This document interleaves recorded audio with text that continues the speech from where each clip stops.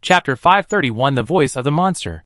After the spy with a special identity murmured, he then looked around vigilantly. After finding that no one was around, and it was impossible for anyone to hear his murmur, the spy breathed a sigh of relief.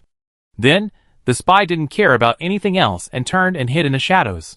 The spy took the protection of the shadows and left quickly. For this spy, what happened next, no matter how important it was not as important as the news in front of him. The whispers before dawn should have gone unheard. But sometimes, not only humans can understand human speech. There are also crows and dogs. Keely crouched in the shadows nearby, watching and listening to everything from beginning to end. When he stood still, there was a hint of intelligence in his wise eyes. Wu and I glanced at Era, spread his wings and flew away, disappeared into the night, and followed. And Keely walked along the wall, to keep an eye on the next target worth keeping an eye on. Such a big thing happened in Harold Manor. Although the descendants of blood cleaned it up, Arthur knew that these stalkers, coveters and spies were like locusts, and they could not be killed completely. Moreover, compared to killing them, Arthur preferred to get some information from them. Just like the scene just now. When the lion grows wings, it is the time for the new king to ascend the throne. This should be some kind of prophecy. It is a very important prophecy for the Golden Lion family. Otherwise, the spy would not have lost his composure like that. Arthur walked in the night sky, and naturally the 2 crows and 2 dogs followed him. In fact, before Arthur left Kirk Street, the 2 crows and 2 dogs had patrolled the surroundings. Then, the reason why Arthur was able to get the news in the first place was because the other party was the target that the 2 crows and 2 dogs were following. As for how to divide the key targets, of course, its strength. Buchan, who was tainted with the talent of death, Wu and I, and Kuliki, who in a sense represents death. Keely's judgment of strength is quite accurate. Therefore, he immediately targeted 2 targets. One is the mutterer. The other is an unknown stalker hiding on the side. The former, through the muttering just now, Arthur judged that the other party is from the Golden Lion family. And the latter? Most likely, it is from the Nanlos family. After all, in addition to the Earl's men, Arthur couldn't think of anyone else who would be so extravagant as to use a mysterious person of Arcana's level as a spy. Of course, it also reflected from the side that the Earl valued him. A ruined Harold family should not touch the bottom line of the Earl. Moreover, after the 3 unknown ascenders flashed through Nanlos, the Earl would never allow any internal strife to occur in Nanlos. So, if I accept the Harold family smoothly, the idea of Baron Color, Baron Houseman, Lord Ernest, Lord Dubois, and Lord Bath was cut off, and the Earl would probably be relieved. Especially with my grandmother Susan here. The Earl might even reward me. Arthur thought in his heart as he flew in the air, and his expression became more calm. Such calmness made the spies around him more and more confused about what Arthur wanted to do, and they could only follow him from a distance. Butler Teton ignored these spies at all. When he came here, the butler had also discovered these spies. But at that time, he was anxious to see Lord Kratos, and had no time to pay attention to these spies. And now? The butler looked back at Arthur flying in the air, and his heart was full of security. With Lord Kratos following me, it should be absolutely safe in Nanlos. Right? The butler thought in his heart, and patted the old horse again. The butler wanted to return to Harold Manor as soon as possible. Although the lord trusted the lady, the butler always felt that he should stay with the lady. The next moment, the old horse was even faster. Arthur glanced at the horse calmly. Is it similar to Griffin physical potion? Arthur never underestimated any noble. Even if the noble had fallen, you have to understand that the reason why the noble was called fallen was because they had been glorious. When they were glorious, who knew that they plundered? Know how many things are collected. Just like the salamander bag in the cabinet at the bottom of the secret room, and the old horse in front of him. These are all proofs of a family's accumulation. Not to mention those books. In Arthur's opinion, those books are the most precious. Of course, there is also the secret room under the mill. Arthur has a hunch that he will have a big harvest. However, Arthur did not rush, but followed behind Teton steadily, showing the demeanor that a superior family should have. The sun rose in the east, and the sky brightened. A quarter of an hour after sunrise, Teton took Arthur back to Harold Manor. The Lady Gloucester was behind the door of the main building. When she saw Arthur, the lady bowed respectfully. Teton was not surprised. With the lady's tip, Teton had already guessed everything. My lord, Please follow me.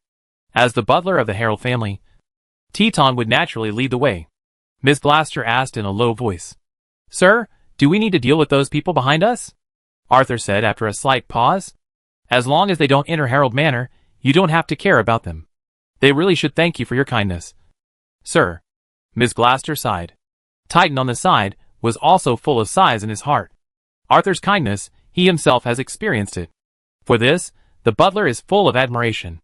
Only such a person can become Miss Cosette's godfather, only then he would feel relieved. Arthur glanced at Titan from the corner of his eye. After seeing the butler's relieved look, Arthur smiled in his heart. Isn't this what he wants? Following Titan, he passed through the secret passage again and came to the secret room underground. When Arthur saw the vessel containing Cosette with his own eyes, his heart was still filled with sighs. If it weren't for the mysterious side in front of him, he would have thought he had come to a world with extremely advanced technology. The petri dish in front of him made Arthur's mind wander. However, looking at Cosette, who was hiding in the corner and dared not to come over, Arthur had a gentle smile on his face and pity in his eyes.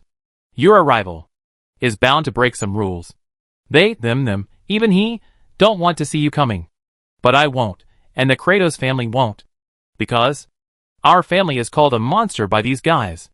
Arthur didn't know how Baron Harold had done what he saw before him, and had brought up Cosette. But the birth of Cosette was definitely not a normal path. In fact, according to the world before him, it must have touched some taboos. If it was in the Holy Age, when the church was in power, Harold and Cosette would have been burned to death. With such a premise, Arthur certainly knew what to do. In fact, when Arthur finished speaking, Cosette, who was hiding in the corner, turned around and looked at Arthur quietly. Arthur continued to smile and said, Do you want to let them feel the horror of monsters? Chapter 532 Father and Son and Father and Daughter. The secret room was silent. Then bubbles began to appear in the liquid in the petri dish. Gurgle. Gurgle. Dense bubbles flew up. Cosette floated over from the corner, through the glass, and stretched out her little hand, and her eyes, which were originally half opened, were completely opened at this time. Blue-black. It was the color of fire of the dead.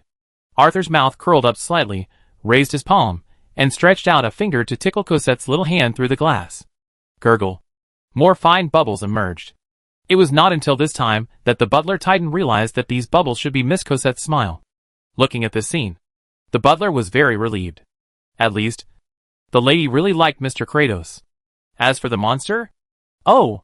Who is not a monster among those with real talent? That is just a slander of those with ordinary talent against those with unattainable talent. When facing such people, there is no need to pay attention. As long as they don't mess with the Kratos and Harold families, it'll be fine. And if they really dare to mess with them, just as Lord Kratos said, let them feel the horror of the monsters. Titan stood on one side with his hands down, without interrupting the conversation between father and daughter. Cosette, if you want to grow up healthily, sleep is a must. From now on, this place will become very safe. There will be no threat to you. No strangers will break in here. So don't be afraid, just go to sleep obediently. Arthur comforted Cosette. Is Cosette in the petri dish afraid? Arthur didn't sense it, but guessed it. The situation of Harold Manor, Baron Harold's situation, combined with the two, this situation is not difficult to guess. The former is dilapidated, and the latter is twisted. If you think with your heels, Cosette's situation will not be good. Especially Cosette showed extraordinary talent. Even with the petri dish blocking, Arthur could feel Cosette's spirituality, and her wisdom and sensitivity far beyond her peers. I don't have much talent, so I created a clone. This clone has everything I want. After it is brought to life, I will use soul grafting to take over this body. Arthur's mind was already full of Baron Harold's plan. However, there were 2 points. Baron Harold hadn't expected it. Distortion. Glaster not only distorted him, but also distorted Cosette. Simply put, Cosette was originally a boy, but her gender was distorted to become a girl. This was a reasonable explanation in Arthur's opinion. Otherwise, Baron Harold had some unspeakable special hobby. Gurgle. Hearing Arthur's words, Cosette in the petri dish laughed again. Then, she actually closed her eyes and fell asleep. She didn't sense my ill will. And she could feel my breath. So did you choose to believe? Good intuition. Arthur commented, and then, he sighed from the bottom of his heart. If every child is as self-aware as Cosette, The parents must be very lucky, especially those fathers, who would probably be moved to tears. Many times, the relationship between father and son is the most complicated relationship in the world. They are king and subject, enemies, and friends. Only when one of them lies in bed, they are father and son. For this, Arthur is thankful that Cosette is a girl. After all, a daughter is a father's little cotton-padded jacket. Although he is just a godfather, he also hopes to have a cute little cotton-padded jacket. Not a so-called leather jacket, which is expensive and not warm. And you have to take good care of it. Otherwise it will crack. Arthur thought in his heart, keeping a smile, and turned to look at Teton. Titan, I need you to go to South Town. You can go directly to Little Lithorp and borrow 10 guards from him. Harold Manor needs these guards. Before Harold Manor can train its own reliable guards, these 10 guards will save us a lot of trouble. By the way, there are also maids. You can hire them as well. Harold Manor needs to be cleaned up. Even for Cosette, Arthur said directly. The Lysop family also pledged allegiance to Lord Kratos? Titan was shocked at first, but then, he felt it was natural. After experiencing a series of shocks before, the threshold of this butler began to rise sharply, and he felt it was natural for him to do something that should have been surprising. Of course, this butler, who still had a sense of shame, had to smile bitterly and nod his head at Arthur's good-natured joke. The financial situation of Harold Manor was very tight before, but now please rest assured, it won't be long before you can see a brand new Harold Manor, the butler said confidently, with Lord Kratos as his backer, and 500 gold coins as startup capital. If he can't make Harold Manor look brand new, Titan is really not a qualified butler. I look forward to it. Arthur said this, waved to the sleeping Cosette, and prepared to walk towards the study on the ground floor. And the next moment, when the young medium passed by the material cabinet, he seemed to accidentally see the salamander sack in it. Huh? Arthur said in surprise. What's wrong? Lord Kratos? Teton immediately looked at the salamander sack. Nothing, I just accidentally found a salamander sack here. When I used fire grass to stew salamander meat before, someone told me that if the salamander sack is fried, it will be delicious. Arthur smiled and waved his hand, and prepared to move on. Without any hesitation, Titan took out the salamander sack and placed it in Arthur's hand. Please take it back and eat it. The entire manor was originally rented by you. It is yours, Titan said seriously. In the eyes of the butler, Arthur really discovered a delicious dish by accident. As for deception, Sir Kratos is sincere and will never lie. With a smile, Arthur put away the salamander bag. Arthur really needed the salamander bag. He needed to use the flame to enrich his attack methods. In fact, in Arthur's heart, he always had a special feeling for flame. It was definitely not because it was convenient to make a fire on the wild road, but he felt that flame was necessary for human life. It was not only for light, but also for cooking food. Cooked food is definitely the most important step on the ladder of human progress. And fire? It is undoubtedly great. For the safety of Miss Cosette and the revival of Harold Manor. After Arthur said that he would stay temporarily to help take care of Cosette, Butler Titan set off again and headed straight for South Town. Arthur watched the butler's back disappear. After confirming that there was no one around, he went straight to the mill's secret room. When Arthur entered the secret room under the mill and saw the huge ceremony site, many words began to appear in front of him. After carefully examining these words, Arthur suddenly realized. It turned out to be like this. Chapter 533, Distorted Attraction. Arthur's eyes were full of surprise and realization. He once again looked at the huge ritual in front of him that looked like a scale, and couldn't help but look at the words that just appeared: name, distorted attraction, broken. Type, other items. Quality, legend. Attribute, blood seal. Note, at the end of the Golden Age, the fairies of the Vat sent some bad changes, in order to allow the Vat to continue to exist in the material world. The fairies chose to create this item, which they called Theophat's Glory. But they failed in the end. Theophat's Glory ultimately had no radiance. Until the end of the Empire, someone dug it out, and based on it, created the original the Vat Psychic Order. At this time, it was also called the Twisted Attraction. However, when it fell into Glaster's hands, the lady had a shocking plan in her mind. She made some changes to the Twisted Guide, making it what it is now. Blood Seal, with the broken Twisted Guide as the core. The umbilical cord blood of the Golden Lion family member Eslin was used as the guide. and the brow bones of the water of life and death hound were placed on both sides. When the object stained with the throbbing of Eslin's soul was placed, a unique bloodline seal will be formed. Note 1. The throbbing object of Eslin's soul is anchored by Glast as Eslin's leap. Note 2. After the twisted attraction was transformed by Glast, it needs a lot of dead energy as a power source. Note 3. The twisted attraction is seriously damaged, and will completely lose its function after being used again. The huge existence in front of me is not a ritual. It was a prop. A prop that surprised Arthur. Arthur had never thought that the power of distortion was actually related to fairies. He had never thought that Glast could actually get the twist. Will Glast empty the Theophat's psychic order? Or, Glast has a loyal licker? For Glast, he was willing to uproot the Theophat's psychic order? Arthur thought in his heart. He couldn't help looking at the corpse version of Glaster, not as pretty as Melinda. How did you do it? Or, what other identities do you have? Arthur thought, and couldn't help looking at the shocking plan in the notes.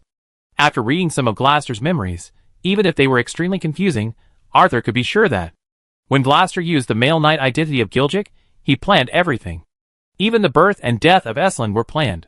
As for why he did this, greed or hatred, or maybe he was plotting something, Arthur couldn't be sure. But there was one thing, Arthur was very sure, that Grast had been prepared. Another identity of Grast was Witch Kleber.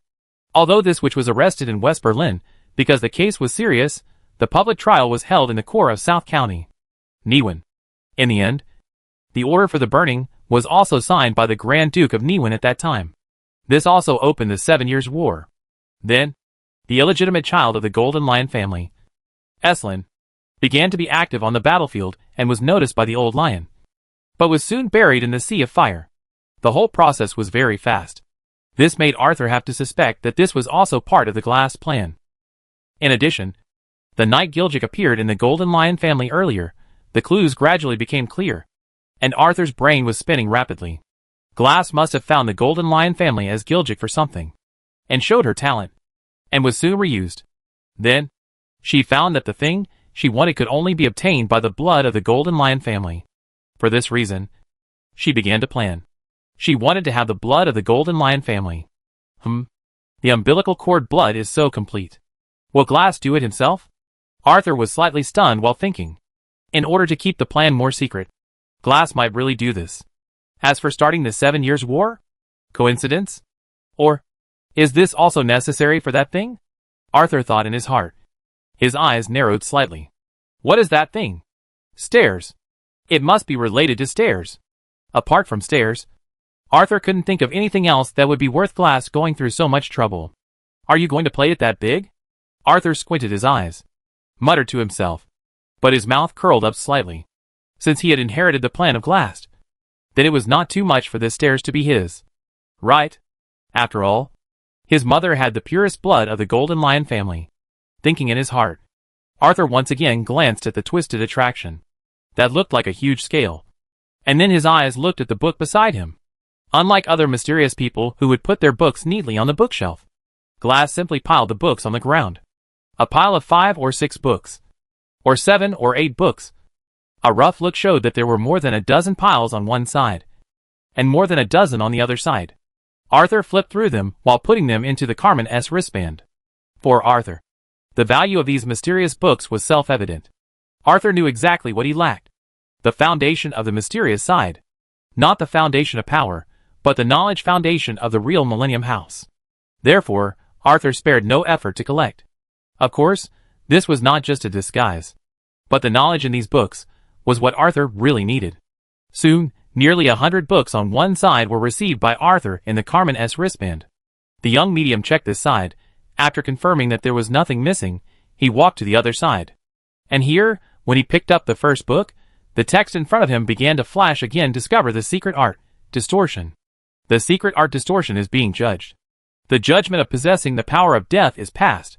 The judgment of possessing the power of life fails. The distortion cannot be learned. The sudden prompt made Arthur stunned. Is it the secret art distortion? Not the ritual distortion? In the information Arthur received, the ritual of the Theophat psychic order is distortion. And there is no so-called secret distortion. However, the current situation is that the secret distortion has appeared. Even, it requires the judgment of death power and life power. Looking at the prompt in front of him, a bold idea cannot help but appear in Arthur's heart. Isn't it like this? Chapter 534 The Secret of Glass is miserable. Is the that psychic order a liar? Arthur touched his chin and smiled playfully. You know, there are rumors that the that psychic order is also one of the continuation schools of the Mist Tower, and there are even rumors that it is the direct descendant of the White Robe. And as everyone knows, the White Robe is devoted to the light, and is one of the 4 wizards of the Mist Tower. The kindest one. Before, Arthur had only read about this kind of rumor. After all, although rumors are a little different from rumors, they are much more powerful than rumors in some ways. Especially as time goes by, rumors will ferment like rumors, becoming more and more exaggerated and less reliable, until they are completely different.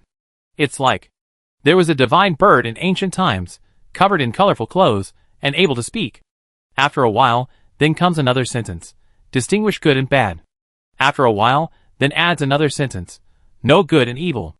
After another while, then adds another sentence, eat it, and you will live forever. Put it together, in ancient times.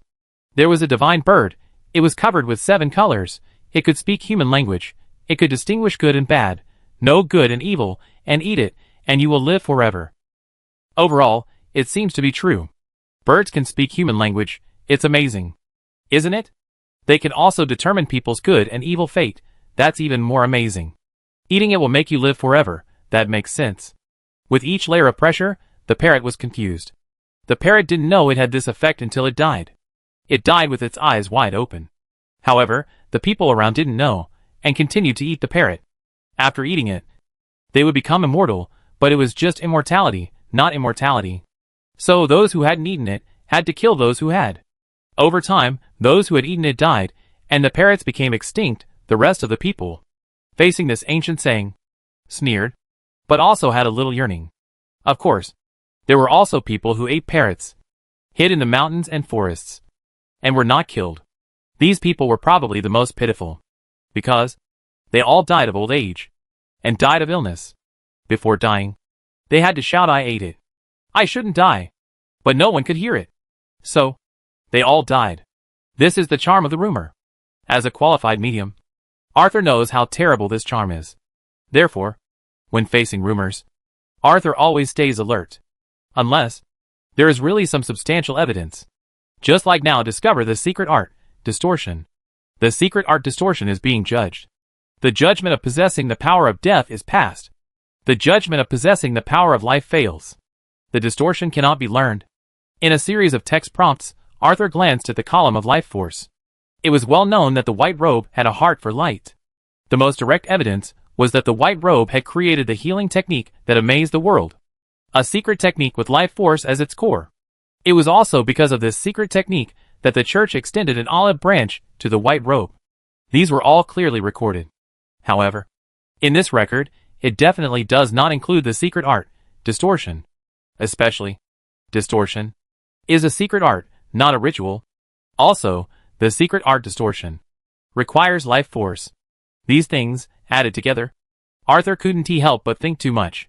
After all, distortion, if it was a ritual, according to the original ritual of the White Robe, under this diametrically opposed opposition, even if the White Robe had ascended the steps, he would have died without a burial place. Even, the stronger the strength, the faster the White Robe will die. But if it is a secret technique, it is different. There is a lot of room for maneuver. Arthur looked at twisted attraction. Unconsciously. Until the end of the Empire, someone dug it out, and used it as a base, created the original of that psychic order. And it was also at this time, that it was called twisted attraction. Arthur recalled the description in twisted attraction. The guess in his mind became clearer and clearer. Twist. What is more twisted than the change of life and death? The twist brought about by this change is almost a complete transformation. No wonder it is called twist induction. Arthur couldn't help thinking in his heart. It is obvious that someone is most likely the White Robe. As for whether the other party can live that long, Gloucester can live for more than 100 years, and still looks like he is in his early 20s. For the White Robe to live longer, of course there is no problem. However, in this case, the original intention of the White Robe to create the Theophat Psychic Order is worth pondering. The Theophat Psychic Order is not an organization recognized by the public. Although it is better than the Dead Poets Society and the Pale Hand that everyone condemns, it is only better, because the Theophat psychic order is not only good at distorting the thinking of the living, but also tends to study corpses. Could this guy's personality be distorted when he came into contact with Twist? Arthur guessed in his heart. This possibility is not impossible. On the contrary, this possibility is very high. This white robe accidentally discovered the original glory of the vat, and after digging it out, he began to study it out of curiosity. Then, as the research deepened, although he created the secret art Twist, his personality was also distorted. The glory of the vat, which was originally intact, became damaged after repeated research. In order to commemorate the name the vat, this white robe created the vat psychic order.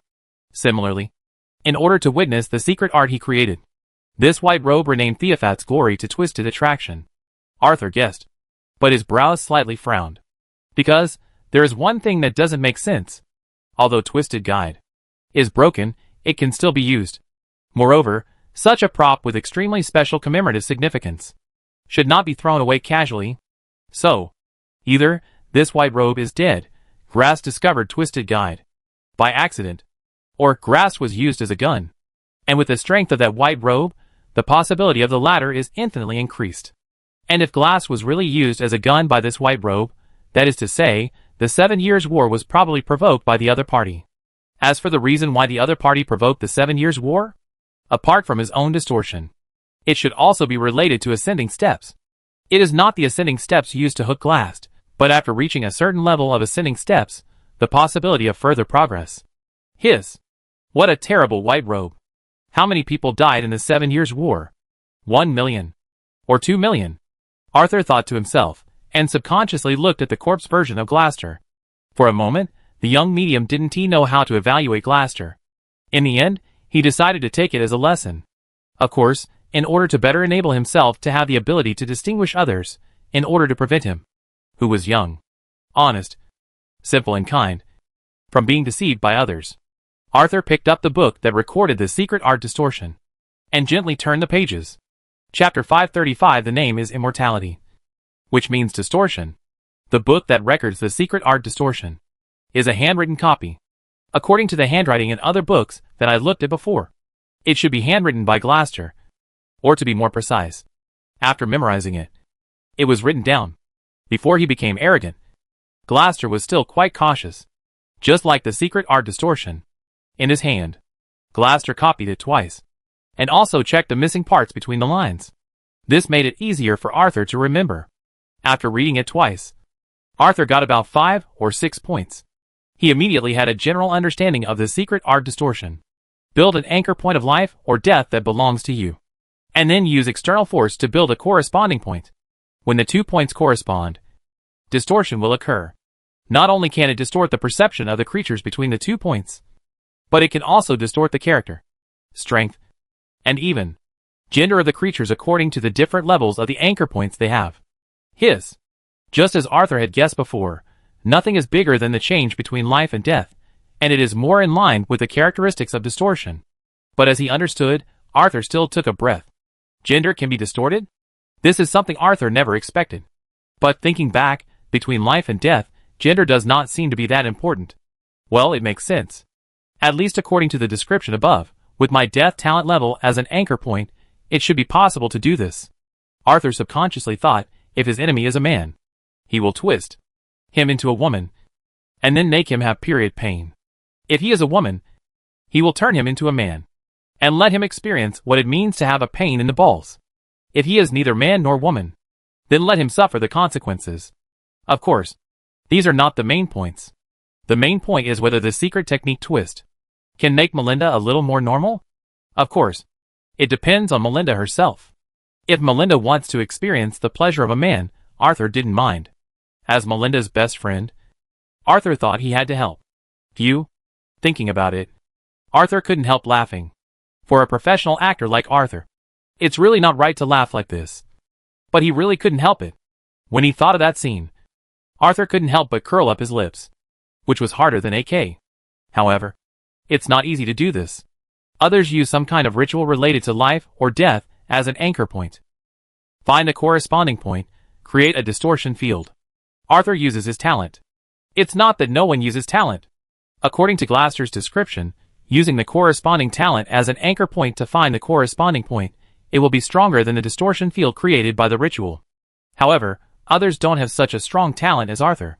Breath of Death. If Breath of Death is used as an anchor point, then what is the corresponding point? The general water of life will definitely not work. At least it has to be the stone of life. Maybe we even need to use the fountain of youth. When he thought of this, Arthur felt his temples swell. The fountain of youth is definitely a legendary item.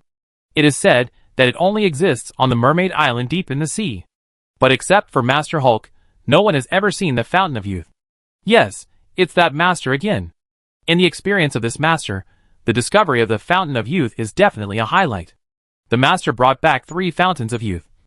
2 of which, one was given by the master to his friend at the time. The son of the friend, in order to save his unconscious lover, fed the fountain of youth to his lover mouth to mouth. Master Herc called this like a prince kissing a princess. And the princess finally woke up. The other fountain of youth was found by the master in West Berlin when he was traveling and found a girl who was swallowed by a wolf. Unable to bear it, he rescued the girl from the wolf's belly and used the fountain of youth to revive her. Moreover, the master also left one of his works, a red hat, to the kind girl for self-defense.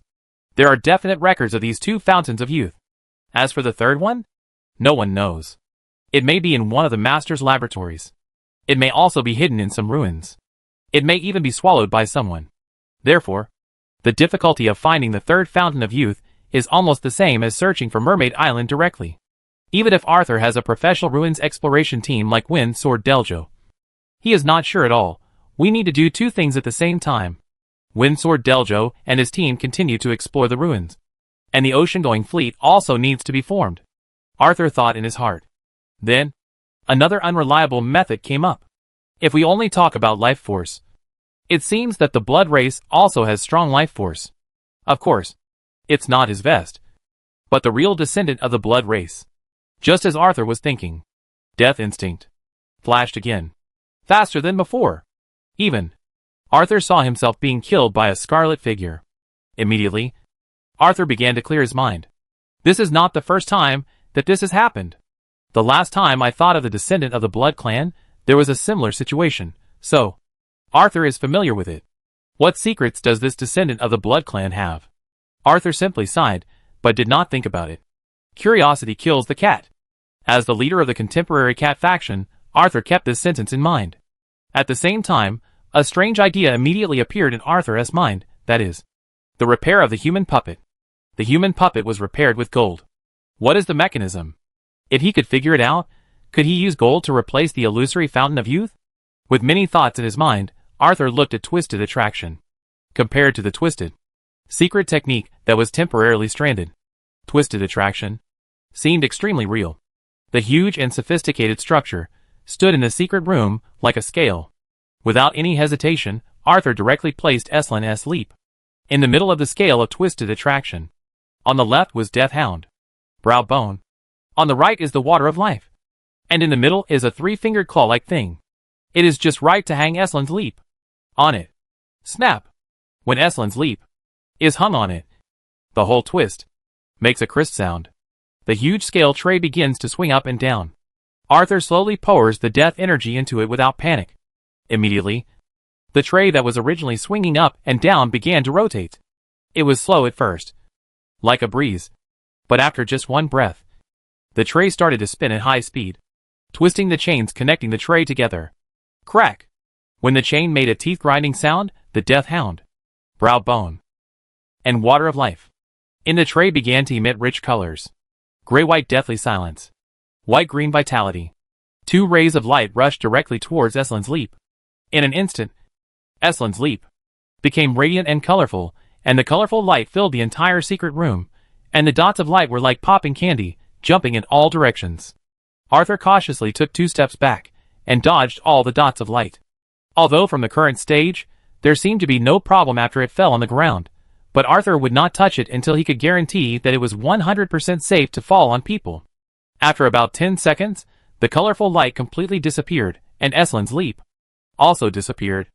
Only a touch of red light remained on the hook. Arthur looked at it intently, and his eyes immediately showed surprise. Good stuff. Chapter 536 Blood Seal.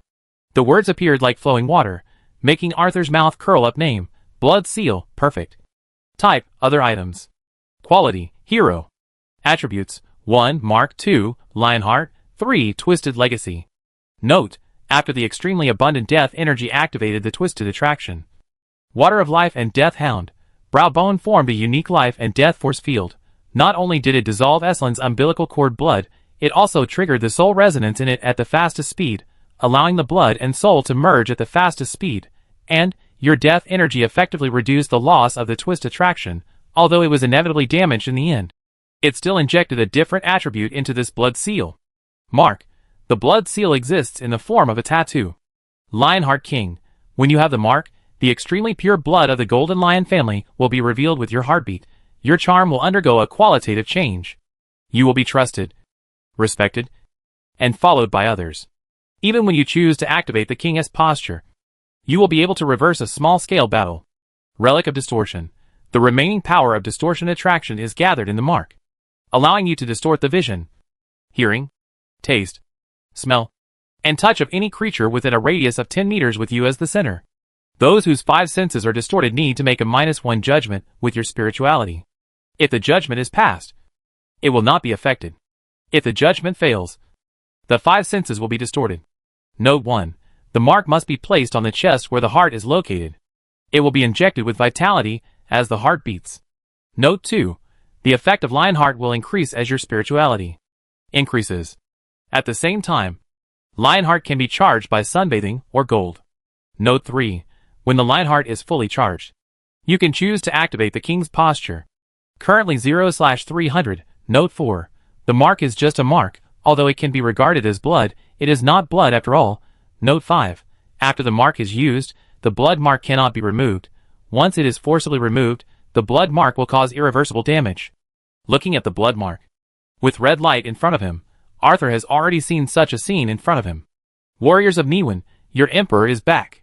If you want to kill your emperor, I'm right here. Shoot! In silence, the soldiers knelt on the ground and shouted, "Long live the emperor!" Who doesn't have the dream of being a king and having thousands of people kneel down to him? And now, the dream is right in front of him. Arthur did not hesitate, ripped open his collar, and placed the blood seal on his left chest. Roar! In the deep lion roar, Arthur saw a golden lion. The lion was not only lifelike, but also extremely huge. As soon as it appeared in front of Arthur, it looked down at Arthur. Its eyes were unruly and full of arrogance, as if only Arthur would be worthy of its reward if he yielded. Arthur subconsciously raised his eyebrows. "I don't like being looked down upon like this." The young medium whispered these words, and then raised his hand and slapped the lion. Snap! The slap was loud and powerful. Most importantly, the slap came so suddenly, so unexpectedly. The lion was stunned. When he came to his senses, the lion stared at Arthur fiercely and roared again. Roar! The roar was much louder than before. Arthur looked at him indifferently. His talent breath of death flickered, and endless death appeared like a volcanic eruption. When the invisible death appeared again, it turned into a gray haze, like fog. And in this fog, a figure holding a long-handled sickle was looming, under the dark hood. Invisible eyes stared at the lion. Suddenly, the lion shuddered, and fear appeared in its eyes, which should have been filled with anger. The majestic appearance became flattering the next moment. That's right. Flattering. The huge lion crawled on the ground, trying to make its body look smaller. Then, it began to rub Arthur with the mane on its head and neck. It even rang out from its mouth. Meow! Arthur smiled, raised his hand, and touched the lion's nose. "I still like your rebellious look just now," the young medium whispered to himself. The huge lion in front of him disappeared in the lion's face, and the illusion that came with it disappeared, leaving only a golden lion tattoo on Arthur's chest. The tattoo looked majestic at first glance, but when you look closely, you can find that the lion-shaped tattoo is a little aggrieved. Some high-level mystical items have spirituality. Arthur had already experienced this, so the scene just now was not surprising. As for the scene in front of him, Arthur raised his hand and took out a gold coin as a snack and chose to charge. Immediately, the lion on the tattoo seemed to come alive, rubbing Arthur's hand holding the gold coin flatteringly. When Arthur let go, the gold coin immediately entered his mouth, and the charging bar of 0/300 did not change at all. Arthur did not stop. His childhood dream made him continue to feed the lion. After 100 gold coins, the number on the charging bar finally changed. It changed from 0 to 1. Looking at the number 1, Arthur was silent. 100 gold coins for 1 point. 300 points is 30,000 gold coins. Childhood dreams are a bit expensive. Arthur sighed, stopped feeding the lion, grabbed 2 clean gold coins, and threw them into his mouth. The taste of milk chocolate of the gold coins immediately filled his mouth. Arthur felt a little satisfied with his full stomach. He looked at the twisted guide. Again. With the birth of the blood seal, the twisted guide was completely destroyed. But Arthur would not discard the remaining debris. He asked Glaster to collect the debris and prepare to transport it back to number 2 Kirk Street. The twisted guide was really too big. It was so big that it far exceeded the upper limit of the volume of the box of Athos. And the Carmen's wristband. It must be transported by carriage. And, for the sake of caution, it needs to be transported in batches. Arthur thought while continuing to flip through the books on this side except for the secret art distortion. Unfortunately, except for distortion, there is no book that makes his talent all-eating react, but this does not prevent him from putting them into Carmen's wristband. One by one, there are 211 books on the mysterious side in total. 49 of them have repeated content. In other words, I have 162 new mysterious books that I have never read before. Arthur expressed his heartfelt joy at being able to read more unfamiliar mysterious knowledge.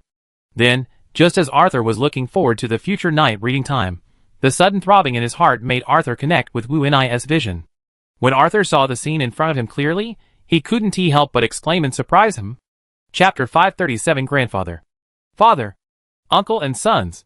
After witnessing Arthur walking in the air, Dilback hurriedly left the crowd, stayed away from those amateur colleagues, and returned to his newspaper. Yes, it was the newspaper. Dilback's external identity was a reporter, editor-in-chief. And this newspaper was quite famous in South Los. It was called the Moon Newspaper. It was the Moon Newspaper that wrote romantic stories and compiled some gossip. With this identity, Dilback obtained a lot of intelligence, but never sent it back to Niwen. Because, among the Niwen Old Lion's hidden pawns, Dilback is the most special one. He is the kind that will never be used, but once used, he will turn the tide. Therefore, Dilback is completely out of the ordinary hidden pawn system, not only has a single line of contact with the Old Lion, but is also one of the Old Lion's 7 golden main consultants. This time, this one of the 7 golden bearded advisors unexpectedly received an order from the Old Lion. Investigate Arthur Kratos as much as possible. Dilback was very surprised about this. Not only was he surprised that Arthur Kratos might be a member of the Golden Lion family who was left behind, but he was also surprised that His Highness actually used him for Arthur Kratos. In the eyes of this special stalker, even if it was an important matter to investigate whether Arthur Kratos was really a member of the Golden Lion family who was left behind, but his original mission was more important. Assassinate Count Nanlos. This was Dilback's original and only mission. Dilback knew this mission very well. So, this special stalker had been preparing. And now, he actually gave up the original mission that he had prepared for 26 years for another mission. This was unacceptable to Dilback. However, facing the order of the Old Lion, this golden-bearded consultant, who was loyal to the Golden Lion family, and the Old Lion did not hesitate. So, he mixed with a group of amateur colleagues, and prepared to start observing Arthur Kratos. The golden-bearded consultant was full of confidence. He was confident that he could figure out everything in the shortest possible time. But who knew, just at the beginning, he saw Arthur Kratos walking in the air. This scene completely disrupted his rhythm. When the lion grows wings, it is the time for the new king to ascend the throne. This is the curse of the witch Kleiber on the Golden Lion family. When the witch was burned to death, she shouted to the Grand Duke, "I curse you. Curse your Golden Lion family. You will never become the king. Unless the lion can fly, a new king will be born." But as everyone knows, lions cannot fly. Therefore, this curse has become a taboo for the Golden Lion family, especially as the new Grand Duke gradually ages and the future heir is unknown. This curse is like a haze, suspended in the hearts of every member of the Golden Lion family. No wonder His Highness would rather let me give up the mission I had prepared for 26 years and investigate that Arthur. No, to investigate Master Arthur. It turns out that Master Arthur is the key to breaking the situation. The king of the Golden Lion family. Who would have thought that? The king of the Golden Lion family was actually raised in Nanlos. Oh, the witch's curse? Even if it is a curse, it can't stop the wheel of fate from turning. God bless Niwen. God bless Golden Lion family. Thinking in his heart, Dilbak quickly sent back his investigation report. Then, the golden-bearded consultant quietly waited for the next order. The most likely thing is to protect Master Arthur, until Master Arthur ascends the throne and becomes king. For this, the golden-bearded consultant is very happy. Who doesn't want to follow a king? Grisa Hamlet doesn't want to. As the eldest son of the Old Lion, as the Old Lion got older, Grisa Hamlet began to help the Old Lion deal with some government affairs. Of course, it was not just him. There were also the Old Lion's other two sons. The three of them had different divisions of labor, helping the Old Lion to be responsible for various aspects of the Inner Bay. For example, Grasa Hamlet, who was the oldest, and the first to reach adulthood, was mainly responsible for intelligence. When the Old Lion was resting, most of the intelligence systems in the Inner Bay were managed by the Old Lion's eldest son.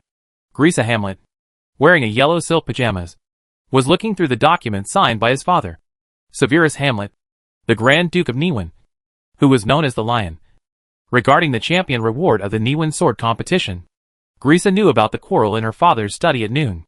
Grisa also knew what her Uncle Barrow wanted. Although the Golden Lion family had been in power since the 7 Years' War, it has always been controlled by his father. But Uncle Barrow's ambition has never disappeared. Otherwise, he would not have let the fool Alvis go to South Los. And he would not have used the alias of Don. Don! Humph! How dare you! When he thought of this alias, Grisa's eyes immediately showed displeasure. And he snorted coldly. Don! This is the name of Grisa's other uncle. This Don Hamlet unfortunately died in the 7 Years' War. He is the most talented one among his father's generation. According to rumors, he awakened his family talent at the age of 4, and had arcana-level strength at the age of 8. And it was the death of Don Hamlet that allowed the Old Lion to step onto the stage. Therefore, many people privately spread the rumor that it was the Old Lion who murdered his talented brother. As for who spread the rumor? Apart from his good Uncle Barrow Hamlet, who else could it be? And this time? Of course, it was his good uncle who was playing tricks. What family member left outside? What rare genius in a century? This kind of coincidence, if it is not arranged by humans, Grisa would not believe it. After all, as everyone knows, his grandfather Constantine Hamlet is devoted and loyal. How could he do such an unreliable thing that affects the family? So, these are all Barrow Hamlet's schemes. My father is only old, not dead. Since you dare to stretch out your claws, and think of something you dare not have, then don't blame me for being cruel. The honor of a lion cannot be tarnished by a hyena. Thinking in his heart, the eldest son of the Old Lion narrowed his golden eyes. Under the candlelight, these eyes were bright but cold. Where is my cousin Alvis now? The eldest son of the Old Lion asked. Lord Alvis already boarded the ship back to the Inner Bay. A voice answered in the shadow. Well, the wind and waves are strong recently, and many ships have sunk. The eldest son of the Old Lion nodded and said calmly. The tone was as if asking what to eat this morning. The man in the shadow bowed and left. 5 minutes after this man left, the communication stone on the desk lit up, and Grisa connected the encrypted communication stone. The next moment, the eldest son of the Old Lion's face sank, his golden eyes turned ferocious, and he growled in his mouth. Unforgivable! Chapter 538 Waves are rising. Grisa listened to Dilbak's retelling from the communication stone, and veins popped up on his forehead, and even bloodshot appeared in his golden eyes. Everyone has a bottom line that cannot be touched. The same is true for the family formed by everyone. In fact, this bottom line will be more stringent. Because other people in the family are watching. This is especially true for the Golden Lion family. And the prophecy of the witch Cliver to the Golden Lion family is the bottom line of this family. Turning the curse into a prophecy, this is undoubtedly an act of covering one's ears and stealing the bell. But it does not mean that this behavior can be trampled on by anyone. Not outsiders. Even less family members. Uncle Barrow, you are really looking for death. Grisa whispered to herself. For the eldest son of the Old Lion, Barrow Hamlet not only touched the bottom line of the family's no king can be born, but also touched his personal bottom line. From the first day of helping the Old Lion to manage the Inner Bay, Grisa had already regarded the title of Grand Duke and the entire Inner Bay as his own. Now someone actually wanted to get his hands on these things that originally belonged to him, and also wanted to use the family's prophecy. In Grisa's view, it was really courting death. Immediately, the eldest son of the old lion was about to give an order. But when the words came to his lips, the eldest son of the old lion frowned and quickly calmed down. As for Uncle Barrow, the eldest son of the old lion certainly knew. Ambitious, but not scheming. Bad temper, and not knowing how to advance or retreat. But when things happen, he is strong on the outside but weak on the inside. Would such a person dare to use the family's prophecy as a springboard to support the fake? No. The answer appeared in the heart of the eldest son of the old lion. Since he didn't dare, such a situation occurred. Suddenly, the eldest son of the old lion thought of his two younger brothers. Deudon Hamlet. Pestle Hamlet. Deudon is the second son of the old lion, and has been helping his father with household affairs. The youngest son, Pistry, has made some achievements in military affairs, and has trained a very good cavalry in the past year. As for his two younger brothers, Grisa never cares about them. Deudon, a guy who can only please his father by building the Lion Palace, is not worth paying attention to. As for Pistry, although he is proficient in military affairs, he likes to be with civilians. It's not worth caring about. But that was before. Now, Grisa, the eldest son of the old lion, began to re-examine his two younger brothers. Because apart from the useless Uncle Barrow, the only ones who could do such a thing could be his two younger brothers. Who could it be? Could it be that you two are dissatisfied with my brother, and thus joined forces? If so, that would be great, Grisa whispered to himself. The original anger, it had long disappeared from the face of the eldest son of the old lion. What was left was only a smile. Although the two younger brothers could not threaten his position as the first heir, if both brothers died, Grisa would still be happy to see it. There was no chance before. Now the opportunity is in front of him. Of course Grisa will fight for it. After all, he didn't want to become like his father. When facing the chattering Uncle Barrow, he had a headache but had no way to deal with it. He could only slam the table to show his authority. That was really incompetent. What's more, he had two younger brothers. When he thought of his two younger brothers becoming like Uncle Barrow in the future, the eldest son of the old lion immediately hoped that his two younger brothers would die immediately. However, he couldn't do it. Once he did it, his father would definitely find out. That would cause unnecessary trouble. For family, the old lion had his own ideas. Some are responsible, some are puzzling. But in general, if you kill your parents, you will definitely be regarded as an enemy by the old lion. So, Grisa looked at the message stone again. Do everything possible to protect Arthur. Grisa gave Dilback an order in the voice of his father. After that, the eldest son of the old lion. A cold smile appeared on his face again. Since you want to play, I will play with you. The eldest son of the old lion talked to himself. Then, the eldest son of the old lion took out a brand new communication stone from the drawer on the right-hand side. Determined that Fask's death was done by an insider. After saying that, the eldest son of the old lion crushed the communication stone. Fask, one of his father's 7 golden-bearded consultants, who was in charge of Nanlos affairs, was assassinated in his office a while ago. The secret guards and secret police have not found the murderer yet. Many people began to suspect that it was done by an insider. Since there was such a suspicion, he made it appear that it was done by an insider.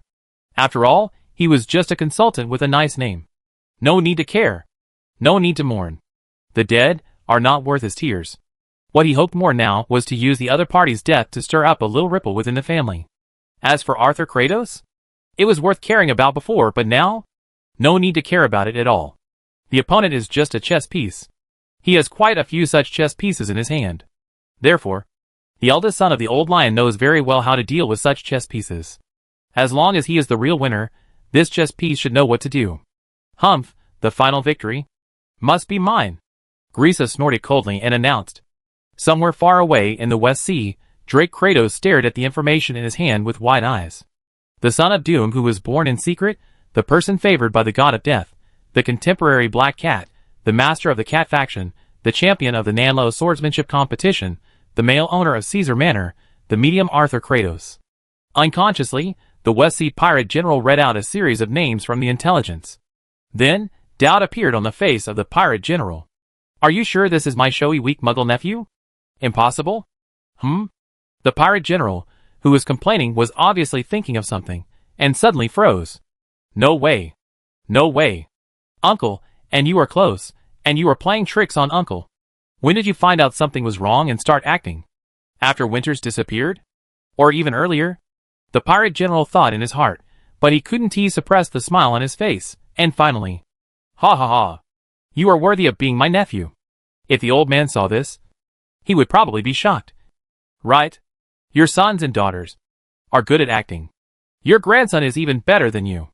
Laughing, the pirate general shouted to his subordinates beside him, "Pull those two fools out of the water dungeon, and ask me in detail about their encounter with Arthur. Then, hold a party. Eat and drink as much as you want. I'm happy today." As he said that, the pirate general pulled out a bottle of rum from thin air and drank it in big gulps. It seemed that he was really happy to the extreme. At least, that was the case in the eyes of most people. Only a few confidants could see their boss's hidden gesture to go to the inner bay. Chapter 539. Jane and Jennifer. Mr. Kratos actually won the championship of the Nanlo sword competition. It's amazing. After putting down the newspaper in her hand, Jane, who had a calm face and a gentle temperament, could not help but praise the mistress of the former sheriff of the Door district. At this moment, she changed out of the long-sleeved wool and silk bylight long skirt and replaced it with a black cloth skirt and the colorful sheephorn shawl. It also changed into a cotton shawl mainly for warmth. And the jewelry decoration on the hair also changed into a simple wooden hairpin. Although the dress is simple, it inexplicably matches the quiet face, coupled with a weak temperament. Anyone who sees Jane for the first time will think that she is a little girl. In fact, to some extent, it is true. Jane, seriously speaking, is only 19 years old this year. Freed from James's constraints, Jane's big eyes, although she was still a little timid, she became lively and radiant as if she had come alive. "Although I am a woman, every time I see you, Jane, I can't help but admire you for being so beautiful." Jennifer praised her friend. The day after Jane invited her to board the carriage, the two became good friends. It was because of Jane's honesty. After seeing the body in Jennifer's carriage, Jane no longer concealed her actions, especially when she mentioned that she was spared by the medium Arthur Kratos. She was even more grateful. What could Jennifer say about this? She could only sigh at the magic of fate. With Arthur as the hub, the relationship between the two of them improved rapidly. Halfway through the journey, they had become good friends who could talk about anything. And after arriving at Niwen, they were inseparable. Facing the compliments from her friend Jennifer, Jane's cheeks flushed, making her already delicate face more charming. "Jennifer, you are really beautiful," Jane whispered, her words full of envy. The journey from South Los to Niwen was not peaceful, especially since the two ladies were not accompanied by a man. Plus, Jane's beautiful and pitiful appearance made her look easy to bully, which caused a lot of trouble. Two groups of people were attracted by her beauty. One group was attracted by her wealth. Another group wanted both wealth and beauty.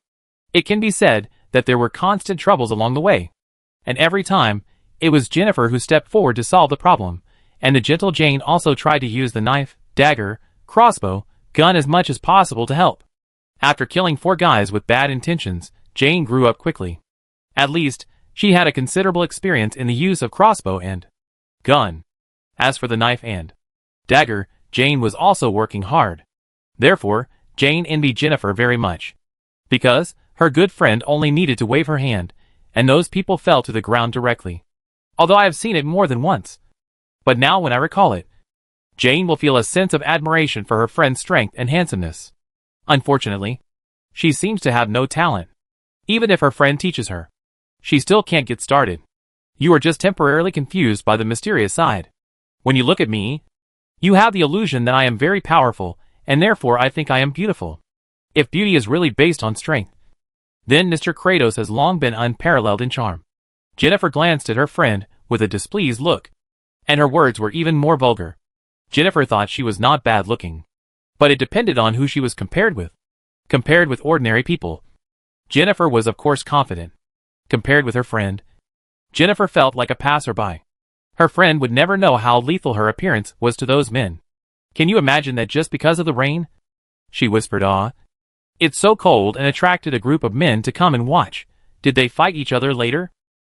Before, Jennifer couldn't imagine it. Now, Jennifer had seen it. More than once. To reduce unnecessary trouble, she had to make up her friend, making her ugly. Jennifer even wondered if her friend had any special bloodline. For this reason, Jennifer even secretly watched Jane take a bath. It is said that the succubus has a tail. Even if it is the succubus bloodline, the coccyx is also different. But according to observation, Jennifer thinks everything is normal. And after putting aside the succubus bloodline, it can only be said that she is gifted. Exquisite appearance, just right temperament, form the unique Jane. It is precisely because of this that the psychopath James was reluctant to kill Jane. Jennifer sighed. Then, Jennifer stopped tangling with these. Instead, she thought about their next plan. The lady from the mysterious side looked at Jane and asked softly, "How are the preparations going?" "Yes, I am ready. Because I yearn for the St. Joan of Arc College for girls, I came to Niwen from West Berlin to study. My family consists of a father, a mother, and an elder brother. My father is an excellent hunter, and my brother inherited his talent. My mother was the cook of Lord Elda. After the Elda family fell, my mother met my father, and gave birth to my brother and me." Jane recited fluently. Even when she mentioned her parents and brother, her eyes showed longing. "Yes." Jennifer nodded with satisfaction. Lord Elda was not made up, but really existed. The reason why she chose him was because Jennifer had met him in the previous mission, knew his background, and knew that he was powerless to pursue him. Of course, the most important thing is that St. Joan of Arc College for girls will be very tolerant of any student who has any connection with the nobility. As for how to connect, Jane doesn't need to say anything. Just standing there, it's enough to make anyone imagine. Who dares to say that Jane looks like a hunter's daughter? They will definitely guess in some direction. And this is what Jennifer wants. "My current identity is your cousin, the daughter of your mother's sister. We have had a good relationship since childhood. This time, I came with you because I was worried about you. After arriving in Niwen, I had a good impression of the St. Joan of Arc Women's College. So I plan to apply for a history teacher position at the college. If you are asked something you don't understand, don't panic. Just open your eyes and look pitiful. I will take care of the rest," Jennifer said. "Yes." Jane nodded repeatedly. She knew very well that her friends had made great efforts for their new identities. So, she doesn't like to act pitiful, which reminds her of James, the pervert, but for her friend, she can endure it. "Sorry, Jane. I made you think of something unhappy. But, this is only temporary. I don't know what happened in Niwen. Those secret police are like crazy, hunting for suspicious people. We must get out of the sight of these secret police, and St. Joan of Arc Girls' College is the best choice." Jennifer took her friend Jane's hand, comforting softly. Jane nodded again, and then, when the carriage stopped, Jane let Jennifer pull her down from the carriage.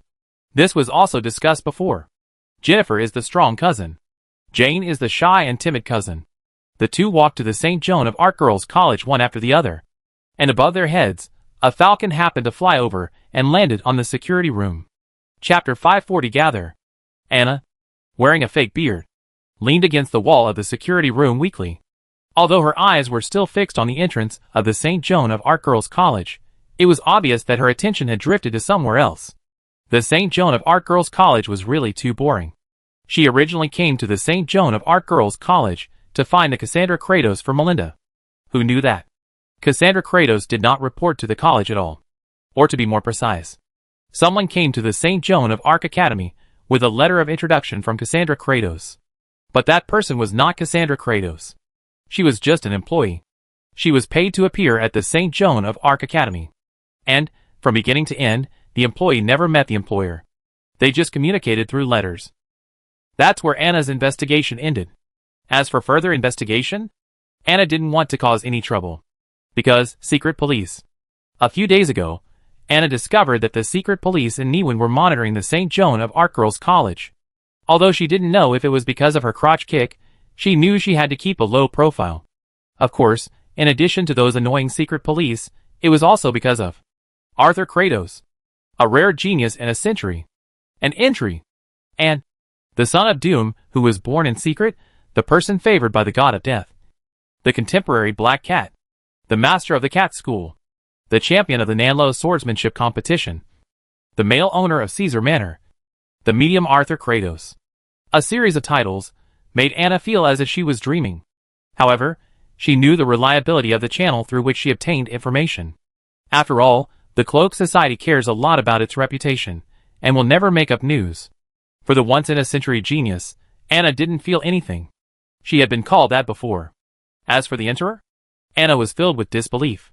Although she knew before that the Kratos family had a secret, otherwise they wouldn't have hidden in South Los, and let Cassandra Kratos come to the St. Joan of Arc Girls' College to study, but with Arthur's identity as an Intro exposed, Anna knew that she had underestimated the Kratos family's intentions. Even if she didn't know what the Kratos family wanted, they definitely had a shocking plan.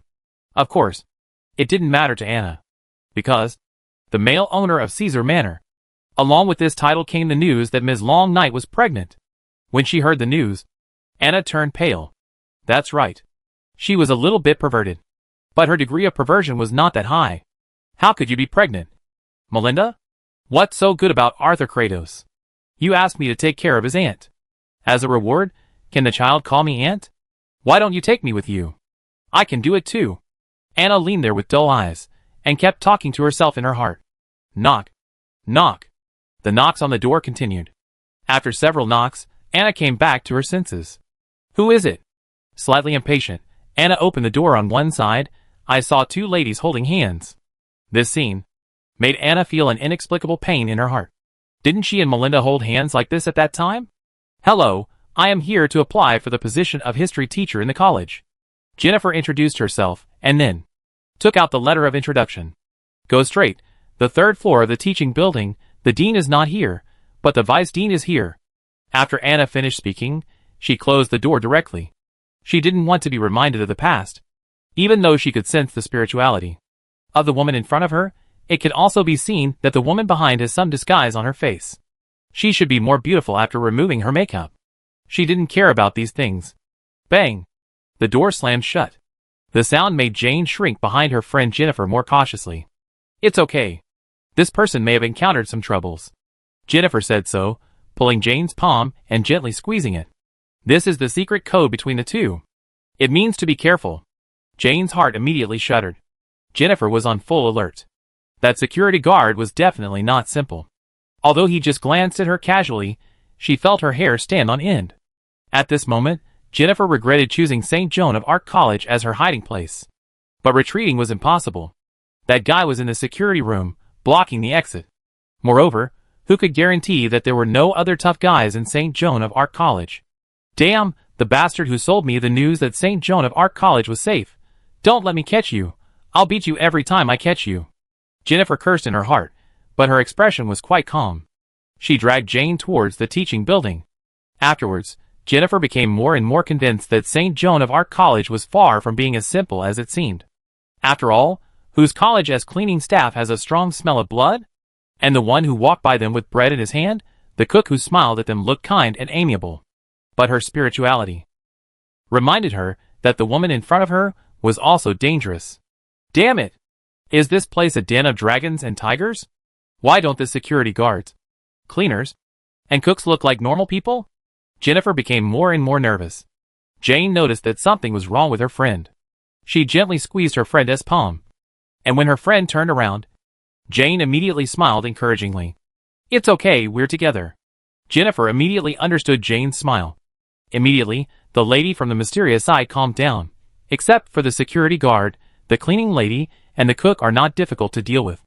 Let's go to the teaching building first. If the situation is not right, I will pick up Jane and run. I'll see who can catch up with me. With a firm mind, Jennifer calmed down completely. The two walked hand in hand to the teaching building.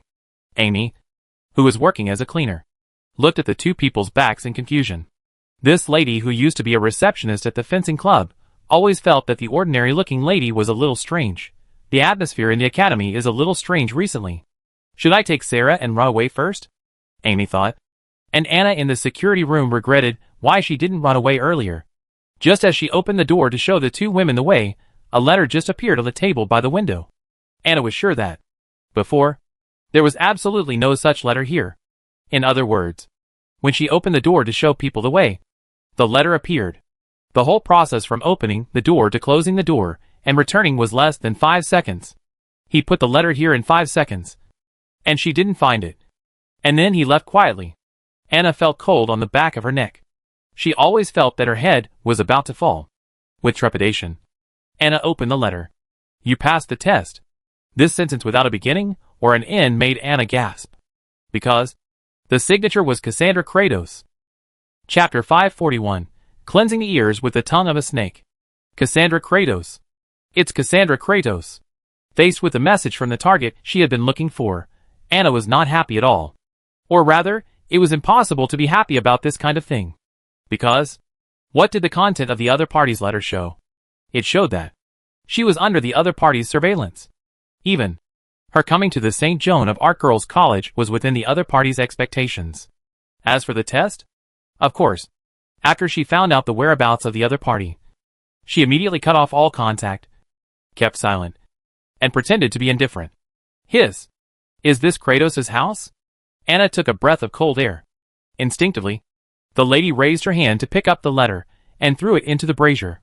As winter came, the college provided the security room with a brazier and firewood, as well as some winter subsidies, including but not limited to cotton clothes, cotton shoes, cotton hats, meat, and 20 sous in cash. In general, it was a very good subsidy. Anna was wearing a cotton outfit from the academy, and she also put some minced meat into the porridge she cooked in the morning. But Anna, who was well fed and warm, still felt cold in her heart, because the letter flashed new words in the flames. An hour later, in the woods behind the academy, the words glowed with fluorescent light and quickly disappeared. But Anna was completely stunned. At this moment, Anna felt like she was falling into an ice cellar. The other party is not only monitoring her, but also monitoring her all the time. Because only in this way can we really understand some of her habits. And can we give such a precise time? For example, read and burn. Maybe the other party is here now. When she thought of this, Anna felt as if she was naked and was seen by others. The shame accompanied by a strange pleasure made Anna's whole body tense. Then, the lady turned around quickly and began to check inside and outside the room. No! Nothing. What is this method? Is it some kind of medium bloodline? At 8 o'clock tonight, the woods behind the college? I will be there on time. Anna's eyes were filled with curiosity. She was ready to meet this Cassandra Kratos. She was very curious. Compared to Anna's curiosity, Amy, who had finished her morning work, Sarah looked at the letter next to the pillow in doubt. An hour later, the woods behind the college. I hope you two can arrive on time. Cassandra Kratos, who has no ill intentions towards you two. Clearly signed, with annotations. But it still did not dispel Sarah's fear. Amy, should we run? Sarah grabbed Amy's sleeve, and her whole body trembled. You can't run. This Kratos put the letter next to the pillow, but it was full of warnings. And, if I remember correctly, this Kratos is the aunt of that person. The one who has the blood of a medium. Would his aunt not have it? Since Sarah accidentally killed Wolt, Amy had to take Sarah to dismember Wolt, and then set the house on fire and ran away. But the fear of Arthur in her heart made Amy always pay attention to some of Arthur's deeds. And through the Southlows daily brought by the caravan, Amy was very clear about the ability of the medium. Therefore, Amy became more and more certain that Arthur did not appear in the Joljok Sword Club for no reason. He must have gone there for her. It was the ghost in her that attracted him. And now, although he got rid of Arthur Kratos, he attracted Cassandra Kratos. Sorry, Sarah, I've got you into trouble. Amy looked at Sarah apologetically. Sarah shook her head immediately. Sarah had heard Amy's story about Arthur, and naturally knew why Amy wanted to leave Niwen. And now, the other family came to visit again. Sarah immediately took out the axe from the suitcase under the bed. Then, the lady looked at Amy. That's the worst plan. We have to think on the bright side. Amy said this. But she had already started to organize darts, daggers, axes, crossbows, muskets, and explosives. Except for darts, daggers, axes, the rest of the things are all the things Amy had secretly bought recently, especially crossbows, muskets, explosives, made the lady feel quite safe. While the two were packing their belongings, Jennifer and Jane successfully passed their respective interviews. Besides, because they were cousins, they were given a dormitory as an exception to live together. There is no doubt that the title of Lord Elda played a key role. Anyway, Jane was very happy about this. Because she didn't have to separate from her good friend Jennifer. Jennifer also breathed a sigh of relief. If Jane was by her side, it would be much easier for her to take care of Jane. The two thanked the teacher who led the way. After the teacher left, they smiled at each other and pushed the door together. The room was not big, but it was very tidy. There were bunk beds, desks, wardrobes, etc. And there was also a separate bathroom. But the most interesting thing was a letter on the desk. Jennifer and Jane looked at each other. Then, after Jennifer carefully checked it, she opened the letter. The letter said in a newspaper clipping, "Welcome to the college. I sincerely congratulate you two for passing the interview. Then, in 1 hour, please come to the back of the college. Believe me, I have no ill intentions. Cassandra Kratos." Jennifer was struck by lightning when she saw the contents of the letter. Kratos. It's the Kratos family. That medium really won't let me go. Jennifer's whole body trembled. Jane, who was standing by, also turned pale, but she stretched out her hands and held Jennifer's palms. "Jennifer, I'm here, we face it together. I promised you, even when death comes, I am willing to accompany you," Jane said softly. Jennifer looked at her friend, and her frightened heart was comforted. The lady from the mysterious side took a deep breath. Okay. After saying that, the lady began to pack up. She wanted to face Cassandra Kratos in the best condition. And the falcon that had just left soared into the sky again, finally. It flew out of the inner bay and landed on a lady's shoulder. The falcon rubbed the lady affectionately. "Well done, Ikaros. You didn't expect that Arthur could do such a big thing without making any noise. Did you? As his aunt? I feel ashamed. Not only did I underestimate Arthur, I also didn't notice my own arrogance. Sure enough, as my father said, only by understanding my own ignorance can I open the door to knowledge." The lady touched her falcon, muttering to herself. Then, the lady pulled up her hood and jumped down from the treetop. Since she was behind, she would catch up. She would find some useful people and spread the reputation of the Kratos family in her own way. She had just thought of it. Her organization would be called The Invisible Ones. Chapter 542 Murderer. Psychopath and Perversion. 1 hour later, in the woods behind the St. Joan of Arc Women's College. The first to arrive here were Amy and Sarah. The loose robes covered the axes, crossbows and muskets. The two walked side by side. Amy adjusted her breathing while walking. This was a fighting instinct she developed after many actual combats. This way of breathing would make her stronger and faster. When she killed her adoptive father with an axe for the first time, she found the clue. After killing the village chief and the other party's 3 sons, she became familiar with this breathing. When she was stabbed by the last guy, the pain and the feeling of dying made this breathing like a brand in her soul. Every time she held the weapon, she would involuntarily and instinctively enter this state. Sarah became more careful. The lady with sweat on her palms. Even because of nervousness, phantoms appeared in front of her eyes. Fortunately, this lady had her own way of adjusting. She was recalling Walt. Recalling the bastard she had killed by mistake. Recalling the bastard she had chopped up bit by bit. Unconsciously, Sarah's mouth curled up. Sense of relief. It was a sense of relief hidden deep in her heart. At the moment she swung the knife, she felt unprecedented relief. And when she was about to give up, she would recall this relief. Unconsciously, the horrific scene became warm. Especially when the smell of blood filled the air. Sarah felt even more joyful. The tension disappeared. All that was left was anticipation. Will there be a gush of blood? Will there be the soft touch of a knife cutting flesh? She couldn't wait. Under the sun, a strange blush appeared on the lady's face. When she stepped into the shadow of the woods, the blush had already spread to her eyes. Under the shadow, the blush was like a snake hiding in the bushes, hidden but ferocious. In the grove, Jennifer and Jane were already standing there. Jennifer hugged her shoulders, while Jane lowered her head slightly, stirring her fingers constantly, looking extremely nervous. In fact, anyone would be nervous if they encountered such a thing on the first day of entering the shelter in their hearts. The St. Joan of Arc Girls' College. Even the seemingly calm Jennifer was already on full alert at this time. And Jane? She clenched the explosives in her sleeves even more tightly. That was the extra explosives she had just put in her sleeves. Short fuse. It will explode soon. She didn't know why she did this, but she instinctively felt that it would be safe to do so. She believed in her intuition. Just like her intuition told her how to survive the hands of the perverted James. It didn't go wrong before. It won't go wrong now. Jane believed it. Jennifer mobilized her spirituality. Feeling the unprecedentedly active spirituality, Jennifer always felt a sense of absurdity. When she was in South Los, she had to do everything she could to make the spirituality move, using spiritual oil, aromatherapy, and even some medicine. But every time, the spirituality moved and then stopped responding. And now? This spirituality is just like a happy horse. The spirituality jumps. Jennifer knew that she had encountered the situation that all the mysterious people longed for. But if possible, she would rather not. She hoped that she and Jane could stay in the St. Joan of Arc school for girls in peace.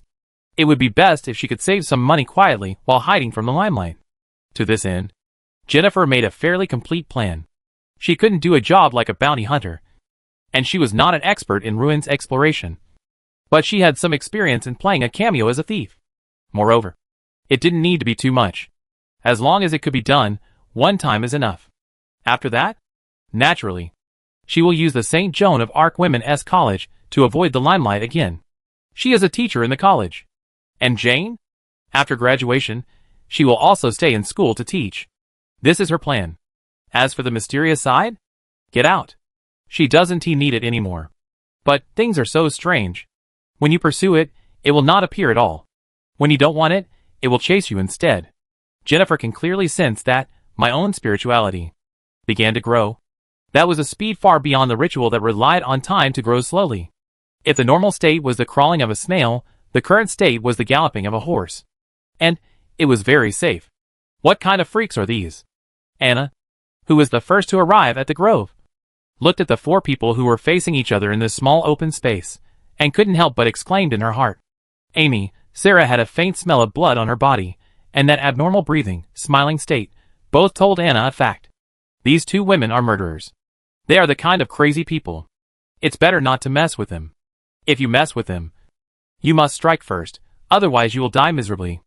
And with the appearance of two murderers, the two guys who arrived first were also not right. The pitiful woman who used makeup to hide her true appearance became neurotic. It made Anna think that she met some cult priests on overseas islands. But what surprised Anna the most was Jennifer. Spiritual leap. How did this woman suddenly enter spiritual leap? Anna knew very well that, as long as the ritual chosen by this woman was not the worst, this spiritual leap would allow the other party to instantly reach the arcana level, and lay a solid foundation for the major arcana level. Is this the choice of the Kratos family? Thinking in her heart, Anna no longer hid herself. She was not a freak. She was just a little abnormal. So, she needed to stand up and declare that she was different. However, as soon as Anna came out, Amy, Sarah, Jennifer and Jane looked at her. The unfriendly look made Anna realize it later. She seemed to be misunderstood. She was mistaken for the convener. It's not me. I'm not. I'm the same as you. Anna took off her fake beard while speaking, and by the way, to show her sincerity, she even took off her shirt and untied her bra. What a pervert. Amy, Sarah, Jennifer and Jane were all stunned and took a step back. Especially Sarah and Jane. Their faces turned red. This blush made Anna feel humiliated. Why would a murderer and a psychopath blush when seeing her? It made her look so perverted. Hey, what's with your expression? Anna yelled. Shameless. Amy sneered directly. You murderer. Who are you calling shameless? Anna retorted. TSK, not much. Jennifer commented. Don't think that's spiritual. Leap is great. I completed it once when I was 12 years old. Anna rolled her eyes. Afterwards, Anna dressed herself and put on her beard. She even muttered. People haven't come yet? Does the Kratos family like to be mysterious so much? What's there to like about such people? Melinda must have been fooled. Anna was about to pick up her chest bandage. And at this moment, a note suddenly came with the wind. It said, in the middle of the grove, under the tree, Chapter 543 Crow and Eagle. Jennifer was the first to rush to the direction where the note came from. Amy quickly climbed up a tree nearby and looked out. Sarah stared at the note curiously. Jane's words were the most direct. He walked straight to the tree in the middle of the grove and was about to start digging. Anna wrapped her chest bandage around her while muttering in a low voice. When you faced me just now, you were still united against the enemy. Why are you acting on your own now? The Kratos family asked me to be here. Is it not to integrate you? I'm telling you, I won't be your captain. I want to act alone. Anna emphasized this, but her body involuntarily went to dig things under the tree. No other intention. Just curiosity. Anna was curious about what was under the tree. Box? Under the tree was a huge box, with a piece of paper on the box. I had no ill intentions. Because I will give you a chance. A chance to quit. If you leave now, you will return to your own lives, but if you open the box, everything will change. There is no signature on the note. However, the 5 ladies present knew that it was left by Cassandra Kratos. At this point, how can I quit? Anna muttered, but did not open it immediately. Instead, she turned her head and looked at Amy, Sarah, Jennifer and Jane. Sarah, Jane, immediately felt tempted. The 2 ladies who thought they were ordinary felt that it was too dangerous to do this, and it would be better if it could be safer. But Amy and Jennifer thought more. At this point, will the other party let them go? Just like Anna said, at this point, how could they quit? Let us not talk about whether the words on the paper can be trusted. Just the people present are not trustworthy. Some people joined. Some did not. What would those who joined do to those who did not join? You could guess it even if you thought about it with your heels. Therefore, Amy and Jennifer did not speak, and the 2 of them agreed to join. At this time, the lady who thought she was not too perverted suddenly turned her head mysteriously and looked at the 4 ladies around her and said, "Do you think there will be a task instruction in the box to kill those who did not join?" As soon as these words came out, Sarah, who was originally thinking about quitting, Jane was shocked. Yes. Could it be true? Sarah thought of Walter. Jane thought of James. Walter James could do such a thing. The 2 ladies were silent. Looking at the 4 people who agreed, Anna smiled. "Okay, since you 4 have agreed, let us see what's in the box together." Saying that, Anna opened the box. And the lady who thought she was not too perverted immediately looked into the box and saw 5 sets of black hooded cloaks, 5 strange wristbands, a letter. That's it? Anna was slightly disappointed and picked up the strange-looking wristband. Then, immediately, the lady found something different. There was a hidden blade in the wristband. Immediately, Anna put it on directly, and then she raised her palm, and a sharp blade popped out from her wrist. "Oh!" Anna let out an excited cry and kept retracting the blade and then popping it out again. "Childish," Jennifer commented, then put on her wrist guard, began to eject her hidden blade, retracted it, and repeated it twice. Jennifer commented on this, saying, "Get familiar with the new equipment." Amy had similar thoughts. Moreover, Amy thought that the hidden blade was very convenient, and it was very suitable for women like Sarah, whose physical fitness was not as good as that of men. "A surprise attack is enough to eliminate the enemy," Amy commented. As for herself, she prefers to use an axe. Sarah, under Amy's guidance, used the hidden blade a little clumsily. Jane was equally clumsy, and Jennifer was teaching her. The clumsy duo looked at each other, and a touch of friendliness appeared in their eyes. The teaching duo looked at each other, and a hint of recognition appeared in their eyes. Only Anna was alone. Hey, what do you mean? I have Melinda," Anna shouted. "She's pregnant," Jennifer sneered. Anna paused, and then shouted loudly, "So what? Someone else's child." Jennifer sneered again. "So what?" Compared with the previous sentence, Anna's momentum was much weaker, and then Jennifer sneered again. "You still can't beat that person." "Then so what?" This time, Anna stuttered. "You are now the subordinate of the other aunt." Jennifer continued to stab her. Then, Anna was completely speechless. Jennifer, who had achieved a staged victory, raised her hand and began to take out those black hooded cloaks from the box.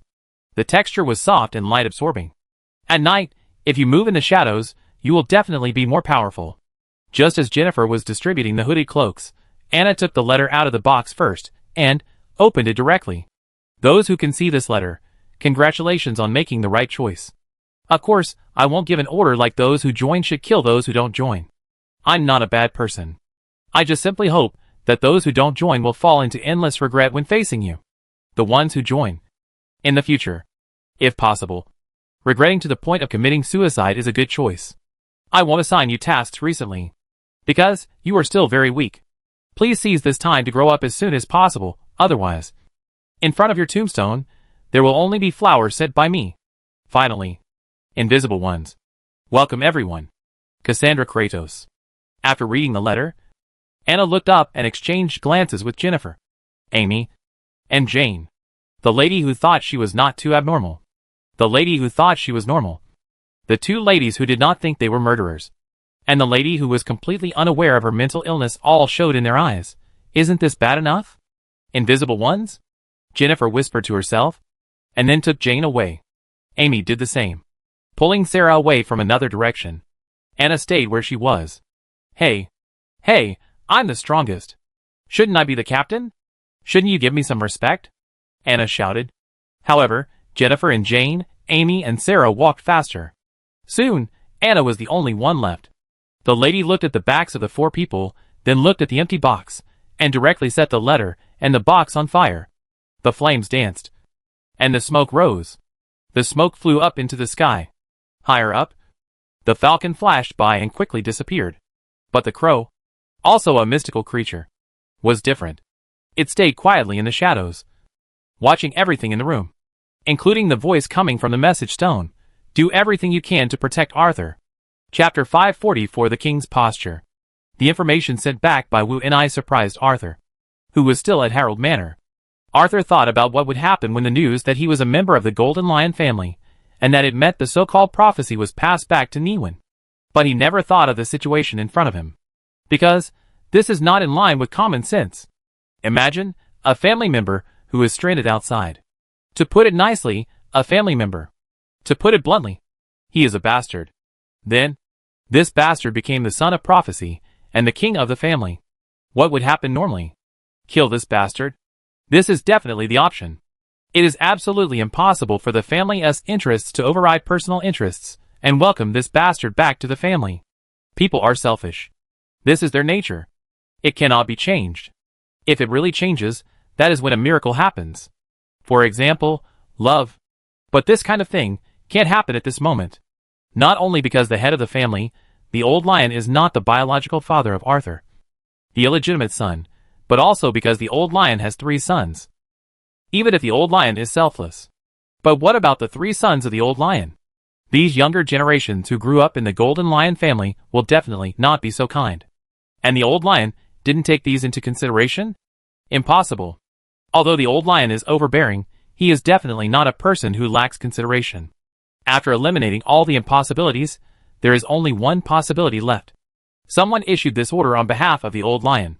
And this person must be one of the 3 sons of the old lion. Arthur is quite sure about this. It must be one of the 3. Except these 3 people, there is no way for outsiders to contact such a secret agent.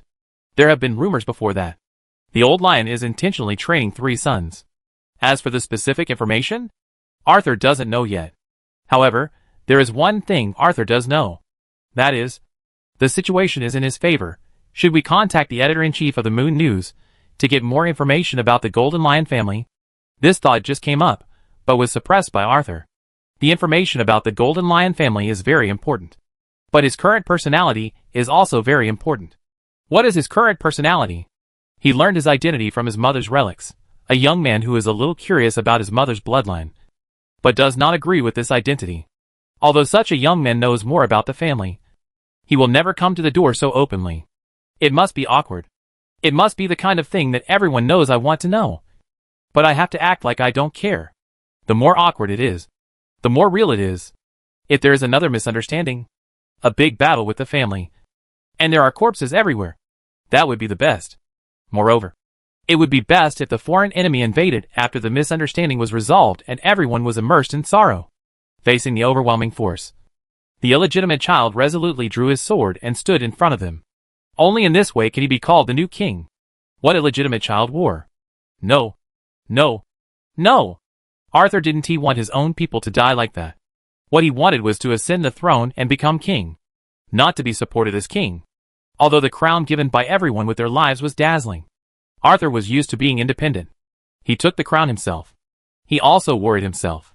Anyway, it was all the same. Arthur subconsciously touched the blood seal on his chest. The lion tattoo, which had been aggrieved, immediately became majestic and high-spirited. In the silent roar, Arthur's face did not change at all, but his temperament was quietly changing. Da-da-da. The sound of horse hooves sounded in the distance. It was Teton. Teton was back. He rode back quickly with 10 guards borrowed from South Town. The leader of South Town was Gold. Behind this little Lithop's guard and swordsman, there were 20 cavalrymen. As soon as they arrived outside the manor, everyone saw Arthur bathed in the morning sun. The bright light shone on the young man. The sun's rays were like gold, covering the young man with a golden coat. When the young man looked at them indifferently, an irresistible impulse rose from the bottom of these people's hearts. They wanted to fight for the young man in front of them. Even if there are gunfire and bullets ahead, they will charge for the young man in front of them. Even if they know it is the abyss of death, they will rush into it without hesitation. Just so that the young man in front of them can walk calmly. Charge. Break through the thorns in front of the new king. Kill. Kill all the enemies for the new king. Titan, Gold dismounted directly. My lord. The cavalrymen behind him shouted in unison. Arthur looked at them with a smile, then, looking into the distance, quietly experimenting with the special effects of Blood Seal. Lionheart. Of course not for the people in front of him. In that dense forest, Little Lit Hop, Bob, and the guards were guarding the fugitives. Those fugitives were Arthur's target. When Gold appeared in his sight, Arthur was sure that Little Lit Hop had arrived. If Little Lit Hop had not arrived, Gold, the chief guard of Little Lithop's family, would never have shown up for such a trivial matter as borrowing 10 people. Little Lit Hop appeared here for only one reason. Death Warriors. When leaving Caesar Manor, Little Lit Hop left with Bob. Arthur also knew something about what the two discussed. Bob thought that recruiting people from Rat Street, training them, and then turning them into Death Warriors was a good choice. But it was too slow. So, Bob thought that he should do two things at the same time. In addition to the necessary training, he should also find some people who don't need to be trained. For example, fugitives, desperados, and the like. There are quite a few of these people in the mines of Southtown. However, it is obvious that Arthur still underestimated the number of these people. According to Arthur's estimation, it would take at least 1 or 2 weeks to screen fugitives and desperados. But who knew that they would bring people here in just a few days? Moreover, there are quite a few people. There are 50 people. Such a number surprised Arthur, because the number represents the amount of death potion. Although Bob was loyal to him, he did not have any real funding.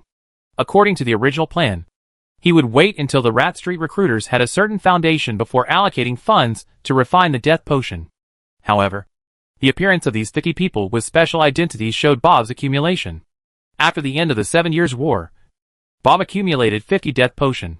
1 death potion costs 500 gold coins. According to the probability, if one of the two can be successful, these 50 bottles of death potion, that's 50,000 gold coins. Even if Bob is extraordinary and has some unique ways, these 50,000 gold coins should be all the other party's assets. And now, they have taken them all out. Are you betting everything on me? Arthur thought in his heart, looking at Bob with admiration in his eyes. Whether Bob did it because of his old friend Mounts, or because he made a decision after meeting him, the other party's contribution is real. Arthur needs to remember this. After meeting Arthur's gaze, Bob immediately bowed and saluted. For some reason, he always felt that Arthur today was a little different. It was as if he saw the Grand Duke of Newen back then. Hiss. After coming to this conclusion, Bob looked up at Arthur in horror.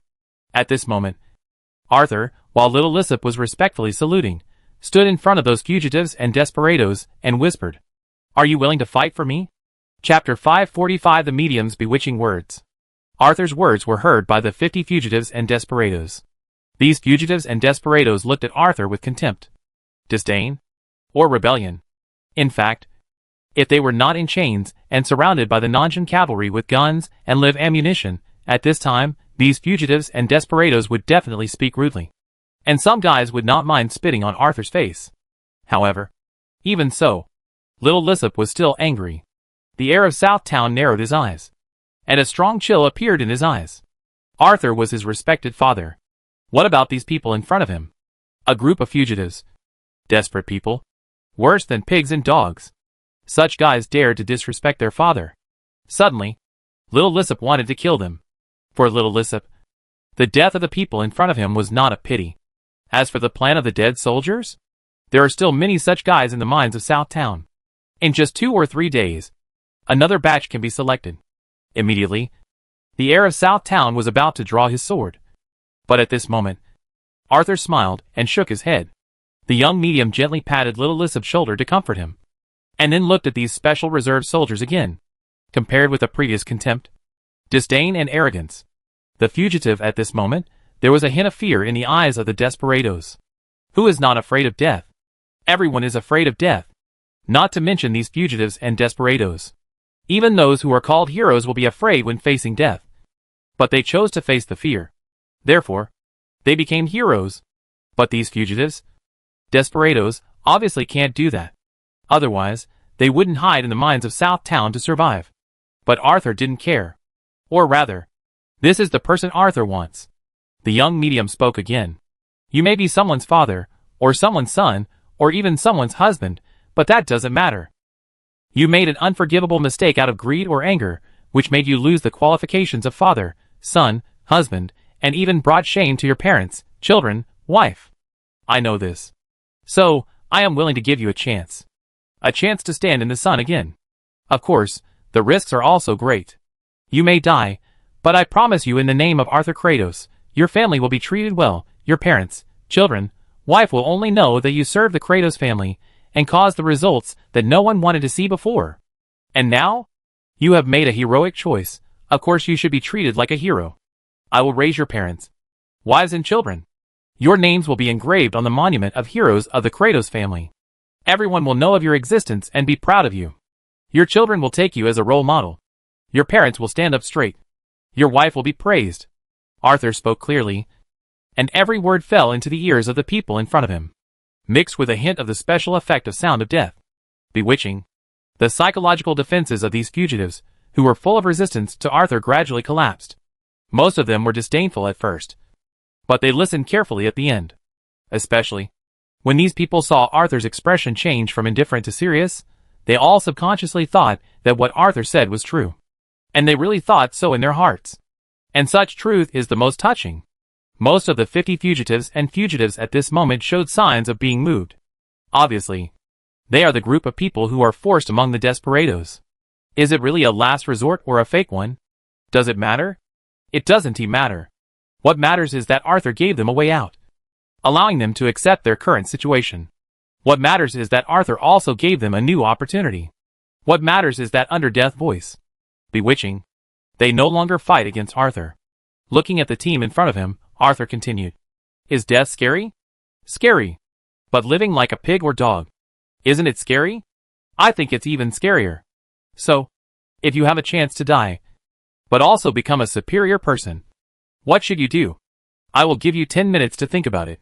After 10 minutes, those who are willing to take the potion and pledge their loyalty to me, I will give you everything I promised. Those who are unwilling to take the potion, I will erase your memories and let you go back to the mine. Those who have survived will most likely visit you, perhaps with ridicule or charity. But for you who have no memories, you will most likely be confused. This time, Arthur added a hint of death to his words. The fugitives who would have been persuaded, the desperados, quickly joined the carnival of death. As Arthur finished speaking, just stood up. I want to try. And me. Count me in. A series of words. Most of the people raised their hands. They were fugitives, desperate men. What else could they not give up? Life? Life is of course precious. But this does not mean that. Life cannot be used as a bargaining chip. They must seize this opportunity, let their families look up again, and fight for a bright future for themselves and their children. Did you hear that? The best of the best. These people began to breathe rapidly, and became excited and impatient. However, some people were still able to remain calm. Under the incitement of the voice of death, they were not unmoved, but they were able to restrain themselves. Arthur glanced at the 12 people who remained calm in front of him. He admired the 12 people for restraining their desire to kill, and their impulse to rush towards death. So, Arthur began to recharge. One gold coin after another disappeared quickly. The tattooed lion happily devoured the gold coins.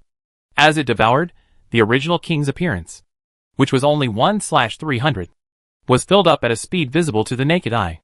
The first transformation of the dead man. Arthur hoped that he would have a perfect start. To put it simply, Arthur hoped to be perfect.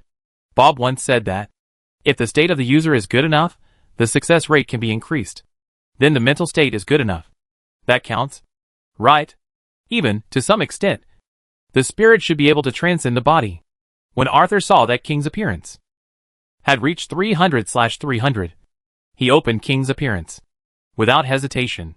The next moment, Arthur's hair and eyes turned golden. More importantly, Arthur's temperament changed, becoming someone to worship him. Chapter 546. The Psychic's Death Soldiers. The fugitives who were already bewitched by the voice of death.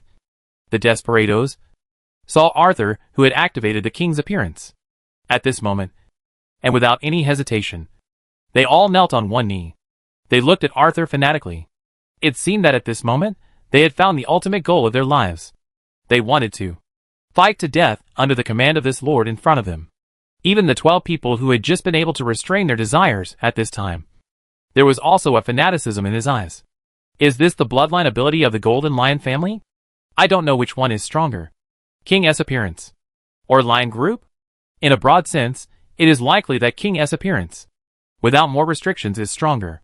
Sure enough, my family needs me to save it, Arthur thought in his heart, and looked at little Lissop and the cavalry of Southtown. At this time, little Lissop was the most pious of all, the most fanatical one. For little Lithop, Arthur is a kind father. No matter what changes happen to the kind father, he is still a kind father. Even if the kind father shows a kingly attitude, that is as it should be. It will only make little Lithop respect and love Arthur more. As for those cavalrymen, they already respected Arthur, and now they all follow him wholeheartedly. Only Bob is different. Bob looked at Arthur stupidly. The old soldier seemed to be back on the battlefield again. I saw the young Duke of Newen. I saw him face the West Coast Musketeers calmly, and how he changed sides with just a smile, a look, a word. Similar. Too similar. Not only the scene is similar, the looks are also very similar. Blonde hair, golden eyes. Every move, like a lion patrolling the hunting ground. Bob was a little confused. How could Arthur have the blood of the Golden Lion family? It shouldn't be. Arthur saw Bob's doubts. But now was not the time to explain. After the bewitching, a voice of death, and the Lionheart, King's appearance, a mark of bloodline, overlapped with each other. A subtle reaction occurred. Arthur had expected this. But it was not enough. Not enough. Not perfect enough. Arthur opened the twisted legacy. In mark of bloodline. In just a moment, Arthur's figure became taller in everyone's sight. Like mountains. Like the sky. And the voice was more like thunder. I, Arthur Kratos, promise you, I will not let you down for your loyalty. So, are you willing to fight for me? Thunder roared, and the words went deep into my heart. Another inquiry. The same inquiry as before. But at this moment, there was no contempt, disdain, and arrogance. There was only determination. There was only enthusiasm. Yes. Yes. Yes. One roar after another rang out from the mouths of these fugitives, desperados. Even the cavalry of Southtown joined in, and then the roars became uniform, only. Fight! Fight! Fight! Who said twisted attraction can only be used for fighting? If you add special effects to yourself, the effect will be even more outstanding. Scanning the eyes of the people around him who were as enthusiastic as if they were real, Arthur knew that the time was almost right. He walked up to his death squad, untied the ropes for them one by one, and, without any hesitation, patted their dirty, muddy shoulders and whispered, "Thank you for joining us. After taking the potion, you must survive. I'm here, waiting for you." The fugitives were in an extremely fanatical state, and their muscles were tense, and their eyes were filled with tears. They responded loudly to every whisper of Arthur. I will definitely make it. Especially the 12 people who restrained themselves at the beginning, who shouted even more enthusiastically at this time. Please rest assured, sir. Even if I fall into the abyss, I will definitely climb out and stand in front of you again. When restraining oneself, it's like accumulating.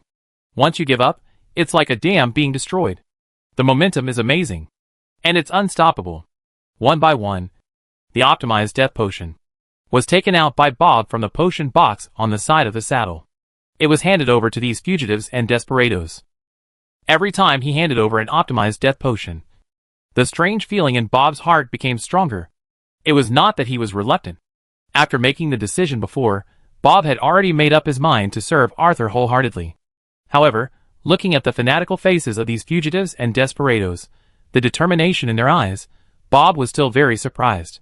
Bob took the death potion. More than once. Bob took it more than once, seeing others take the death potion. Most people are timid in the face of death. Even his friends who took the death potion once and survived, also had fear when talking about their experiences.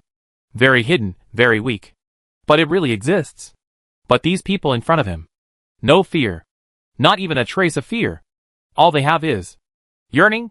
Yes, yearning. Subconsciously, Bob looked at the figure in the middle of the crowd.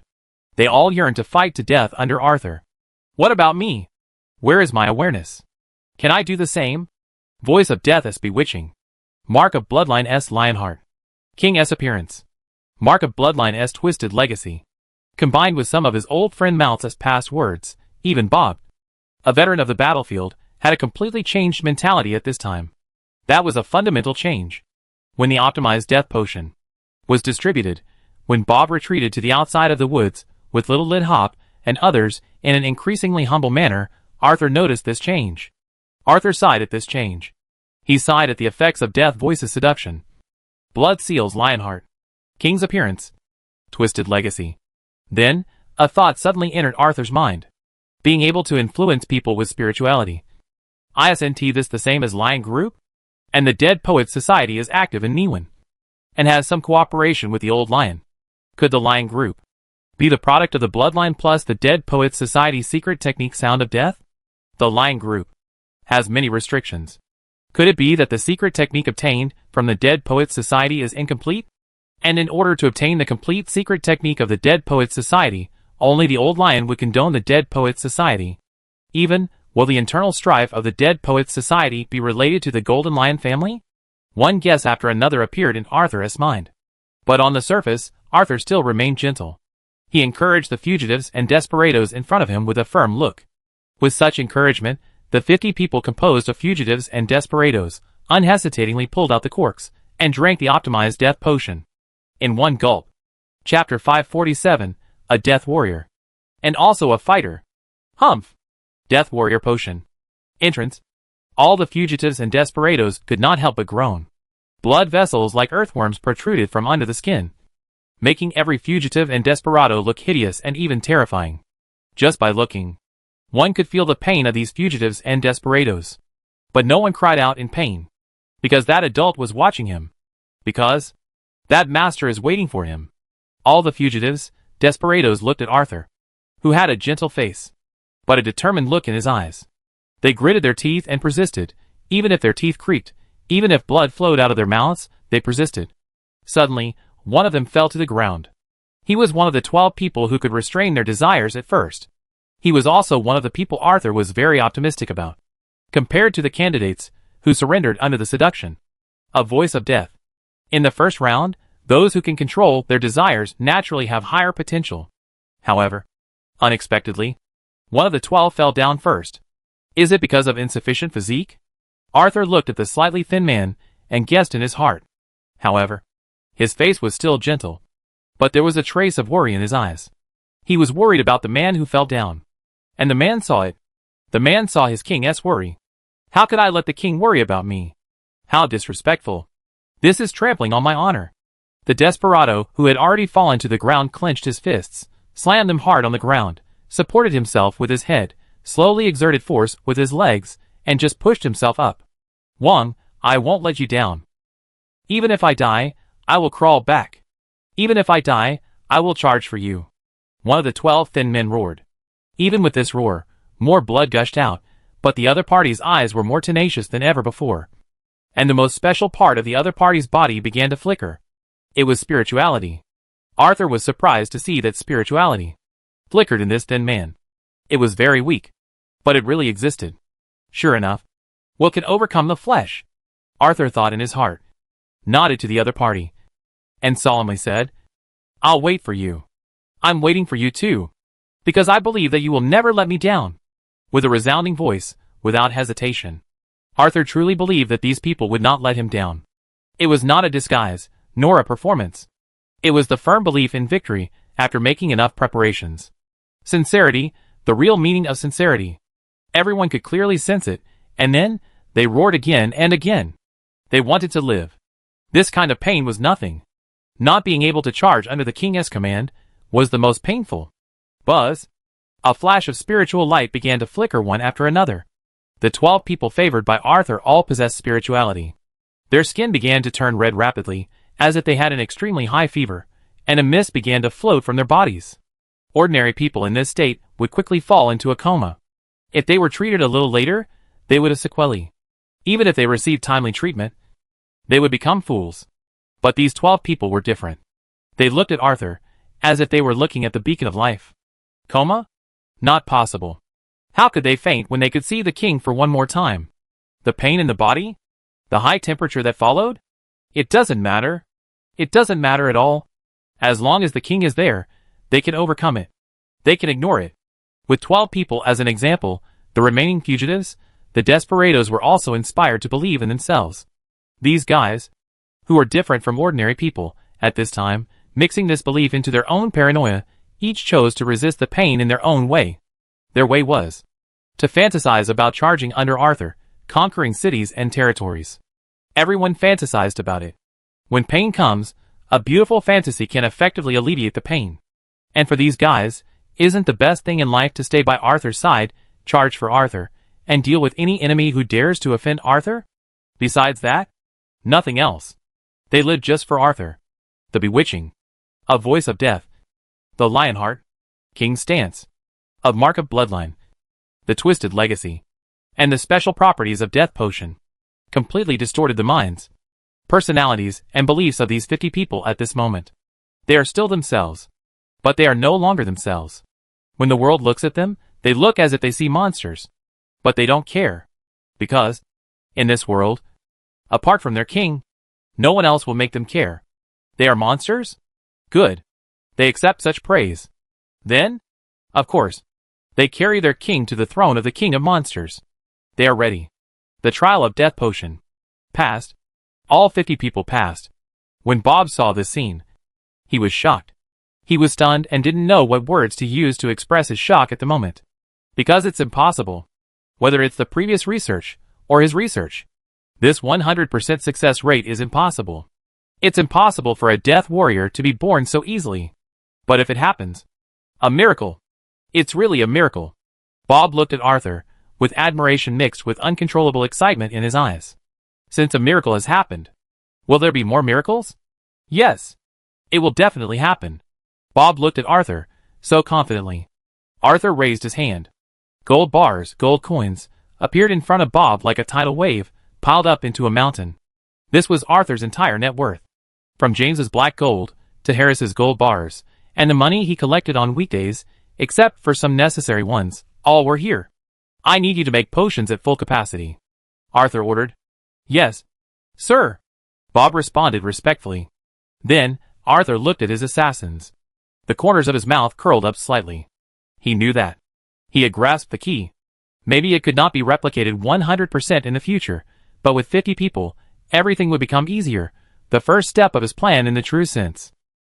My warriors, welcome to the new life, Arthur said loudly. Little Lissop appeared with the food and clothes that had been prepared long ago.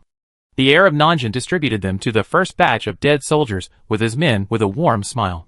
Of course, there is also bath water. Although there is no bathtub for bath water in the wild. A piece of waterproof cloth with holes is the best choice after boiling it in a large pot.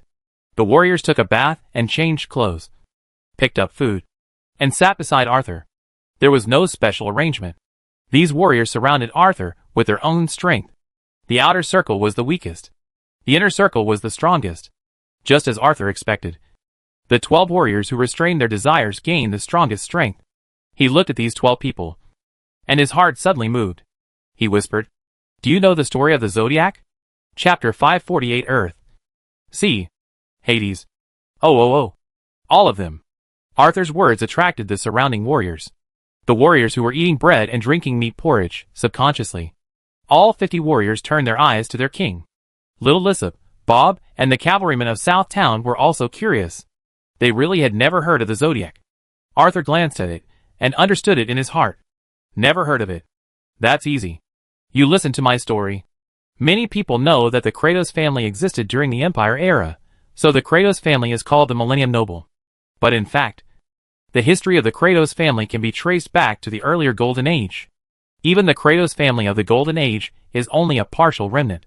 According to the records of the family, the Kratos family should have existed since the mythology era, and he truly experienced Ragnarok. The record of the Zodiac is in this part. The Zodiac is the collective name for the 12 warriors, who are loyal to the Kratos family. They guard the sanctuary of Kratos, and block all kinds of enemies for the Kratos family. Of course, in addition to the Zodiac, There are also the Silver 24 and the Bronze 48, who assist the Zodiac in guarding the sanctuary. Everyone in the Zodiac has their own specialties. The beautiful and elegant ones, with roses everywhere, showed the gods that the sanctuary of the Kratos family was inviolable. The ones who closed their eyes forever, sacrificed their lives for justice, and sealed the enemy with 1 against 108. The extremely strong ones, even if they were attacked by surprise, stood firm and encouraged their companions. The cynical ones, facing the gods, would also crush the chessboard and punch it. The lone swordsman looked down on everyone. Even with one hand, he could kill the gods. And the one holding the bow and arrow shot an arrow. The death of the gods. Arthur began to brag. Anyway, the people in front of him all trusted him very much. Without the need to provide more evidence, Arthur would of course brag. The assassins in front of him listened attentively.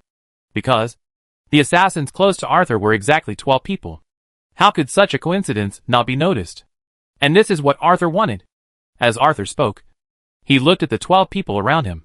When you see me, do you feel familiar? Believe me, I felt the same way when I saw you. My bloodline tells me that. The Zodiac that once protected the Kratos family has appeared in front of me, Arthur said, with a hint of relief in his gentle smile. Thousands of years have passed. I finally found you, my 12 golden warriors. King! The 12 gifted warriors immediately knelt on one knee again. Yes. Why did they want to follow Arthur when they saw him? The feeling of impatience surprised them all. So that's how it is. It turns out that we were originally the 12 golden warriors of Kratos' family. It turns out that the king has been looking for me for thousands of years. King, we are back. One of the 12 dead warriors, who almost failed to pass the test due to his weak physique, said so. He stroked his eyes that were blinded by the Death Warrior potion. The original trace of trepidation was completely gone. This was his past appearance. Sacrifice his life for justice? 1 against 108? He didn't remember. Nor did he know. However, if it was for the king, he was willing to do it again. King, we are back. The remaining 12 warriors answered in unison. Some of them stroked the beautiful face that they hated the most in the past. As a man, he didn't like his face. It was even because of this face that he had just poisoned 3 guys with bad intentions and embarked on the road of escape. And now, he really ignored this appearance. He was thinking about his poison. He was originally 2 meters tall. And after taking the Death Soldier potion, his body increased to 2.5 meters. After thinking quietly, he put 2 more plates on the back of his waist.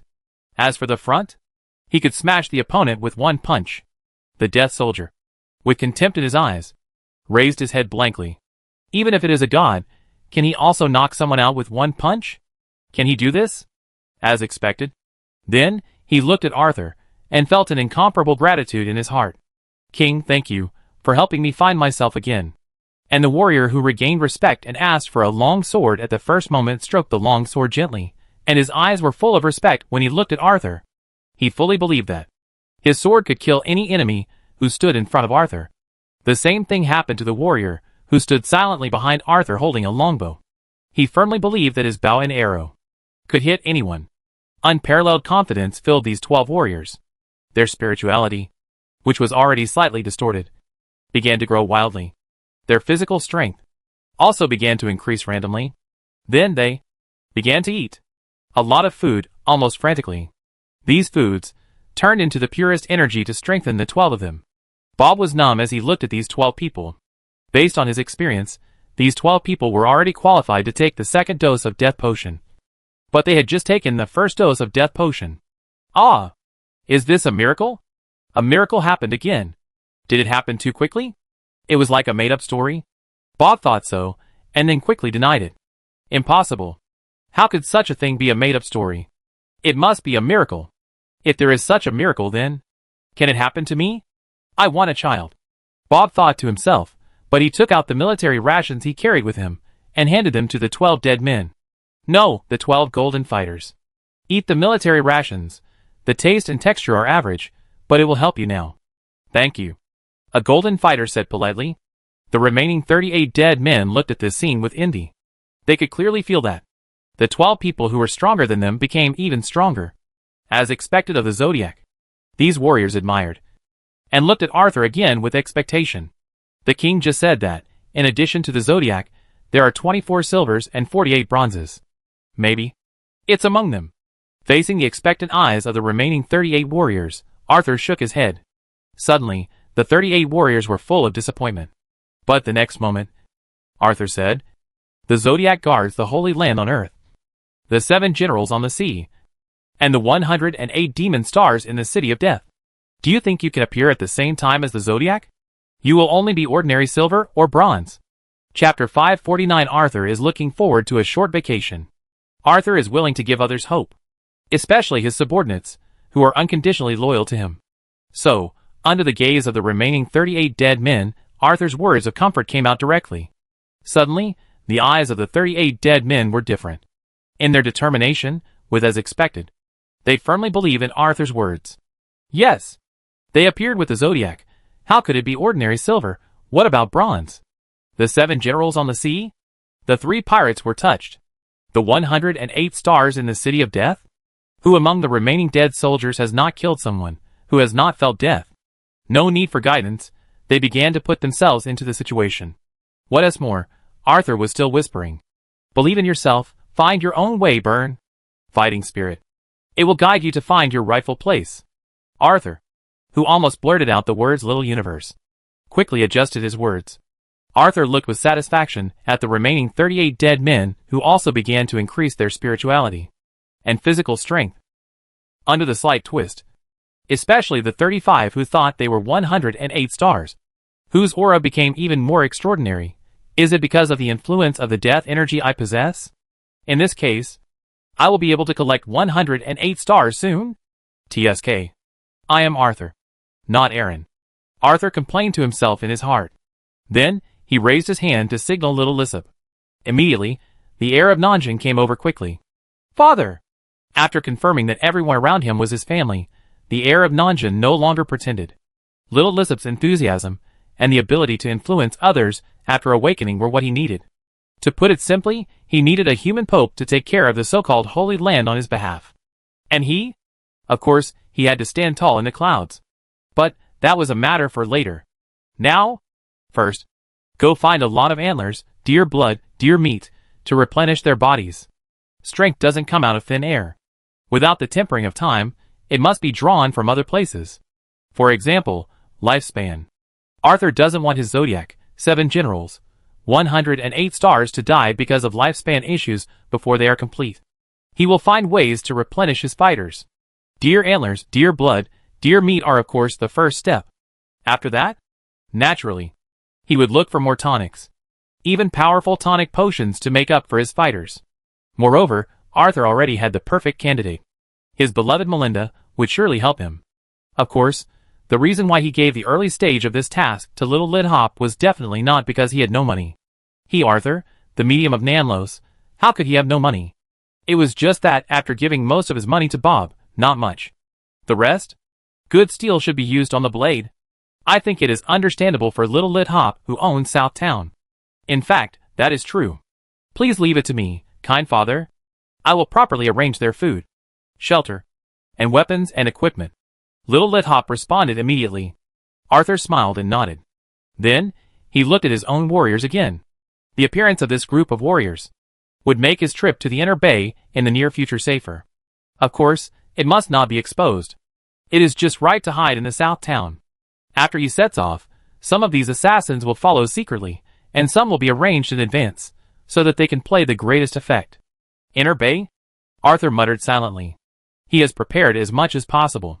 Next, it is to enjoy the peace of the winter day. It can be regarded as a rare relaxation before departure. Right? He wants to listen to the snow falling on the roof. He wants to add enough firewood to the boiler. He will put a baking tray on the boiler, put the sliced meat on it one by one, listen to the sizzling sound of the fat, and of course, have hot drinks. Cooking an apple or pear with red wine, it should taste good. Right? The rising wine mist will make the alcohol concentration extremely low. No, it's still unsafe. How about juice or milk? It's the same. Arthur planned the upcoming winter festival for himself. He had a feeling that he would remember this winter festival vividly. Looking at the rising sun, Arthur stretched his back. At the same time, standing on the deck, Aldous Hamlet was also stretching his back. It's safe. Even Grisa would not have expected that. I would arrange such a fast ship to be on standby at any time, which could pass through West Berlin territory and Inez territory within a day and reach Beth territory. At the current speed, I will be able to return to the inner bay in the afternoon. Thinking of this, the young man who left the Lotus Leaf indirectly after a quick meeting with Arthur and boarded the ship to leave Nanlos after setting up a trap, could not help but curl his lips. Especially when he thought of his own trap, he was even more proud. Even if Grisa discovered the 2 decoy troops I sent out now, what would happen? You were a step slower after all. When he thought of Grisa's angry expression when the 2 decoy troops were discovered, the young man from the Golden Lion family couldn't help but want to laugh. When in the inner bay, because of his father, the young man from the Golden Lion family received a lot of care from Grisa. Some of them, he couldn't say anything about. Now that he could make that brother suffer, the young man felt sincerely happy. Master Alves, your breakfast is ready. Do you want to eat in the cabin, or on the deck? The captain of the ship asked. On the deck. The young man from the Golden Lion family answered politely. The captain in front of him was his father's trusted subordinate. This trip to Southlos was made so smooth in many places thanks to him, and there were unexpected discoveries. Thinking of this, the young man from the Golden Lion family became more respectful to the captain. In addition, he also decided that after returning to the inner bay, he must let his father reward him well. Especially when he saw breakfast, even more so. Fried eggs, fried ham, bread, hot milk, roasted beef shoulder, with lettuce and radish, steamed lamb with sauce. These are what Alves likes to eat. Without hesitation, Alves sat on the deck and started his extremely rich breakfast. But after eating half of it, the young man of the Golden Lion family felt something was wrong. It's poisonous. Subconsciously, Alves was about to get up. But his lower back hurt. Alves turned his head and saw the captain with a grim smile on his face. Master Grisa. Hello, he said, and was about to turn the dagger. The young man from the Golden Lion family didn't know why his father's confidant would betray them. But he knew that if he let the other party turn the dagger, he would be dead. There was only a glimmer of hope if he jumped into the inland river. With all his strength, the young man from the Golden Lion family jumped down. The captain sneered and was about to order a search. But at this moment, 3 young men appeared on the shore. Chapter 550 Hayes. When Hayes woke up from Manta's bed, his mistress was already reading some recent intelligence about Niwen. As one of the intelligence leaders of Niwen in Bad territory, Manta had a very high authority, so some secret things could not be hidden from this lady. After seeing Hayes wake up, Manta pinned her hair behind her ears, blocking Hayes' side of her slender and white neck.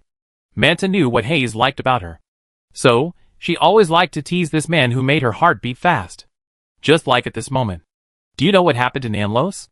Manta turned her head and smiled playfully. When he saw the 2 shallow dimples, Hayes couldn't help but stretch out his finger to touch them, but Manta flashed, directly held a finger in her mouth, and licked the fingertip gently with the tip of her tongue. Hiss! Come on! Manta. 2 troublesome guys are coming today. I need to have enough energy to deal with them. Hayes took a breath and kept talking. Well, I know. So, you are awake now. Otherwise, you will wake up around 4 o'clock in the afternoon. And when you go out from here, you need to rub your waist, hold the wall, and mutter, "This medicine doesn't work. I need to change it." Manta teased her man. Hayes smiled bitterly, but did not dare to refute at all. Because he did not want to be laughed at by Jim and Carol. He hoped to appear in front of them normally. So, the nephew of Count Bed begged for mercy. I swear, I was wrong to take advantage of you when you were not paying attention last time. But I could not help myself. And I love you. Hayes looked at Manta affectionately. Unfortunately, the lady was not fooled. However, the lady still gave Hayes face. She knew that men needed face. And Hayes needed it even more. So, the lady crossed her arms and hugged her chest, and her black and red silk nightgown immediately had a considerable bulge. Then she slowly said, "Guess what happened in Nanlos? If you guess right, I will let you leave. And you can rest at home for the next week." Hayes did not guess immediately. He knew the tricks of the woman in front of him. And immediately, he said seriously, "A week is too long. I don't want to leave you at any time. Manta. In the evening.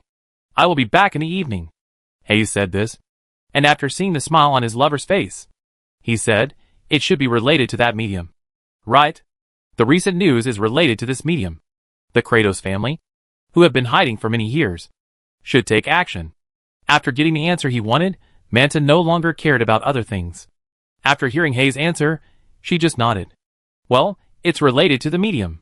He became the new owner of Harold Manor. Baron Harold's daughter became his goddaughter. Although he had some preparations, Manta's words still made Hayes frown. As far as he knew, Baron Harold was a widower. Moreover, he had no talent, a dud. Except for the loyal butler, there is nothing else. Even, in his notes, there are Baron Harold's daily records for the past 6 months. According to these records, Baron Harold is obviously dying. As for why the records? Of course, they have ideas about Baron Harold's title and the manor. As the nephew of Earl Bet, although he has many privileges in Bet County, as his uncle gets older, after those uncles and sons gradually took control of Bet territory, he would definitely go on a travel. Hayes knew this clearly. So, he made some preparations in advance. But any preparations would lead to accidents. For example, Manta. For example, Jim. Carol. He had known the former's identity for a long time. And he approached her on purpose. Manta also knew that he knew her identity. And that he approached her on purpose. But at that time, both parties, they both needed each other. So, they hit it off right away. Gradually, Hayes saved his first pot of gold with the help of Manta. Similarly, Manta also changed from an inconspicuous intelligence member to one of the leaders of Beth territory. However, the two parties, who originally got what they needed, developed a little affection over time. The two were smart not to say it, but they couldn't help but test it in various ways. As for Jim, Carol, they were half friends of Hayes. The reason why he became half friends with the two was purely because the three of them had similar family backgrounds and shared the same suffering.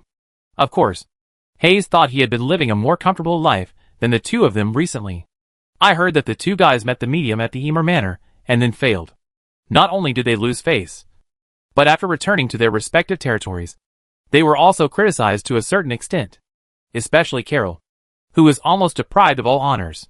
Therefore, after receiving the champion award of the South County Swordsmanship competition from the Old Lion of Newen, this Carol sent a letter early, saying that he would spend the winter festival in Bet, which is closer to Newen, and go directly to participate in the swordsmanship competition.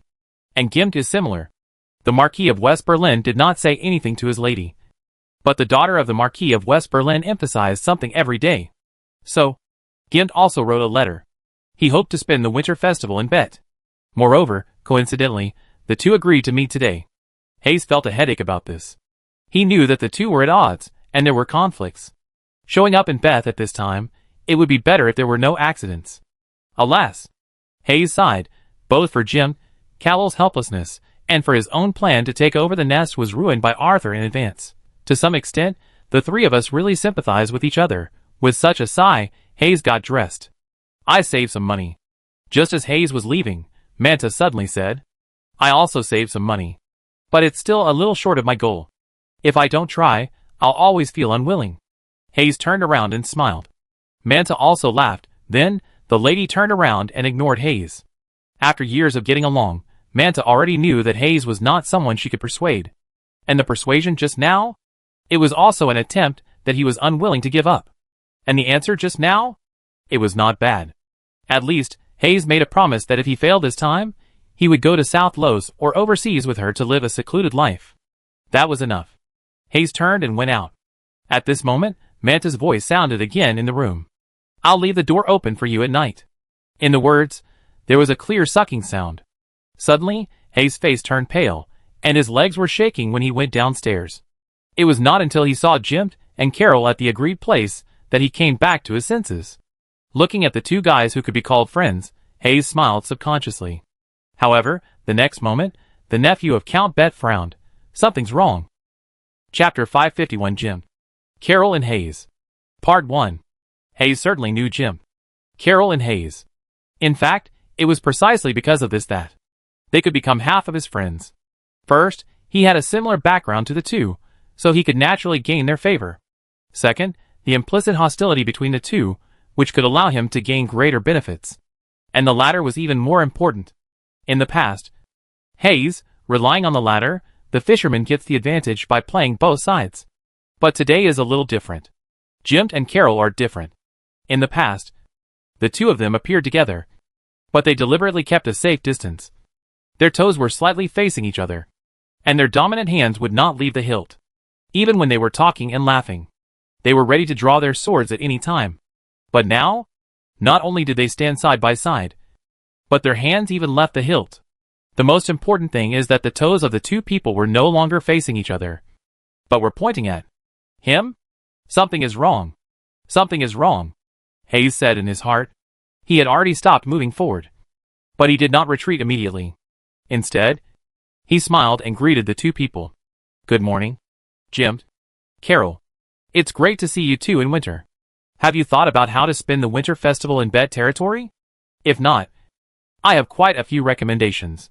A smile immediately appeared on Jim's fair face, and with his smooth face, the smile became even gentler. The son of the current Baron of Novia, the fiancé of the second daughter of the Marquis of West Berlin, scratched his cheek, as if he was a little embarrassed. Excuse me for disturbing you. Everything is up to you. Jim bowed slightly while saying this. Carol was much more straightforward. Women, wine, and a warm room. The words of the nephew of the Marquis of Inhas were so direct, full of arrogance, that people could not help but frown. Hayes frowned. But it was not because of Carol's arrogance. It was because Carol walked directly behind him while speaking such arrogant words. Now, in front of him was Jim, who looked embarrassed, and behind him was Carol, who looked arrogant. One in front and one behind, he was caught in the middle. Without any hesitation, Hayes raised his hands high. Although the nephew of Count Bet did not understand what happened, but Jim, Carol's attitude was enough to show that if he did not want to suffer, he had better be smart. Hey, Jim, didn't I say? This guy will surrender at the first opportunity. Carol stood there and said with a smile, Well, you win. Jim sighed helplessly, but the smile on his face did not diminish at all. Listening to the conversation between the two, Hayes' heart kept sinking. When did these two become so close? Could it be? Confused, Hayes immediately shouted loudly. Give me a chance. You two? I had no ill intentions when I robbed the merchant ships of the West Berlin family and the Einhaus family before. I just wanted to vent your anger. Those things are in the warehouse. I didn't touch them at all. Hearing Hayes' explanation, Jim, Kaler narrowed his eyes. Before, the fleets of the West Berlin family and the Inhas family had encountered several robberies in the inland river. Each time, no one on the ship was alive, and the goods disappeared. Moreover, each time the lost goods were high-value items. Originally, the two families thought that there was an internal ghost. Especially the so-called family members of the Inhas family, all pointed the finger at Carol, and everyone accused Carol of being arrogant and domineering. Let the retainers fall apart. TSK. Carol made a slight sound. Hayes immediately said inwardly that it was not good. It was not this matter. Immediately, the nephew of Count Bet shouted again. I did not kidnap the wealthy businessmen of West Berlin and Inhas without premeditation, but they accidentally discovered some of my things, and I had no choice but to do it. Please believe me, I am innocent. Hayes' words made Jim stop smiling. A year and a half ago, one of his agents suddenly disappeared in West Berlin, which completely ruined some of his plans. He even suspected that the Marquis of West Berlin was trying to trick him. He stopped for more than half a year. It turned out to be Hayes. Oh, Jim sneered. Hayes was stunned. It wasn't this? What was it? Apart from these two things, the nephew of Count Bet couldn't think of anything else that was worth the two people in front of him to deal with him together. He did a lot of things, but apart from these two things that were related to the interests of both of them, the rest were irrelevant. Can you give me a chance? At least please let Manda go. Hayes smiled bitterly. The nephew of Count Bet didn't know what happened, but he hoped to have a chance to start over. At least Manta was innocent. When he thought of the woman who was simply used by him at first, Hayes felt a little warm in his heart. Then, he drew out his sword calmly. He was most likely going to die. However, it would be great if he could keep Manta safe before he died. As for running away, he couldn't. If he pointed his back at these two guys, he knew he would die without a burial place. Kaler is better at swordsmanship. So I must kill Jim first. And I must do it by surprise. It would be best if I could turn around and strike with the sword. It would be even better if I could seriously injure Kaler. Hayes thought calmly. Jim had smiled again. The fiancé of the second daughter of the West Berlin Marquis did not move his feet, and his upper body slightly tilted, looking at Carol behind Hayes. I won this time. One win. One loss, a draw. The joy in Jim's tone puzzled Hayes. What was even more puzzling was that Carol, who had been standing behind him and formed a pincer attack with Jimmy, actually came back and stood shoulder to shoulder with Jimmy again. This guy looked so sinister. But I didn't expect him to have such a little courage. Carol curled his lips, looking unexpected. The expressions of Jim and Carol completely confused Hayes. What are they doing? Teasing him? It doesn't seem like it. Jim and Carol had a faint murderous aura before, which he could clearly sense. Although it was caused by his confession, the murderous aura was real. It's definitely not a joke. But the attitudes of the two people in front of him really seemed like a joke. Suddenly, Hayes was full of doubts. Almost subconsciously, Hayes began to sort out what happened recently. Hayes hoped to find some clues from it. Then, something jumped into Hayes' mind, almost subconsciously. The nephew of Count Bet suddenly raised his head. Looking at the two people shoulder to shoulder, the nephew of Count Bet showed shock in his eyes. No way. Chapter 552 Jim, Carol and Hayes. Exit! Hayes looked at Jim and Carol in shock. The nephew of Count Bet had a rough guess in his mind, but facing this guess, the nephew of Count Bet could not believe it anyway. Because it was too incredible. According to the timeline, the last time Jim and Carol met, there was a subtle confrontation. But this time when they met, they fought side by side. And in this process, what happened when the two were alone, it is highly unlikely that they could achieve the closeness they are seeing now. Even if one of them changed the other one, it is highly likely that he was also taking advantage of her. That feeling, Hayes thought it was impossible not to see. So, it must have happened to the two of them at the same time. And this kind of simultaneous occurrence must require the two of them to be together. Only by experiencing something together, only then could this kind of fighting side by side appear. And coincidentally, the two of them actually met once during these two intervals. And it was a meeting without him. Emer Manor. After confirming this location, Hayes naturally thought of the Nanlos medium Arthur Kratos. Recently, the dazzling medium has attracted the attention of the nephew of Count Bet, especially some news he got from Manta. This made the nephew of Count Bet raise the danger level of this medium to the extreme. Extraordinary talent. Strong strength. These are all within the range of acceptance of the nephew of Count Bet. Because he himself is such a person. What really concerns the nephew of Count Bet is the secret family. The nephew of Count Bet quietly collects information about the Kratos family. The more he collects, the more frightened the nephew of Count Bet becomes. It is just a little bit of information. This was enough for the nephew of Count Bet to confirm that the Kratos family must have existed for hundreds of years. Even thousands of years. A 1,000-year-old noble. Such a being hidden in Nanlos. If you think about it with your heels, it will not be a good thing. However, even so, Jim and Carol can't just become the other party's retainers. Right? They are not facing the old lion's lion group. Therefore, the nephew of Count Bet was shocked. Curious and unbelievable. In Emer Manor. Are you acting? Hayes did an investigation on what happened in Emer Manor afterwards. At this time, it was naturally a test. So, I hate this guy. He obviously guessed the answer. But he is still testing here. It's really insidious. Carol rolled his eyes and said unhappily. Jim explained with a smile. The master created the Emer Manor incident in order to lure us into the game. Wait. Is this something I can listen to for free? You don't want to kill people to silence them, do you? Before Jim had finished his words, Hayes waved his hands again and again. What he wanted to know, as Jim had spoke, had been completely confirmed. No matter how unbelievable it was, but the facts were facts, and they would not change. And at this moment, his obstruction? Naturally. It was still a test.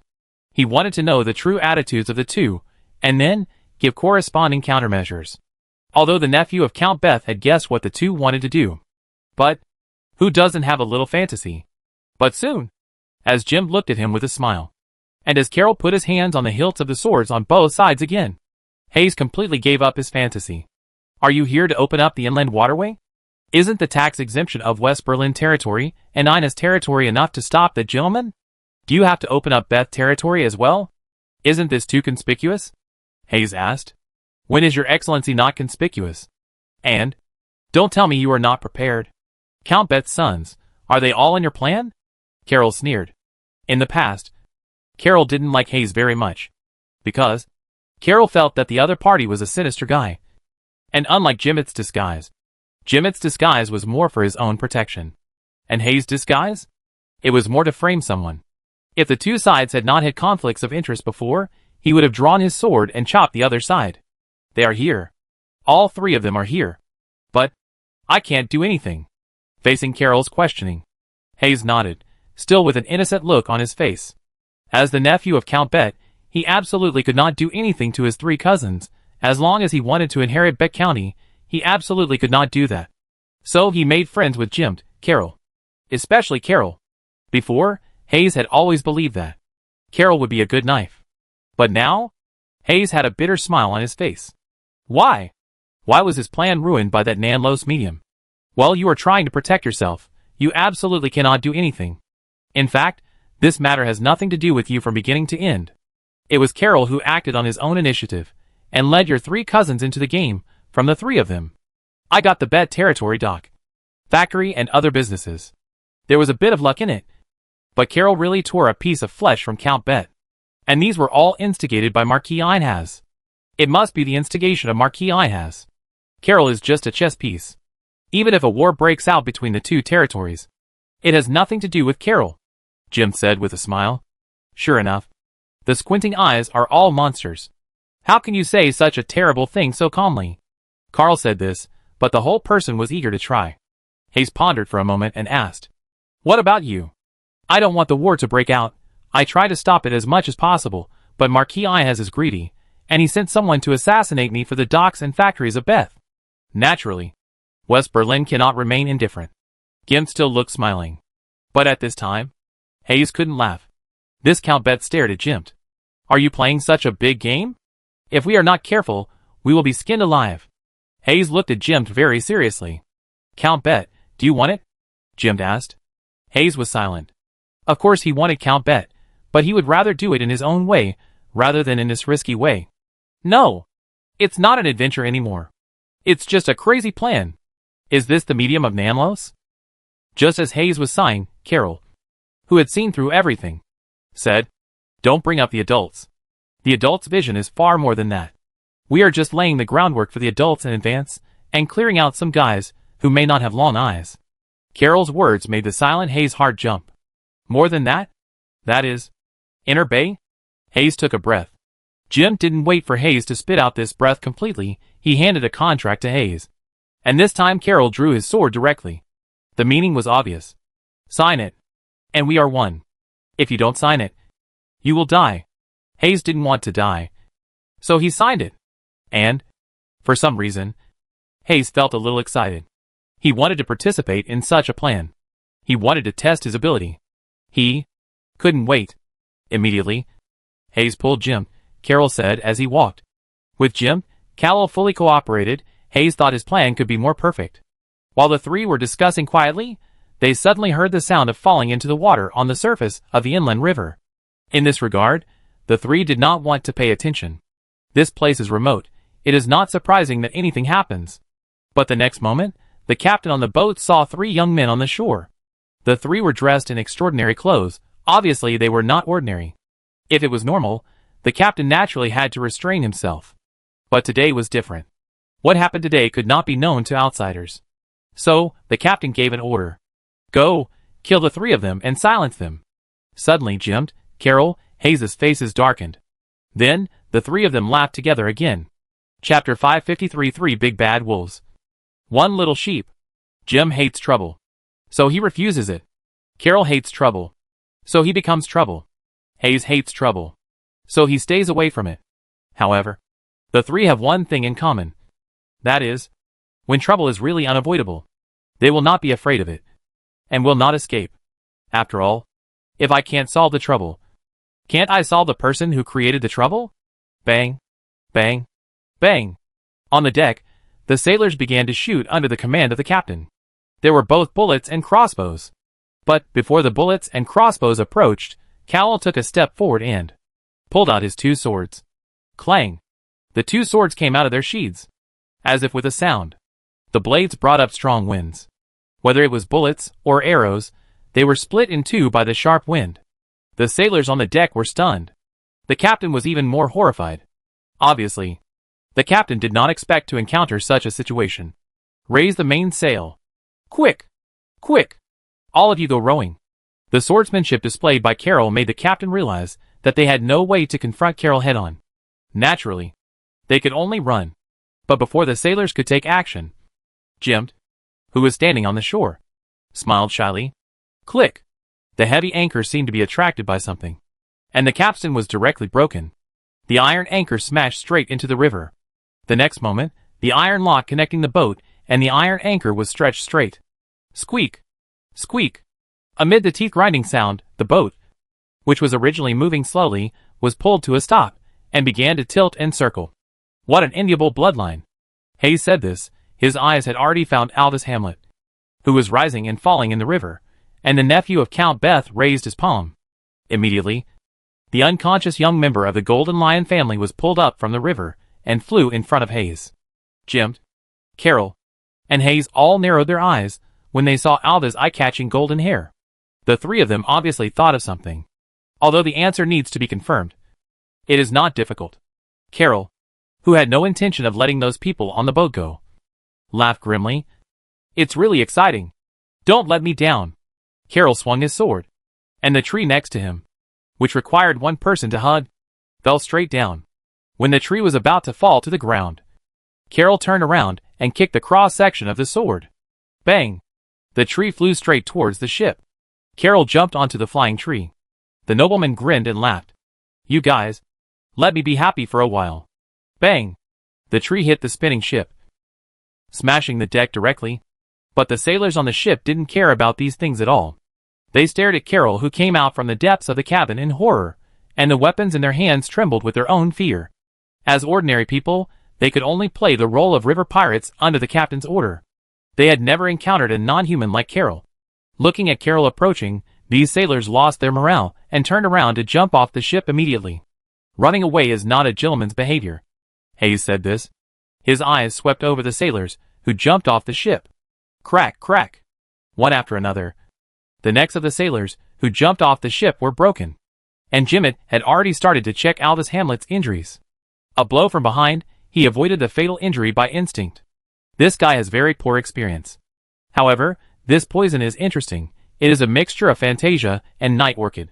Jimmet said this, but the corners of his mouth remained upturned. This kind of mixed poison is not ordinary. Fantine is a high-end spice that can effectively remove fishy smells while providing a lot of beneficial substances to the human body. And Night Orchid is a perfume raw material that is extremely popular among upper-class ladies in the Silver Age. It was not until the thief Carmen discovered that the mixture of the two is an extremely effective paralysis potion that she gradually withdrew from upper-class gatherings. But their already expensive prices have become even more expensive. After all, they are really useful. So many pharmacists at that time would change their careers to look for fennel and Night Orchid. These pharmacists hope to grow these two plants, but the growth conditions of both are too harsh. In addition to the special terrain environment, fennel needs the saliva of the secret creatures to irrigate, and Night Orchids need the feces of the secret creatures as fertilizer. Any deviation during the process will lead to failure. In addition, the secret creatures are uncontrollable. Soon, the pharmacists gave up growing fennel and Night Orchid. The fennel and Night Orchid in the wild quickly disappeared. Only the cultivated species of some major forces remained. Therefore, Jim was sure that the blond man in front of him was probably from the Inner Bay as they guessed, and he should be a member of the Golden Lion family. Jim was bandaging Aldous Hamlet while thinking. At this time, Carol came over with the captain's body. Hayes opened the other person's mouth without surprise. TSK, choosing 2 layers of fish floats, is the craftsmanship of Niwen, Hayes said with certainty. Just in case, he had learned similar knowledge before. Like Bettling, prefers to use rosin. And in West Berlin, the shell of the poison is also a fish float, but the poison has become some kind of blue dart frog, unlike Bettling and Niwen, who are more accustomed to choosing mineral toxins. Hayes then looked at Jim. Carol. Who goes first? The nephew of Count Bet asked. I'm not suitable. Carol took the initiative to withdraw. You are more suitable. Hayes looked at Jimmet and said, and chose to withdraw. Then, the two of them took the body and hid directly. Jimmet shrugged helplessly. He took out a small bottle and shook it under the nose of the man in front of him. Ah! Aldous Hamlet, who was in a coma, took a breath and woke up directly. He subconsciously wanted to get up, but as soon as he moved, the pain in his lower back made the young man scream. Don't move. You are seriously injured and poisoned. Jim immediately turned around to support Alvis, with a trace of worry and guilt on his shy face. The young member of the Golden Lion family looked at the shy young man with a worried face. Especially after seeing the guilt. He immediately felt a good impression. This made Arthur come back about an hour later. I got the news that Aldous Hamlet was framed by the eldest son of the Old Lion. This seems to be a good opportunity. It's not good for the Golden Lion family to be too united. Arthur couldn't help thinking, and his mouth couldn't help curling up. For the safe trip to Niwen, Arthur was more confident. Of course, Arthur didn't mind a few more points. So, his eyes turned to the text in front of him. Chapter 554 Abdel's Fire Control Technique. The sun rises as usual, XP arrives as promised. Kill the mysterious side, XP plus 150. Baron Harold's strength in the battle with the Descendant of Blood was amazing, and his entrusting of his son to others before his death was even more surprising. Your name is once again spreading in the mysterious side of Nanlos, XP plus 350. More people have heard your name, XP plus 180. Obviously, after another day of fermentation, the aftermath of the Nanlos swordsmanship tournament continued to spread, and more people knew the name of Arthur Kratos. The XP gained from killing the mysterious person and the Harold Manor incident was also within Arthur's expectations. His vest, the Blood Descendant's pursuit. In addition to letting go of his other vest bandaged swordsman, he also carefully selected 2 fish that slipped through the net. One was the spy of the Count of Nanlos. The other one is a real lucky guy. For the former, Arthur doesn't want to have a conflict with Count Nanlos. For the latter, it's really necessary for publicity. After all, compared to daily XP, events related to the mysterious side can earn more XP, so how can Arthur let it go? With today's XP credited, and the remaining 420 points from last time, Arthur's XP quickly rose to 1,100 points. Without hesitation, Arthur looked at Abdel Fire Control. Before, there was no salamander sack, but now that he had it, he naturally wanted to enrich his own methods. Abdel Fire Control Level 1. The Imperial Court Jester Harrington invented this secret technique in order to perform fire-breathing techniques, but his invention was very unstable and often caused explosions. Every time Harrington was covered in dust, the Imperial Court Mage Chariko would laugh loudly. The Court Lady Lise would also smile. Therefore, Harrington did not continue to study this secret art, but thought it was the best. After all, who can refuse the smile of friends and lovers? And Harrington's disciple Abdel discovered the potential of this secret art. After several years of research, Abdel made it more effective, safe and powerful. In response, Harrington encouraged him, and he took the subject of fire control as his research topic, and gave it completely to Abdel. Therefore, Abdel began a 50-year-long research. You have now touched upon the basics of this master. Effect 1. Fire control. 2. Ignition. Fire control.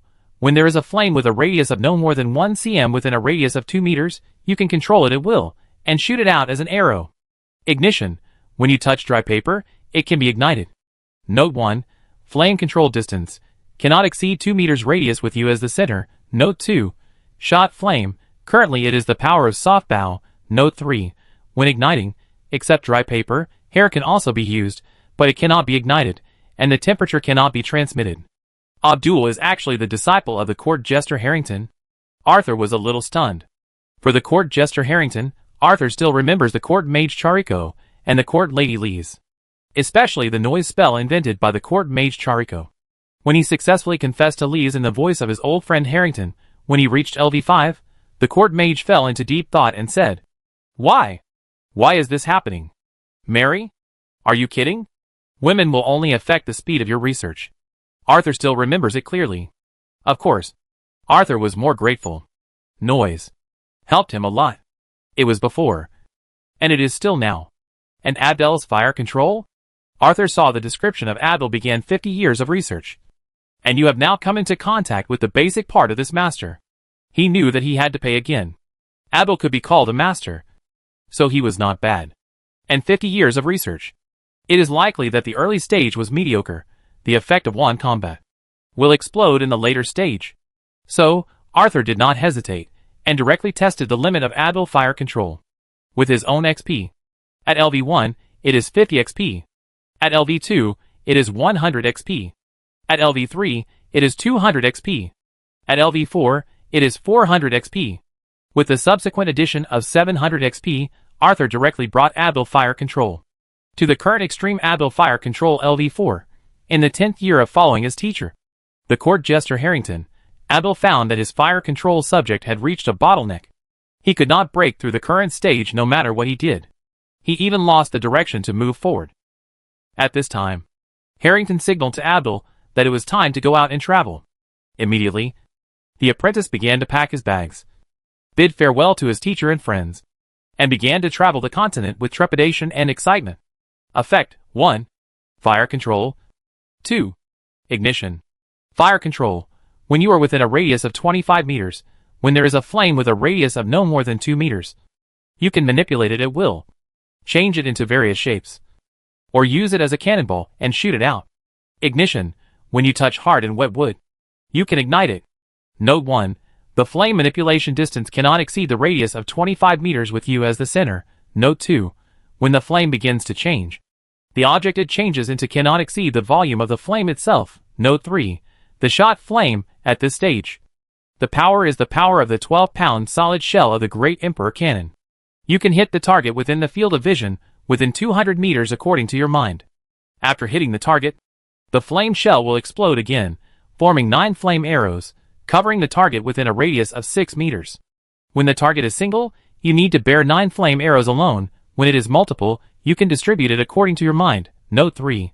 When igniting, webwood can be used, objects of the same level can also be used, and when you can't ignite, you can still transmit high temperature.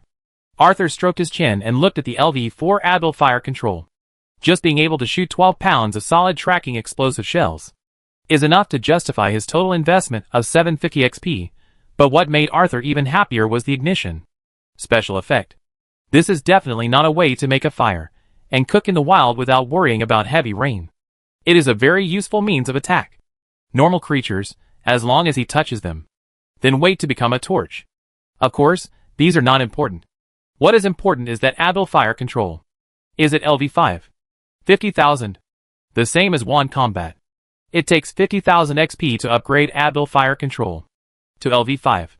Although it was previously speculated that Advil fire control would undergo a qualitative change at LV5, the same XP value as wand combat surprised Arthur. The same 50,000 XP?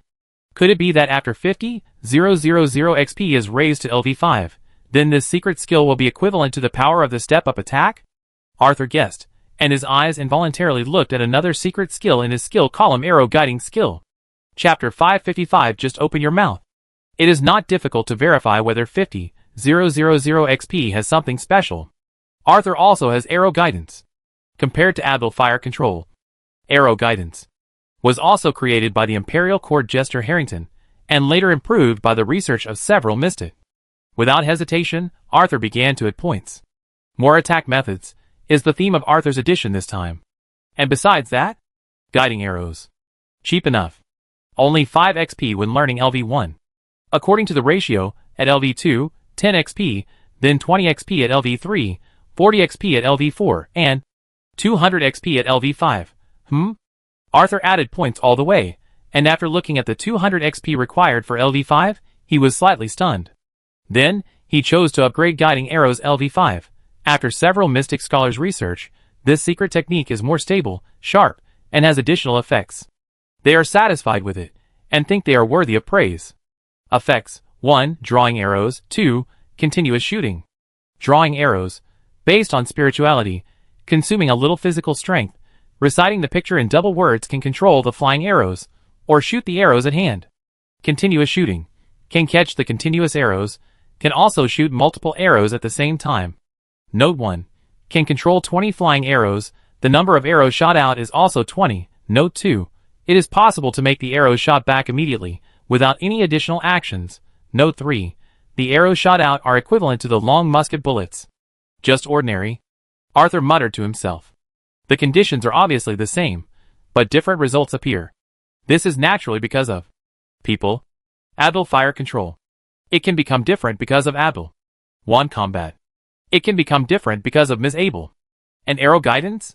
Arthur looked at the label of research by several mystics, then looked at the word satisfied and praiseworthy. Does a master need the heart of an apprentice? Arthur said to himself. Of course, Arthur would never look down on those unknown researchers. After all, Compared to these unknown researchers, what position and reason does he, a guy who enjoys the fruits of others' labor, have to look down on others? As for the 50,000 XP guess, there will be a chance later. Moreover, arrow guidance is also strong enough. As long as he says Shio fast enough and has enough physical strength, he can really face a volley of arrows. Of course, if possible, Arthur definitely does not want to face such a situation. But who can tell the truth about the world? Isn't the so-called trump card just for such a contingency? Pan, you must remember, never reveal your last trump card. Or, when everyone thinks you have it, you don't have to have it. But when only one person thinks you have it, you must have it. Arthur picked up Pendragon and leaned against the pillow and whispered, "Meow?" Pendragon's cat face was puzzled. Shouldn't more people think that sometimes you must have it? Why does it become that when only one person thinks you have it, must there be? People are complex, and the human heart is unpredictable, Arthur said in a pretentious manner. The kitten didn't understand such words at all, angrily broke free from Arthur's restraints, walked straight to the bowl of cat food, opened his mouth, and took a big mouthful. Unlike the elegance of other kittens, Pendragon opened his mouth and swallowed it, like a bulldozer. Arthur didn't care about this. Is there anything happier than raising a kitten that can eat? Of course, kittens are not picky eaters. A cat that eats tomatoes, sweet potatoes, zucchini, and eggplants is definitely the most suitable meal partner. Of course, the weight surge is also inevitable. Arthur looked at Pendragon, while silently counting down in his heart. 3, 2, 1. When the number 1 was silently counted, a huge smoke ring appeared. And Melinda once again appeared in the medium-small hall at number 2 Kirk Street. As soon as the lady appeared, she glanced at Pendragon, who was eating with big mouthfuls. Then, she looked at Arthur lying on the bed. The matter of Baron Harold was not arranged by me. Before Melinda could speak, Arthur said directly, apart from the Baron Harold incident that just happened, Arthur could not think of anything else that could make Melinda run to him from Caesar Manor again. And this is what Arthur wanted. Heh. Melinda sneered, obviously not believing it. Others might think it was an accident. However, Melinda, who knew that the descendant of blood had a close relationship with Arthur, absolutely did not believe it. In this lady's guess, Arthur was not only plotting against the woman glassed, but had long been eyeing everything in the Harold family, including the title and the manor, just like when she had her eyes on Baron Harold. Although she finally chose to plunder everything from Baron Camille, but this does not mean that everything in Baron Harold's family is worthless. On the contrary, the Harold family, which she chose as her first choice, has a lot of assets. Although it is only intangible assets, it is enough for many people to eye it. It is precisely because of this that she, who just inherited the title, did not pursue the victory. She is not only waiting for a more appropriate opportunity, but also waiting for the limelight to pass. Melinda believes that with Baron Color, Baron House's character would definitely not let the Harold family go. As long as the former two attacked the latter, it would be her turn to reap the benefits. At that time, she could take the family name of Caesar to the next level. However, with Arthur's move, her plan fell through. However, Melinda was not angry at Arthur's move. The reason she was upset was that Melinda was angry that she did not see through Arthur's plan. And she could not figure out what Arthur wanted to do. This is exactly why this lady is angry. Melinda found that she didn't know when she started to be suppressed by Arthur, whether it was strength or layout. This was naturally a great blow to the proud Melinda. In fact, if Melinda was not strong enough in heart and strong in will, she would have collapsed long ago. And now, Melinda is a little used to it. However, this does not mean that this lady is not curious. The lady didn't believe that Arthur couldn't see the current situation in South Los. He only needed to wait a little longer to gain greater benefits. Then this kind of giving up was naturally for greater benefits. What could it be? Melinda couldn't help guessing. Arthur, leaning on the pillow, glanced at the lady's expression, shrugged helplessly, and the young medium sighed softly. Melinda, have you noticed that you can always guess what I want to do? As he said that, Arthur looked at the lady and said seriously, 100,000 gold coins. Chapter 556 Visit. 100,000 gold coins is not a small amount for anyone, even Melinda is the same. But unlike others, when Melinda gets this number, she will not get angry immediately, nor will she think that what Arthur said is nonsense. On the contrary, Melinda will think, And Arthur likes people who think. Especially when Melinda thinks she is particularly charming. Even if she stands there motionless, they all seem to be emitting golden light. Melinda firmly believed that Arthur had planned ahead of time and had a clear purpose. Arthur was also willing to let Melinda continue to believe. So he was going to say a name. Dawn! Dawn! The pseudonym of Aldous Hamlet. And this pseudonym is worth 100,000 yuan. In fact, this price is really a friendly price. After all, as long as Melinda investigates this pseudonym, she will definitely be able to find Aldous Hamlet. At the same time, it is also very likely that some clues about Aldous Hamlet will be found from him. And some more secrets about his mother being a member of the Golden Lion family will be known. Therefore, this price is really not expensive. It is definitely not because Arthur gave all the money to Bob to rush to make the death potion. And when he was short of funds, he wanted to cheat Melinda.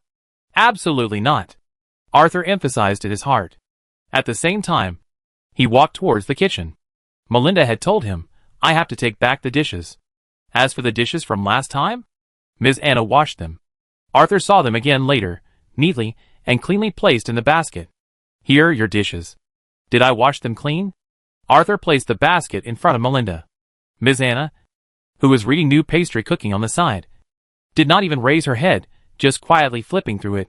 For Ms. Anna, Arthur's white lie was like a younger brother's spoiled behavior. Not only does it not matter, but it is a little cute. Of course, it is limited to Kratos' family. Outsiders? Ms. Anna will let them feel what terror is. Melinda looked at the basket, rolled her eyes at Arthur, and then looked at Ms. Anna. Thank you for your help. Melinda thanked her sincerely. Although she could roughly guess Ms. Anna's origin, if Arthur treated Ms. Anna as a family member, she also needed to show corresponding respect. Not for anything else. Just for his current status. You're welcome, Melinda. Ms. Anna replied with a smile. That smile was hideous and terrifying. At least it looked that way to outsiders, but in Melinda's opinion, it was much better, at least better than a bastard who always asked for money, and was calculating and scheming in his heart. After thinking about the funds in the account, and confirming that it would not affect her business, Melinda nodded to Arthur. Go ahead. Dorn. Dorn from the Inner Bay, Arthur said. Melinda narrowed her eyes. Inner Bay? The lady repeated. Yes. Arthur nodded with certainty. Without any hesitation, Melinda blew out a huge smoke ring and went straight in. Huh? Finally left. Arthur let out a long breath, said hello to Ms. Anna, and then returned to the floor of the medium hall. He quickly fell asleep, and Melinda started to get busy. First, she asked her subordinates to inquire, looking for the man named Dorn. It is possible that he is from Niwen, of course. It is more likely that he claims to be from other places. However, no matter what, Melinda needs to know everything about this man named Dorn before sunset. Then, the lady began to tidy up her clothes. She changed into a pair of khaki trousers, brown high-waisted boots, and a white shirt, although the vest is still a man's outfit. The cuffs and collar are decorated with lace, and the trousers are slightly modified at the waist and hips to make them more linear and look more like women's hunting clothes. This lady did not do this to change anything. She had to do it because Mrs. Susan's visit. Facing the butler of the Count of Nanlos, Melinda would never be careless. However, in the past, Melinda would never dress so well, even if she knew that the other party didn't like her daily outfit. In the past 2 years, Melinda, who had been playing the role of the coin bag of the Count of Nanlos, still had some confidence when facing Lady Susan, and didn't need to be treated so cautiously. The reason was that she changed into some outfits that the other party liked. It naturally had nothing to do with will. It also had nothing to do with flattery. It was just that Melinda hoped to get some useful information from Lady Susan. Then, of course, it was as a bargaining chip for the deal with Arthur. Think about it. Since the deal with Arthur, when did she not pay various bargaining chips? When did Arthur not take the initiative? This made the always strong lady unable to swallow this breath. So just now, Melinda did not tell her about Mrs. Susan's visit to her. It was to win Arthur once. At least, she, Melinda, also wanted to take the initiative once. So, Melinda unconsciously attached importance to Mrs. Susan's visit. Mary, prepare some light food. However, the meat needs to be prepared in sufficient quantity. The spices should be used with caution, and a soup that can be called a main course is also needed. Mary instructed. Okay, my lord. Mary, The cook, who also works as a part-time housekeeper, immediately went to the kitchen in person.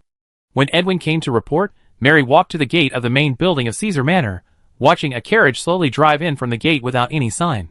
The driver was a familiar, but unknown guard from the Count of Nanlos. Besides that, there was no one else traveling with him. Miranda frowned secretly. Although with Lady Susan's strength, she did not need more guards, but as the chief steward of the Count of Nanlos, she should be treated as she should be. Or in other words, noble etiquette, demeanor. In short, there should be a cavalry team of no less than 20 people around the carriage. And there is only one possibility for this situation. Lady Susan did not come on behalf of the Earl of Nanlos, but in her own name. In this case, it is necessary to have a very good personal relationship. And she and Lady Susan? There is no such personal relationship. But what really surprised Melinda was Lady Susan's attitude. After the carriage stopped at the door of the main building, without waiting for the guard to open the door, seeing Melinda standing at the door, Lady Susan pushed the door and got out of the carriage. "Why did you come out? The winter in Nanlos is not so friendly." The elder-like words, with a hint of complaint, made Melinda look confused. Then, what was even more confusing was that Mrs. Susan actually took off her rabbit fur cape and put it on Melinda. Moreover, before Melinda could react, she pulled Melinda's arm and almost half-supported Melinda back to the main building. Melinda was stunned. The Ms. Longnight stared at Mrs. Susan blankly. But the lady looked at Melinda carefully, whispered softly, "If that bastard old Charlie knew that he was going to be a great-grandfather, he would be very happy." Melinda was startled. Then, her pupils trembled violently. Chapter 557 Pull. What's wrong with this tone? And this nostalgic tone? Arthur's grandfather, old Charlie, had an affair with Mrs. Susan in front of him? When Melinda decided to cooperate with Arthur, she naturally investigated the members of the Kratos family. Although it was later proved that the information was all fake. What an uncle who loves adventure. What a vicious aunt. What a grandfather who is upright but very popular with women. These are all fake. Even the appearance of Linda Camille did not change Melinda's impression. After all, feelings are hard to estimate. Who can guarantee that something unexpected won't happen? But unexpected things don't happen one after another. So, is Arthur's grandfather really popular with women? Melinda guessed in her heart. But on the surface, she showed just the right amount of surprise. You and Arthur's grandfather? Melinda did not hide her curiosity. Mrs. Susan's intimate attitude at this time has already shown that it is a private gathering. So naturally, some things can really be asked. And some rules can be slightly crossed. If possible, I hope Arthur can call me Grandma, Mrs. Susan said bluntly. This lady knew very well that in order for Arthur to climb the ladder more smoothly, she must occupy a key and legitimate position. Only in this way, she is qualified to make some plans. Of course, Melinda didn't know what the lady was planning. But Melinda's intuition told her that this matter was not simple. Almost instinctively, Melinda's face showed apology. "I'm sorry, Mrs. Susan. Arthur never mentioned this to me," Melinda said, not only on her face, but also in her eyes. "Of course, this is all a disguise. You said Arthur needs to call you Grandma. Does that mean he has to call you Grandma?" "Impossible. Arthur never mentioned you to me. Although I can't directly prove what attitude Arthur has towards you, this ambiguous attitude is enough for me to not have any more fears. At least, I don't have to let you take the initiative." After Melinda finished speaking with her own ideas, she bowed. What you think in your heart is one thing. Doing it is another. As long as it does not hurt her fundamental interests, Melinda will not care about these. Of course, Melinda is not a passive defensive person. There is a trap hidden in her words. "Arthur and I have not mentioned you. But you are so enthusiastic. Something must have happened between you and Arthur's grandfather. Old Charlie? Tell me. As long as you open your mouth, you will no longer have the qualifications of an elder. After all, you and Arthur's grandfather have been like this. How can I call you Grandma?" Moreover, Melinda believes that Mrs. Susan would not really accept her greeting. In fact, that was true. As soon as Melinda made a move, she was stopped by Mrs. Susan. "We don't need to be like this. Can you tell me about what happened between you and Arthur?" Mrs. Susan patted Melinda's arm in a reproachful manner, and began to change the subject without leaving any trace. This lady would not take the initiative to step into Melinda's verbal trap, and directly lament the helpless things between herself and Arthur's grandfather. "Old Charlie, as long as you sigh, you can't really call me Grandma." So, Mrs. Susan wisely chose another point to start. It was just some cooperation at the beginning. You know, my business was not as smooth as I thought. So I had to use some external forces to make it smooth. During this period, I met Arthur. Do you know? When I first met Arthur, the vigilance in Arthur's eyes was almost real. And then, he told me that this was a warning from Grandpa Charlie, and that we must be on guard against it. Since he was a child, he had been trained in various ways by Grandpa Charlie. Grandpa Charlie must have gone through something. Right? Otherwise, he wouldn't have done this, Melinda said, sighing. However, after speaking, she brought the topic back to old Charlie. What can she talk about with Arthur? Could it be that, every time she traded with Arthur, she was very passive? Or, the so-called pregnancy now, is a plan for both of them to get what they want? Or, do they want to seek more in the next step? It's not appropriate. None of the topics are appropriate. So, we have to go back to old Charlie. Because, Melinda found that Mrs. Susan was very shy about old Charlie. And this will become her advantage. Melinda will not give up the advantage in her hands. When hitting someone, you have to hit the other person's wound. Talk. Of course. You have to take advantage of the other party's embarrassment. What can that old bastard endure? It's just that I found him camping with a pair of twins. Mrs. Susan snorted. He didn't lie to you by saying he was busy with work. Did he? Melinda asked. That's not the case. He was originally camping with a woman. But something happened at the woman's home. So he had to go back early. I thought that bastard old Charlie could only go to the campsite alone. I felt sorry for him, so I rushed there overnight. Then, I saw him discussing the origin of life with a pair of twins he had just met at the campsite. Mrs. Susan said unhappily. Melinda, is this something I can listen to for free? Were you so wild and straightforward in your era? Where you said that? That era was very conservative. Also, what happened to Arthur's grandfather? Old Charlie? Succubus on earth? Melinda couldn't control herself and started to complain. Mrs. Susan seemed to have discovered what Melinda was thinking. And the lady sighed. In fact, I'm used to it. When I saw the twins, I wasn't really angry. Mrs. Susan's words made Melinda more curious. What about you? Melinda asked. It was when we left the campsite the next day that the old bastard said goodbye to every lady in the campsite. He had already told the appearance of the 25 ladies in the campsite names. Hobbies. All remembered. This old bastard. Mrs. Susan couldn't help but snorted again. Melinda was truly stunned. She could remember the names and looks of 25 ladies in a short period of time. Asking about hobbies was a little difficult, but not impossible. But, why was it when we left the camp the next day? The next day. The night before. Wasn't old Charlie with the twins? What were you doing there? Shouldn't you just slap old Charlie and leave? Why did it happen the next day? Melinda felt that her cognition was crushed. At this time, Mrs. Susan gently took Melinda's arm again and said softly, So, you should understand how difficult Arthur is. Right. Subconsciously, Melinda nodded. But just as she nodded, Melinda suddenly became alert. No. Chapter 558 Dream. How did Mrs. Susan take the initiative in speaking? Melinda, who suddenly realized this, was about to speak to regain the initiative, but before Melinda could speak, Mrs. Susan had already pulled Melinda towards the study. She didn't give Melinda a chance at all. Melinda found that this lady was more difficult to deal with than she had imagined. From the beginning, although this lady occasionally sighed and snorted, but thinking about it carefully, she always maintained an elegant smile. That sigh, snort, was more like a kind of particle to accompany the words. But it attracted her. Melinda admitted that the love stories of the older generation were really nice to hear. But she also warned herself not to be attracted again. However, the next scene was something Melinda had never expected. Why is there an ashtray here? Why is there tobacco in this wine barrel? Why is there a stimulant in this small bottle on the bookcase? And why are there tulips here? As soon as she entered the study, Mrs. Susan glanced around and her face darkened.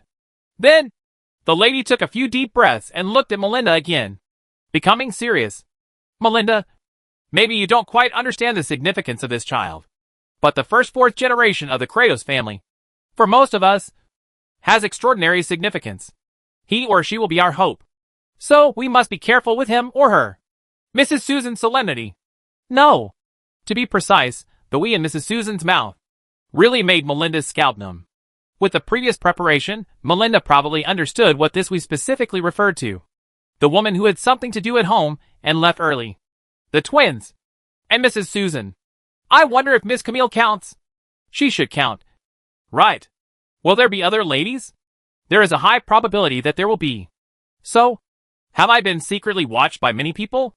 This feeling of being secretly watched is definitely not a good thing. At least, Melinda was already having difficulty breathing at this time. She subconsciously took out her pipe, prepared to smoke a pipe of cigarette to calm down. But before she lit the cigarette, the pipe was snatched away by Mrs. Susan. Melinda didn't notice Mrs. Susan's actions at all. The pipe in his hand was gone. Melinda looked at Mrs. Susan in great surprise. But Mrs. Susan smiled slightly. Melinda, you don't think that I can become the housekeeper of the Nanlos family just because I am good at managing things? Don't worry, I know you chose smoke. But at any time, there will be a replacement. As she said, Mrs. Susan took out a pack of tobacco from her bosom. I got the tobacco from a guy, don't worry. The taste is almost the same. But there are no side effects. And it will definitely not affect the fetus. Moreover, it will strengthen your strength. Even through the bag. Melinda can feel the spirituality of the tobacco. Obviously, this is the work of a potion master. Using a potion master to refine tobacco. Isn't it too extravagant? As a senior pipe lover, Melinda has thought about inviting a potion master to refine some tobacco with special functions for her. But without exception, they were all rejected by the potion masters. It was not a matter of money, but a matter of dignity. The potion masters thought that Melinda was challenging their dignity. Therefore, the matter was left unresolved. But at this moment, is this the end of the matter? Looking at the tobacco in her hand, Melinda felt the power of the older generation more intuitively. Of course, this is not the end. After walking around the study, Mrs. Susan looked at the several sentries in the manor. They chose a good position. But the strength is not good enough. A certain guy is very good at training people. I will ask her to send someone here. Also, you should have hidden people from other forces here. Right? I know you want to fish, but it is still dangerous. I will have people clean it up. The forces behind them, except the one in Niwin, I can tell you about the rest. Whether you want their property or direct cash compensation, it's all fine. Mrs. Susan's words were negotiating. But it inexplicably put pressure on Melinda. The invisible pressure made Melinda feel that she couldn't breathe well. Then, after a lunch that Melinda felt was difficult, the lady looked at Mrs. Susan, who had not yet planned to leave, and said directly, Mrs. Susan, I want to go find Arthur. I miss him. When Melinda said this, her face turned slightly red. It was not a disguise. It was really red. Because Melinda was ashamed of herself for running away from the battlefield. This lady doesn't want to face Mrs. Susan now. It's not that Mrs. Susan is not good. On the contrary, Mrs. Susan is too good to her. So good that she almost thinks she is under an illusion. This unreal feeling of extreme goodness to her is something that Melinda has never experienced before, even though this lady is extraordinary and gifted. At this time, she doesn't know how to face it. So, she can only retreat temporarily. Well, go. Arthur must miss you too. Madame Susan smiled and nodded. Without any hesitation, Melinda asked Edwin to prepare the carriage. As for a more convenient way, Madame Susan had just taken away all the tobacco leaves except the special tobacco. And the special tobacco, then it passed through the hands of the potion master? Without confirming that it was absolutely safe, Melinda would not try it.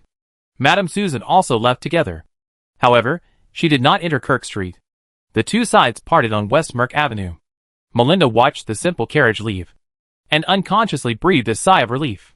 Then, she looked at number 2 Kirk Street, and immediately began to grit her teeth. Arthur woke up from his dream. He just dreamed that he was standing in a 2-story building, holding a cup of hot tea, leaning against the window, looking at the heavy rain outside the window. And then, he suddenly found a figure appeared in his field of vision. The other party was holding a white umbrella, wearing a dazzling wedding dress, more importantly. Even with her face covered, Arthur could still recognize that it was Melinda. Melinda naturally recognized him. And then, she smiled charmingly and whispered to the person behind her, Look, that is your father. Go, call him Daddy.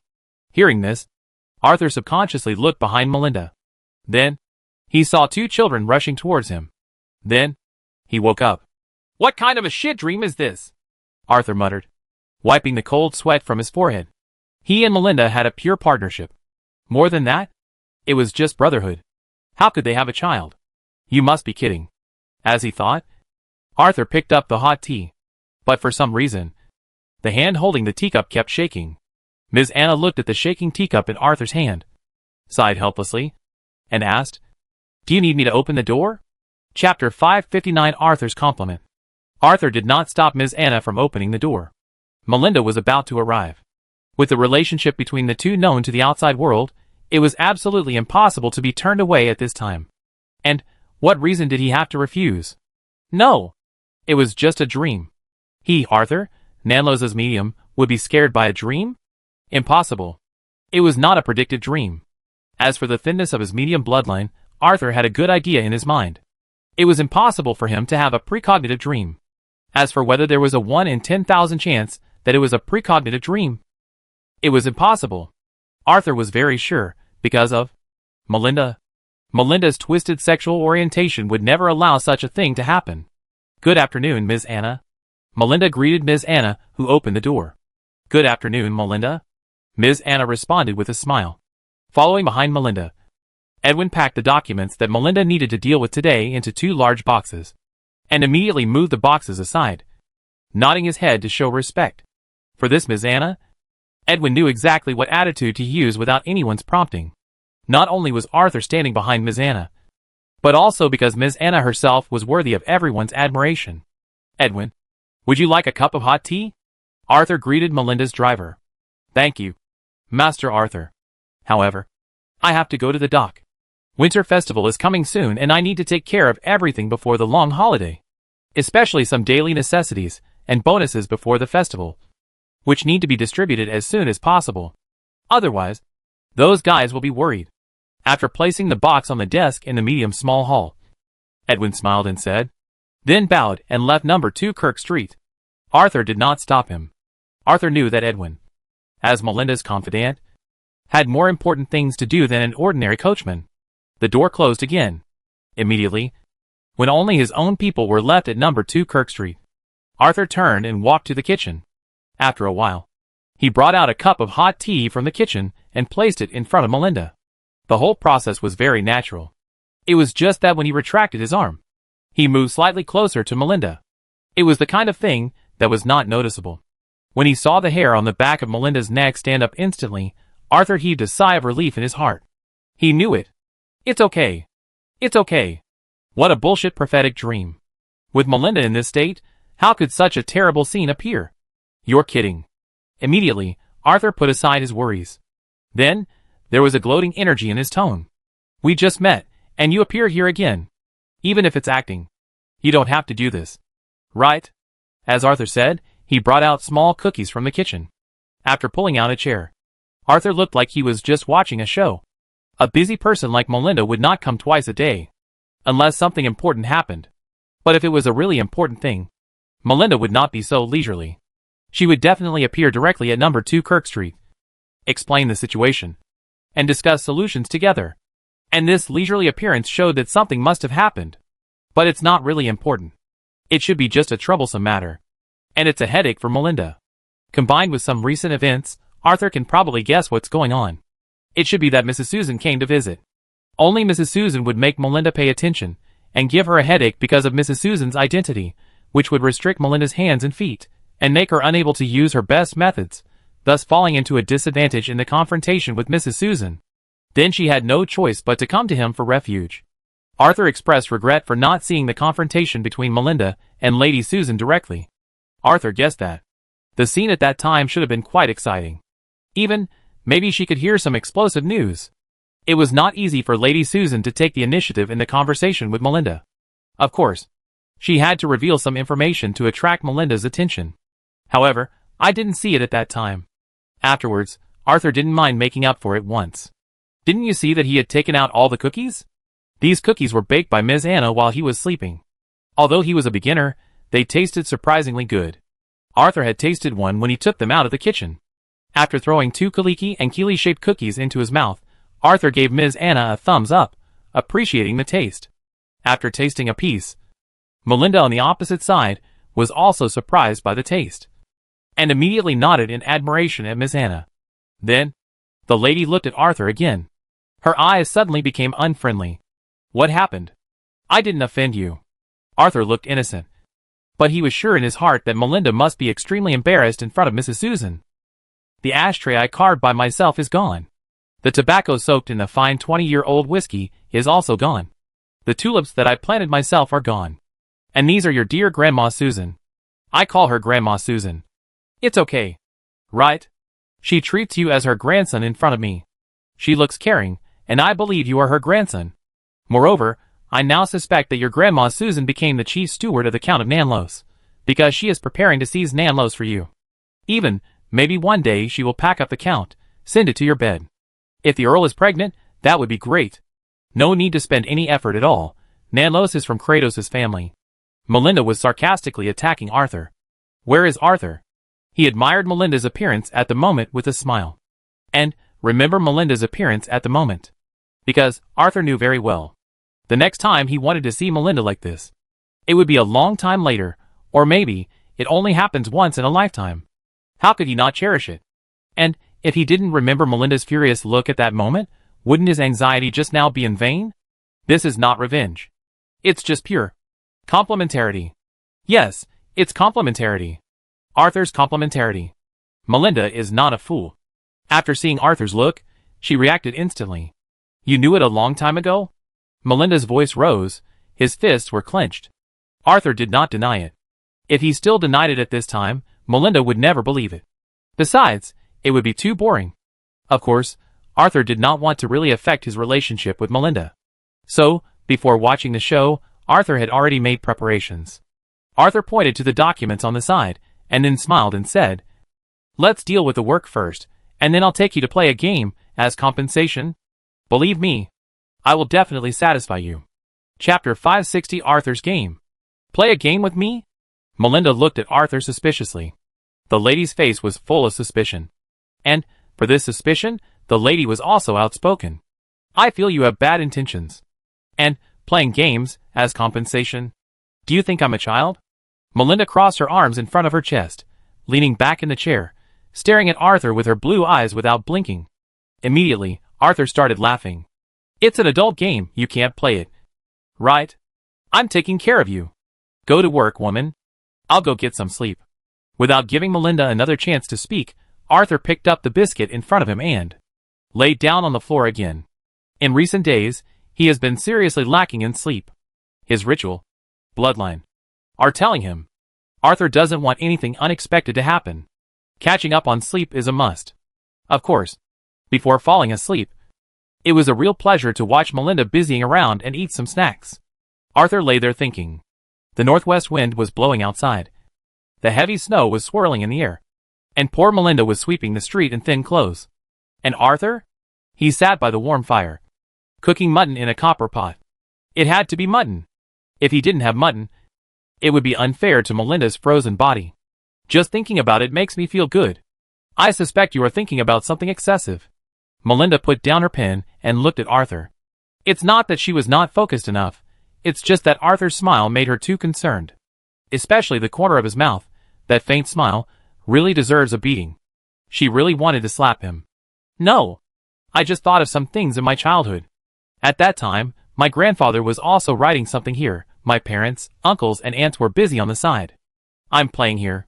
Time flies so fast. Arthur pointed to the place where he was playing, then, with a sigh, turned around. The biscuits are finished. It's time to go to bed. As for the words just now, do you believe the words of the medium? Melinda never believed the words of the medium, but when Arthur said these words, Melinda was still a little hesitant. The lady couldn't tell the truth from the false. But the next moment, the lady was sure Arthur was lying to her. Because, whoo-hoo! In the long breath, there was a snoring sound.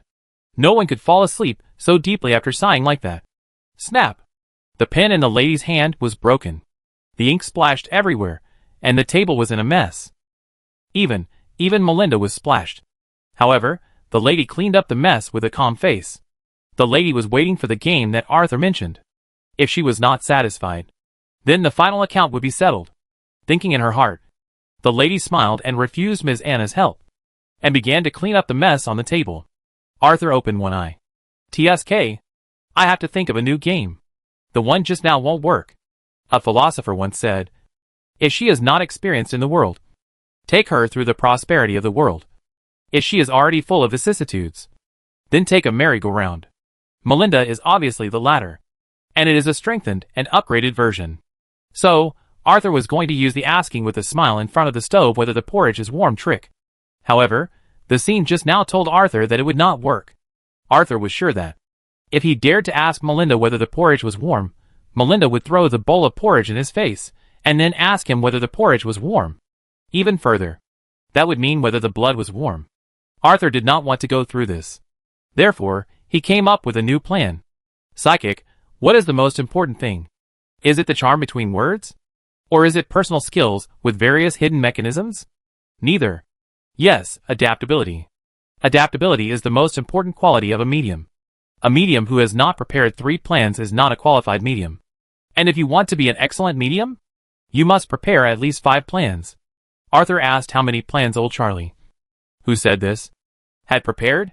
Old Charlie answered mysteriously, "N plus 1. At first, Arthur didn't know what N was.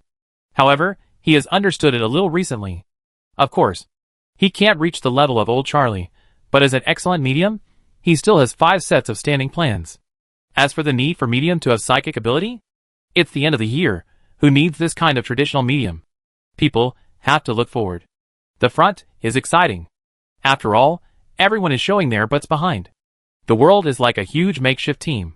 You have to look at everything from the front, because everything looks bright and beautiful from the front.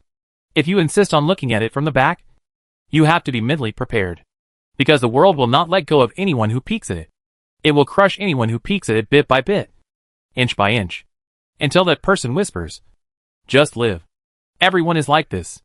Then it will let that person go.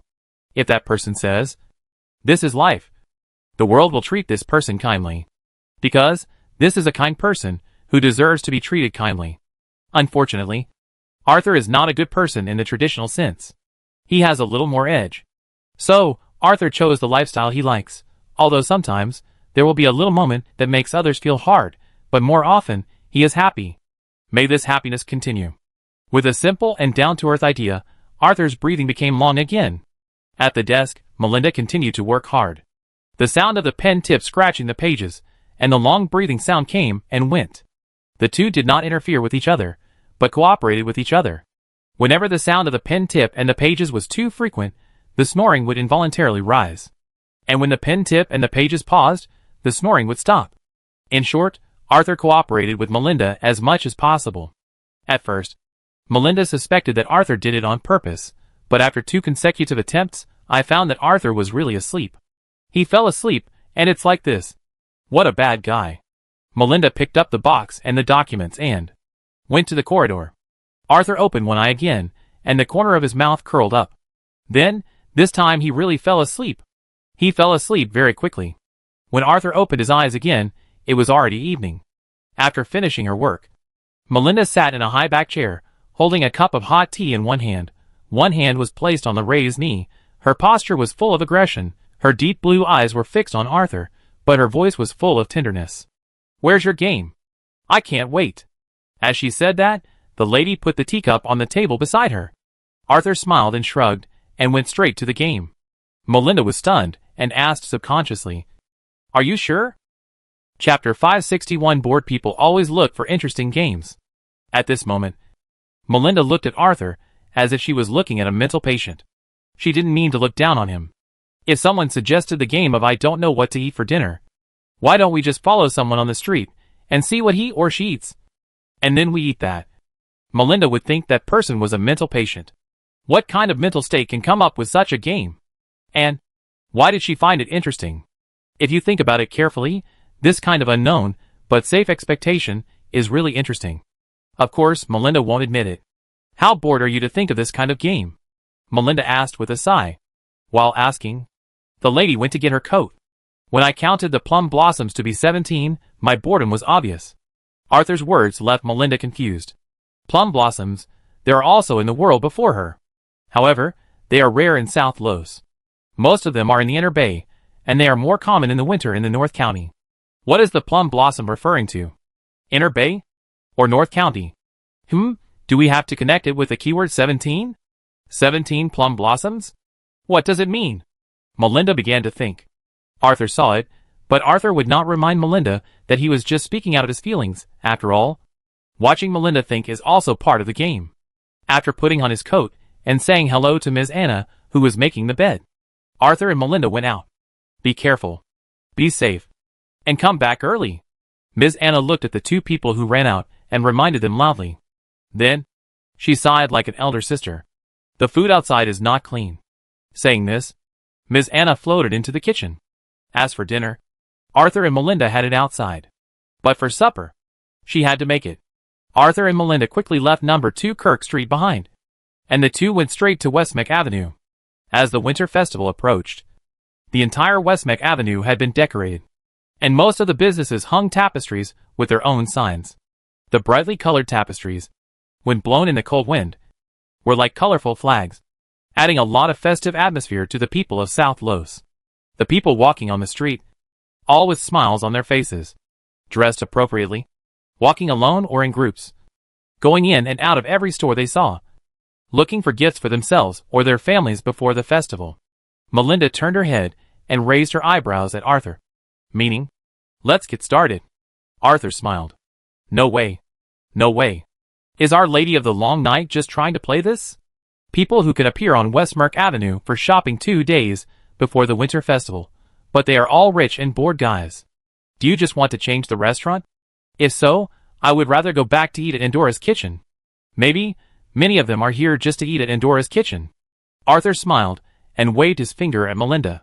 So you want to go to Rat Street? Melinda asked with interest. The lady admitted that what Arthur said made sense. The people who appeared on Westmeck Avenue on the winter festival, they are all rich and idle guys. Eating with them is just changing the restaurant. Not interesting at all. As for going to Rat Street, Melinda doesn't mind. It's different from Arthur's secret infiltration into Rat Street. With the demise of the Rat Club, Melinda's forces can be regarded as entering Rat Street semi-openly. Why is it semi-openly? Because the only one who can be truly open and above board in South Los is the Countess of South Los. The other party is the master of Nanlos. If Wiggins is here, I don't mind. But Wiggins is currently receiving special training at Rick Farm. If we show up, do you believe it will cause more noise than Westmeck Avenue? Arthur rejected Melinda's proposal. What about you? Melinda looked at Arthur. When Arthur took out a piece of paper with place names written on it from his pocket, the lady's blue eyes lit up. Do you want to draw lots? Of course. It's random, so try to make it as random as possible. Arthur nodded, and then handed all the notes to Melinda. This is to show the fairness of the game. He proposed the game. The destination of the game was naturally determined by Melinda. Melinda was not polite, and she crumpled all the notes into a ball, and then put them in her coat pocket, and then opened her pocket. It meant that Arthur should touch one. Arthur showed fairness. This lady would not fall behind. As for picking one up in hand, or throwing one out, don't be funny. With the eyesight of the two, they can definitely tell what is written on each piece of paper. Melinda was not polite before. Arthur certainly would not be shy.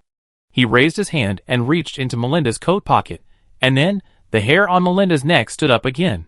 Arthur saw it clearly, and even counted how many hairs there were. As a young, kind and upright medium, Arthur deliberately wasted a little time. And before Melinda was about to feel really uncomfortable, he took out a note. Old Town. Let's go, Arthur asked. Let's go. Melinda nodded. As soon as the two raised their hands, the carriage on the side of Westmeck Avenue immediately came to them. When Arthur reported the destination, the driver looked at the two in surprise. It is true that Nanlos is the richest place in South County, but this does not mean that there are no poor places in South Los. The Old Town is the poorest place in South Los. And Arthur, Melinda's dress does not look like someone who goes to the Old Town. There are some poor families there. The biggest wish of these families is to do their best to provide a shop apprentice, so as to get out of their original position, and let their children go to a higher position and achieve class crossing. However, the driver did not say much. Moreover, soon, peace was restored. Because there are too many rich people in South Los. It is not surprising that some rich people do anything when they are bored.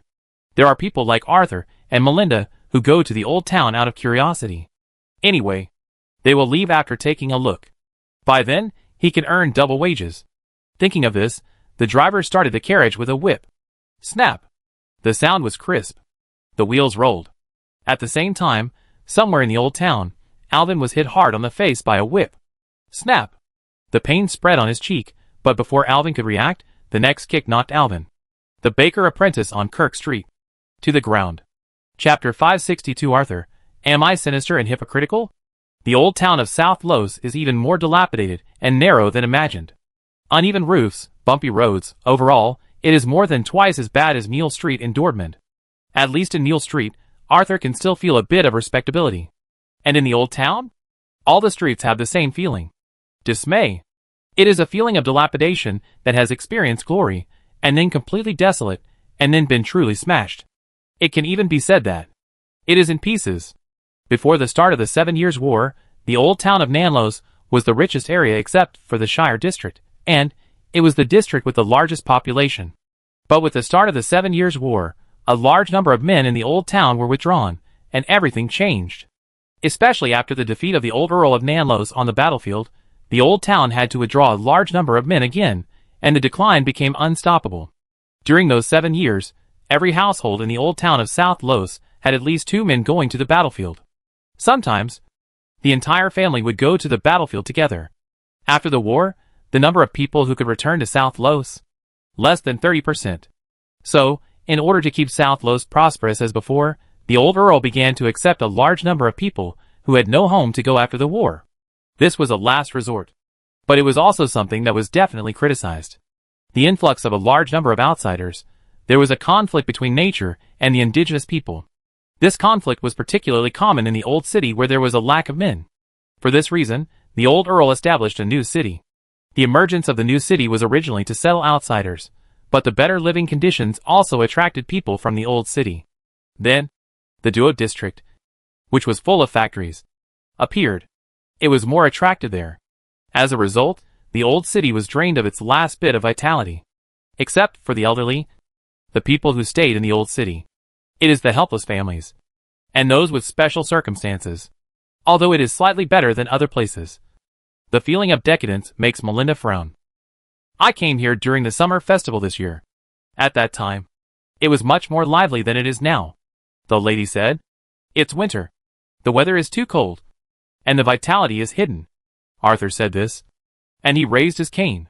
Melinda saw Arthur's posture and knew what he wanted to do. Walking stick positioning. When you get lost, you can stand up your walking stick. The tip of the stick will guide you to the direction you want in your heart. In South Los, many novice adventure enthusiasts in the Inner Bay like to do this. And the final result? Those with money and power continue their adventure life. Those without money and power become the purest fertilizer, nourishing nature, and those who tell them the benefits of adventure. Of course, the existence of survivor bias actually makes the cane positioning method popular to some extent. Lucky people are all worthy of envy, aren't they? However, this does not include Melinda. The lady looked at Arthur's appearance, and couldn't help but cover her forehead, and made a very regretful look. Regret? Hee. It's too late. Arthur looked at Melinda and laughed strangely, and then loosened his palm. As his palm loosened, the cane carved with the head of the Pendragon cat fell straight in one direction. Of course, not all of them fell down. When the cane was about to touch the ground, Arthur grabbed the cane. He didn't want his cane to roll into the sewage. Melinda glanced at it. You will greatly reduce the accuracy by doing this, the lady said, and walked straight ahead. Accuracy? Do you really believe in that kind of thing? It can't be 100%, even if it's 99%, it's inaccurate. Just like delayed justice. Arthur shrugged and followed. Justice is delayed. Can it still be called justice? If justice can be delayed, then revenge is reasonable. An eye for an eye. A tooth for a tooth. Blood debt must be paid with blood. Melinda frowned, and then snorted coldly. Obviously, with this lady's character, she is destined not to agree with this statement. And Arthur? Applauded softly on the side. However, he said, you are wrong. Melinda looked at Arthur, curiosity in her eyes. Based on her understanding of Arthur, she naturally knew that Arthur was not a kind person. If someone provokes him, then it is impossible to live in peace. Therefore, Melinda was looking forward to Arthur's opinion. Blood debt must be paid with blood. And we must root it out, Arthur said with a smile. Melinda's blue eyes sparkled. She agreed with Arthur's statement. Of course. In her heart. But in reality? The lady pretended to be disdainful and asked directly. Oh! It's easy to say to cut the grass and root it out. But it's hard to do. The simplest thing is, when you face a child, what would you do? It's simple. Give him a knife and a piece of candy. Arthur laughed. Knife and candy? Even with Melinda's intelligence. She didn't come back to her senses for a while. Arthur continued. Give him a knife and candy. And let him choose. He chose the knife. Which proves that he has the will to kill. And he must not be allowed to live. He chose candy. Which proves that he is cunning. And he must not be allowed to live. If he chooses both, it proves that he is extremely greedy. And he must not be allowed to live. If he chooses neither, it proves that he is a traitor. And he must not be allowed to live. Melinda was stunned. Then, the lady looked at Arthur and gave her evaluation. Kill if you want to kill, and you still find so many excuses. You are such a sinister and hypocritical guy. Arthur still smiled at this. Am I sinister and hypocritical? If I am sinister, I will pretend to leave, come back in disguise, and cry out loudly as soon as I enter the door. Too late. Too late. I am still one step late. Then, I pretend to be shocked to find him, and I am ecstatic and ready to take him away. If he has brothers and sisters, they will definitely find them in the secret room I don't know about, come out of the secret passage. At that time, I will deal with them all. Then, of course, I will change my appearance and come back again, and collect the body of my friend with great sorrow, and bury him in peace, to see if there are any fish that have escaped. It was clearly evening, but the dim light shining on Arthur's smiling face made people feel chilling. The coachman who had just sent Arthur and Melinda here originally planned to take them back, but after hearing Arthur's words, without thinking, he turned the car around, raised the whip, and drove straight away. The driver was frightened. He must have had a nightmare. Melinda was thinking seriously. Then, she nodded in approval. Good idea, Melinda said, and then asked curiously, what if it's hypocrisy? Chapter 563 The Sweetness of Returning Home. Arthur did not answer Melinda's question directly. He took 2 quick steps. As he walked, he said, if it is hypocrisy, I will pretend to be generous and say, I will let you go this time, but please remember my face. Next time we meet, I will not show mercy. Then, I will turn around and leave. Then, I suddenly turned back. Hee, little friend, we meet again. Arthur said. He turned around suddenly, and gave Melinda a strange smile. Melinda rolled her eyes immediately. Childish, the lady commented. Isn't this hypocritical? Do you really want me to say one more sentence? I can live my whole life with guilt. But I can't live my whole life in fear? Isn't it a bit redundant? It's better to say, I hid it much better than you did back then. So I survived? Arthur spread his hands, looking helpless. Not good either. If it were me, I would change my identity. Adopt this child. Love and protect him as a father. Teach him all kinds of knowledge. And give him a childhood sweetheart. And kind neighbors. Then, when he grows up, I will be killed by the powerful enemy. And my childhood sweetheart will be abducted. In order to inform him. The kind neighbors will also be killed. He will avenge me. And this is what I am most happy to see. Melinda said seriously. It's too long. There are too many variables. Besides, people are complicated. You never know how terrible the power of habit is. Just like you don't know how terrible the power of emotion is. Of course, you missed one point. Arthur shook his head, disapproving. Which point? Melinda became curious. I won't allow any enemy stronger than me to live. Arthur paused. He whispered in Melinda's ear.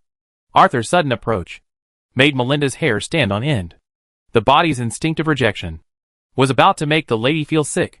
But at this moment, the lady was attracted by Arthur's words. She turned her head and looked at Arthur's face close at hand. Especially the smirk with the corners of his mouth turned up. For the first time, she found that she and Arthur had such a resonance. He thought, and she thought the same.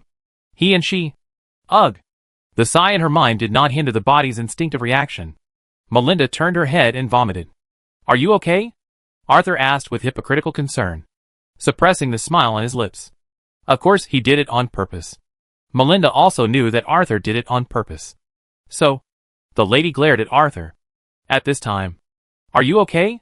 A crisp voice sounded. A girl wearing a cloth skirt and a piece of washed white linen as a headscarf came over. The girl was about 14 or 15 years old. The face was thin, but the eyes were clean. Clear. The palms were clean. And the voice was pleasant. The other person was holding a basket. According to the wax stains on the edge of the basket, it was obvious that this was a little girl delivering candles. Of course, it was not in the old town. People in the old town could not afford candles. Most of these candles would be delivered to the grocery stores in the Shire district or to the homes of people who had ordered them in advance.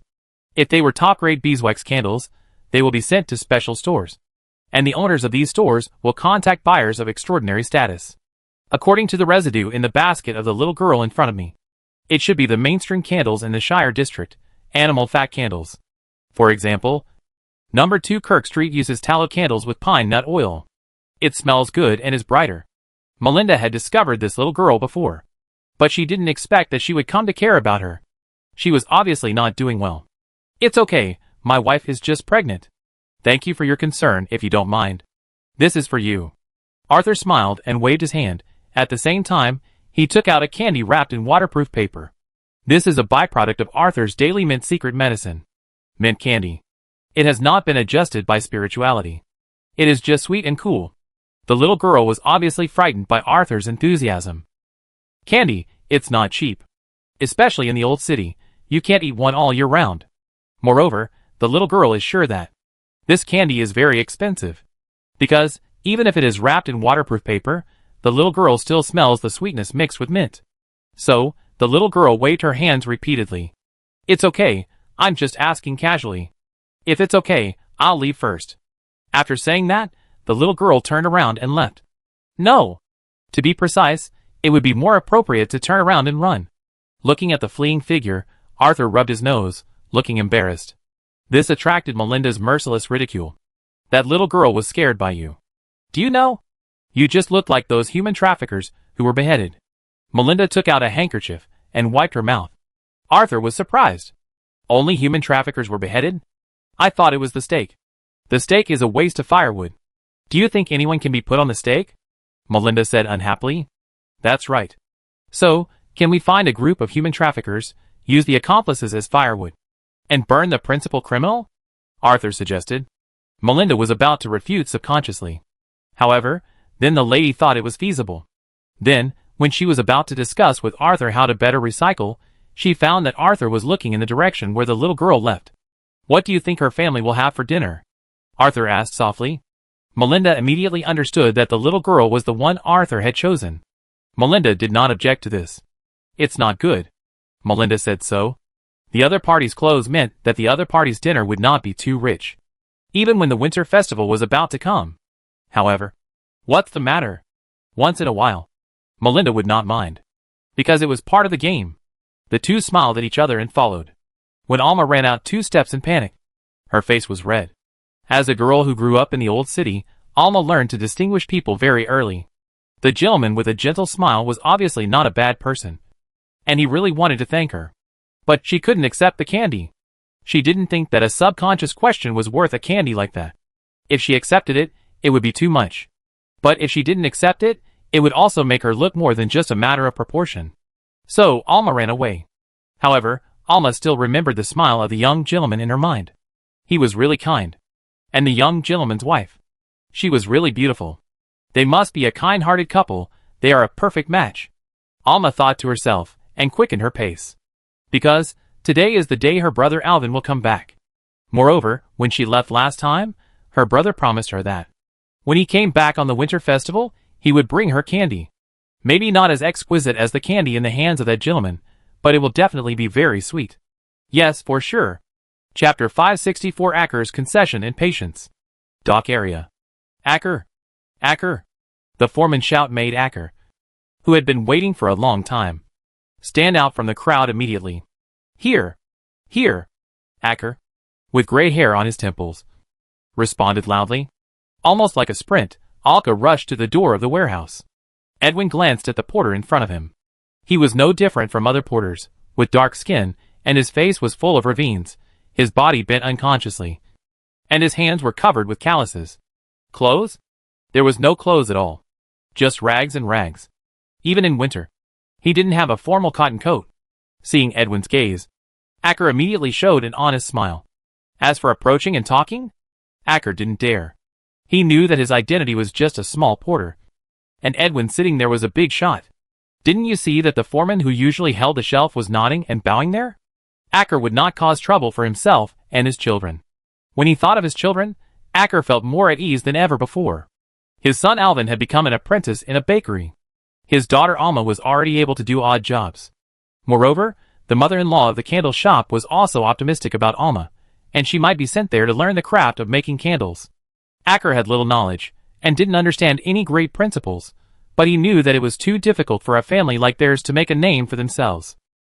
It was so difficult that I dared not even dream about it. However, if I learn a skill, I can survive.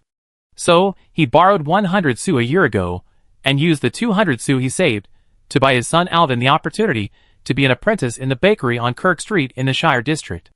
As long as he survives 3 years, and learns the skills, then he will have a good life. As for my daughter, Acker has asked about the mother-in-law in the candle shop. Although he likes Alma, but at least 250 solely, otherwise. I will have to marry her son. When he thought of the other party's son, Acker frowned secretly.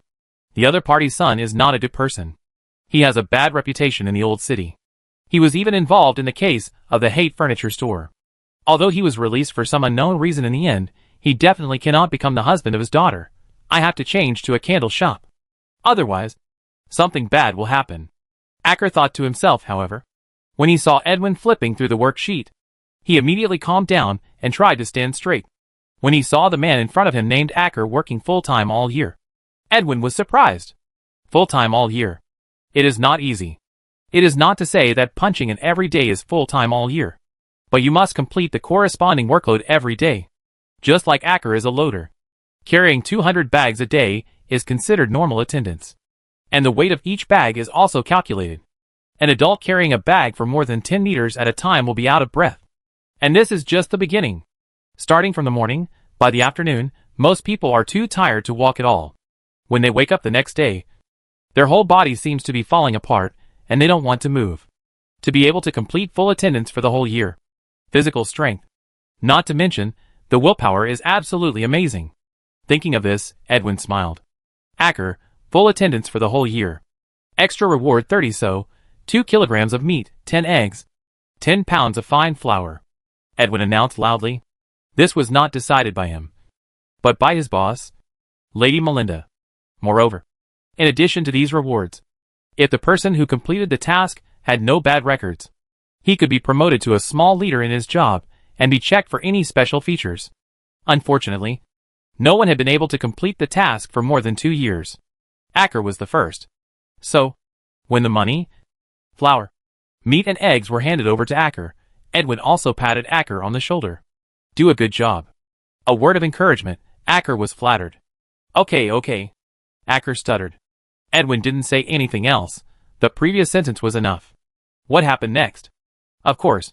We'll talk about it after the winter festival. Afterwards, Edwin waved at Acker, and returned to the table to continue distributing benefits to the Chamber of Commerce workers. These things, it must be distributed before dark. In 2 days, it will be the winter festival. According to the rules, you have to rest 3 days before the winter festival. Simply put, today is a day off. However, because of the welfare distribution, everyone came, and there were no complaints, but if it was delayed for another day, it would definitely cause dissatisfaction. As for why it was not distributed a day in advance, so as not to take up the rest day, the boss would never ask this question. Extra reward. When people around him looked at Acker, their eyes were full of jealousy and envy. These rewards, Melinda did not announce in advance. The normal benefits were 1 pound of meat, 5 eggs, and 2 pounds of flour. There was no money at all. With a salary equivalent to 1 month's full attendance, and a heavy bag of meat, eggs and flour in his hands, Acker could not suppress the smile on his face. Acker knew that he should not be so excessive, and should be more low-key. But when he thought that with this money, he could repay the loan in advance, and that he could give his son and daughter a good meal during the winter festival, and that the remaining meat, eggs and flour could be exchanged for a lot of coarse wheat flour and potatoes, and that the coarse wheat flour and potatoes he got would be enough for 3 months if he ate them sparingly. He really couldn't help it. Acker felt that his life was getting more and more promising. He immediately took these things and ran quickly to his home in the old town. As for the carriage, Acker had never ridden one. But Acker had ridden in a donkey cart. That was during the 7 Years' War, when he was a teenager. Because he was too thin, he could not go to the battlefield, and could only serve as a logistics worker, helping the Lord to pull corpses with a donkey cart. His 3 elder brothers were pulled back by him. It was also because of the sacrifice of his 3 elder brothers that he was able to stay in the logistics until the end of the war. Therefore, Acker cherishes the present life very much. If there is anything, he will just bear with it, and it will pass. Acker always told himself this. So, when he found someone following him, Acker did not look back, but sped up to escape. He wanted to keep the money in his arms, and the meat and egg noodles in his hands. As long as he got home, it would be fine. Acker told himself this. However, the person behind him was chasing him closely. Even when he reached the old town, Acker did not get rid of the other person. Especially when he found that the other person seemed to be familiar with the streets of the old town, Acker's heart sank. I'm not afraid of thieves stealing. I'm afraid of thieves thinking about it. If there were people outside who were jealous, he could just avoid them. But if they were all in the old city, and knew where he was, Acker's heart sank involuntarily. When 2 people appeared in front of the alley, blocking the road, Acker's heart was full of lamentations. He didn't blame others, but blamed himself for not being careful enough. He took out half of the money in his pocket, and looked at the meat and egg noodles in his hand, and said reluctantly, "Can you leave some for me? It's the winter festival, and I want my children to eat something good." Chapter 565 Acker's Spider Silk. Acker's words of prayer made the guy behind him, and the 2 guys in front of him laugh out loud. "Leave a little? I'll leave a little for you." The man behind Acker grinned, and kicked Acker in the back. Instantly, Acker fell to the ground. The money flew out of his hand, the flour in his hand spilled all over the ground, the meat rolled into the mud, and the eggs were broken all over the ground. Acker watched this scene with heartache. But the punches and kicks that followed only made this honest father hold his head and curl up his body. The punches were like raindrops. The feet stomped down hard. The man who was chasing him soon gasped. "Damn! This old guy ran so fast. If I hadn't grown up in the old city, I would have been outrun by this guy." The man who was chasing him cursed angrily. While cursing, he stepped on Acker again. "Okay, don't beat him to death here." The boss said that he should be used to threaten his son and daughter. "This old man is still valuable," the leader of the 3 said, and went to check on Acker. After finding that the honest father had been beaten unconscious, he turned around and waved his hand nonchalantly, signaling the 2 men to pick up the money scattered on the ground. The 2 men immediately bent down to pick up the money. They had been coveting the money for a long time. If the boss hadn't said anything, they had picked it up a long time ago. Now that the boss has spoken, they certainly won't refuse. You know, now is different from before. With the closure of the Haight furniture store, those who were responsible for supplying goods were also involved. But fortunately, when their boss found out something was wrong, he gave up everything directly, allowing them to escape. Otherwise, they would have been hanged like those fools by now. However, giving up everything, it also means that life is not easy. So even if it is just a little bit of money, they need it. Therefore, not only the 2 subordinates are greedy for the money, the boss is also greedy, and has already made the idea of 20% to 80% in his mind. As the boss, he will take 80%, no problem. This is the rule. The remaining 20%? Of course, it will be divided between the 2 subordinates. The 3 people, who were all attracted by the coins scattered on the ground, did not notice that the unconscious Acker opened his eyes behind them, and stood up silently.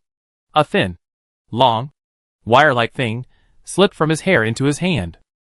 Then, pierce.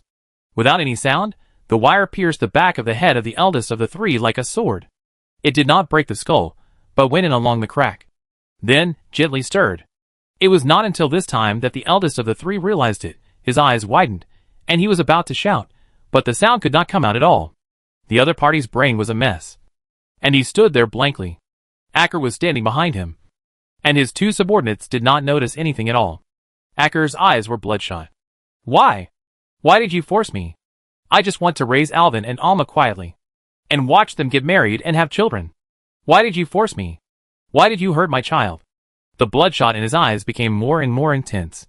Acker's old face was full of ravines. There was no change. But when seeing these eyes, everyone would feel cold in their hearts. as if they saw a sea of blood and corpses. In the gap between the two men of the other side, Acker appeared behind another man. He did the same thing. The man was also stunned. Only the guy who had punched and kicked Acker was left. The other side was still picking up money with great interest. He didn't notice that a hand reached out from behind. The next moment, his palm covered the guy's mouth. The iron wire cut all the tendons of this guy's hands and feet. "Who is your boss?" The gloomy voice filled this guy's eyes with disbelief. Although the voice was gloomy, this guy could tell it was Acker's voice. But it was because he could tell it that it was incredible. How could an honest coolie dare to kill someone? This guy had seen the blood flowing from his boss' eyes, nostrils, and mouths, and the other guy's. That look must be dead. And he died quietly. Why? Who is this guy? The doubts in his heart didn't make him speak immediately. Then, the wire went into his belly button. And then, pain.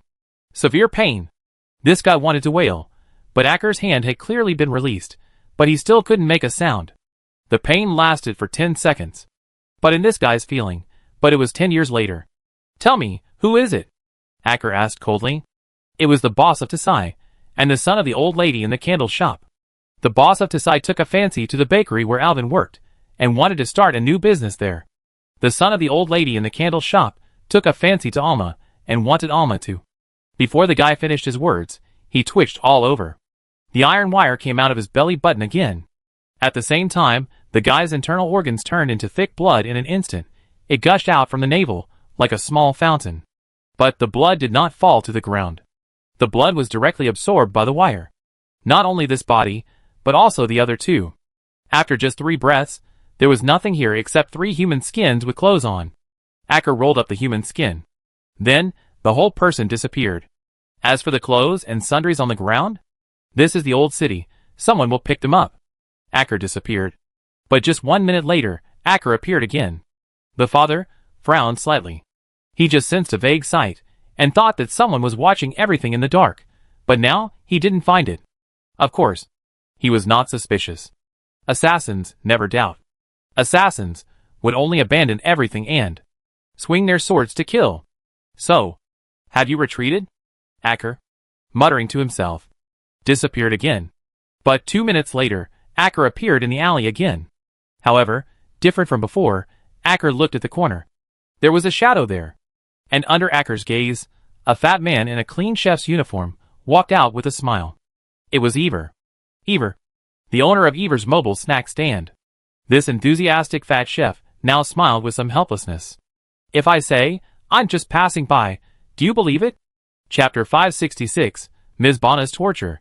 Acker didn't say anything, but the wire in his hand seemed to come alive, not only spinning around Acker, but also tilting its head from time to time, like a snake. Looking at this scene, Ever's chubby face, helplessness became even heavier.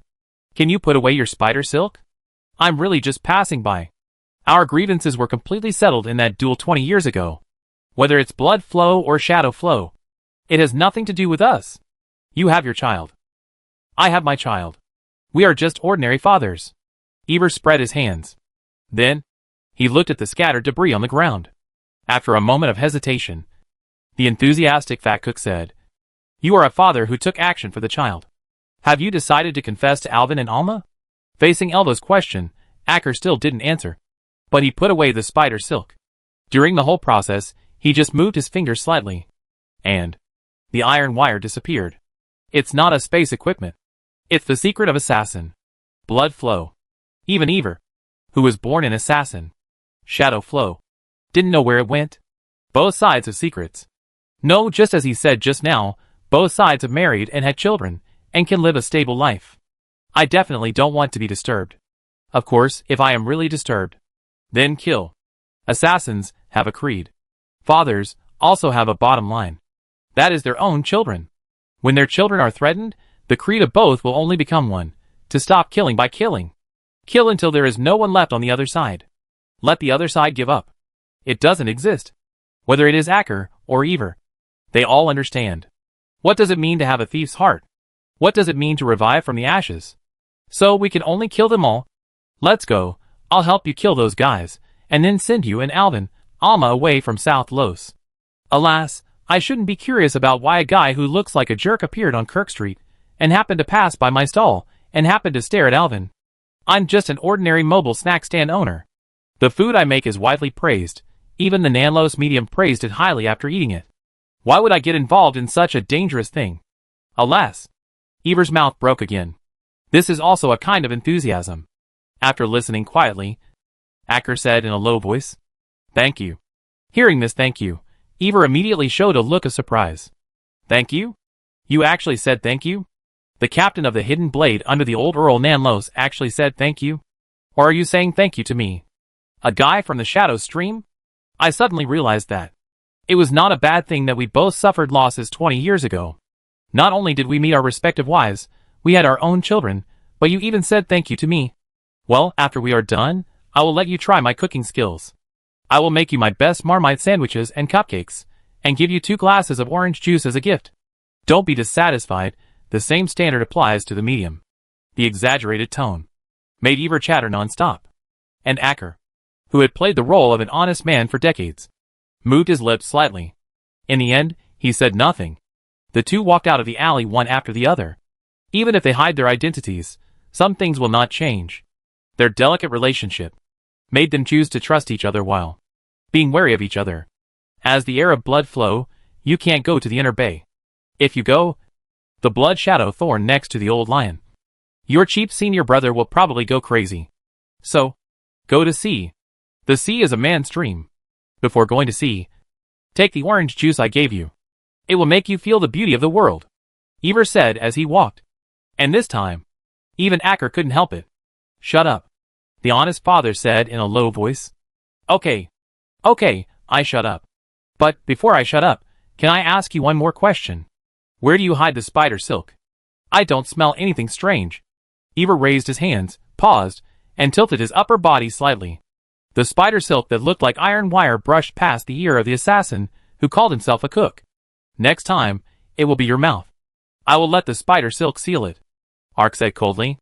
Ever immediately put down his right hand, stopped on the left side of the mouth, then pulled from the left to the right. The fat cook could feel that Alk was really angry. So, the question, "What is the agreement between you and your wife Bana?" that was on the tip of his mouth, was swallowed back. As for Alk's early deceased wife, Elvo knew about it. He was also quite curious. As far as he knew, the father of Ms. Bana was Alk's former target. In short, Alk killed Ms. Bana's father. And then, he found Ms. Bana, who was still young at the time. In the end, Alk chose to let Ms. Bana go. The result? 20 years ago, he and Alk were fighting over the blood flow and shadow flow. When both were injured, this Ms. Bana appeared. He could see that Alk had an accident at that time, but he did not regret it. Instead, he waited for death with relief. However, who knew that Lady Bana actually saved Alk? By the way, she also bandaged him. In short, she was a nice lady. But she was really not suitable for Acker. When he knew that Lady Bana married Alk, he lamented the terrible impermanence of life. Ever swore with the intuition of an assassin that Lady Bana definitely had bad intentions, even if she was a good person. He had doubts, and even guesses. But he couldn't tell Acker. Or, Acker also knew? Ever was not sure. The last time he heard from Acker was when Ms. Bana died of complications during childbirth after giving birth to Alma. As for the died in childbirth, Ever was skeptical. Torture? Do you plan to torture Acker for the rest of his life? But Alvin, isn't Alma your child? Or, are you using your own child as a tool for revenge? Ever looked at Acker, who was walking in front of him. That tall figure, he has long been hunched over. Under the setting sun, his gray temples look even more frosted. No one who sees Alk now would have thought how impressive the captain of the secret force Hidden Blade under the command of the old Earl of Nanlos was. That captain is dead. Now there is only an old father tortured by his inner guilt. Ms. Bana, you are really cruel. Ever shook his head slightly. Then, he quickened his pace. About 5 minutes after the two assassins left, a husky suddenly popped out from the corner of the alley, with a cold face and wise eyes. Then, hid in the shadows again. Chapter 567. He is still a child. Sherrick Candle Shop, or Sherrick Candle Workshop, is quite famous in the old city. Not only is the candle quality good, but also because of the unique secret recipe. Smokeless candles. A kind of candle without any smoke smell, but with a faint fragrance. Of course, people in the old city have only heard of these. Use? Don't joke. A candle is half a month's salary for people in the old city. How could they possibly use it? In fact, let alone this kind of smokeless candle that has a scent when burning, even ordinary candles, people in the old city are reluctant to use them. Most families use oil lamps. Moreover, even kerosene lamps, they have to be used sparingly. Therefore, many people in the old city envy Shirik Candle Workshop from the bottom of their hearts. Treat old Shirik's wife, the current Shirik mother-in-law, with respect. Because this mother-in-law is very good, he is also willing to help people around him. Of course, this does not prevent everyone from hating little Shirik. He is just a guy who does not do his job properly. If Shirik's mother-in-law had not come forward every time, little Shirik would have been put in a sack long ago. For these rumors, little Shirik naturally knew everything. Before, he pretended not to hear. Now, it's different.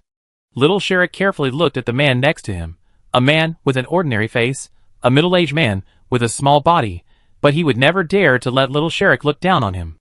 Little Shirik only knew that the other party was called Hardy. In addition to this name, little Shirik also knew that the other party was related to Hate Furniture Store. According to rumors, the underground world of the old city is all managed by this Lord Hardy. Even, he has some relationship with the famous Rat Street. And the reason why he was able to get involved with such a big man is thanks to the dead Flack. If it weren't for Frank's introduction, he would never have met such a big shot at the gambling table. Of course, little Shirik didn't care about Frank's death. He still owed Frank 5 sous. So, Frank died. As for the rumor that Frank made a lot of money in the Shire district and was killed by someone, little Shirik expressed regret. Then, he knew he would never do that. He was not that stupid. He would find someone with a background then. Naturally, he went forward under the protection of the other party. Just like Hardy in front of him.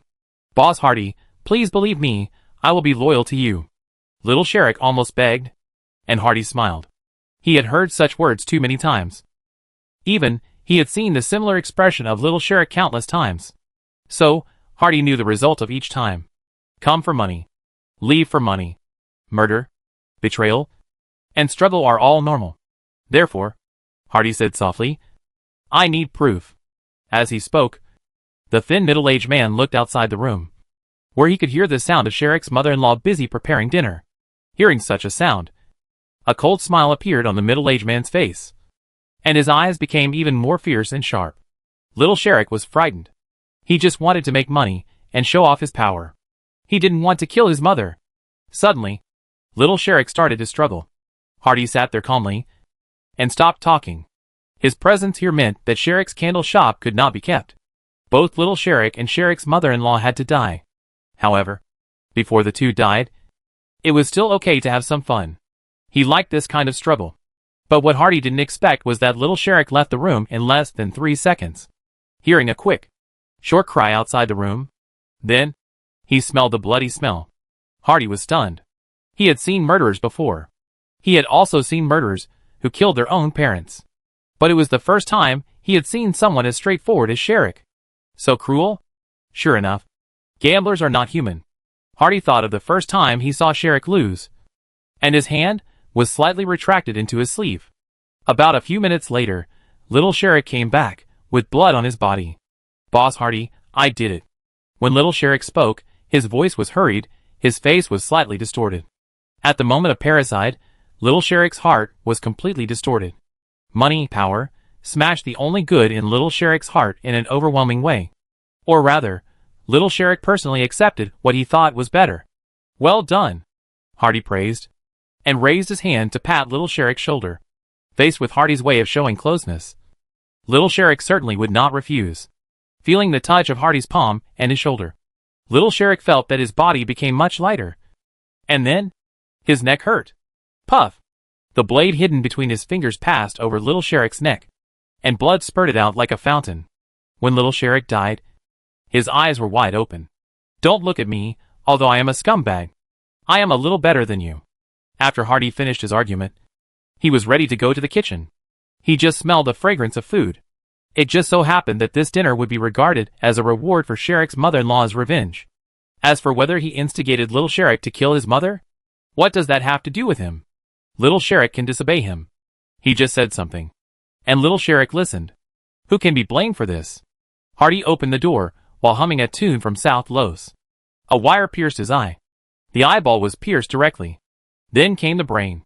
The wire stirred rapidly. Hardy felt an unprecedented pain. It was indescribable. But it hurt. And it wouldn't go numb. Because the pain also. Itchy. A fat man appeared in front of Hardy. His face, which should have been warm, became cold at this moment. TSK. Why do scum like you appear at any time? Don't worry. You will be in pain for 10 hours. Feel the torture of blood flow. As he said that, Eber turned and looked at Acker. The latter put away the spider silk and turned away. Eber understood the haste of the captain of the hidden blade, who seemed like an enemy and a friend. Scum like Hardy. Once he takes action. Must be fast. Send someone to intercept Acker. Then, eliminate the trouble. Of course, we still have to deal with Alvin and Alma. However, for the sake of future benefits, Alvin and Alma will not really be in trouble, but they will suffer physical pain. Just treat it as the first lesson of escape? Eber said to himself. The road of escape is not good. It is also good to suffer first. After all, you will get used to it after eating it for a while. The two retired assassins left Sherrick Candle Workshop. When they passed the kitchen, the two did not stop. The mother-in-law Sherrick was shocked and puzzled until her death. Perhaps she did not understand why her son, whom she had always doted on, would kill her. In her opinion, her son was still a child. Poor guy, Eber said, and ignored Alk, who was walking away. He had helped as he should. Now, of course, he was going home. It was the winter festival, and he had to buy more ingredients. Let my dear wife and daughter taste his improved cooking skills. Goodbye. You. Good luck. Eber blessed silently in his heart. Then, he turned and left, sensing the footsteps behind him. Alk paused slightly. Thank you. After thanking him in his heart, the retired assassin appeared at the door of his house in a few flashes. Then, an irrepressible surprise appeared on his face. This, Chapter 568, Don't Believe What the Medium Says. Go! Before Ailsie got home, he saw a group of people gathered at his door. Immediately, the retired assassin's heart tightened. Although he had left a backup plan at home. What if? Thinking of this, Ailsie's figure became elusive again, and in a strange way that ordinary people could not catch. He instantly appeared at the side of the door. Then, the retired assassin saw his son-daughter. Alvin was whipped on the face, and there were bloodstains. Alma was bandaging her brother. The brother and sister were whispering something. All of this was normal. Or it was within Alk's expectations. But apart from the brother and sister, the rest left the retired assassin puzzled. For example, the body hanging in the yard. For example, the old city sheriff standing in the yard. For example, the man and woman in the yard who looked very compatible. What happened? The retired assassin asked himself in his heart. And Arthur, who finally waited for the protagonist to appear, curled his lips. Do you really think he is so idle that he would play games with Melinda? The game is just an excuse. Recruiting talents is the purpose. I found that Acker was not right. Of course, it was because of Fukin. Muni would go to see Alvin when he had nothing to do. With Arthur's personality, anyone who appeared next to him is worth paying attention to. Even if this person looks normal, the same is true. As long as it is within the scope of ability, it is necessary to check 3 or 5 times a day. Suspicious? No. Arthur calls it cautious. Just like Alvin here. If he hadn't been staring at the other party, how could he have found Acker? In fact, Acker didn't reveal anything. The other party played, just like the real thing. It was like he really became an ordinary dock laborer. For this, Arthur expressed his admiration. He really couldn't imagine that a powerful assassin could actually force himself to forget his instincts and skills. He even concealed his spirituality. If it weren't for some small devices in the other party's home, Arthur would have found it difficult to find him. Obviously, those small devices were left by the other party just in case. They should be some residual habits after the other party decided to retire, and was not fully accustomed to the current life. The reason why they have not been removed until now is that the other party has long regarded those residual habits as a kind of mourning for his wife Bonna. Every night when it is quiet, Acker will talk to himself in front of those small devices. After a few days of observation, Arthur lamented the horror of the Avenger Bonna. Ordinary Avengers are feared. Powerful Avengers are terrifying. And a beautiful Avengers who are sincere to you and love you from the bottom of their hearts are frightening. Bonna is such a person. Arthur swore that he would never meet such avengers who take love as their name in this life. The next life. Or the next life. It's really terrible. Look at Acker. He was tortured like this. He knew that Bana was torturing him. But he was still willing to endure such torture. Sure enough. Love is poisonous. Ordinary people like me don't deserve it. And I must weed and root it out in the future. The egg yolk must be shaken loose. Arthur was frightened, but on the surface, he looked at the old city sheriff Rachel calmly in front of him. The sheriff was wearing a formal four-piece suit that was popular recently, and holding a walnut cane in his hand, with a mermaid-shaped cane. Every time he moved forward, the sound of liquid shaking came into Arthur's ears. The faint smell of alcohol, the red nose, even though he tried to stand up straight. His body was still staggering, telling Arthur what the sheriff of the old city had been doing before. Drinking. Or drinking too much. As the winter festival approached, some social events were inevitable. Arthur was not surprised. Like the sheriffs of other districts, Ricklier was also quietly making money, preparing to climb up. Even if he couldn't climb up, Ricklier hoped to be transferred to another district. The old city. It was too poor. It was too shabby. In fact, the sheriff never lived in the old town. In the upscale area of the Shire district, the sheriff had his own house, wife, children. In the middle and high-end area of the Shire district, the sheriff also had his own house, lover and children. Only when it was routine every month, Ricklier would return to the old town, and then just go through the motions and leave quickly again. Therefore, you should not expect the sheriff to know anything about the old town. As long as the monthly allowance is in place, the sheriff will not ask anything. As for why he did it, how can he keep his position as sheriff? Because he is a relative of Baron Houseman. The influence of the nobles maintains the position of the sheriff. However, even so, the sheriff sweated under Arthur's gaze. Ricklier knew very well who was standing in front of him. The son of Doom who was born in secret, the person favored by the god of death, the contemporary Black Cat, the master of the cat school, the champion of the Nanlo swordsmanship competition, the male owner of Caesar Manor, the medium Arthur Kratos. Ricklier has heard countless rumors and mysteries about this adult. Unlike those who sneer at him, as a relative of Baron Houseman, Ricklier really knows some secret things. For example, the hidden world under the world. For example, the scene that happened in Caesar Manor. His nominal uncle, the swordsman, was such a proud and arrogant person. When he saw him, he looked down on him. What was the result?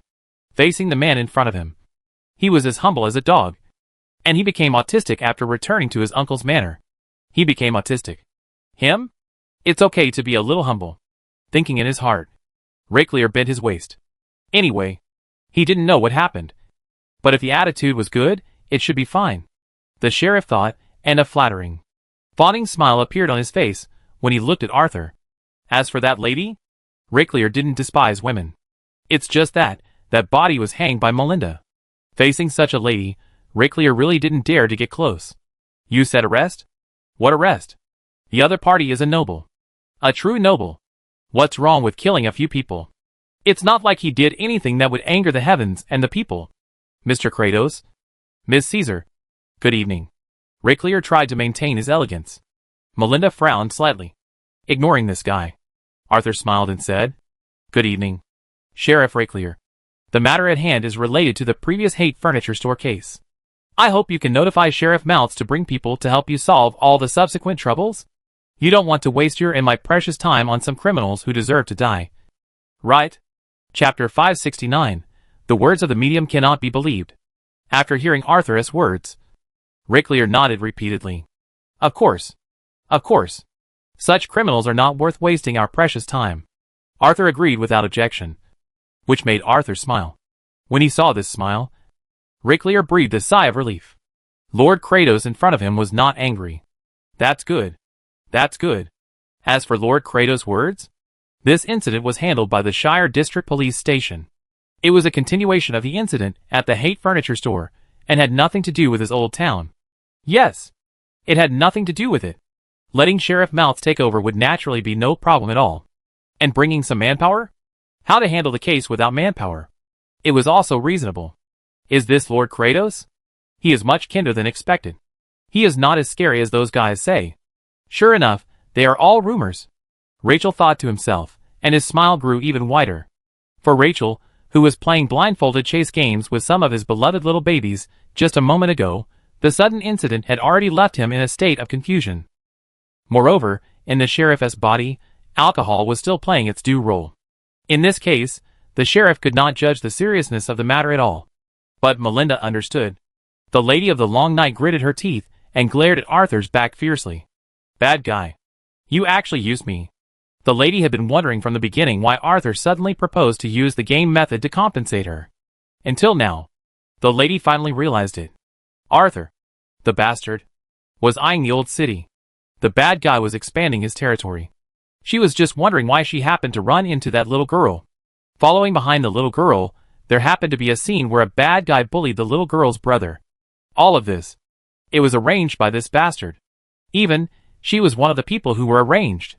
What about drawing lots? What about pointing the cane? It was all prepared by this bastard in advance. This bastard knew her character, and would definitely doubt the address given in advance, but if it was a draw, she would definitely not refuse, especially when it was in her own pocket, even more so. Okay, is that the way to play? Just wait for me, Melinda thought in her heart, but the smile on her face never disappeared. Even, it was a little brighter. Even Maltz, who came with Dicko, Andy, Rooney, Simon and 26 patrolmen, looked at Melinda unexpectedly. The sheriff had never seen Melinda with such a smile. In the impression of the sheriff, Melinda always maintained a kind of indifferent intimacy. In short, just polite, don't get close. Whenever she meets someone, she will smile, but that smile is formulaic, without a bit of warmth. But now it's different. Now the smile is full of warmth. So happy? Is this the change in ladies after having a child? It's amazing. The sheriff sighed. Then, he greeted Rakelier first. "Good evening, Sheriff Rakelier." "Good evening, Sheriff Maltz." Rachel responded immediately. The two sides were not very familiar with each other. They knew each other, had met each other, but were not close friends. Therefore, Maltz had no psychological burden for the next action. As soon as he received Arthur's message, the old Sheriff Maltz understood what Arthur wanted to do. Although Arthur never said it clearly, the old sheriff saw some of Arthur's arrangements. That kind of configuration, the target is definitely not a shire district.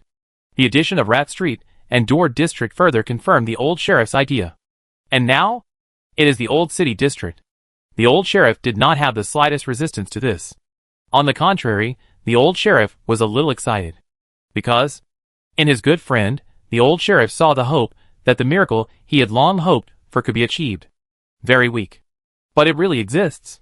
So, he wanted to do his best to help his good friend. Maltz turned sideways and looked at Arthur. After seeing Arthur nod slightly, the old sheriff smiled and waved at Dicko, Andy, Rooney, and Simon. Immediately, the 4 men and 26 patrolmen took action. The hanging body was put down. Then, they went door to door to inquire.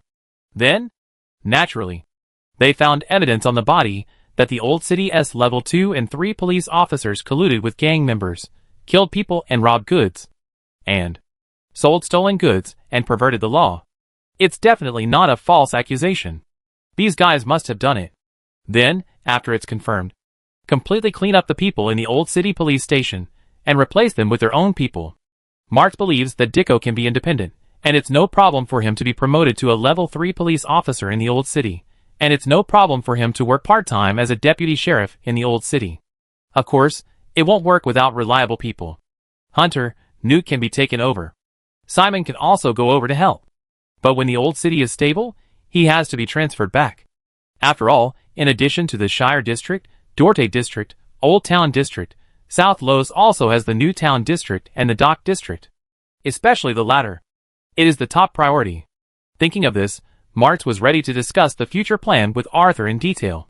Turning his head, the old sheriff found that Arthur, who was standing beside him, had walked towards Melinda with a smile on his face. Seeing this scene, the old sheriff smiled immediately. Not only did he not go over, he also signaled people around him not to disturb him. As a father, the old sheriff understood the excitement of becoming a father. He wanted to be with his wife and children all the time. Especially after the child was born. As soon as he had free time, he had to be with the child. Although he said that the child didn't sleep and was making a fuss, he couldn't help but curl up his lips. Show off. Just show off. Cats know to show off to their owners when they have children. When his wife gave birth to a child, I really wanted to announce to the world that I was a father. Young father. So full of hope. The old sheriff sighed. When the people around looked at Arthur and Melinda, they also smiled. But these people couldn't see the sneer on Melinda's face after being blocked by Arthur. The bright smile, with a hint of coldness. No one likes to be used. Melinda is the same. Especially when the person who used her was Arthur, she thought she could call Arthur a friend. At this moment, if she hadn't been concerned about their cooperation, Melinda would have turned hostile. When Arthur saw Melinda sneering, he was stunned. You don't like this kind of game? Game? Uh-huh. Melinda asked coldly. Arthur's face was even more stunned. He walked to Melinda's side, raised his hand, and pointed around, and said in a voice that only the two of them could hear, Of course it's a game. Is there anything more fun than a city district as a side dish? You don't think I'd be so bored as to take you with someone? And then? Have dinner. Right. Hurry up. Let Urs bring people to clean up the gangs hiding in the dark in the old city, and take their place. Urs is a stranger. Just right for this. After that, we'll split it 50-50. If I wasn't being watched too closely by that person. Do you think you would have encountered such a good thing? Arthur rolled his eyes. Melinda was stunned. Chapter 570 Arthur, I never cheat the poor. Although Arthur's voice was low, only two people could hear it, but the pronunciation was clear. Melinda confirmed that she had not heard it wrong. Arthur's game turned out to be ownership of the old city. What was eating the same meal with others before? Are you kidding? Will there be a surprise later? Melinda was still thinking. Arthur's mouth curled up. No way, no way. Dear, you really believe me just for a meal? You believe the psychic's words. Now I regret cooperating with you, and I regret giving you half of the ownership of the old town. After all, I thought you had guessed it before, Arthur said, staring at Melinda. It seemed that he wanted to observe whether Melinda really didn't realize his real intention. Melinda, who was still thinking, sneered immediately when she found such a gaze. Of course, I know what you want to do. Moreover, if I am the candidate, it is because I have to be the one. Not because you are willing to split the job with me 50-50. You are not that kind. I guess, with Mrs. Susan's appearance, you must be watched by that person. But I am different. Although I am also watched by that person, I still have room to move. Not to mention that, as you said, Urs is a new face. He is very suitable, the lady said affirmatively. Undoubtedly, the lady believed Arthur's words. No, it should be what she thought Arthur said. Arthur was not surprised by this. He dared to bring Melinda with him, and dared to use Melinda's manpower to manage the underground world of the old city. He was naturally confident. He would not lose the big picture for the small. It was just an old city. It was not worth it for him and Melinda to fall out. So, when the plan started, Arthur was ready to give half of the profits of the underground world of the old city to Melinda. This was enough to convince Melinda that he, Arthur, had already made plans. Wasn't it? Buchan and Winnie, Kulichi and Keely, his 2 crows, and 2 dogs all contributed. And he planned the whole situation. Wasn't it worth half of the profits of the underground world in the old city? Although he didn't send anyone to manage it. He just took the money. But he used his brain. Oh, right. He also talked. Moreover, he also bought himself an insurance. Old City Police Station.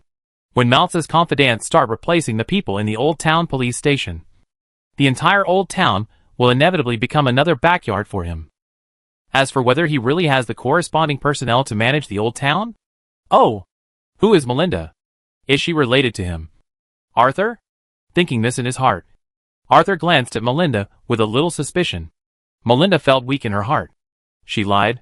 She really didn't see Arthur's real intention. Although she had guessed it just now, but she really hadn't guessed it before. For this reason, Melinda secretly regretted that she was not observant enough and misjudged the relationship between the two parties. Yes. Now her forces and Arthur's are intertwined, completely intertwined, and it can even be said that they will prosper together and suffer together. With such a premise, how could Arthur use this to trick her? Remember this. Never make the same mistake next time.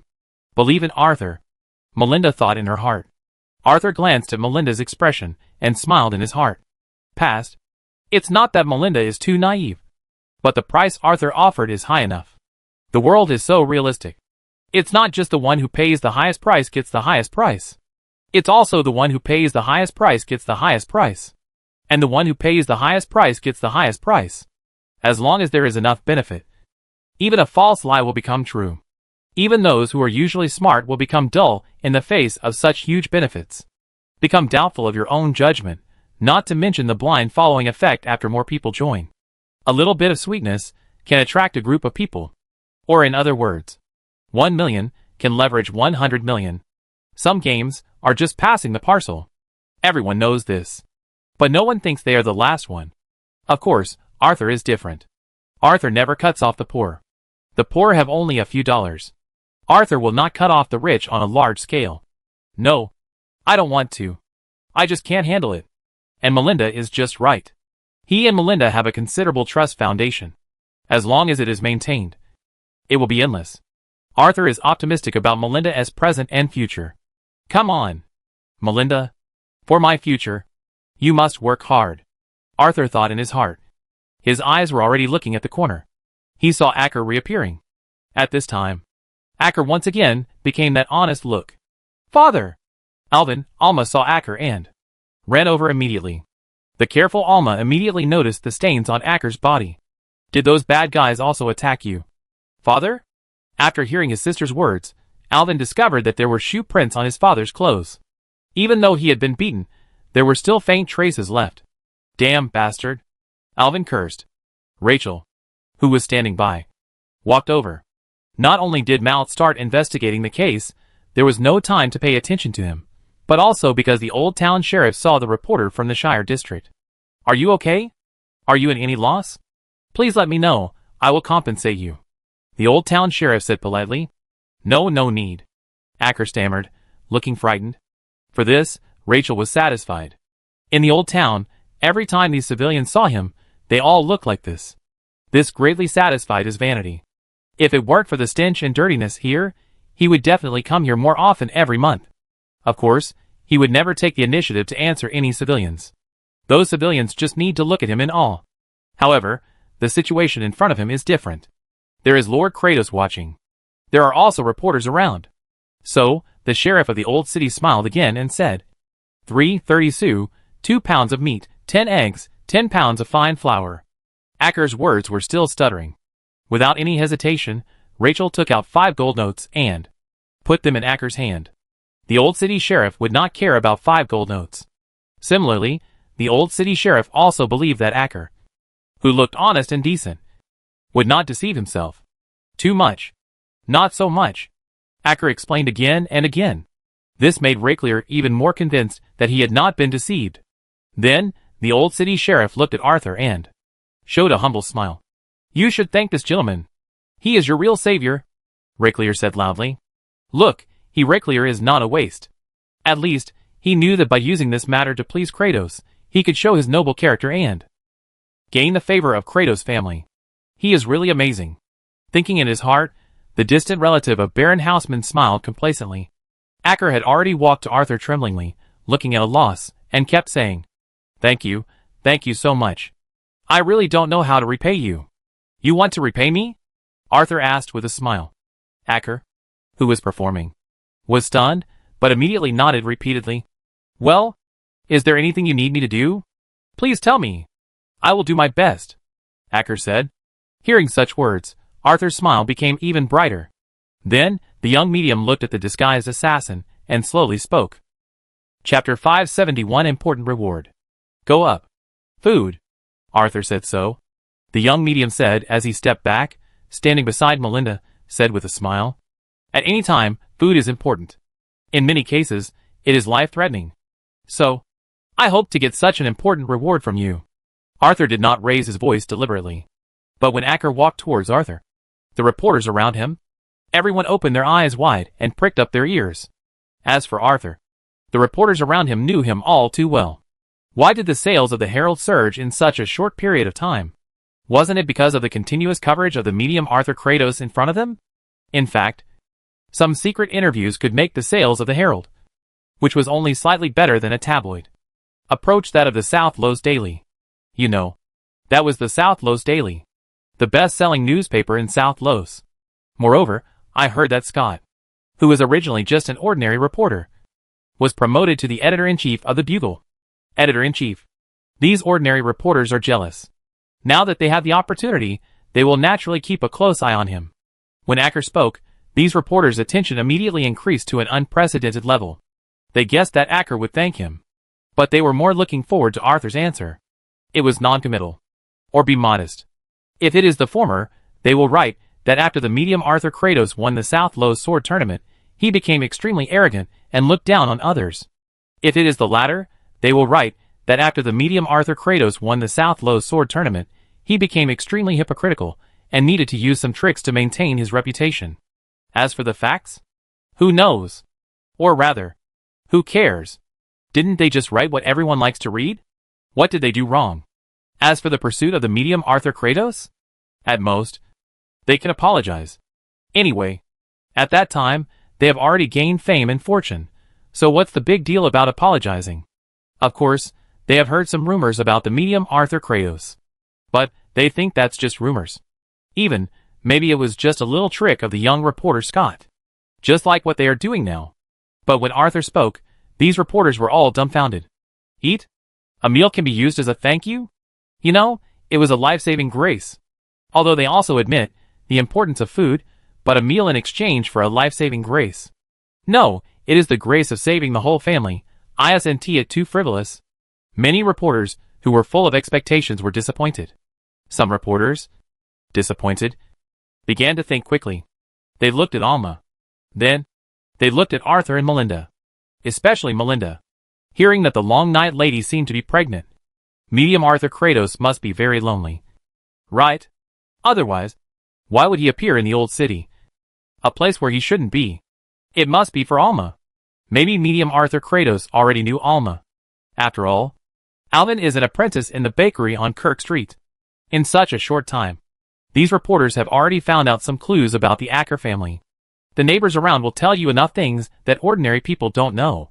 Even through verbal guidance, some rumors can be turned into facts. This method has been tried and tested.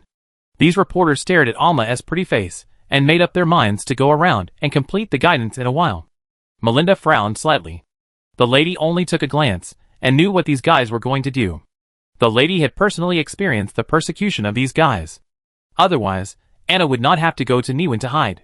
So, after this lady had learned a lesson, she had already made preparations. A group of burly, agile, fierce-looking strong men suddenly rushed out from the corner and swiftly dragged these reporters into the alley. The sound of fists and feet hitting each other was heard immediately. The continuous screams just started and then turned into sobs. Obviously, the mouth was blocked. The entrance to the alley was also blocked. Two fierce-looking strong men stood there facing outward. However, when they looked at Melinda, they all bowed and saluted. And Melinda raised her hand and gestured to the men guarding the entrance of the alley. Immediately, the two strong men nodded. Then, one of them continued to guard. The other one took out a dagger from his waist and walked into the alley with a grim smile on his face. Many people saw this scene, especially Mounts, who was a policeman, and Dicko, Andy, Rooney, Simon, and 26 patrolmen. They all saw it. So, Dicko took out a cigarette and handed it to the strong man guarding the entrance of the alley. The strong man also took out a match with a smile and helped Dicko light the cigarette. While the two of them were smoking, Dicko glanced into the alley from time to time. It's not that he really cares about those guys. But people died, and it's troublesome to deal with. After all, there are outsiders. As an outsider, Raiklier immediately made his position clear. Sir Kratos, do you need me to send someone to warn them? Raiklier, who still has alcohol in his body, has not recovered yet. But the sheriff of the old city knows what to do. He wants to be praised by reporters. But the favor of Sir Arthur Kratos is more important. Arthur smiled and waved his hand. No, they are just temporarily confused by fame and fortune. Arthur said this while releasing small curse. Repeatedly, Arthur understands that they are confused by fame and fortune. But it does not mean that Arthur chooses to forgive. If the punishment does not come in time, it will only make these guys more arrogant and domineering, and eventually, even lead to tragedy. Arthur, who is kind-hearted, cannot bear to see this. So, the only way is to increase the punishment. Your tolerance is really admirable. Rachel praised. This time, the old city sheriff's praise was sincere. Because the sheriff himself could not be as magnanimous as Arthur. If something similar happened, he would definitely teach those bastards a lesson. Arthur smiled kindly again. Then, the young medium looked at the Acker family gently. Alvin. Alma was not frightened by the sudden scene. Alvin's knowledge gained in the past year was enough to make the bakery apprentice understand some things. And Alma? In addition to her natural intelligence, she also had a preconceived good impression of Arthur and Melinda. The girl pulled Acker's sleeve and whispered, "Father, shall we prepare dinner?" Chapter 572 Important Repayment. Next, the dinner at the Acker family was much simpler than expected. Meat porridge with bacon and refined rice as the main ingredients, and pickled radish peels, and pickled cucumbers, as well as fried fish and coarse bread mixed with wheat bran. And this is already Acker's meal standard that has been raised by several levels. If it is a weekday, when Acker and his daughter Alma are at home, it is basically porridge mixed with brown rice, radish peels, and black bread. Originally, Acker wanted to prepare more, better food, but was stopped by Arthur. "It's enough. I want to get your thanks. Your sincere thanks. Not just forced support. So, they are enough." Arthur's words puzzled Alvin and Alma, who were helping. Because, they found that when Arthur said this, their father was slightly stunned. But the next moment, he was normal. Their father was still honest, still with that simple and honest face. No difference. I must have seen it wrong. Thinking this way, Alvin took out the bread he brought back from the bakery. "This is what my master asked me to bake with the oven and materials in the store, and brought it home. Mr. Kratos, Miss Caesar, if you don't mind, please try it." Alvin's face was a little shy and uneasy. At this moment, Alvin was like a new online author asking others to read his article. "I want to show it, but I am also worried about receiving bad reviews." Arthur. Melinda certainly understands Alvin's feelings. They both picked up a piece of bread, tried it, and gave fair comments. "Not bad. Not much different from usual. Just pay attention to the fermentation below. It will be better." This is Arthur's evaluation. As a neighbor on Kirk Street, the bread of the Kratos family has always been delivered by the bakery where Alvin works. The difference you can tell in one bite, especially for someone with a sensitive tongue like Arthur. But Melinda did not comment on the food itself. The lady was more concerned about what Alvin said before. "Did your master let you use the oven and the ingredients in the store?" the lady asked. "Well, I paid for the ingredients." Alvin nodded, and then immediately added, "Not bad. It seems that you are very talented in bread." Melinda knew a little about the rules of the bakery, because her cook, Ms. Mary, would tell her about them when she was resting, as a way to relax. So, the lady knew that Alvin was highly valued by his master. Otherwise, there would be no such preferential treatment. According to the normal process, apprentices need to be in the 3rd year before they can touch the oven in the store. The first 2 years? The first year is running errands, doing odd jobs, and delivering bread. The 2nd year is kneading dough, washing dishes, watching the master bake bread. The whole process is very long. The life of an apprentice, the middle class, and the wealthy families simply cannot persist. Of course, it is much better than the rumor that a certain island country washes towels and wrings them for 7 years. In that case, it is not clear whether the craft can be learned. The texture of the towel, you can probably tell by touching it. 7 years, it will itch. How many towels will be wrung out? Facing Melinda's praise, Alvin scratched the back of his head, with a silly smile on his face. At this moment, exactly the same as Acker. Just by seeing this smile, you can be sure that Acker and Alvin are father and son. So, is Alma more like that Lady Bonna? Arthur thought, looking at the stove. Acker's house has only 2 rooms.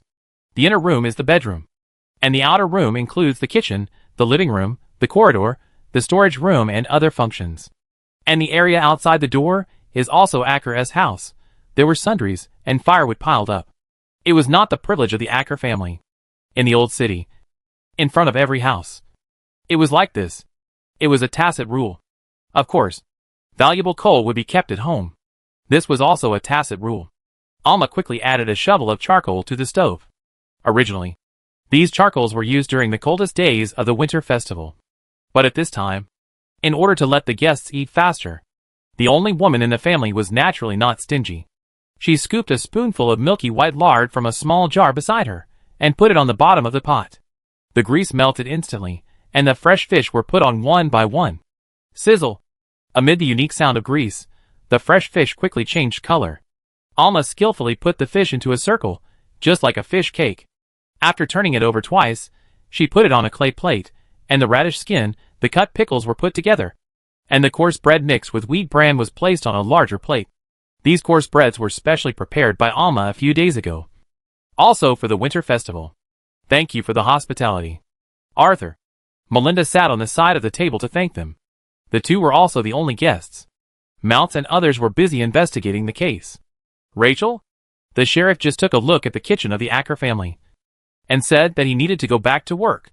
Everyone saw that the sheriff's carriage drove to the Shire district, but no one said anything. As we all know, the sheriff has several female secretaries. Working with female secretaries is naturally very efficient. We should say thank you. Thank you for saving my life, Alvin said seriously. Alvin knew too well what would happen to him if Arthur and Melinda had not arrived in time, and what would happen to his sister who happened to come back. So, the bakery apprentice was not only serious in his words, and his expression was serious. At the same time, he swore in his heart that he must take his family away from the old town and go to the safer Shire district. Arthur glanced at it and said immediately, "If you want to really thank me, you must learn how to bake bread and make pastries. I like food very much, and I like delicious food even more, especially sweets, which make me want more. If you can make pastries that satisfy me, I can consider investing in you. Open a pastry shop on Westmeck Avenue." Arthur's words made Alvin stand up. The young baker apprentice was so excited that he was at a loss. Which apprentice doesn't want to own his own shop? Being able to own a shop is Alvin's goal. As for owning a shop on Westmeck Avenue, that is really the ultimate goal of life. Moreover, once he can really gain a foothold on Westmeck Avenue, he will definitely be able to bring his father. My sister left the old town. With life goals and dreams intertwined, the baker's cheeks flushed, and he knew what to say to express his determination. But when the words came to his lips, there was only one sentence left. I will work hard. I will do a good job. I will never let you down. The young baker's voice was loud, like a swearing oath. Arthur smiled and nodded. Then, his eyes looked at Acker, who was sitting there without a trace. What about you? Chapter 573 Reason. Acker, who was sitting there, did not answer. He did not even look at Arthur. Sitting there, he was just like an ordinary middle-aged man in the old town, not only feeling cramped, but also feeling a little uneasy. Arthur did not ask directly, because there was no need. Not only that, he had already given two obvious hints. The first one was sincere thanks. The second one was opening a store for Alvin on Westmeck Avenue. Arthur believed that Acker understood. Arthur believed that Acker would not refuse. Because he was Alvin, Alma's father. And because Acker had promised his wife, Ms. Bonna. As for why Arthur valued Acker, in addition to the fact that he was a talent, it was naturally because of the trip to Niwen. He was going to return to his mother's former family. He who had the mark of blood had a true identity. And this identity was destined. The Golden Lion family will not do it openly, but secretly? Who can guarantee it? Moreover, judging from the experience of Aldous Hamlet, who used the alias of Don, some people in the Golden Lion family do not mind doing it secretly. Of course, the most important thing is that the old lion has the famous blood shadow thorn by his side. How could Arthur not be on guard? Even the poisonous snake in the bushes must be careful of the dagger in the shadow. And is there anyone who knows the assassin better than the assassin? Naturally. They are assassins from the same school. Blood shadow thorn comes from assassin. Blood flow. Acker in front of him is also assassin. Blood flow. So, Acker is the best companion for Arthur's trip to the Inner Bay. And besides these? Of course. It is to create momentum. The old lion has people from assassin. Blood flow around him. He also has people from assassin. Blood flow around him. After others know this, they will subconsciously compare him with the old lion. This kind of mentality is what Arthur needs. If time is not enough, Arthur would like to copy all the people around the old lion, so that everyone can equate him with the old lion. Only in this way can he take over his family better. It is precisely because of this that Arthur will go to great lengths to get the other party to join. Now that most of it has been completed, Arthur is slightly relieved. So, the rest of the time is really just eating. Arthur especially likes pickled radish skin. Not only is it crispy, but it also has an indescribable sour and spicy taste, which is a bit stimulating, but it makes people's appetites open. Paired with the soft and glutinous meat porridge, it really feels like a perfect match. Melinda also expressed her approval. When Arthur picked up the fifth bowl, the lady drank 2 bowls. Alma was shocked by Arthur's appetite. You know, their bowls are really big bowls, which are twice as big as a person's face. Ordinary people will be full after drinking 1 bowl. Even a big-bellied man only has 2 bowls. More importantly, even a big-bellied man has to take a break after drinking a sip. Right? How could he be like Lord Kratos in front of him, drinking 5 bowls in one go? But Alma did not despise him. The girl was very happy instead. Alma simply thought that this was Arthur's naturalness, his lack of airs, and his true love for his cooking. At the same time, Alma also understood why her brother had just told her to use the biggest pot and make more. As the bread deliverman of number 2 Kirk Street, Alvin had a certain understanding of Arthur's appetite. But when Arthur picked up the 7th bowl, Alvin could not sit still. Because the meat porridge in the pot was almost gone. At this moment, the young baker apprentice had to buy some food. Although their family was poor, they would not let the guests go hungry, especially the guests who saved their family. However, he was stopped by Acker. You stay with Lord Kratos, I'll go buy it, Acker said. Alvin did not refuse. He could see his father's embarrassment in front of strangers. Okay, please be careful, Alvin warned. Acker nodded, smiled at Arthur and Melinda, and walked out the door. This retired assassin needs a little time to think seriously. Going out to buy food is just right. Of course, Acker also knows what Arthur Kratos, the medium, likes to eat. After all, not long ago, Eber said that the medium praised his cooking skills. In this case, he should run away. Acker quickened his pace. Arthur, who was sitting in the room, inexplicably had a bad premonition. What's wrong? Melinda keenly noticed Arthur's sudden start. Although it was fleeting, it was caught by the lady. Arthur certainly couldn't say that he had a bad premonition. The young medium put down the big bowl and gazed at Melinda affectionately. Can you make porridge for me in the morning? The gentle voice gave Melinda goosebumps all over her body, and she almost vomited the porridge she had just drunk. However, the lady guessed why Arthur did this. Alma, this girl has been from the beginning, but he just kept looking at Arthur secretly. Others didn't notice, but Melinda noticed it. How could a young girl who had just begun to fall in love resist the scene of a hero saving a beautiful girl, especially when the man was good-looking, elegant, and easygoing? If she hadn't seen the nature of this bad guy, she would have been deceived by him. So, Melinda was not surprised. What really surprised Melinda was Arthur's attitude when facing this situation. That kind of active avoidance, and frankly remind the other party of his attitude. This made Melinda appreciate it. This bad guy is actually not bad, Melinda thought in her heart. You know, if other men in South Los encounter this situation, they will most likely not let it go. After all, those men are all ugly and killed. What's more, Alma is not ugly. In fact, she can be said to be beautiful. Inexplicably, Melinda, who was in a good mood, nodded. Well, I will. As long as you want to drink, I will make it for you. Melinda nodded. Arthur's smile grew a little more, and the affection in his eyes grew a little more. Melinda did not avoid him, but looked back at Arthur with the same affectionate eyes.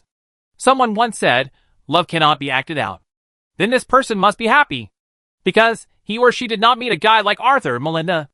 But this person must also be unfortunate, because he or she has most likely encountered someone like Arthur and Melinda. Arthur and Melinda were fully engaged in their performances. Alvin and Alma retreated. Alvin always felt embarrassed. Alma was even more embarrassed. The smart girl noticed the lady's eyes, and she knew that the lady had misunderstood. She was just simply surprised at the appetite of Mr. Kratos, and there was nothing else. However, it was inappropriate to explain at this time. All he could say was, I'll go see where my father is. Alma walked out of the room. Alvin confirmed that his sister was just standing outside the door and had not gone far. Then he turned back to chat with Arthur again. Or, to be more precise, to ask for advice. The young baker's apprentice hoped to learn from Arthur about the attitude of the upper class towards pastries. Arthur didn't know much about this. In Arthur's opinion, the upper class in South Los was the Countess. But he had never even met the Countess, let alone her taste. But Melinda knew. The lady began to explain to Alvin. And Arthur?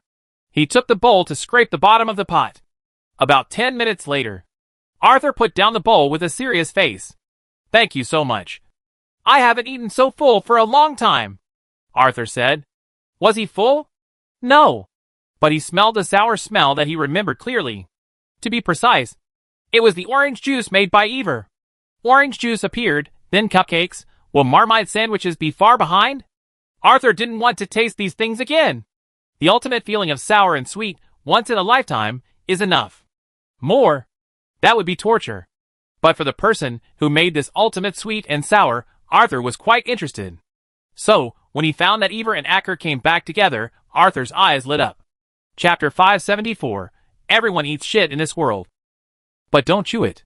Ever's arrival was a surprise to Arthur. Unlike Acker, who was bound by himself, Ever lived a very happy life. Not only did he have a son and a daughter, but he also had a kind wife, and was very wealthy. He owned 2 independent houses in Dow Lane, one for a family of 4, and one converted into a hotel. The income from the hotel alone was enough to cover the expenses of the family. Apart from his mysterious confidence in cooking skills, Ever can be considered perfect. Arthur once suspected that Ever was living too comfortably, too perfect, that he had the real ingredients, and made the food that was hard to swallow. However, because of this, Arthur never regarded Ever as a target. It was definitely not that the food Ever made was bad. It was that Arthur had no way to make Ever willing to work for him. ALC had weaknesses, and was easy to control. Ever didn't. As for kidnapping the other party's wife and children, forcing the other party to do something, Arthur asked himself that he was not a big villain, and he couldn't do such a thing. Of course, more importantly, forcing an assassin to do something, the end would not be very good. What if the other party's wife and children had some problems again? That would be even more incredible. An assassin without real weaknesses was born. Who knows what the other party can do? Arthur didn't want the power he had worked so hard to build to be destroyed by the other party. But, if it is offered to you voluntarily, Arthur will not refuse. Father! Alma greeted, and took the paper bag from Acker. It was a very textured bag, unlike the hemp paper bags used in the old town that would break if poked. Is it the Shire district? Alma guessed. But he was full of doubts. The old town and the Shire district are not far apart, but it is impossible to go back and forth in just 10 minutes by walking, even on horseback. Is it a new store? Alma guessed. Alma was a little curious about this store. Not only the packaging, but also the food inside. The sweet and sour taste could be smelled through the bag. The taste shouldn't be bad. Right?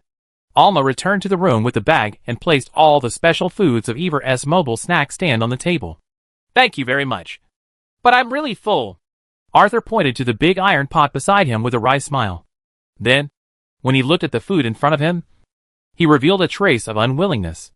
Anyone who saw Arthur's expression at this moment would think that Arthur was distressed because he couldn't eat delicious food. Then, Arthur made everyone believe this idea. If possible, can I take some of these foods away? Arthur looked at Acker. Of course.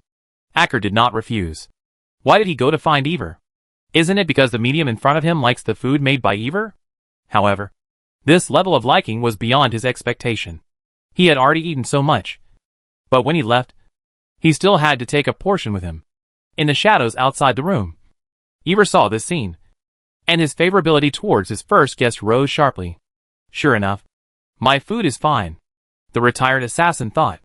And this is what Arthur wanted. No matter whether it worked out in the end, he would first improve his favorability. As for eating, it's impossible to eat. But Arthur can feed the dogs. He has 2 good dogs. Although the death hounds want to eat dog food, it's always possible to try human food. Right? Arthur, who is full of adventurous spirit, decided to give it a try. Anyway, by his side, if anything goes wrong, sufficient death energy can save Kuliki and Keely. At Acker's house, with food, dinner will naturally continue. Then, too sweet, too sour. Why does this sandwich smell like shoe soles and body odor? Exclamations came one after another. From Alvin, Alma, and Melinda. The 2 of them really ate it. And Melinda just sniffed it, and put it down. Then, everyone looked at Arthur suspiciously. Is this kind of food worth taking away? Only people with taste problems would do this. Right? You can't take it back to feed the dog. Right? But this kind of thing, will dogs eat it? Shouldn't they? Faced with doubts, Arthur smiled and said, Don't you think this kind of food is full of the flavor of life? Sour, sweet, bitter, spicy and salty, these 3 simple foods are given to it. It's like a test. After passing it, you will find the beauty of the world. It's also like a reconciliation between self and life. After I ate it once, I was deeply shocked, so much so that I didn't try it again for a long time. Because I was thinking about life, the meaning of life. And, because of them, my strength has taken a big step forward. Arthur opened his eyes, and started talking nonsense. Alvin, Alma were stunned. The reconciliation of self-life, such a description, they heard it for the first time, and they were instantly stunned. And Melinda was attracted by because of them. My strength has taken a big step forward. As for Acker, he lowered his head, and was in a daze. The retired assassin was thinking about the words. After passing the trial, you will discover the beauty of the world. The right medicine for the right disease, the right dish for the right person. The professional skill of medium, for Arthur, it is naturally easy to do. And outside the room, Ever was about to cry. He understands me. He really understands me. As a snack stand owner with a bleak business, if he saved a lot when he was an assassin, when he retired. He wisely bought 2 separate houses. And his wife was good at business. If he turned one of the houses into a hotel, relying on his cooking skills alone, I'm afraid the whole family would have to starve. Ever has been a little confused recently. Why doesn't anyone appreciate his cooking? Is it really that bad? He tasted it. And it tasted the same as his mother's in his memory. Why doesn't anyone like it? But at this moment, Ever understood. It's not that his cooking skills are problematic, it's that the guests didn't reach the level of Arthur Kratos. I'm not just making food, I'm making life. The retired assassin clenched his fists, and regained his confidence. No! It's that his confidence is higher than ever before. Tomorrow, he will write what Arthur said on the sign. Then, he will insist on sending food to Arthur every day. Otherwise, how can he repay Arthur's kindness in pointing out the maze? Under Arthur's deception, the 4 people in the room tasted Ever's special food again, unlike the previous one. This time he ate a little bit of everything. It doesn't seem so bad. Is this life? Is habit also a kind of life? Alvin said to himself. Will it be sweeter after being sour? Is this the true meaning of life? Alma said softly. Acker closed his eyes, as if he was really savoring life. Melinda chewed a Marmite sandwich. Arthur frowned, secretly watching the scene. Don't chew. That taste, rush. Although everyone eats shit in life, but don't chew it. If you don't chew it, you can still call it living. If you chew it, it's worse than death.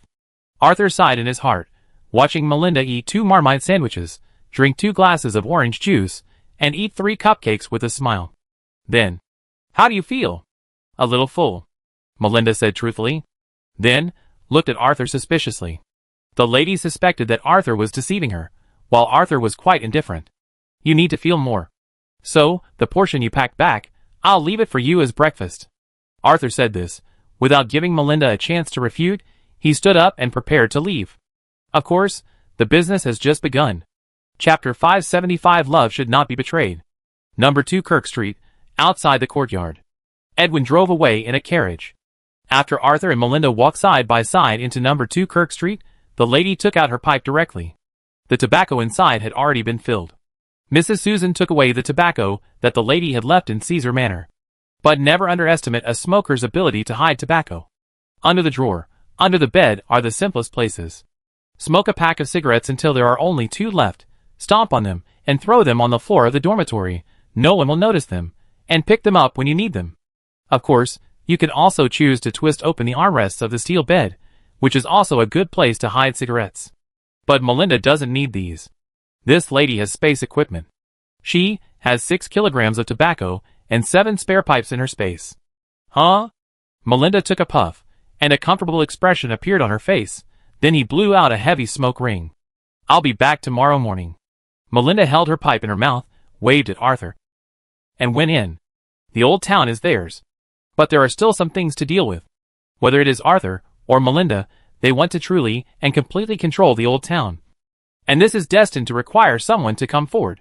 And Urs is Melinda's subordinate, so it is more appropriate for Melinda to come forward. After Melinda disappeared, the smoke dissipated. Arthur raised his hand and picked up Pendragon, closed his eyes, and leaned back in the chair in the medium-small hall, stroking the cat, while shouting, Anna, there are guests coming. Please prepare 3 cups of tea for me. Remember to add double sugar to my cup. At night, it is natural to have strong tea. The taste of strong tea is bitter. astringent and sweet. But the real secret is adding sugar. Do you need me to greet them? Ms. Anna put down the book in her hand, asked.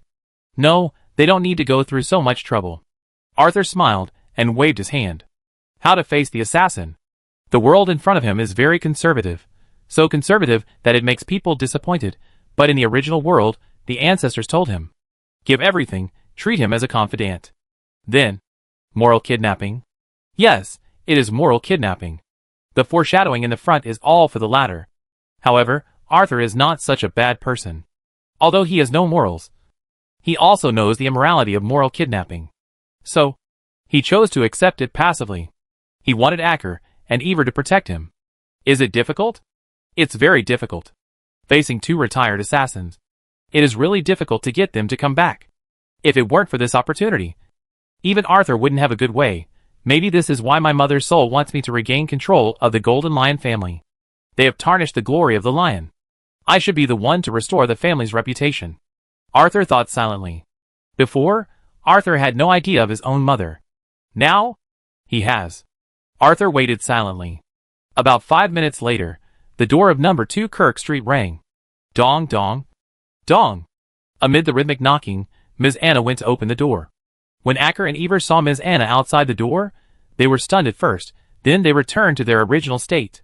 For the two assassins, I have seen too many strange things before. Especially during the 7 Years' War, when there were many strange things. Seeing Ms. Anna now, although it is worth being surprised, it is just a surprise. After all, neither of them felt any ill will from Ms. Anna.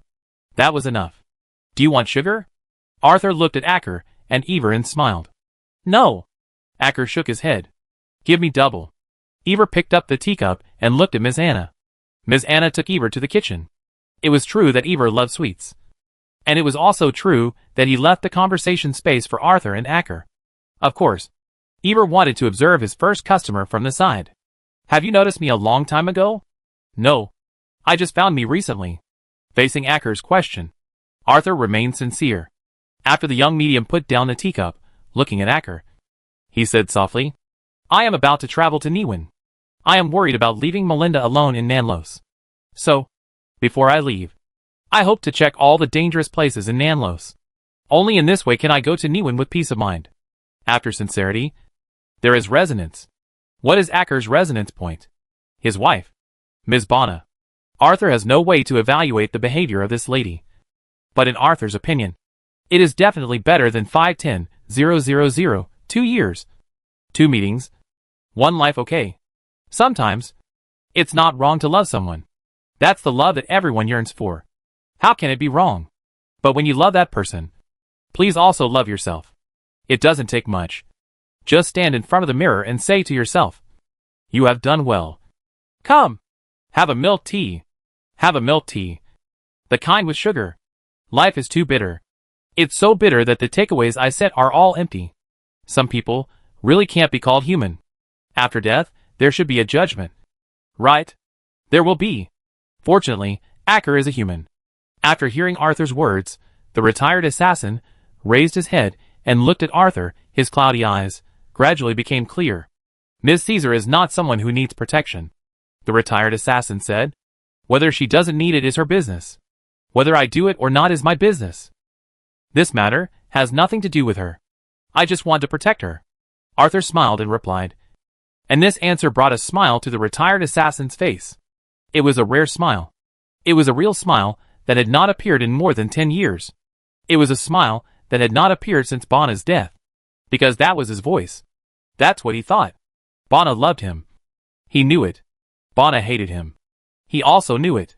So, he chose the current path, continuing to love Bonna in a way that ordinary people couldn't understand. Apologize to Bonna in this way that ordinary people can't understand.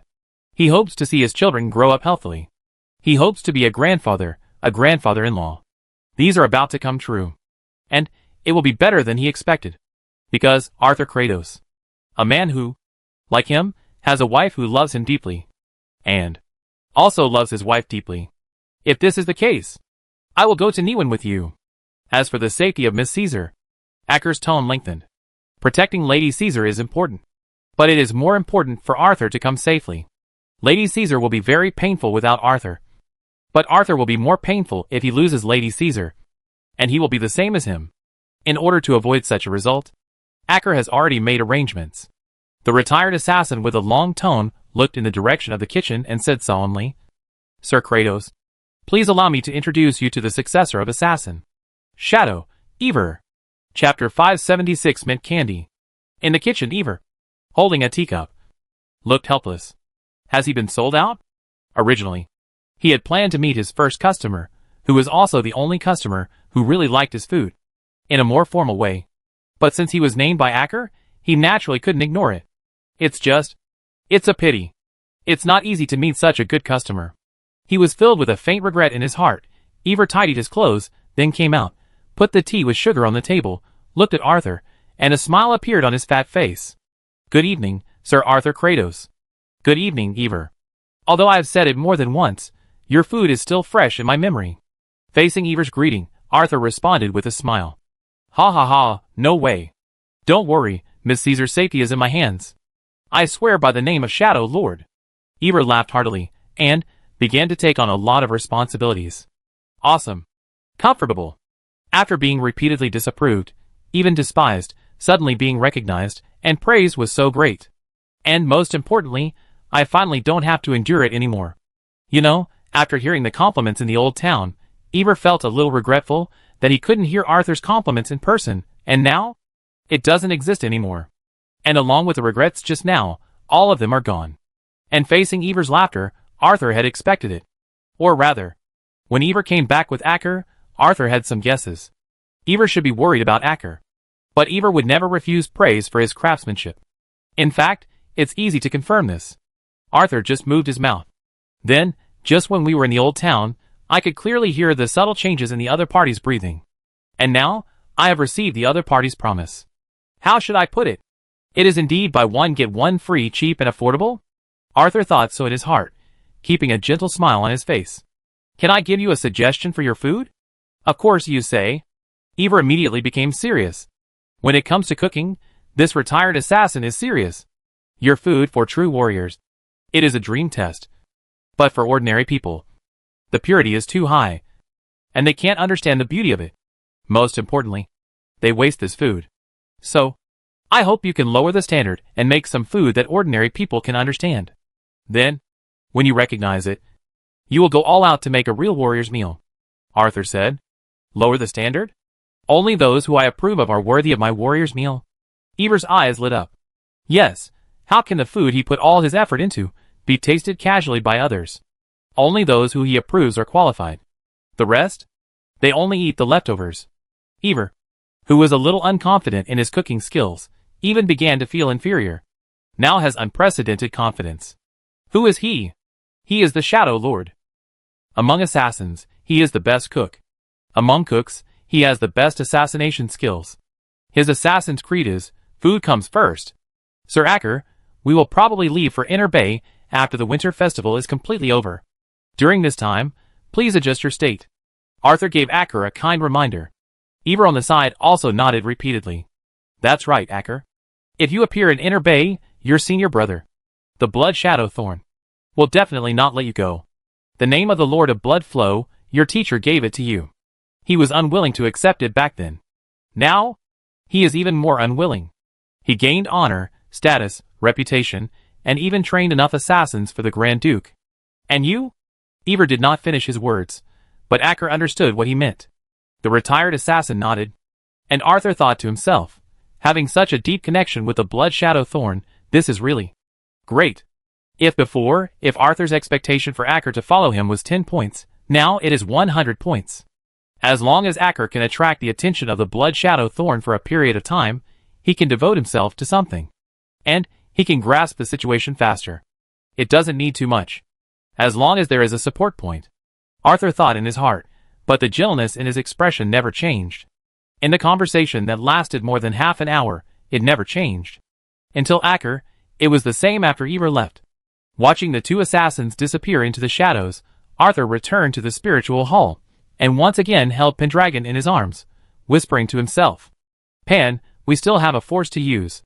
Should I take the initiative? But if I take the initiative too much, will it scare them away? Arthur was talking about Amanda's cat friend's home. This force is suspected to be a cat faction. Obviously, if there are more cat faction members in the Inner Bay trip, the safety will be greatly enhanced. But in the end, Arthur gave up the idea. Just like he said to himself, what if they are scared away? Moreover, maybe those former cat faction members have already settled down and lived happily. In this case, it is better not to disturb them. Arthur thought in his heart, lifted Pendragon in front of him, and asked directly, Pan, do you think I am too soft-hearted? Dad? How do you see it? As Ever and Acker walked side by side in the shadows, Acker knew what Ever was asking without naming him. I can't see through it. Acker answered truthfully. Well, it feels like looking at a mirror through fog. It's not a pure disguise, nor a simple mask. It's a bit strange. Ever nodded. Then, the retired assassin and part-time cook added again. But, he's not a bad guy. Acker didn't say anything more about this, but he quickened his pace. His son and daughter were waiting for him. Ever didn't stay long either. His situation was similar, but the difference was that if his wife knew he disappeared in the middle of the night, she would definitely slap his size 48 face with her size 38 shoe sole. The two retired assassins returned home as quickly as possible. In the old town, Acker's home, Alvin and Alma, seeing Acker returning, immediately gathered around him. Father, are you okay? Alma asked softly. It's okay. Everything is over, Acker said with a smile. He didn't say he was going to find Arthur directly, but just said he would give some benefits to the police officers. Alvin, who lived in the old town, naturally understood this. The brother and sister breathed a sigh of relief. Everything was finally over. Go to sleep. It's okay, Acker said. Then, he walked to the bed on the side. Alvin's bed was also here, and the father and son were head to head. As Alma grew up, the inner room became Alma's own room. After entering the room and closing the door, Alma breathed a sigh of relief. It's finally over. Unfortunately, all the candies my brother brought back were crushed. Next time, my brother will bring back candies next time. It will definitely be sweeter than this time. Alma took off her coat with a little regret, and when she hung it on the wall, the girl subconsciously checked her pocket. Then, huh? A surprised cry came out. Alma, what's wrong? Acker, Alvin and his son pushed open the door, and saw their daughter, sister standing in the room in a daze, with a beautifully wrapped mint candy in their palms. Chapter 577 Winter Feast. The faint sweetness and unique aroma of mint spread in the room. Alma stared blankly at the mint in her hand. She didn't know when the gentleman put the mint in her coat pocket, but at this moment, she had a strong emotion. Moved. With warm touch. It was the first time that Alma really felt this kind of love from someone other than her family. But, after seeing her brother and father, this smart girl would not let her brother and father misunderstand anything. Immediately, Alma told the story of her first meeting with Arthur and Melinda. Sir Kratos, you are such a gentle and kind person. Alvin sighed. Gentle? Kind? Acker did not comment. However, looking at his daughter who was smiling with the mint in her hand, and his son, who looked sighing, the retired assassin left the room. He looked into the distance through the window outside. That was the direction of the Inner Bay. At this time, the retired assassin really made up his mind. The sugar should have been discovered. Right? Arthur estimated the time, and put down the book in his hand. Arthur didn't have any other thoughts. It was just because it felt good to make a smart and kind girl happy. Of course, it was also because of the good impression of the other party's old father Acker. Arthur would not refuse such a thing as giving a little love to the children of an old father Acker, which would greatly increase Acker's favorability. Just like, he would not refuse the midnight snack handed over by Miss Anna. Noodles cooked in beef soup was Arthur's suggestion. Miss Anna copied it perfectly according to Arthur's dictation. After dawn, Arthur, you need to buy a venison steak, a whole goose, fresh fruits, vegetables. There are also fish and clams. Miss Anna put the mixed radish peels in front of Arthur. After tasting the mixed radish peels at Acker's house, Arthur was quite amazed, and told Miss Anna when he came back. And the lady just flipped through the book, and reproduced this side dish again. Deer steak, a whole goose, it's a winter festival dinner. Arthur was slightly stunned, and then, he reacted. As the longest rest time in South County, it is also the coldest winter festival. On the day of the winter festival, a sumptuous meal will be prepared. People call it the winter feast. Even the poorest families will cook some meat on that day. And the slightly richer families will choose roast beef, lamb and the like. As for the nobles, they will treat that day as the most grand banquet. According to records, the old Earl of Nanlos once roasted 373 deer at a winter feast.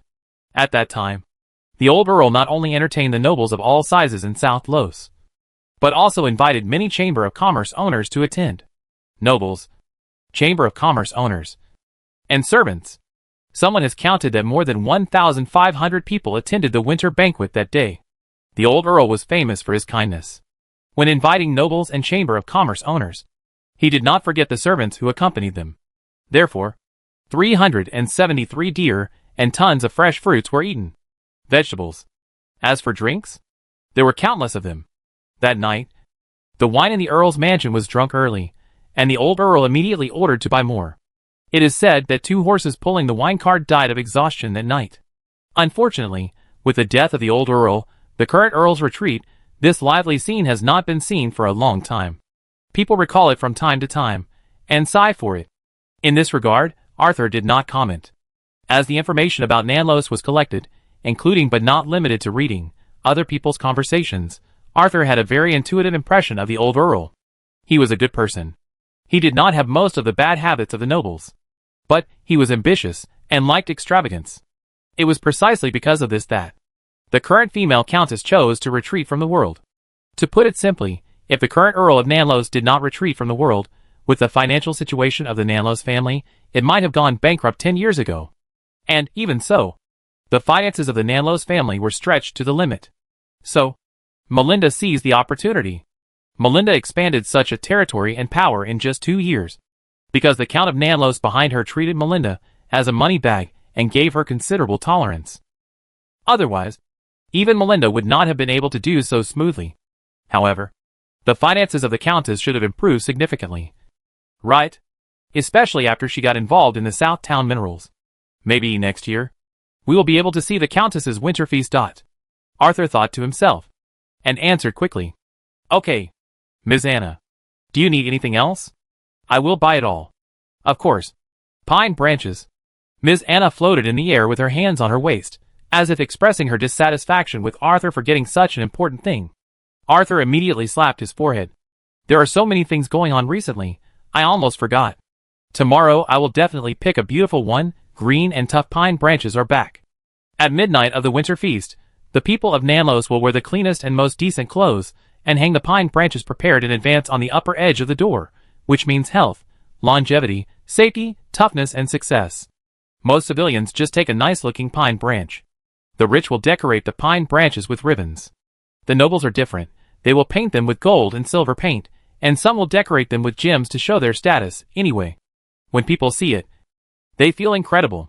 However, this is a good thing for many civilians, because this is their last chance to make money this year, selling beautiful pine branches. Sometimes there are more people in front of the butcher's shop than slaughtering the New Year pig. After all, pine branches are much cheaper than meat. After getting Arthur's guarantee, Ms. Anna flew to the beam of number 2 Kirk Street. The lady was thinking about how to clean number 2 Kirk Street. This is no small project. Number 2 Kirk Street may not look big, but there are many secret rooms and secret passages, and the whole process must be done with great care. At this time, Arthur, after having a midnight snack, has already laid down on the bed. Melinda will be back tomorrow morning, and his normal sleep time will inevitably be disrupted, which is quite unfriendly to Arthur, who is experimenting with the necessary sleep time in the daily cat orange. Ritual and the impact on the orange big. Ritual. Therefore, Arthur planned to go to bed early. Ms. Anna confirmed that Arthur was asleep, covered him with a blanket, and told Pendragon not to run around. And then she started cleaning overnight. You mean during the day? Don't you need to cook the venison steaks, keys, vegetables, and fruits you bought? As a member of this family, Ms. Anna would never allow the Kratos family to be criticized for such a small matter during the winter festival. While Ms. Anna was busy, Arthur opened one eye, glanced at Pendragon, who was staring with his eyes wide open and couldn't he sleep at all, and turned around with a smile on his face. Hey, it's New Year's Day. Chapter 578 Visit. Arthur woke up from his sleep because of the suffocation. Feeling the pressure on his chest, Arthur looked down and saw Pendragon hugging his neck and curling his body on his chest. In the long breath, Pendragon slept soundly. Arthur sighed helplessly. He almost thought he was in bed. He glanced at the unusually clean skylight in the corridor. The sky was slightly bright, and there was a slight noise in the kitchen. It was obvious that Miss Anna, who had cleaned number 2 Kirk Street overnight, was preparing breakfast for Arthur and Melinda, who was about to return. Arthur sniffed. It was his favorite meatball soup, pancakes and bean sprouts. This was also copied by Miss Anna after Arthur told her. Arthur admired the lady's cooking talent, especially every time he ate the food made by this lady. Arthur had a feeling of it's not a miracle that I let you live. Your existence brings me a feeling of miracle. Who can refuse a considerate, housework competent, cooking skilled horror puppet? You say it looks scary? Superficial. Compared to those advantages, appearance is totally unimportant. At least for Arthur. There are so many good-looking people. But there is only one Miss Anna. Miss Anna, can you cook an egg for me in the meatball soup? Of course. Do you want it well done or medium done? Miss Anna stuck her head out of the kitchen and asked. Arthur pondered. When it comes to food selection, it always makes him difficult to choose. Then let's have one half-cooked and one well-cooked, Miss Anna said with a smile. Look, this kind of considerate horror puppet, isn't it a miracle? Arthur picked up Pendragon, who was obviously awake, but was pretending to sleep on him. Pan, you really didn't inherit any of my talent. Next time you pretend, remember to relax. Open your eyes, and secretly look at me. What's the big deal? Arthur said, shaking the orange cat. Pendragon was dizzy and meowed. But it was impossible to break free. After more than 10 seconds, Pendragon was finally put on the floor by Arthur. Bah! As soon as he was put down, Pendragon fell to the floor. Puff! Puff! The cream-colored Labrador, the pure-blooded Era, couldn't help laughing out loud. Then, meow! Pendragon climbed up, his voice became low, his eyes became dangerous. Then, without waiting for the 2 death hounds to react, he flew straight up. Cat-cat flying kick. Cat-cat spinning. Cat-cat hitting. With Arthur's biased command, the 2 death hounds, which were unable to fight back, immediately began to dash left and right in the corridor of number 2 Kirk Street. Buchan, who was resting on the beam, took a glance and closed his eyes again. After dawn, it was time for him to replace Winnie on duty. He had to rest. The 2 new crows, Stolas and Mappa, stared at the scene with their round eyes. Curiously, the noisy morning at Kratos' house began. When Arthur came out of the bathroom, Pendragon had already started playing with the dog Bus with satisfaction. Letting Kalichi and Keely walk side by side, Pendragon jumped on Kalichi's back, then on Keely's back, or just lie on the backs of the 2 dogs, playing the role of bullying. Arthur looked at Kalichi, Keely holding Pendragon and walking back and forth in the corridor, and couldn't help but smile and give a thumbs up to the 2 dogs and the cat. Then, he sat down at the dining table. The meal didn't start right away. Arthur was waiting for Melinda. And in this empty, Arthur looked at the words in front of him: taste delicious meat porridge and matching snacks. XP plus 50. You and Melinda follow others to see what they eat. What do you eat? Game attracted the attention of many wealthy and idle young people, and your behavior of punishing the evildoers in the old city satisfied the imagination of most of the remaining people. XP plus 200. More people heard your name. XP plus 200. Last night's meat porridge was naturally grateful food. And, because it involved a mysterious side, the XP obtained has made great progress. As for the second one, we need to thank Melinda's men. After the friendly communication between those men and the reporters in the alley, the writing style and excitement of the newspapers this morning have been greatly improved, which brought Arthur a lot of XP income. And the third daily routine, as Arthur guessed, continued to rise steadily. Obviously, before the end of the Winter Festival, or in a period of time after the end of the Winter Festival, the title of champion of the Nanlo Swordsmanship Tournament, and some of Arthur's deeds in daily life, will become the topic of conversation after dinner and in salons. In this regard, Arthur said, not enough. Yes, it's really not enough. Not only the Xpirichuan fighting, Abdul Fire Control, Stone Bullet, and the next level Extreme Illusion Shadow, Barbarian King S Ceremony, Remnant, Slide. More importantly, Arthur also included the Ritual Orange Greatness in it. After 2 days of trying, Arthur met all the requirements of the Cat Orange Ritual and the XP required to upgrade the Cat Orange Ritual from the high-level Cat Orange Ritual to the orange big. Ritual was reduced to 3,996. And the XP required to upgrade the cat orange. Ritual from the ultimate cat orange. Ritual was reduced to 99.95. Obviously, under the normal situation of 3 meals a day, 2 points of XP are lost per day. To make up for the high level, under this normal mode, per 1,000 points that is 2,000 days, that is about 5.5 years. If you advance to the ultimate level, it will be 4,999.5 days, which is about 13.5 years. Can't wait. He really can't wait. So, Arthur plans to use XP to rush. And, he must rush to the ultimate level. Therefore, he must accumulate 9,995 XP points as soon as possible. This scale of XP is not easy to get. In addition to winning the South County Swordsmanship Competition champion in Niwan, he also revealed that his mother's family is the Golden Lion family. Arthur couldn't think of any quick solution for the time being. However, there is no quick solution. However, Arthur still has some scattered solutions. A pile of sand makes a tower, a collection of feathers makes a coat. It can be considered a kind of tempering, Arthur said softly. At the same time, a smoke ring appeared in front of him, and Melinda appeared on time. At the moment of appearance, the lady heard Arthur muttering to himself, and couldn't help asking, "What tempering?" Arthur smiled. Arthur's smile, at this moment, was different from his usual gentle smile. There was a hint of mischief. Immediately Melinda couldn't help but feel nervous, but she also felt that Arthur at this moment was very attracted to her. Originally, the lady was still thinking about whether to come back later, but at this moment, she stopped involuntarily.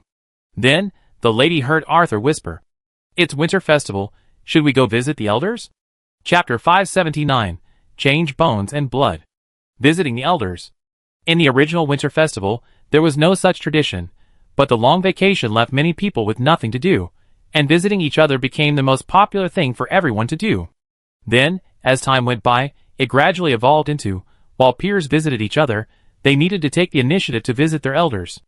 And this was called the Winter Ceremony.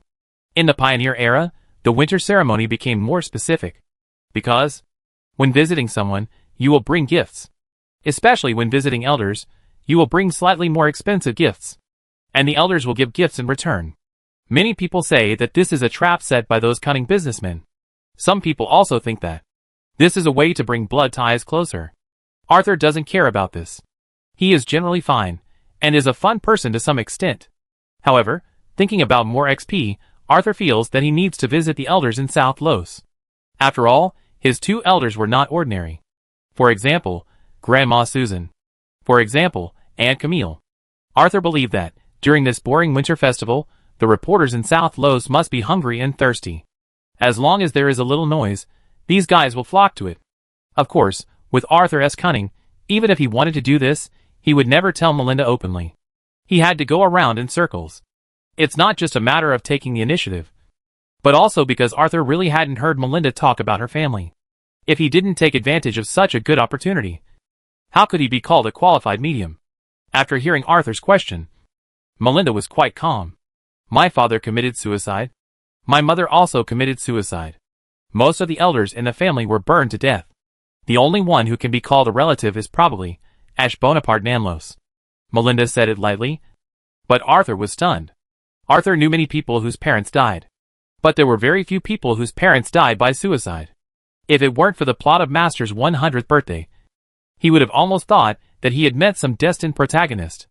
As for the fact that almost all the elders in the family were burned to death, it fits the template of the protagonist, who is doomed to be alone. If it weren't for the last sentence, the only relative, Ash Bonaparte Nanlos. This name, Arthur was very concerned. Because this was the name of the Countess of Nanlos. Are Melinda and the Countess of Nanlos related? Arthur was surprised at first. But then, he felt it was reasonable.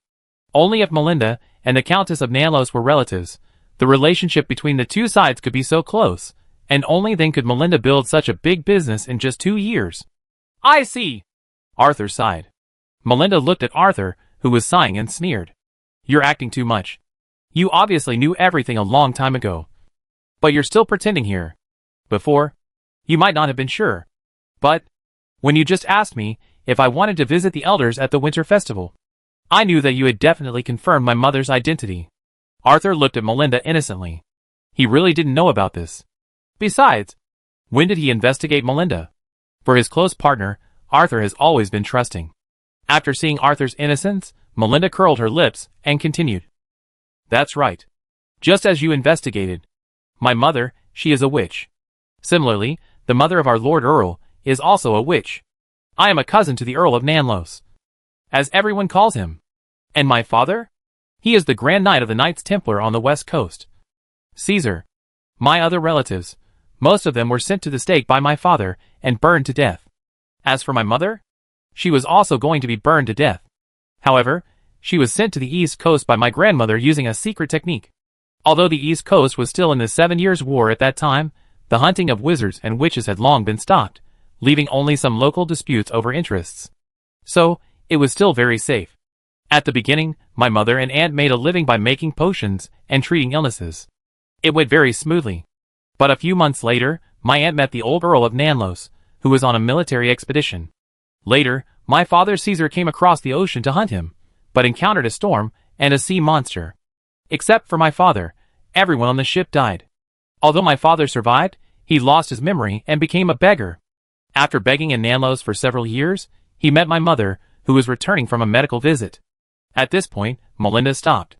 Some things don't need to be said, which is enough to make people guess. You should know that the Grand Knight of the Knights Templar is not only powerful, but also has willpower. It is really a willpower harder than steel. Even in the face of the devil's temptation, he can remain unmoved. Under such circumstances, the Grand Knight committed suicide. In addition, the suicide of Melinda's mother, and the existence of Melinda. A third-rate drama has already formed in Arthur's mind.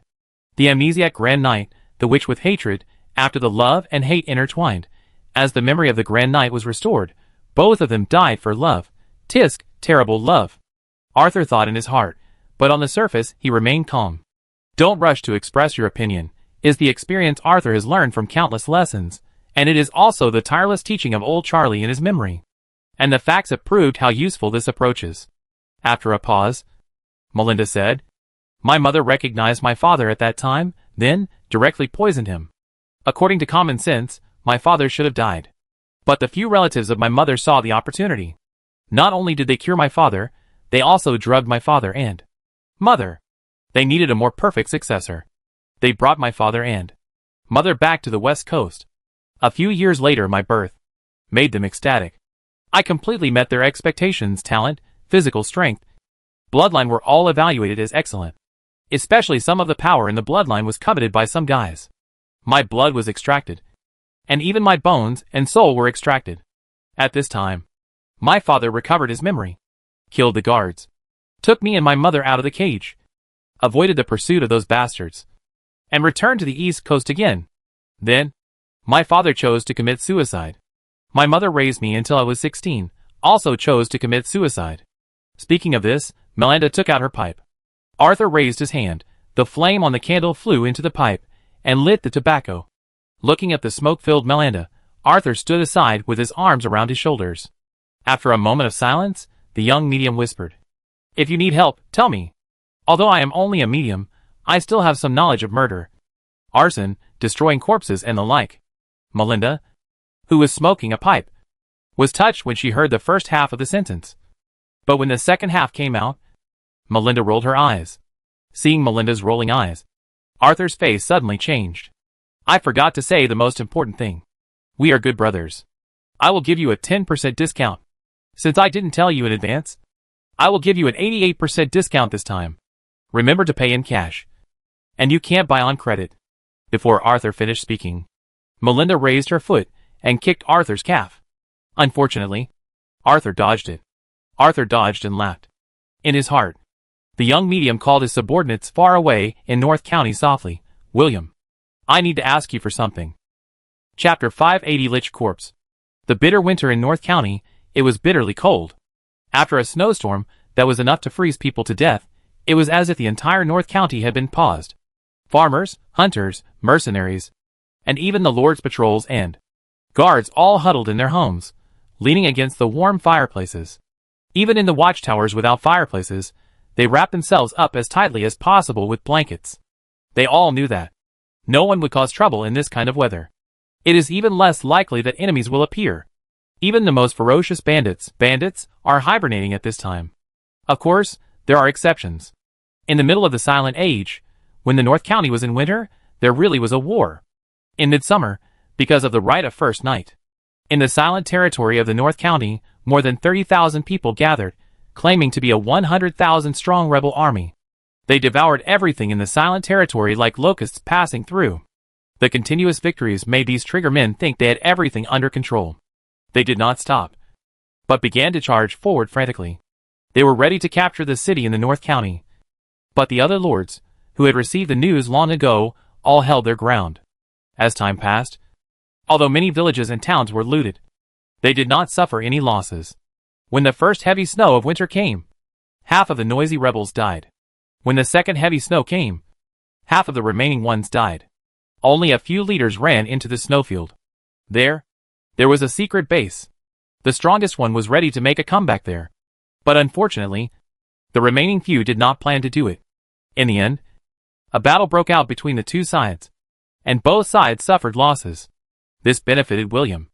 William accidentally discovered the secret base that looked like a tomb. After a simple cleanup, he regarded it as his secret base. Many important things were placed here. At the same time, this place also became William's retreat. However, William couldn't wait to leave here at this moment. He hoped that he could return to his master. For this reason, he took a risk. Then he succeeded. He successfully became a corpse lich in the form of a half-corpse demon and half-lich. This is a very special ritual. Whether it is the Dead Poets Society or the Pale Hand, all believed that it was impossible to succeed. Even though there were records of success during the Empire, someone had succeeded. But it had been so long, and many people had already believed that some error had occurred, which led to such a conclusion. For these, William did not know. William only knew that he wanted to return to his master. Isn't it just to peel off his skin? Isn't it just to drive 37,699 needles, as big as cow hair, into his flesh? Isn't it just to burn your internal organs with flames? Isn't it just to brand some rituals on your bones? What's the point of all this? As long as I can return to my master, it's all worth it. The belief that was twisted to the extreme made William not care about these things at all, and the result was certain. William succeeded. Moreover, after directly entering the level, he reached a high level. At this moment, William looked no different from a normal person. With excitement, he began to pack his luggage. Nanlos. He was going back. My lord. Your loyal servant will soon be back with you. When William thought of seeing Arthur again, he immediately knelt on one knee and prayed. May my lord be free from illness and disaster, and be safe and sound. If there is any disaster, please befall me. I am willing to bear everything for you. After praying devoutly, William was ready to get up and speed up the packing, and at this moment, in his heart, he heard Arthur's voice after a long absence. William, I need to ask you for something. Without any hesitation, William knelt on one knee again. What you point to is my unchanging belief in this life, William said loudly. His voice was even trembling. Because this was the first time he really did something for the adults. It was so meaningful. How could it not be exciting? I hope you can build 1 or 2 bases in Beijing, at the same time, develop an ocean-going trade team, and go to the West Coast to help me investigate some things. I'm sorry this time. For the secrecy of the mission, I can't give you any help. Arthur's voice was full of apology. William immediately shook his head. My lord, if I need your help, it would be a shame for me. Please rest assured, when the ice and snow melt, you will not only see your base in North County, but also an army that belongs entirely to you. They will be loyal and fearless. William, who knelt on one knee, said loudly. Okay. I look forward to your performance. Arthur said so. And Arthur's expectation brought endless motivation to William. The corpse lich threw the packed luggage aside and walked straight out of the tomb. In his memory, there was a bandit nest less than 100 kilometers north of here, with at least 300 people. And 70 kilometers to the south, it is a group of bandits, with more than 300 people. 600 people? No. Too few. There must be at least 5,000 people to be called an army. As for the base, my tomb cannot be too remote. It must be a noble territory.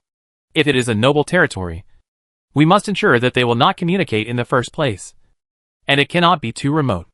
Most importantly, it cannot have too deep a foundation. William, who was talking to himself, suddenly had his eyes brightened. He thought of a territory that met the requirements, silent territory. After the Great Rebellion, and then the 7 Years' War, the old nobles in the silent territory had long been killed or injured, and the new lord was a pioneering noble. He had neither a solid foundation nor any family inheritance. It was really a good target. Thinking of this, William immediately walked out of the tomb. This corpse lich planned to subdue the bandits first. Bandits form the most basic force, then use these bandits. Bandits break into the silent territory, form further force. As for loyalty, as a corpse lich, William has too many ways to make these guys loyal. Since the Lord wants to keep it secret, then the name William cannot be used. It must be a pseudonym. William began to think about his new name. Although it would be fine to give it a random name, but as his first mission under the Lord's order, William thought that this name must have some meaning. If possible, it would be best if the Lord gave this name. Unfortunately, the Lord is too busy. Even if I communicate with him, there are only a limited number of times. How can I blame the Lord? If I am not too incompetent, how could the Lord be so busy? Thinking in his heart, William picked up the whip beside him and whipped himself 10 times in a row. After the skin was torn, although it recovered very quickly, the pain was still there. And just when William was about to continue to confess his sins, Arthur's voice appeared in his heart again. That voice was gentle and powerful. From now on, you will be called Sebastian Morin. Chapter 581 Subtle Changes in the Winter. After giving William a new name, Arthur cut off his contact with William. No, Sebastian Morin. North County was not originally in Arthur's current plan. Arthur's current plan is still based on South Los, and gradually extends to the Inner Bay. As for North County, it will definitely be laid out in the future. But now, it will definitely not happen. Arthur asked himself if he had that many people. But he really cared too much about Melinda's situation. Putting aside the strong brotherhood, the close cooperation between the two of them, they have long been inseparable. Or to put it another way, they are on the same boat. You can't escape, and I can't escape. If something goes wrong, it will really be a loss for all. Arthur can guarantee that he will not have any problems. But what about Melinda? Arthur can't guarantee it. So, he must arrange some insurance. Moreover, it cannot appear in South Los. If it spreads from South Los to the west coast, it is too conspicuous. Not only can it be easily discovered by Melinda, but it is also too easy for Melinda's mother's family to discover it. Therefore, William is the perfect candidate. A candidate who will never be suspected. After all, it is well known that he, Arthur, is the medium of South Los. North County? It has nothing to do with him. As for Moran's loyalty and ability, Arthur was even more relieved. There was no doubt that Moran was loyal to him, not only because of the existence of the contract, but also because of his good acting skills, which made him twisted to the point of fanaticism. And Moran's own ability became more and more powerful as his strength increased. After all, that was Corpse Lich. It actually succeeded. As for the Corpse Lich, Arthur had also read relevant books, and was impressed. Not only can the Corpse Lich easily create skeletons, zombies, control bone spirits, ghosts, and master a certain degree of curse. It is also because the Corpse Lich is immortal to a certain extent. If you want to kill the Corpse Lich, you need to kill all the Corpse Liches at once. That's right. Kill them all. Not a single bit of flesh and blood can be left. Even not a single hair or fingernail can be left. Once it stays, the Corpse Lich will regenerate. The reason why the Corpse Lich in the Empire era was considered a fallacy or fabrication by many people in later generations was because it was recorded in the book that seemed like unofficial history that the Corpse Lich started a 2-year rebellion in the north of the Empire, causing the loss of most of the Northern Legion of the Empire. It was not until the Holy Blood Knight, one of the 20 Knights of the Empire, was dispatched to suppress the rebellion. But this battle also made the north of the Empire chaotic. The north of the Empire, which was already devastated by the Shadow disaster, also completely lost its faith in the Empire because the Holy Blood Knights did not care about the civilians and nobles in the north of the Empire when they attacked, causing the deaths of at least 100,000 innocent people. Most people do not agree with this, because, as everyone knows, the Holy Blood Knights are kind and compassionate. And what is particularly commendable is the tolerance of the Holy Blood Knights. Therefore, no one thought that the Blood Knights would do this. Even the Blood Duke, who had been active since the Holy Age, claimed to be a descendant of the Blood Knights. Arthur was skeptical about this kind of unofficial history. After all, if selling hooks to become an emperor could appear in unofficial history, what else could not appear? Unofficial history is not necessarily true, but it must be wild enough. But he was not happy about the addition of a corpse lich to his own army. Arthur was still quite happy. Looking at Arthur's smile, Melinda raised her eyebrows. What are you planning? Bad guy? The lady said this, but her tone was not questioning, or even without doubt, but with a hint of humor. More importantly, while the lady was talking, she blew out smoke rings, and took out venison, goose, fresh fruits, vegetables, seafood and pine branches. The venison included 2 venison chops, 1 front leg, a hind leg, and the tenderest tenderloin. There were 2 geese. And like the venison, they were all simply processed. The fruits and vegetables were fresh and tender. The seafood was also fresh. The pine branches were emerald green and tough, and they gave people a sense of vitality just by looking at them.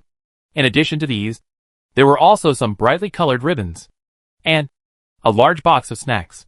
Just by smelling the smell, Arthur knew it was made by Mary. That fragrance, you can't lie. I'm thinking about the people I invited tonight. I originally planned to come in person, but I think it's best to be with you at this important moment, Arthur said seriously.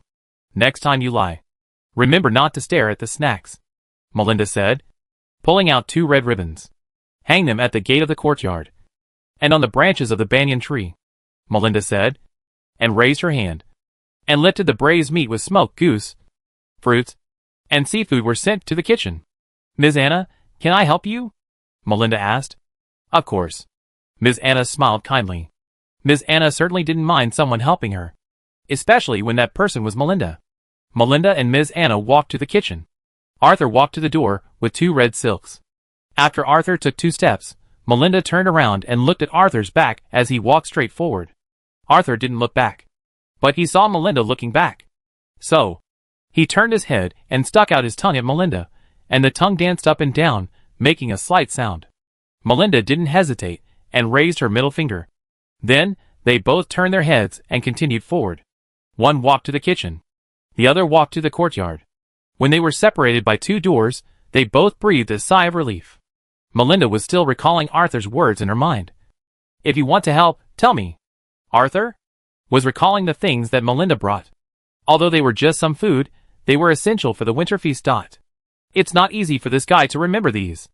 Arthur sighed in his heart. In Arthur's opinion, for a career-oriented guy like Melinda, not to mention preparing things for the winter festival, working overtime until midnight on the winter festival, it was considered a holiday for herself. Is this guy changing too? Arthur thought in his heart then.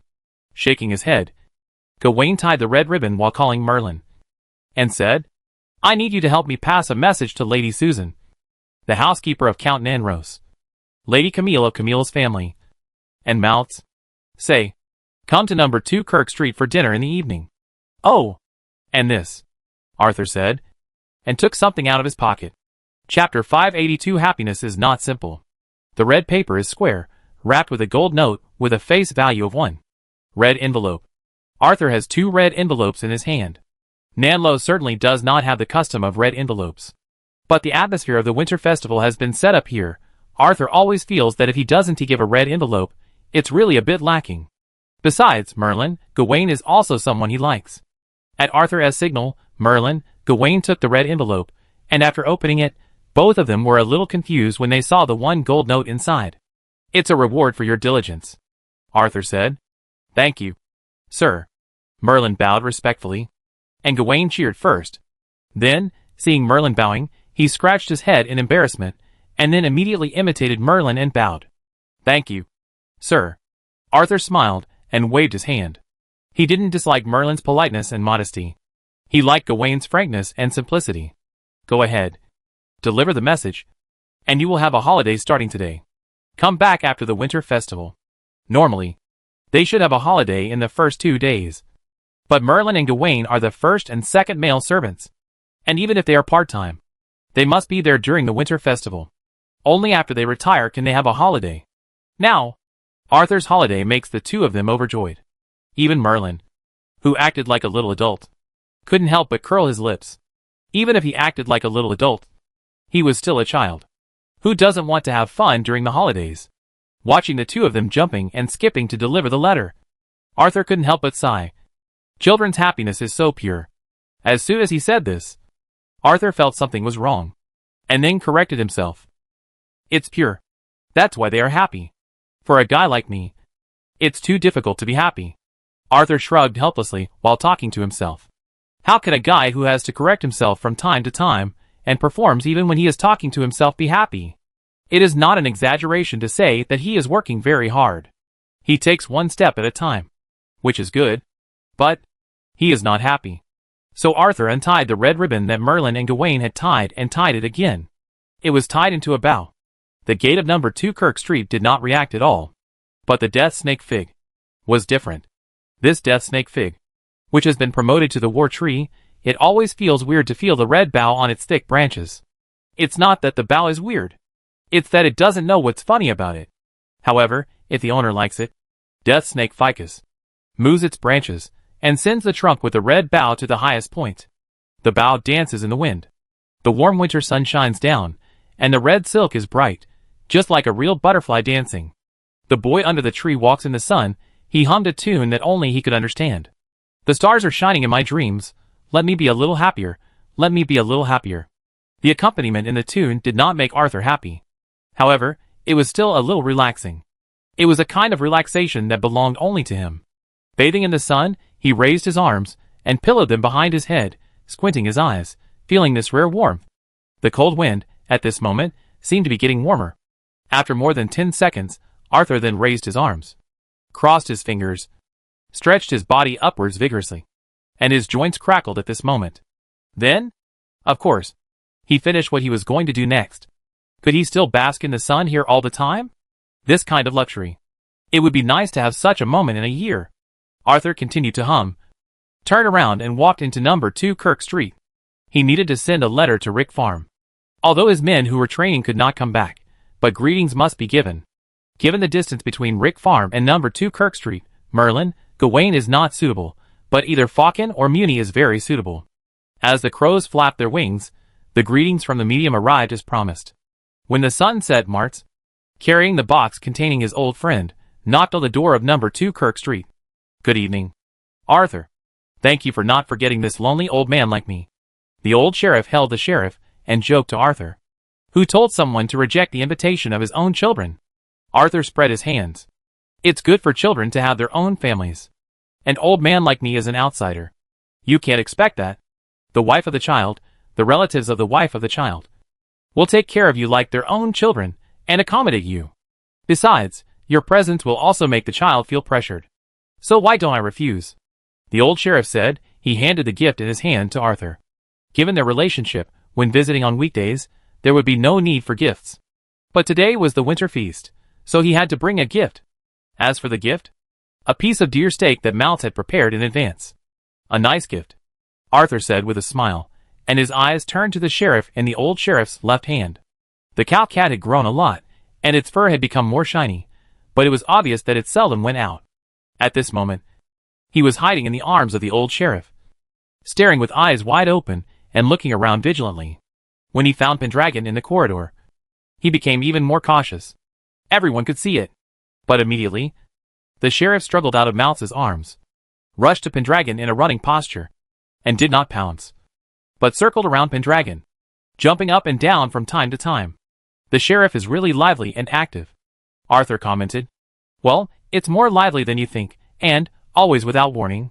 Before Maltz finished his words, the sheriff, who was running around Pendragon, suddenly seemed to find that he had a tail, and then began to chase his tail madly.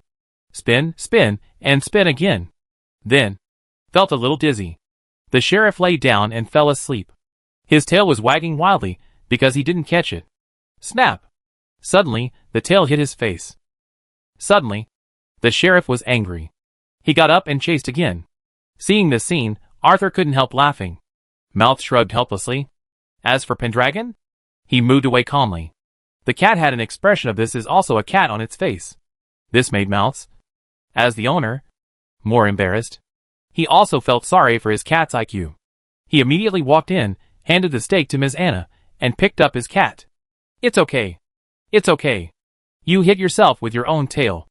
Maltz comforted the sheriff. But Arthur looked at Simic Avenue. Then, his eyelids jumped. Chapter 583 Winter Thunder. In Arthur's sight, two carriages were driving side by side. The coachman had long disappeared. Sitting in the coachman's seat were two ladies. Mrs. Susan. Miss Camille. The two ladies were waving whips, trying to make their carriages overtake each other, while they were constantly shouting, some urging the horses, and some cursing at each other. It was probably, "You beep, I beep, I beep." A series of telegraph sounds. Arthur was stunned. Especially from Arthur's perspective. When the two ladies looked at each other, there was actually sparks between their eyes. Crackling. As if it would explode in the next moment. Arthur smiled in his heart. The scene in front of him was not beyond Arthur's expectations. On the contrary, it was all in Arthur's plan. Old Charlie's loved ones treated him well, because of Old Charlie. But this does not mean that Old Charlie's loved ones are friendly to each other. Arthur had known this for a long time. Otherwise, would Old Charlie still need to go on business trips every year? He would definitely buy number 1, number 3, number 4, etc. on Kirk Street. However, one thing surprised Arthur. Did Lady Susan and Lady Camille have conflicts? Arthur didn't know what was going on with the others. But the two in front of him were definitely incompatible. Under Old Charlie's suppression, there was still this situation. There must be a considerable contradiction.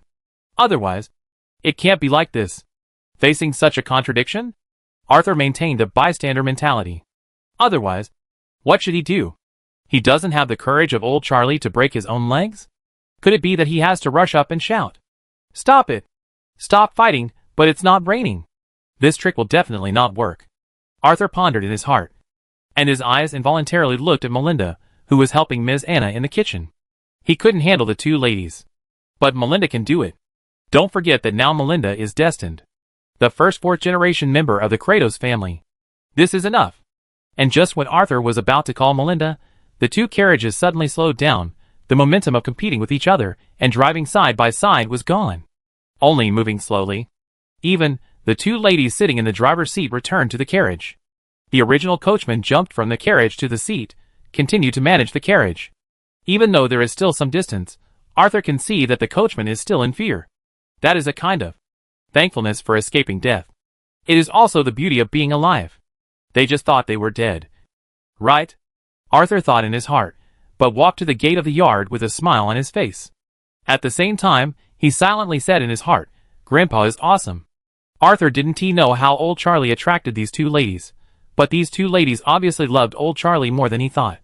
Otherwise, I wouldn't be so concerned about my grandfather's face, and choose not to argue in front of him. And that's enough. Perhaps in private, these two ladies will fight until their heads are broken, but as long as they keep a bit of decency in front of him, it's okay. No one will be embarrassed. This is what Arthur expects. As for more, it's naturally Old Charlie who will settle it. Otherwise, it can still be him. He is just a young, simple, kind and upright medium. He is not a gentleman like Old Charlie. Arthur, who is quite self-aware, smiled and waited there. The two carriages stopped at the same time.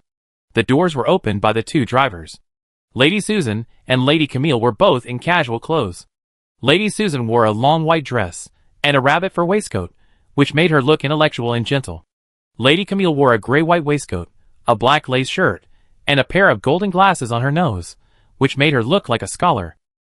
If he hadn't seen the tense scene between the two just now, Arthur would never have imagined that the two could be so beep-beep all the way. "Good evening, Mrs. Susan, Miss Camille. Please forgive me for the presumptuous invitation." Arthur was polite. Mrs. Susan and Miss Camille did the same. They stood side by side, like good sisters, and smiled at Arthur. "This is the pine branch I picked. Hang it on the door." Mrs. Susan took out a gold-plated pine branch. The gold color made the pine branch shine. Of course, the most important thing is that there are thunder and storm inscriptions of the Nanlos family on the pine branch. Anyone familiar with it will know that this place is protected by the Nanlos family. "This is a pastry I baked myself. Let's eat it together," Miss Camille said. Linda poked her head out of the carriage, holding an exquisite food box in her hand. Linda, dressed in hunting clothes, moved swiftly, jumped straight down. Then, with a happy smile on her face. Apparently, Linda was really happy to be able to attend the winter feast of the Kratos family. After putting the food box full of pastries in number 2 Kirk Street, she began to help Arthur hang the gilded pine branch.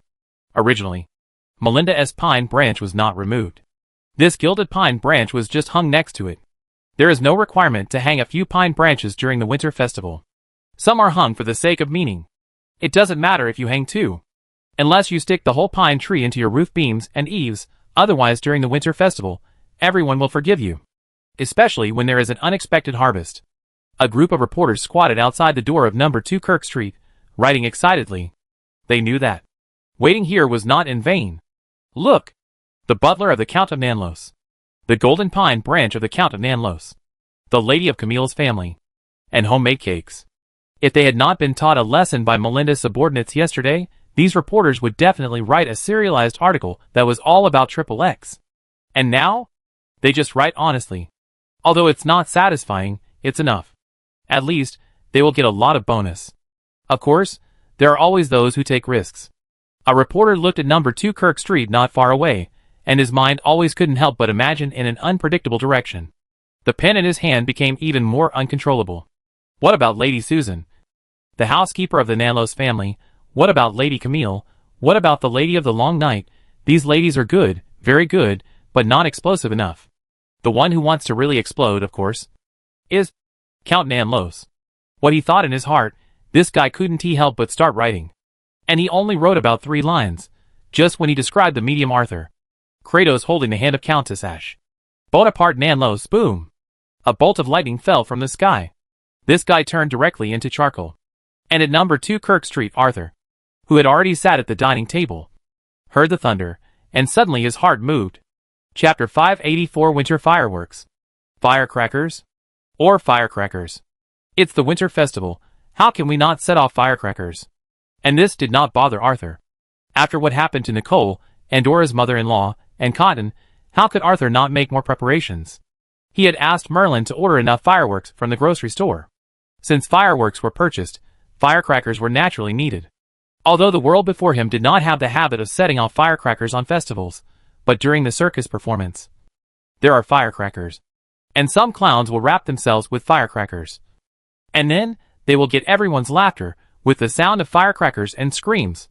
The more screams, the happier they are. Sometimes, happiness is so simple. While Ms. Anna and Melinda were still serving the dishes, Arthur winked at Linda and Mounts. Isn't it time to eat the winter feast? The two of them were confused, but she still followed Arthur. When the two of them arrived in the yard, Kalichi and Keely had already carried 2 boxes of firecrackers from the safe house in the basement, and Fireworks squatted beside Arthur. Fireworks? Linda was stunned. Yeah. Arthur nodded repeatedly, picked up the fireworks, and walked out of the yard, and stood directly on Kirk Street. At this time, Kirk Street was already empty, and the patrolmen standing on the side of West Merck Avenue in the distance, they didn't notice this place at all. Even though they just carried away a charred corpse. It didn't make them feel any more upset. After all, it was at the door of number 2 Kirk Street. Anything could happen. Since they appeared there, they must be mentally prepared. So, after the 2 patrolmen handed over the body of the reporter who was killed by the winter thunder, they returned to the sentry box again. Then, the 2 looked at their home in the distance. They were lost in thought. Undoubtedly, they were all thinking about their families at home, and the taste of the winter feast. At this time, no one would blame them. Even if they saw it, they would sigh that it was not easy for a patrolman. Whoosh, bang. After a muffled sound, the bright fireworks illuminated the 2 people. Similarly, they also illuminated Arthur and Mounts. After seeing Arthur and Mounts, the 2 patrolmen immediately came back to their senses. Almost instantly, the 2 patrolmen not only straightened their bodies, but also trotted all the way to Arthur and Mounts. Mr. Advisor. Sheriff. The 2 patrolmen saluted. As time went by, after Dicko, Andy, Rooney, and Simon were all recruited, and with the cooperation of Middle and Kit, 2 original level 5 police officers, the entire Shire District Police Station had already been built by Mounts to be watertight. Especially Mounts was willing to sympathize with his subordinates. Therefore, the entire Shire District Police Department maintained considerable respect for Mounts. As for Arthur, as Arthur's reputation grew, especially after he won the Nanlo sword competition and obtained the status of knight, the people in the Shire District Police Department became more and more awed by their advisor. However, watching Arthur setting off fireworks and firecrackers during the winter festival, the 2 patrolmen were still puzzled. Noticing the doubts of the 2 patrolmen, there were also the neighbors on Kirk Street who were looking around. As Arthur's friend, Mouth stood up directly. This is a kind of medium ritual, which can drive away disasters, and pray for everyone. Mouth said immediately. This is of course a white lie to protect his friend. Moreover, the old sheriff is very skillful, and he knows what people like and what they hate. After seeing the two men suddenly realize, and the neighbors around him looking like they had realized it, the old sheriff immediately picked up a string of firecrackers and lit them, and threw them into the air. Crack! Crack! A series of crisp sounds. And Arthur lit fireworks from time to time. Immediately, the children from the neighbors on Kirk Street opened their eyes wide with desire. Some parents, who felt sorry for their children, immediately came over with courage. Can you give me a firework? I can pay for it. Mr. Durr stuttered as he stared at the long and thin fireworks in the box. It's not that he didn't want the big, better-looking fireworks in the shape of a mound, but he was worried that Arthur wouldn't give him one. Take this one. It's enough to drive away bad luck and pray for blessings.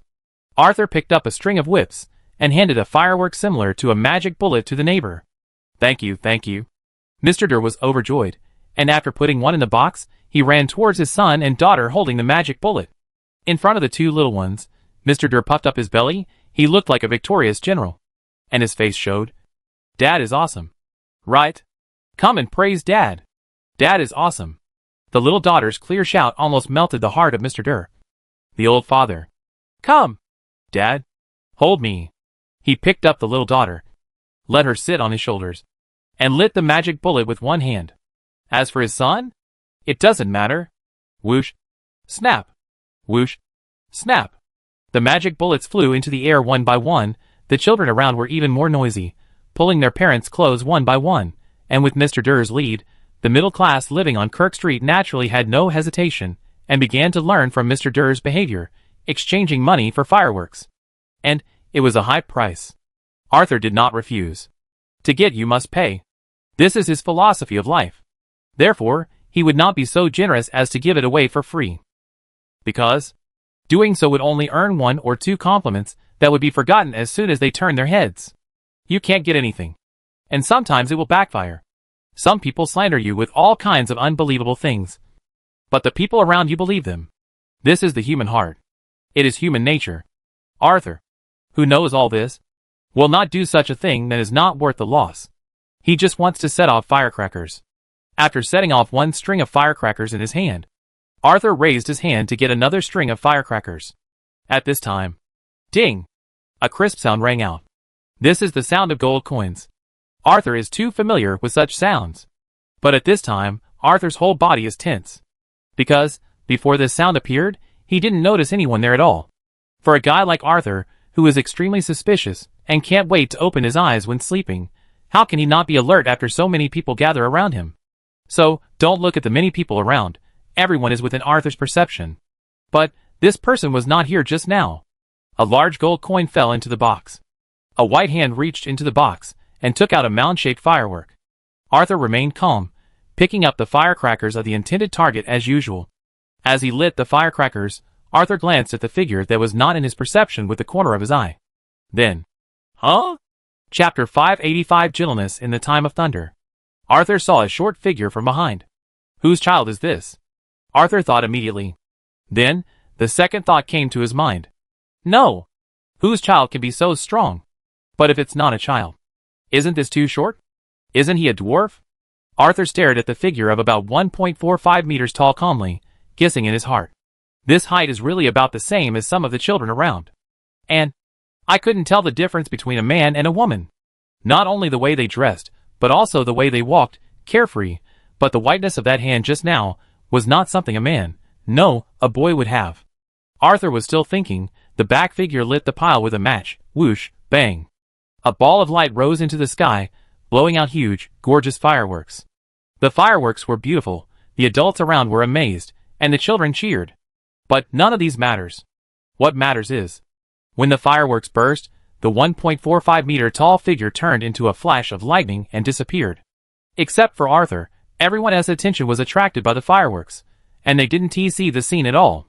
And Arthur? White hands, woman. Big gold coins, which the nobles used to show their difference. And this lightning. His sash. Bonaparte. Nanlos? Countess Nanlos? This? Arthur's heart was shaken. The whole person was almost stunned. Because, in his impression, Countess Nanlos could not be a 1.45 meter tall, carefree person. Although she is not tall, she should be tall at least. And her facial features should be delicate and beautiful. But she should be cold and even gloomy. She should be serious in her daily life. And her every word and action should be cautious but not offended. Only in this way can she be in line with her identity. That fits the feeling of the other party controlling Thunder. And it fits the other party's retreat style. But why is it a 1.45 meter tall, carefree guy? Could it be this is the real reason why she chose to retreat? Arthur thought in his heart. Of course, Arthur knew that the real reason must be to let Nanlos recuperate and avoid the old lion who was in the limelight at the time. But Poochie! Arthur couldn't help laughing out loud. Compared to the fake gentleness, Arthur's smile at this time was truly from the bottom of his heart. Moreover, when this smile appeared, Arthur did not pretend anymore. It would be awkward to continue pretending, so Arthur smiled like this. Firecrackers were going off continuously. Fireworks were going on continuously. The happy smile on the face of the young medium, the laughter and joy around him were all just right. The Countess of Nanlos, who was hiding behind the clouds in the sky, glanced at Arthur and the people on Kirk Street. He, Nanlos medium? Just an ordinary person. You are so old, and you still like to set off fireworks. Childish. After giving what she thought was a fair evaluation, the Countess of Nanlos turned into a bolt of lightning and disappeared at the moment the fireworks lit up. For this Countess, even on the day of the winter festival, she could not rest. She also had to handle 6 official documents in person. After all, those documents were from Newin. In front of number 2 Kirk Street, Melinda looked at Arthur and gave a similar evaluation to Countess Nanlos. Childish. Not only does he like to show off, but he also likes to play around. But he has been suppressing it all the time. But now, he is letting it go? The lady thought naturally in her heart. Because there was a period of time she was like this too. So, this evaluation in her heart did not make Melinda hate Arthur. On the contrary, the lady immediately breathed a sigh of relief. The lady was more and more convinced that Arthur and herself were of the same kind. And the slight pressure Arthur had given her before? At this moment, it all disappeared. The difference in strength was too great, so just catch up. After all, Arthur's strength was also accumulated secretly, and then it became a blockbuster. Arthur could do it. She, of course, could do it too.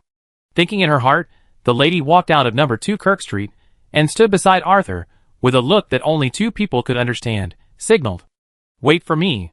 Arthur, who was happily dismantling a string of firecrackers, lit them up and threw them for fun, had a look of surprise in his eyes. Arthur definitely didn't understand the nonsense. But Arthur knew how to deal with it. He picked up a magic bullet and handed it to Melinda. "Come on, set off some fireworks. Get rid of the bad luck." As he said that, Arthur raised his hand, and the remaining sparks on the ground gathered on the magic bullet. Whoosh snap! Magic bullets flew into the sky. Melinda looked at the magic bullets and smiled. Everyone was happy. Except Linda Camille. Linda, holding a magic bullet in her hand, was hesitating. She wanted to set off fireworks with Arthur, but she was worried about Melinda. At this moment, when she saw Arthur and Melinda standing side by side to set off fireworks, she felt bitter. I came at the wrong time, Linda thought silently. Her eyes were almost red. Arthur happened to see Linda standing there quietly, not very happy, and immediately waved and shouted, "Linda, you're here at the right time. Come, set off the fireworks." "Ah?" Linda was stunned, but her steps moved towards Arthur involuntarily. When Lady Camille saw this scene, her brows furrowed. Mrs. Susan, however, watched this scene with a smile. Every time I see Arthur's happy smile, I will think of that bastard old Charlie. Although I don't want to admit it, but inexplicably, I feel very attractive. Mrs. Susan's tone was teasing. Because Mrs. Susan knew very well that old Charlie would never allow his grandson to be with his daughter. This is not a story of calling aunt, cutting off an arm, and entering the ancient tomb together. Arthur's excellence is unquestionable, and it is normal for Linda to be attracted to him. Miss Camille instantly returned to normal and said lightly, "It's a pity that the Silver Age is over. Otherwise, there might be a chance." Lady Susan shook her head and sighed. In the Silver Age, when blood was supreme, the nobles practiced close-kin marriage for the purity of their blood. Although there would be many deformities, As long as a genius was born, it would be enough. Lady Camille certainly understood what Lady Susan was talking about. Similarly, this lady knew better that she couldn't get entangled like this. So, the lady said softly, "Can you bear to see Arthur get hurt?" "Yes. Linda is my daughter." "But what about Arthur?" "Don't think I don't know. You have already put yourself in the role of Arthur's grandmother. Since you are Arthur's grandmother, will you allow your grandson to get hurt?" The lady's eyes were full of provocation. Mrs. Susan kept smiling. The lady said in an extremely affirmative tone, "I believe in Arthur." And just as the lady finished speaking, then Arthur waved at them. "Come on. Set off the fireworks." As he spoke, Arthur moved his feet and stood beside Melinda, letting Melinda and Linda stand together. Seeing this, Camille was stunned. Then, the lady sighed softly. "This damn gentleness is exactly the same as old Charlie." Chapter 586 Unexpected Help. As the 2 boxes of fireworks were empty, people on Kirk Street said goodbye to each other. However, just as they were about to enter their homes, fireworks were lit up again on the street in the distance. It was obvious that some people were following suit. Arthur was not surprised by this. After all, happiness is contagious. When you laugh constantly, people around you will always laugh along, especially when you are doing happy things. Laughter always adds a bit of pleasure. Fireworks would occasionally light up outside the window. Pendragon looked around curiously.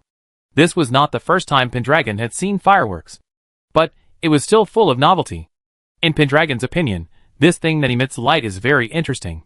The sheriff was behind Pendragon, trying to catch Pendragon's tail that kept swinging. And the result every time? He was knocked to the ground by Pendragon's tail. After 7 times in a row, the sheriff was as if he was facing a great enemy. Then, he ran under the table, and used the table legs to cover half of his body, and showed his head to observe carefully, as if it was not the tail of Pendragon, but an orange snake. When Maltz really couldn't help but pick up his cat, the sheriff instead held the table legs with his 2 paws, and looked like he would never leave. This made Maltz quite helpless. Arthur, on the other hand, was holding a grilled venison steak, with a smile on his face, while savoring the steak in his hand. He admired the scene in front of him. "Maltz, have you noticed that the sheriff really looks like a sled dog in the summer?" "I did. When the sheriff bit a hole in my bed, I noticed it." Maltz smiled bitterly. "Bit through the bed?" Arthur was startled, and then gave the sheriff a thumbs up.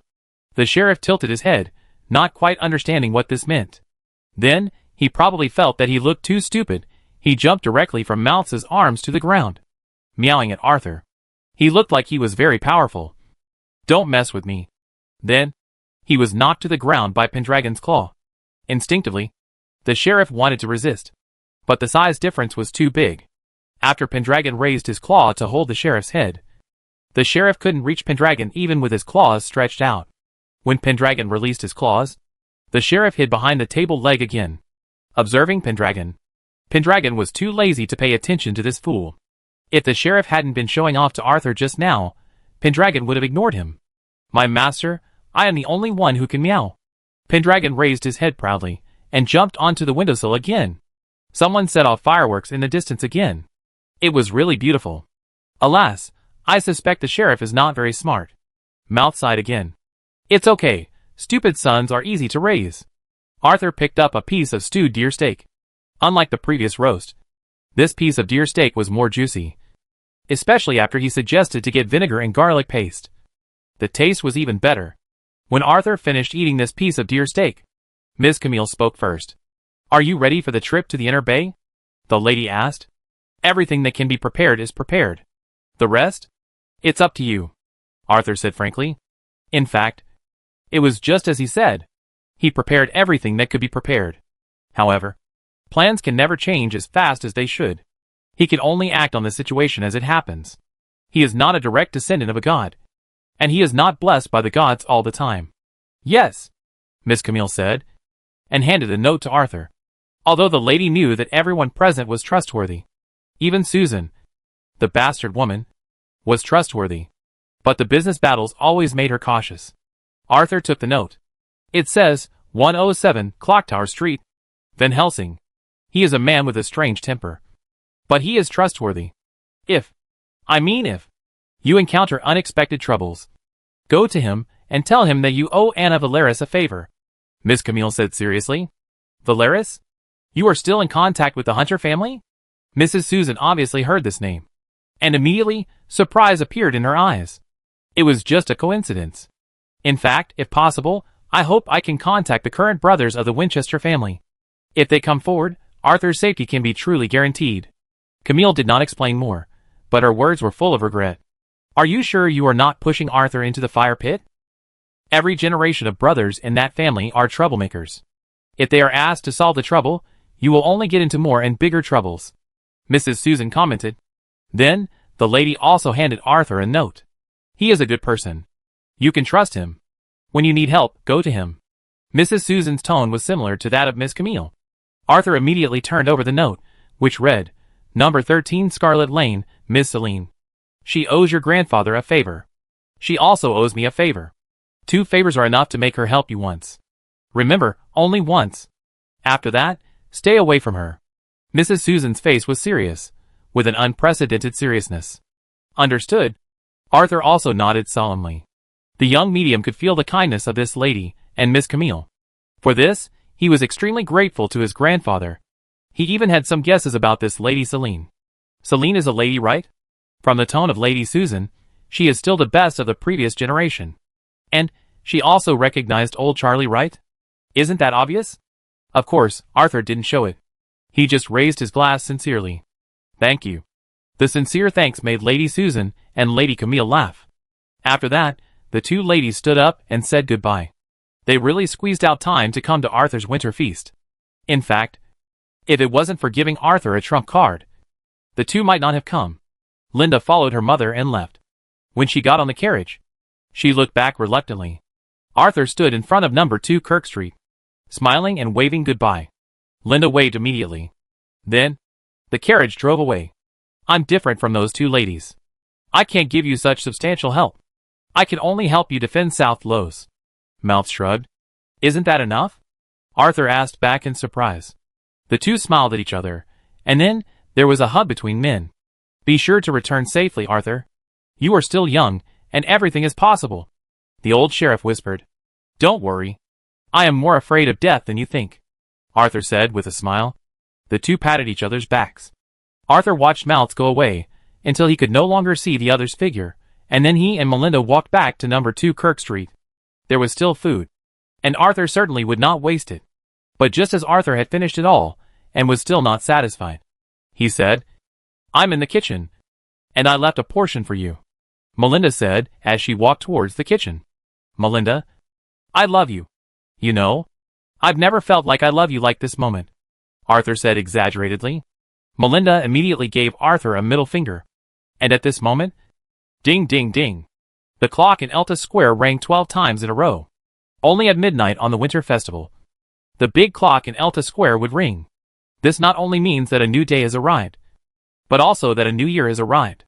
Arthur and Melinda looked at each other, and said softly at the same time, Happy New Year. Chapter 587 Catch-Up.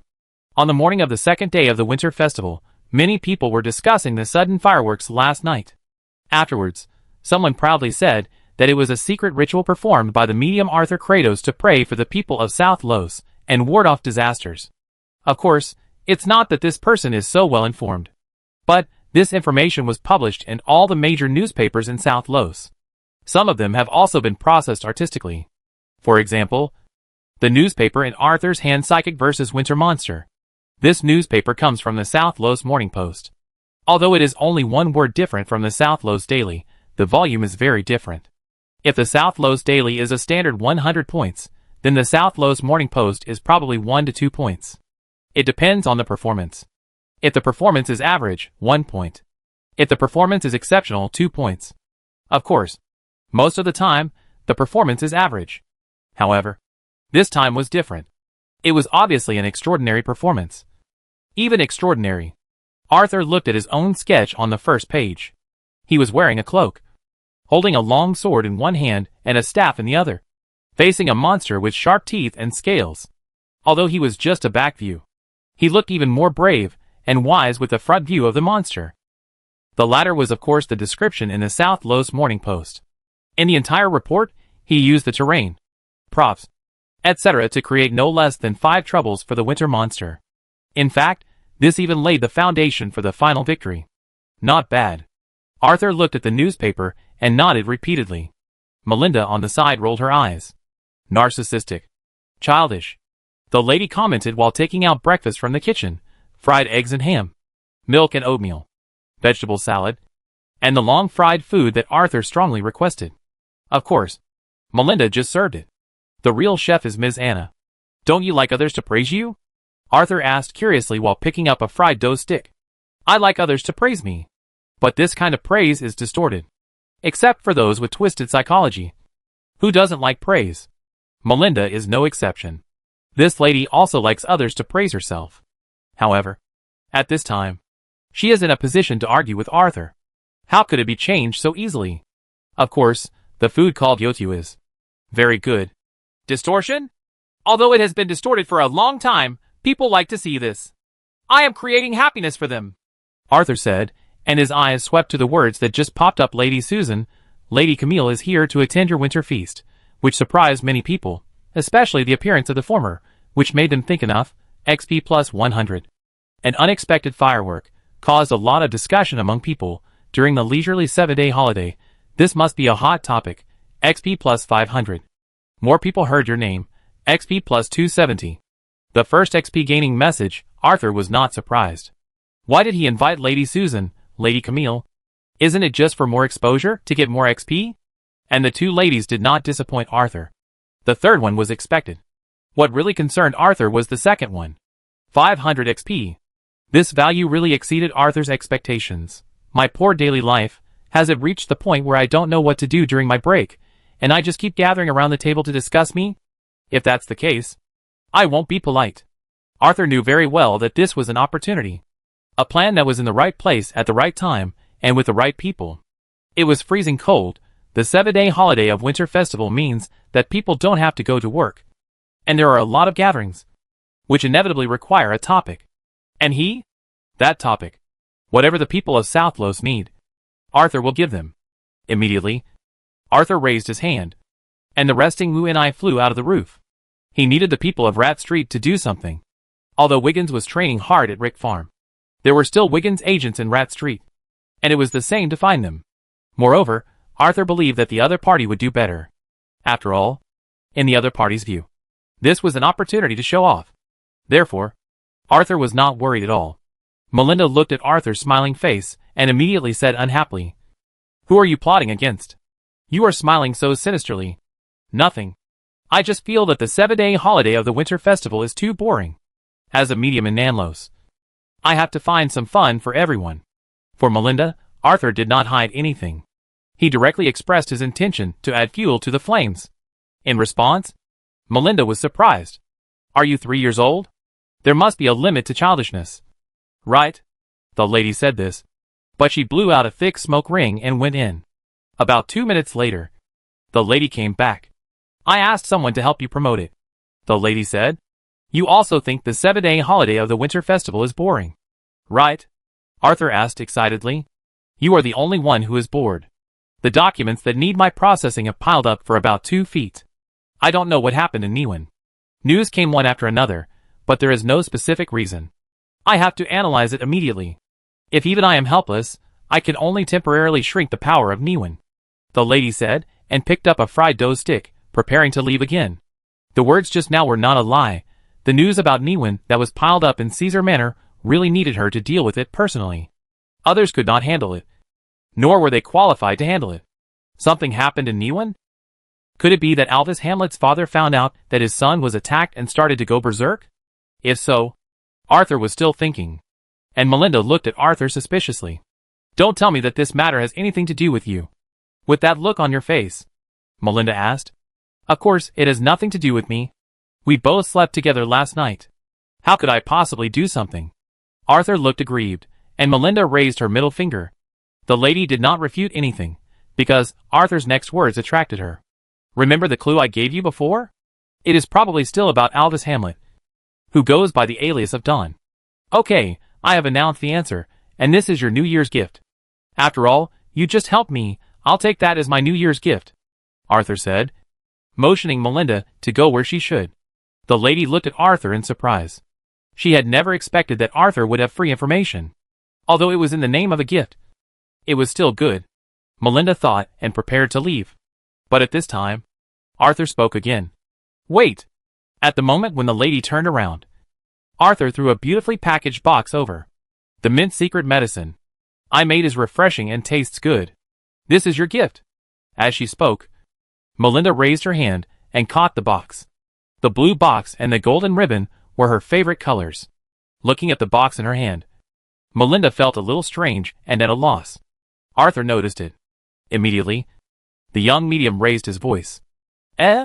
What's wrong with your surprised expression? Do you think the message just now is really your gift? Wake up, that is purely given to you for free.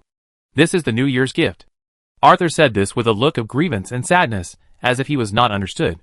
Looking at Arthur's appearance, Melinda's sense of helplessness immediately disappeared, and what was left was an indescribable feeling. Finally, the lady picked up the milk oatmeal in front of Arthur and drank it all, turned around and left. I won't come back tonight. I will be very busy these days. The voice disappeared with the smoke ring. Arthur scratched his head and said in a voice that only he could hear, I have drunk the oatmeal with milk. After talking to himself, the young medium looked at the pedestrians on the road through the window with expectation, and muttered unconsciously in his heart, if I don't really enter the stage, I will be scared to go to Niwan, so I must catch up. Chapter 588 Winter Guardian. Only a few hours later, some tabloids that were late to the party began to publish supplements, all reporting on last night as fireworks and medium fighting against the winter monster. And a drunk guy even appeared in the tavern. Let me tell you, I saw the blessing of Lord Kratos, the medium, with my own eyes last night. The monster was invisible at first, but as the fireworks went up, the monster began to show up, and the bursting firecrackers made the monster flee in panic. A drunk guy sat there and yelled. During the winter festival in Nanlos, all industries had a long holiday. Only the tavern was different. The tavern was the only place that would not be closed, and it was also the only place that would be full, especially some taverns in residential areas, which would be overcrowded. Whether it was in the civilian area, whether they are middle class or not, they will take a holiday during this rare time. The new year is coming soon. Can't they order a glass of wine to reward themselves? Even the most stingy people will spend about 30 cents to order the cheapest glass of wheat wine today. Sit there and feel the festival. However, the guy who was shouting was obviously not. He was full of alcohol, and he obviously drank too much last night. Therefore, no one believed him at all. Instead, there was laughter. It was a big holiday, and everyone took it as a joke. The waiter of the tavern came over. It was a holiday, but he still had to pay. He didn't want his boss to deduct his salary on a big holiday. Just like a smile will not disappear out of thin air, it will just be transferred. The coin that the guy who ran away with the bill had to pay would not disappear out of thin air, it would just be transferred to the waiter. What are you looking at? Do you think I have no money? Let me tell you, I have money. I have a lot of money. The drunk yelled. The people around him immediately started to watch the show, because, according to their experience, most of those who yell like this have no money. The waiter frowned even more. Although the drunk was only drinking the cheapest wheat wine, he had already drunk 2 cups. 2 cups is 60, so. Damn, there were too many people too busy. He didn't ask for money after the other party finished the first cup, and let him get the second cup. The waiter lamented that his salary was inexplicably reduced by 60 cents. Therefore, he became impolite in his actions. As for keeping him to work and pay off his debts? Don't be kidding. Anyone who dares to keep this drunkard to pay off his debts is a saint, because he wants to provide for his retirement. Not only does he not do anything, he also drinks. Anyway, I have sold my body to pay off my debts, so what kind of wine would I not dare to drink? At most, I can extend the period of selling my body. As for finding his family? Just kidding. A guy who soaked himself in a wine barrel, what would his family look like? The waiter didn't know before, but after working for a year, the waiter was still scared. How could he drink so much? He is not in good health. You are responsible. Ah! How did his leg break? Did you break it? You are responsible. How come he is still unconscious? Did you sell fake wine? You are responsible. Buy it back. The main point is that you are shameless. Anyway, you don't want the person, you have to keep the money. As a waiter in a small tavern, there is really no way to deal with it. Hit? The other party is waiting for you to hit. As long as you hit, you can expect to go bankrupt. When people lie there, their lives are taking off, right? Of course, these people absolutely dare not go to those taverns with backgrounds to cause trouble, and they dare to bully honest businessmen like them. Do you really dare to cause trouble in those taverns with backgrounds? Just lie there, wait for cremation. It can be considered as taking off early. After all, the ashes are scattered. And, before death, everything of value must be looted, including but not limited to flesh, internal organs, bones, etc. The smell of alcohol in some taverns can't suppress the strong smell of blood. Unfortunately, their taverns are not like that. The waiter sighed in his heart, while pulling the other party. Sir, please don't affect our business. The 2 cups just now, I'll treat you. Now, please leave. 60 cents, although the waiter felt bad, he could still afford it. Besides, paying 60 cents is better than getting entangled with the other party. More importantly, most drunkards would choose to leave dignifiedly at this time. Then, naturally, try your luck in another tavern. However, the situation today is a bit special. The bartender raised his hand and threw the bartender to the ground. However, the bartender was not angry because of the gold bill. A gold bill with a face value of 10 was thrown in his face. Everyone saw this scene. Seeing the large gold bill, everyone stared. In fact, this drunkard obviously did not look like someone who could have 10 gold bills. Whether it was the clothes he wore, or the stained face, especially the mud between his fingernails. Such a person is a tramp. How could he have money? Where did he get the money? Was it stolen? Many guests looked at the 10 gold notes and began to think. But the next moment, they all lamented. The drunkard shouted loudly, I have money. This is what the medium gave me. He asked me not to tell anyone about what happened last night. I didn't tell anyone. I just took it out to treat everyone to a drink. The drunkard shouted. The surroundings were filled with joy again. Yes, you didn't tell anyone. That's right. We didn't know. Everyone responded with a smile. Then, the waiter of the tavern immediately put the 10 gold notes into his pocket. Without giving the drunkard a chance to react, he began to serve the wine. It wasn't any expensive wine, it was just the cheapest wheat wine. Anyway, the drunkard didn't know. In fact, that was also the case.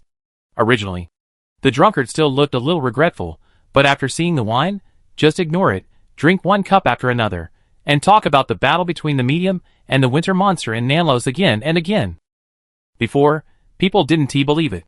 Now, people are half believing and half doubting. Believe, because the 10 gold notes are real. Don't believe, because they don't believe in monsters. Maybe something was misunderstood? Or maybe they just feel sorry for this guy. Many people think so. But others who were hiding among the ordinary people were convinced. Then, they were still passing on the news in their own way. The drunkard saw this. Then he smiled. Then, he fell asleep. His mission was completed. After that, it was the business of others. Boss Urs had already arranged everything, so he didn't need to worry about it at all. This was indeed the case. Operated by Urs, the hidden hunter chief under Melinda, and with the close cooperation of Wiggins' agent of Rat Street, a name began to be known by people, Winter Guardian. Chapter 589 Old Charlie's Oath. Arthur knew the title of Winter Guardian after it appeared, because this title was set by him. Sir, I have spread the title of Winter Guardian according to your instructions. According to the plan, in the evening, it will be the title of Winter Prayer. Tomorrow morning, I will urge those newspapers to make these 2 titles appear frequently on the front page of the newspapers. Hughes reported everything in detail. As the first 4 boys who could help Wiggins, Hughes was extremely grateful to Arthur. Not because Arthur's appearance made them well fed and clothed, but because Arthur's appearance made their brother Wiggins no longer have to take risks. They knew what their brother Wiggins relied on to feed them. Wiggins, Rat Street, the first golden finger. Relying on his own skills, Wiggins could have lived a good life. However, in order to take care of these non-blood related guys, their brother had a hard time. And they were also worried all the time. It was true that their brother was the number 1 golden finger in Rat Street. But the previous number 1 golden finger was beaten to death in the street. They didn't want their brother to suffer the same fate. So, when Hughes was able to pick up a stick, he grabbed territory in Rat Street. And that time, it was the first time he saw his brother get angry. I am Golden Finger, but you can't be. You have a better future than me. I will find a way to let you study, to become a superior person, instead of being a rat in the Rat Street like me. When he shouted this, his brother hit him. Not hard. The palm landed on his back, just a snap.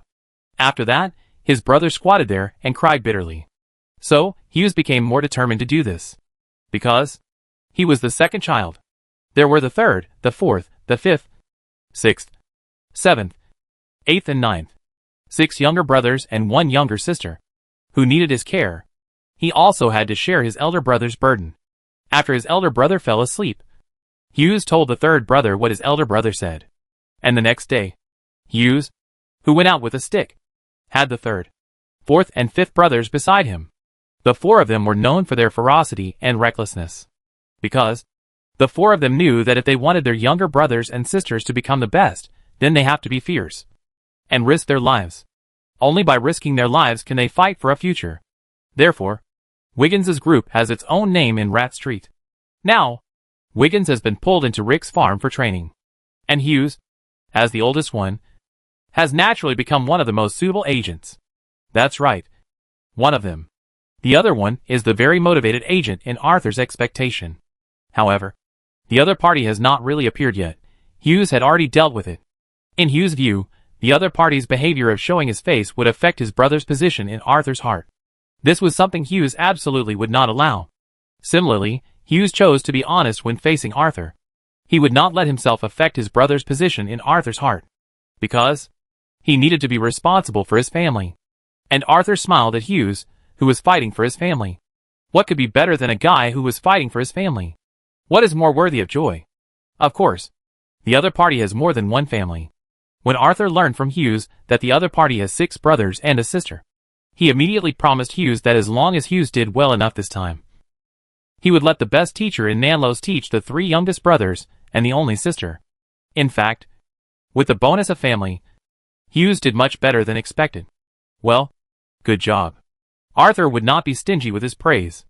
Then, the young psychic continued, "Tell those tabloids. The evening supplements will begin to serialize novels such as Secrets of Winter and Winter's War. Remember, besides me, there are 2 more people to mention. Lady Susan, Lady Camille. Both Lady Susan and Lady Camille have considerable reputation in South Los. Such a person, if he becomes a role that endorses him, to some extent, it will definitely trigger public opinion in South Los. Especially when neither of the 2 ladies will come forward to explain.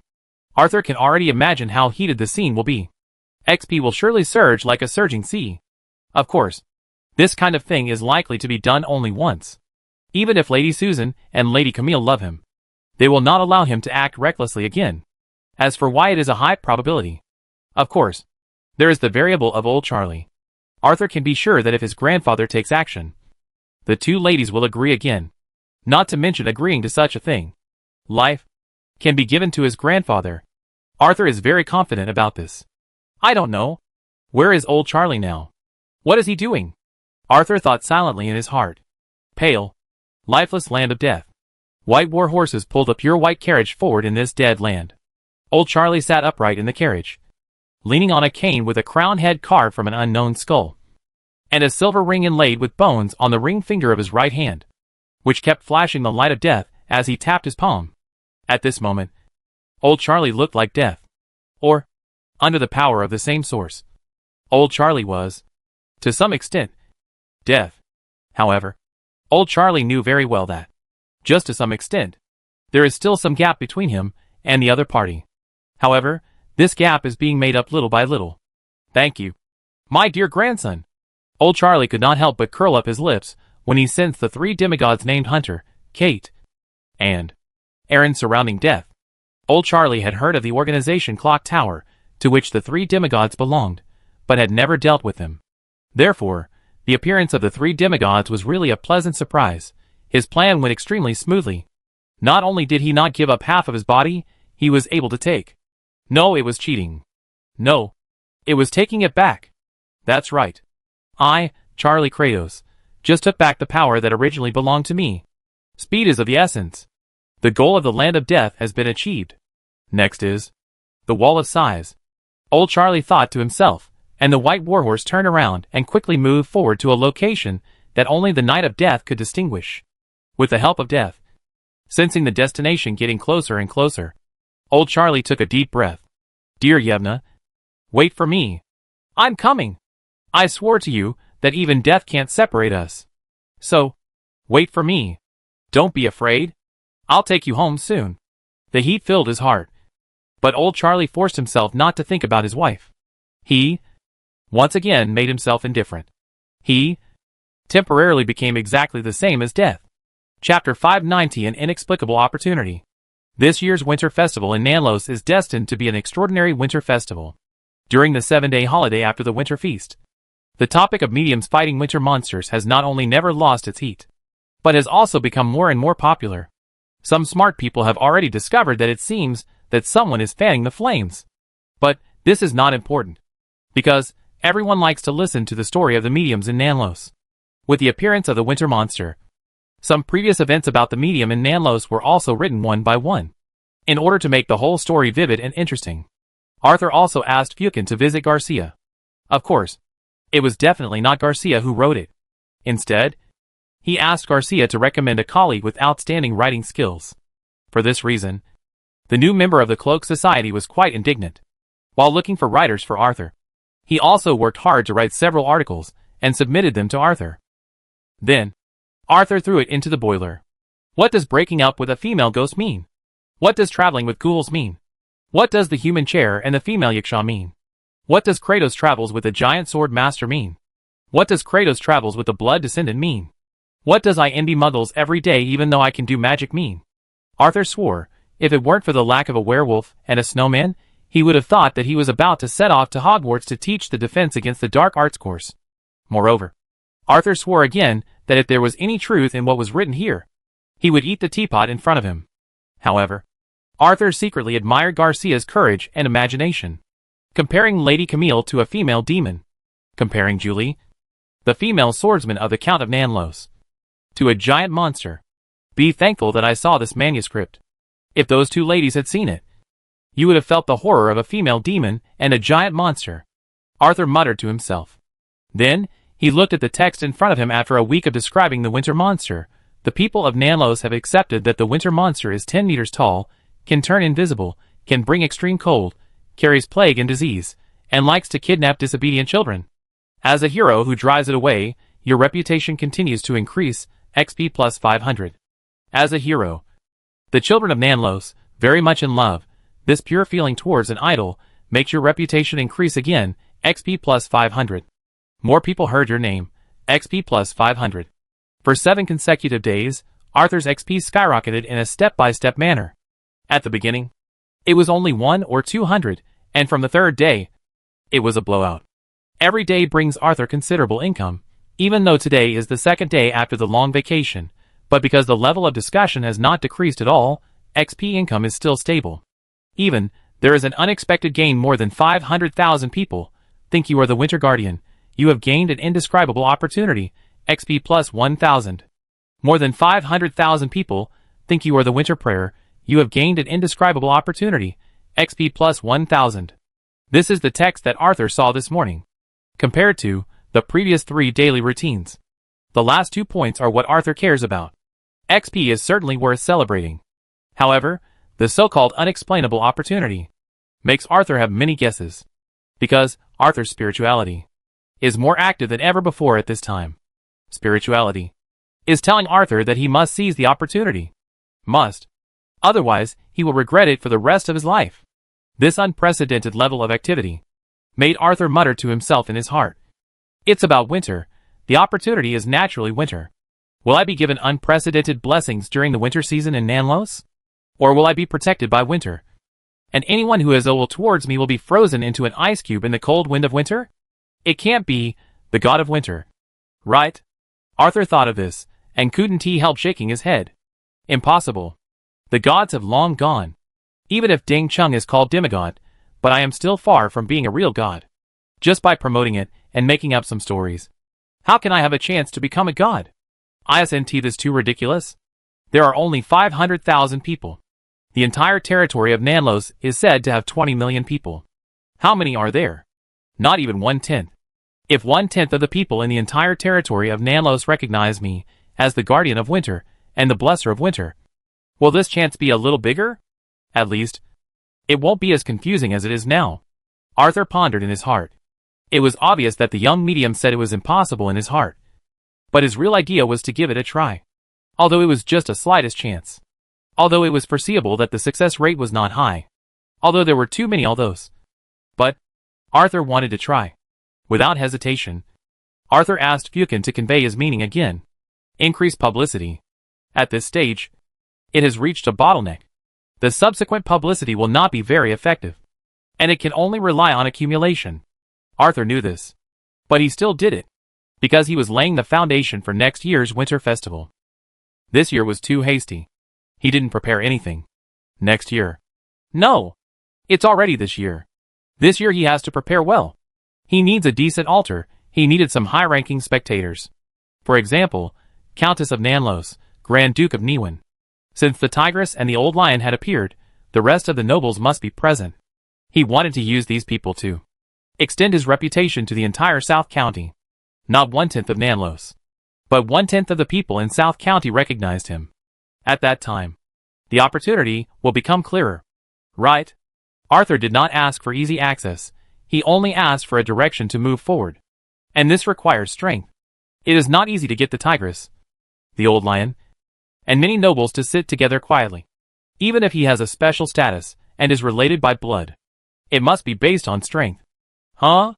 Arthur took a deep breath and looked at his current XP value. XP, 11,981. And the ultimate promotion of the entry-level Atlas Orange Big. After another week of Arthur's hard work, at this moment, it has dropped to 9,981 points. That means XP is enough. Not only enough, but also a little rich. Without any hesitation, Arthur stood up and walked out of number 2 Kirk Street. He wanted to find a safe place to hold a ceremony to promote. And for this, Arthur was already prepared. He was going to go to the sea. Chapter 591 Coconut Island. Offshore in South Los, Coconut Island. Nearly 2,000 pirates on the island were drunk. South Los was celebrating the winter festival. The pirates on Coconut Island also celebrated the winter festival, and were more indulgent than most people in South Los. A lot of barbecue, plenty of alcohol, and women with heavy makeup became the theme of the pirates' winter festival. They laughed loudly and ate and drank wantonly, and the occasional screams of women, this made the pirates laugh even louder. However, that was all. Although many pirates wanted to go a little further, these women were protected. Bloody John had promised to protect these women when they first arrived on the island, and had announced on a formal occasion on the island that no pirate was willing to provoke this Bloody John, even though they were not from the same pirate group. Because, among the 4 pirate groups gathered on Coconut Island, Bloody John is the strongest. Whether it is Caspian Ranger, Devil of Document Island, or North County Gentlemen Pirates, they all expressed their recognition and submission to Captain John. Those who do not recognize and submit, they were chopped up by Captain John and fed to the fish. Those who recognize and do not submit, they were hung by Captain John and fed to the fish. Only those who recognize and submit can survive. And enough food and alcohol made the recognition of Bloody John by these surviving pirates soar. Including the women who were invited to the island. They confessed their identity as prostitutes. That's right. They are prostitutes. But they are just prostitutes, not spoils of war. If the pirates want them, they have to pay. No money? No way. Of course, there are always exceptions. Madaldare. A girl who follows most women to Coconut Island to make money.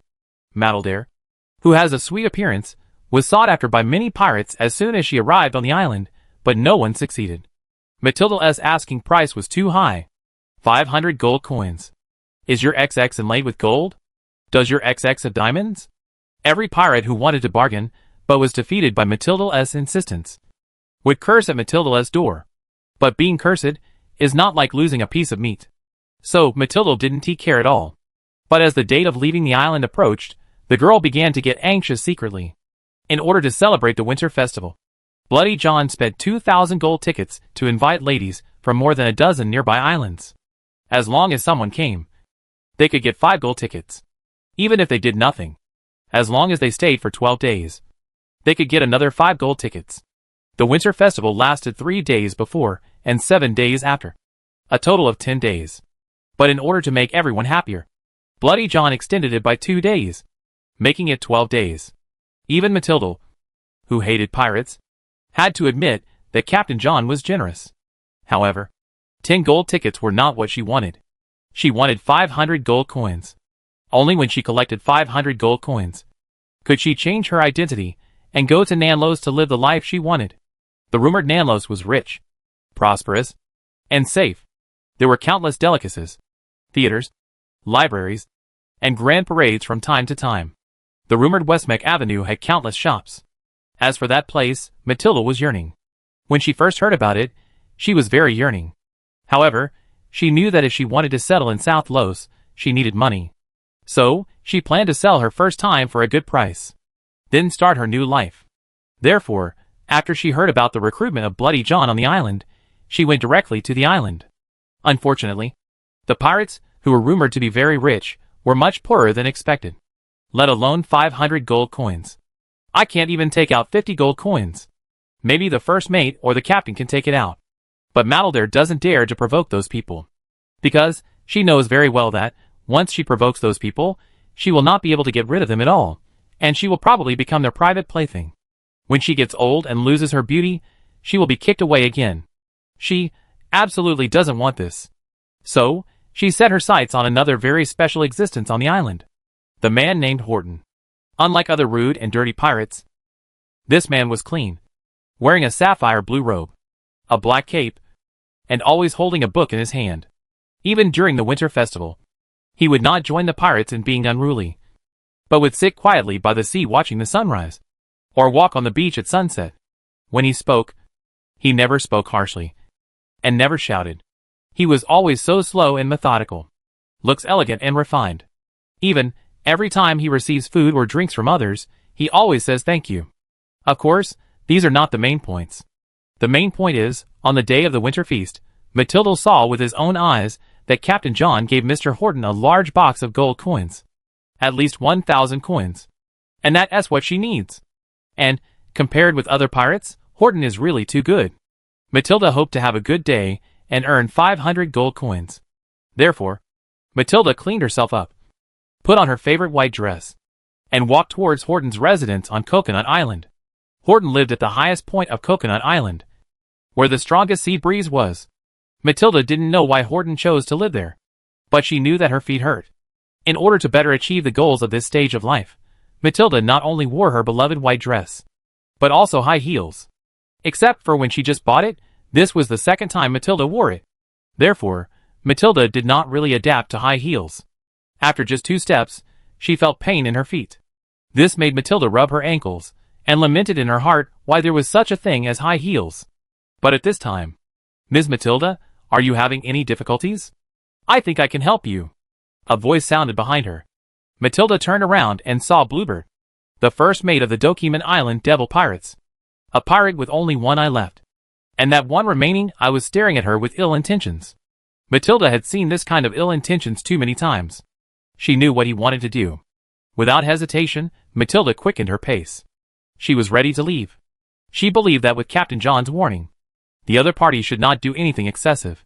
However, she underestimated the audacity of the pirate's first mate. Or rather, she underestimated the charm she showed at this moment. The only remaining eye of the first mate of the Devil of Dokeman Island pirate group was filled with desire, and the smile on his face was mixed with a trace of tyranny and cruelty. "Miss Matilda, would you consider becoming my wife? I will treat you well, just like my previous 7 wives. You will be my 8th wife." Chapter 592, Bumped into a Gun. Matilda definitely didn't want to be a pirate's wife. Not to mention the 8th wife.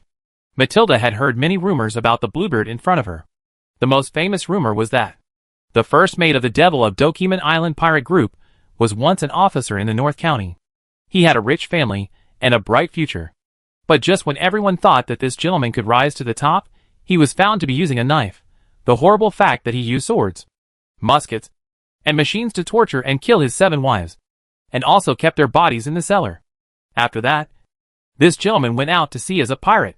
Moreover, he became famous and was called Bluebird. As for his real name, it has long been forgotten. But the incident of becoming the first mate of the pirate group Dokeman Island Devil is remembered by people, because it was this Bluebird who set fire to Dokeman Island. Of course, compared to the captain who slaughtered the residents of Dokeman Island one by one, it is still a little bit worse. Therefore, this pirate group is called the Devil of Dokeman Island. And the guys in this pirate group are all bastards who do all kinds of evil. Facing such guys, Matilda always keeps a distance. At this moment, when the other party finished speaking, Matilda almost turned around and ran. But the next moment, he was blocked by Bluebeard. The first mate of the pirate group of the Devil of Dokeman Island laughed and opened his arms. "My dear, don't be so impatient. I have prepared a wedding ceremony. My captain will also come to attend in person." As he said this, the Bluebeard strode forward, ready to hug Matilda. Matilda was frightened and stepped back. "Have you forgotten Captain John's promise?" Matilda wanted to use Bloody John to scare the Bluebeard in front of him. However, Matilda immediately regretted it.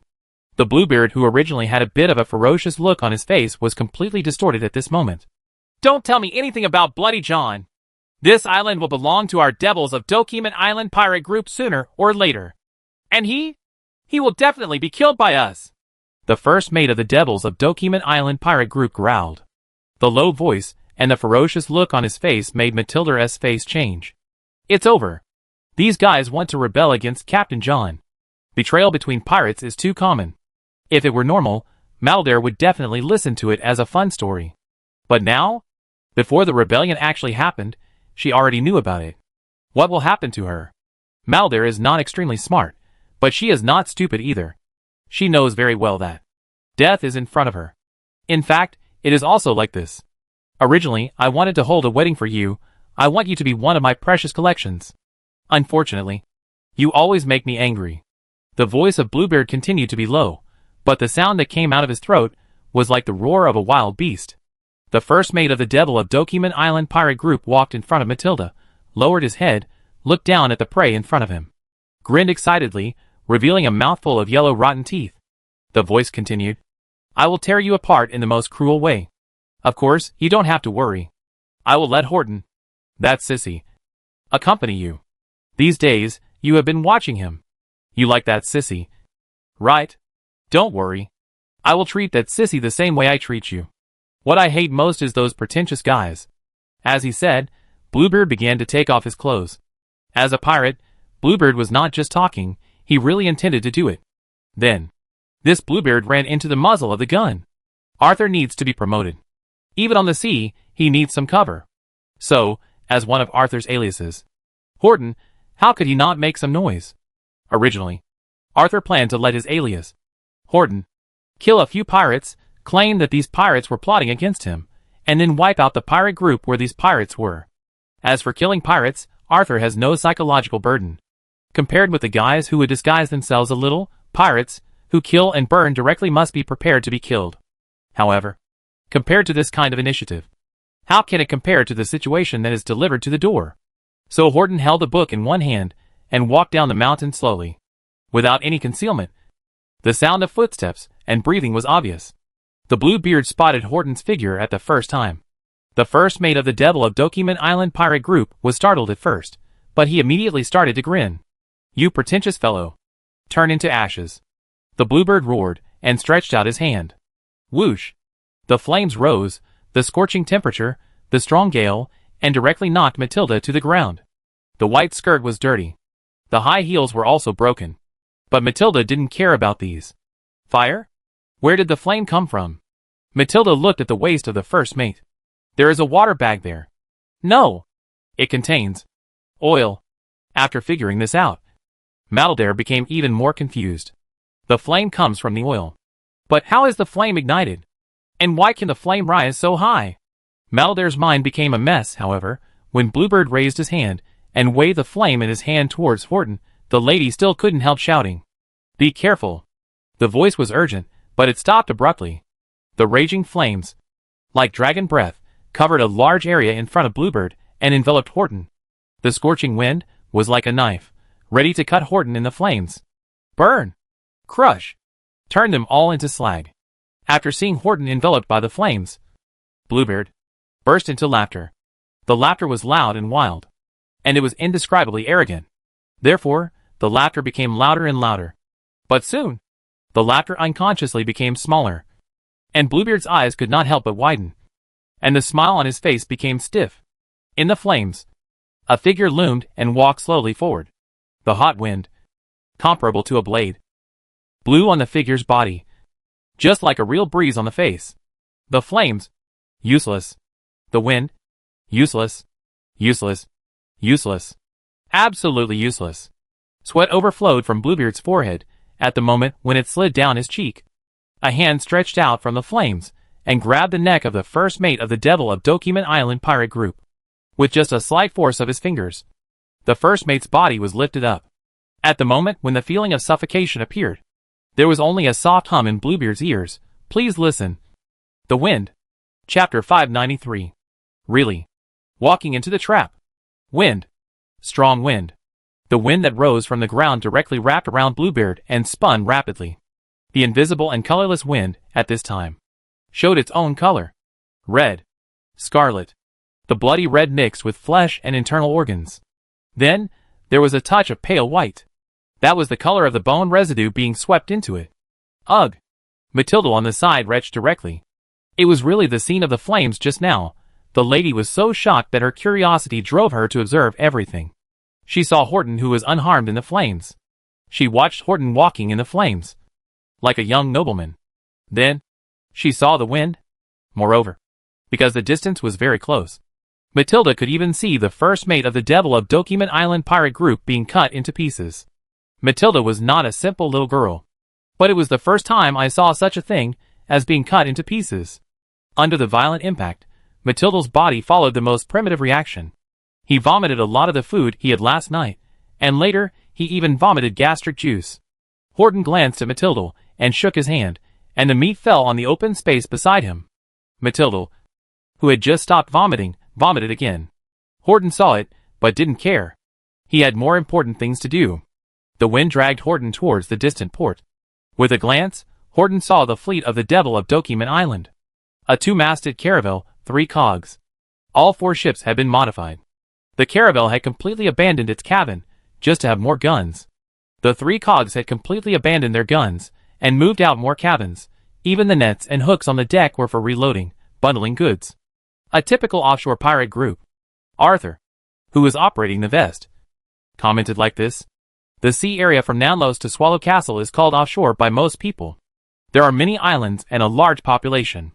Some are loyal to the Nanlos family, some are loyal to Swallow Castle, and some are independent. And the so-called loyalty is just a formality.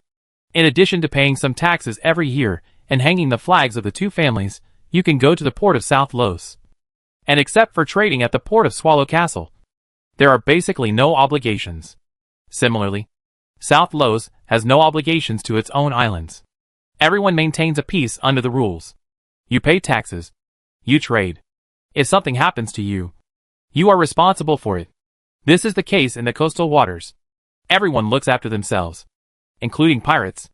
Pirates in the coastal waters usually have an assault ship and several transport ships. The former is responsible for attacking, the latter transport and sell goods. In fact, the latter are not pirates in name, but merchants with legal status. Everyone knows this clearly. However, these pirates are very smart. They will never rob islands protected by big men, but only rob merchant ships. Moreover, as long as they cooperate honestly, they will not kill people.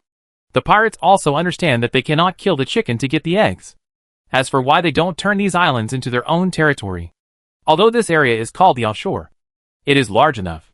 So far, there are 277 islands recorded, and these are inhabited islands. If uninhabited islands are included, the number will be 5 times higher. Therefore, when the old Earl of Nanlos announced that the islands on the offshore side of Nanlos would become the territory of the Nanlos family, these islanders simply abandoned the islands and left, allowing the old Earl to occupy the uninhabited islands. Then, the old Earl kept chasing, and the supply line began to be infinitely stretched. At this time, these islanders who were hiding somewhere began to attack the supply line. The repeated attacks made the old Earl exhausted. More importantly, these islanders also began to harass the routes of South Los merchant ships. The ships of more than a dozen chambers of commerce were robbed, and the robbers only claimed that they were victims and had no choice. Such remarks, it was supported by other non-coastal nobles in Nanjun, especially Niwen. The old duke at that time even declared that the old Earl's tyranny would lead the Nanlos family to destruction. It can be said that there was a lot of complaints for a while. So much so that the old Earl had to admit his mistakes. Of course, he was reluctant. It is said that the old Earl was sick at that time. Then, he secretly prepared to teach these islanders a lesson. But before the old Earl could take any action, some islanders, who had tasted the sweetness, directly turned into pirates. Not only did they fly black skull flags all over the island, but they also gathered a large number of troops. When hundreds of warships appeared outside the port of Sis, the old Earl suddenly realized how big a mistake he had made. In the end, the winner was naturally the Nanlos family. But it was a tragic victory. Not only did the warships suffer heavy losses, but thousands of the family's private soldiers also died. In fact, if it weren't for the family's hidden trump card that withstood the fierce attack of the 3 pirate generals, if 2 of them had been left behind, Sis port would have been breached long ago. And in order to show that the Nanlos family was inviolable, the old Earl gave the order to pursue the last pirate general. As a result, the only 2 large warships left in the Nanlos family at that time were damaged in this pursuit, and one of them sank at the edge of the near sea, the entrance to the open sea, Shipwreck Bay. And the old Earl of Nanlos? He was sick again. Many people suspected that the reason why the old Earl, who had a good reputation, died young was because there are also key reasons for being angry these times. Of course, the old Earl was angry and fell on the bed many times more than these times. However, these have nothing to do with Arthur for the time being. He just manipulated his vest and glanced at the 4 ships below. Someone, the lookout who had been soaked in alcohol for 12 days, finally found Horton's figure. Immediately, the lookout shouted. At the same time, a signal flare was sent. Bang! The scarlet flare, still dazzling in the daytime, can be seen throughout the island. After confirming this, Horton raised his hand. Suddenly, the wind blew violently. The wind swept the waves. The waves helped the wind. The next moment, the pirates near the dock were stunned. They stared blankly at the 30-meter-high tornado coming towards the dock. Run! Someone shouted. Everyone turned around and ran, but the members of the Dokiman Island Devil Pirate Group could not run away. The tornado seemed to have eyes, and swept the 4 ships in. In just a moment, the 4 ships became rubble, and none of the people on the ships escaped. This made Sakuri, who had just escaped from the island, and was known as the Devil of Dokiman Island, roar. Horton! As he shouted, the captain raised his hand and grabbed a pirate next to him. Boom! Flames ignited from the captured pirate. The next moment, a huge fireball with a radius of 2 meters flew towards Horton in the air. Horton in the air laughed. Because this was really a bullet in the mouth. Chapter 594, An Unexpected Discovery. Sakuri used Admiral Fire Control. And it was Admiral Fire Control. At level 4. Arthur, who also had Admiral Fire Control, at level 4, confirmed it easily with the help of General Puppet S Advanced Storm Perception. In fact, when the opponent's first mate, the Bluebird, ignited the flames, Arthur had already guessed it. However, the cautious Arthur did not let his guard down just because he knew himself and his enemy. He liked to hide his cards. What about Sakuri, who was known as the Devil of Dokiman Island? He would probably hide 1 or 2 cards. Right? Otherwise, the other party couldn't have survived until now just by luck. Right? Arthur thought in his heart. Facing the flying flames, he just raised his hand, and the storm started again. This time, the 4 shattered ships were completely crushed. With chips, the bent metal, like a shield, blocked one of Arthur's vests. Horton. Of course, the most important thing is that the gold coins, gold bricks, etc. on the 4 ships disappeared without a trace in the storm. They were all absorbed by Horton and replenished. The power of General Puppet is beyond doubt. The ability of the storm at the entry level is enough to be called the only one under Arthur. Even in conventional combat, Arthur is slightly inferior. However, the consumption is also huge. Just now, the seemingly trivial battle has consumed 1/3 of the energy of the General Puppet. And a full charge requires 6,000 gold coins, or 60 consecutive days of moonlight. In other words, in the battle just now, Arthur has spent 2,000 gold coins. If this happened on a normal day, Arthur would probably feel distressed for a while. But now it's different. It's not that the efficiency of General Puppet, using food, sleep, and moonlight to replenish energy has been significantly improved under normal circumstances. But there is no shortage of gold. Will pirates lack gold? Yes. Their greed makes them always lack gold, and they always pursue gold tirelessly. However, they just lack gold. Not that they don't have gold. This is especially true for a pirate group with a considerable reputation. Many pirates are most happy to do, turn the stolen things into gold and put them in the cabin, when it can no longer be stored. They will choose a deserted island to bury it, as a backup fund or pension for emergencies. But because of this, the root of internal strife is buried. More than half of the reasons why the pirate groups near the coast disappeared are because of the buried gold. Because the pirates also have salaries. Simply put, part of the buried gold is the captain's share, and most of the rest belongs to the crew. But gold is such a wonderful thing that makes people excited. Who doesn't want to get more? So, captains murdering crew members, and crew members murdering captains are common among pirates. That's why there is the widely circulated saying, betrayal and betrayal are the fate of pirates.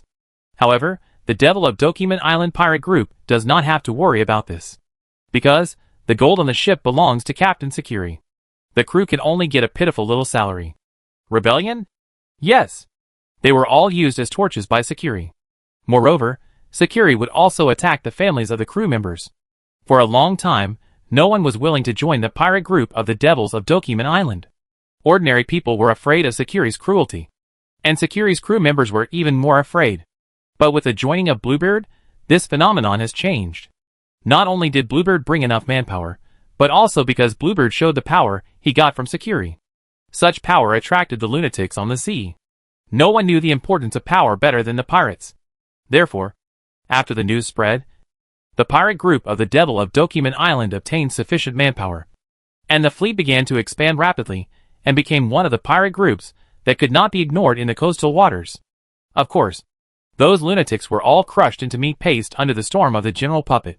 And the gold that this Sakiri had been carrying on the ship, it also became the energy of the General Puppet. Arthur felt the abundant energy of the General Puppet, and waved his hand again. This time it was not just the wreckage of the ship. Seawater.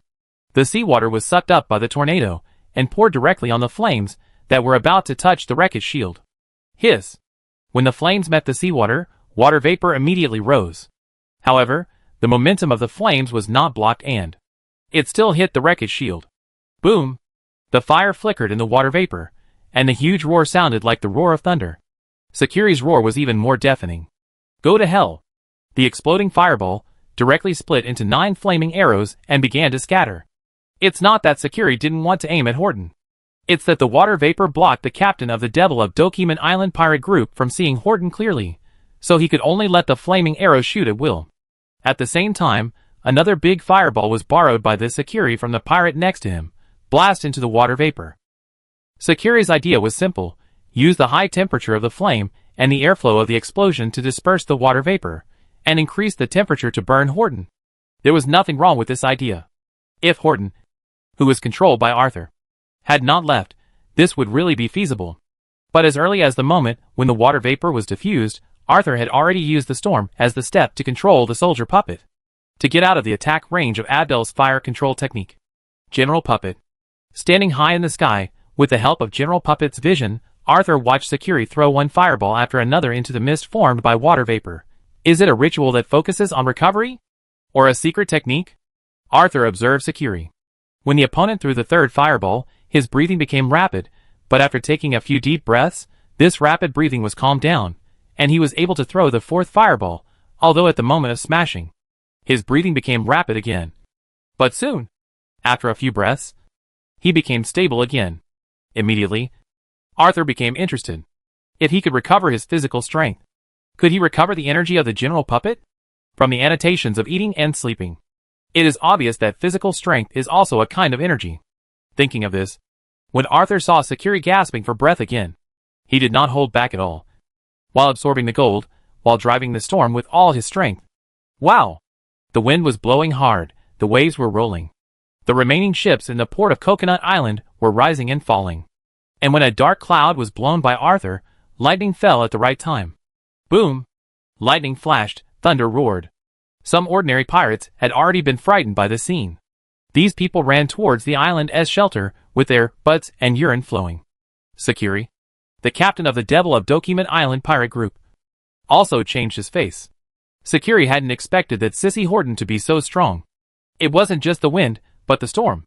Looking at the dark clouds and thunder, the captain of the Devil of Document Island pirate group immediately thought of the Count of Nanlos, and the moment he thought of the Count, the captain didn't hesitate, turned around and ran. He also wanted to enter the shelter. There, he could avoid the thunder.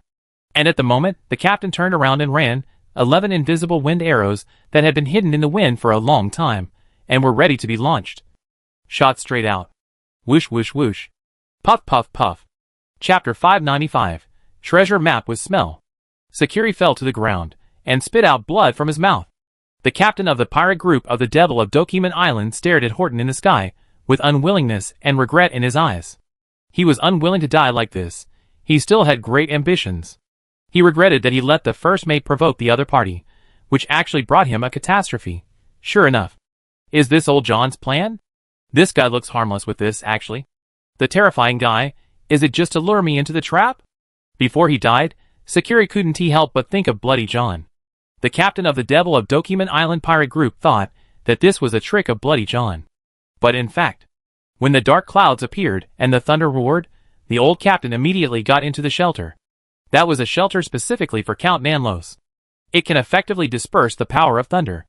Although it was just a few lightning rods, they were life-saving devices. Pirates sailing near the coast knew that if they didn't want to be struck by lightning for no reason, they had to build a shelter with efficient lightning rods. Coconut Island was no exception. Old John even added many conductive facilities for greater safety. All the pirates in the port of Coconut Island ran away. Arthur controlled the general puppet to cut off Sakiri's head. After hitting both sides of the chest with a wind arrow, then he fell down. Of course, he didn't really get close. He used the power of the storm to grope Sakiri's body. It's a bit like Hand of Nothingness, but it can go deeper because wind is everywhere. Soon, Arthur found a notebook and a compass needle from Sakiri. Then, Arthur found a paper in Sakiri's back garden that was divided into 4 parts. Parchment wrapped with pig bladders. The 4 pieces of parchment were all rolled into a ball, and emitted a strange smell. Although he was controlling the general puppet to do this, Arthur still felt a little uncomfortable. He felt that the power of the storm was dirty. It was not clean. Therefore, Arthur washed the 4 pieces of parchment wrapped with pig bladders in sea water several times before opening them. Blank. There was no text or pictures. Even if the 4 pieces of parchment were pieced together, there was no change. Arthur frowned. But he was not upset. Because there was a note. Arthur believed that there should be some clues in the note. In fact, it was true.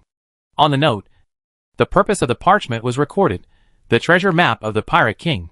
All you need to do is find the descendants of the Pirate King, and use their blood to make the treasure map appear.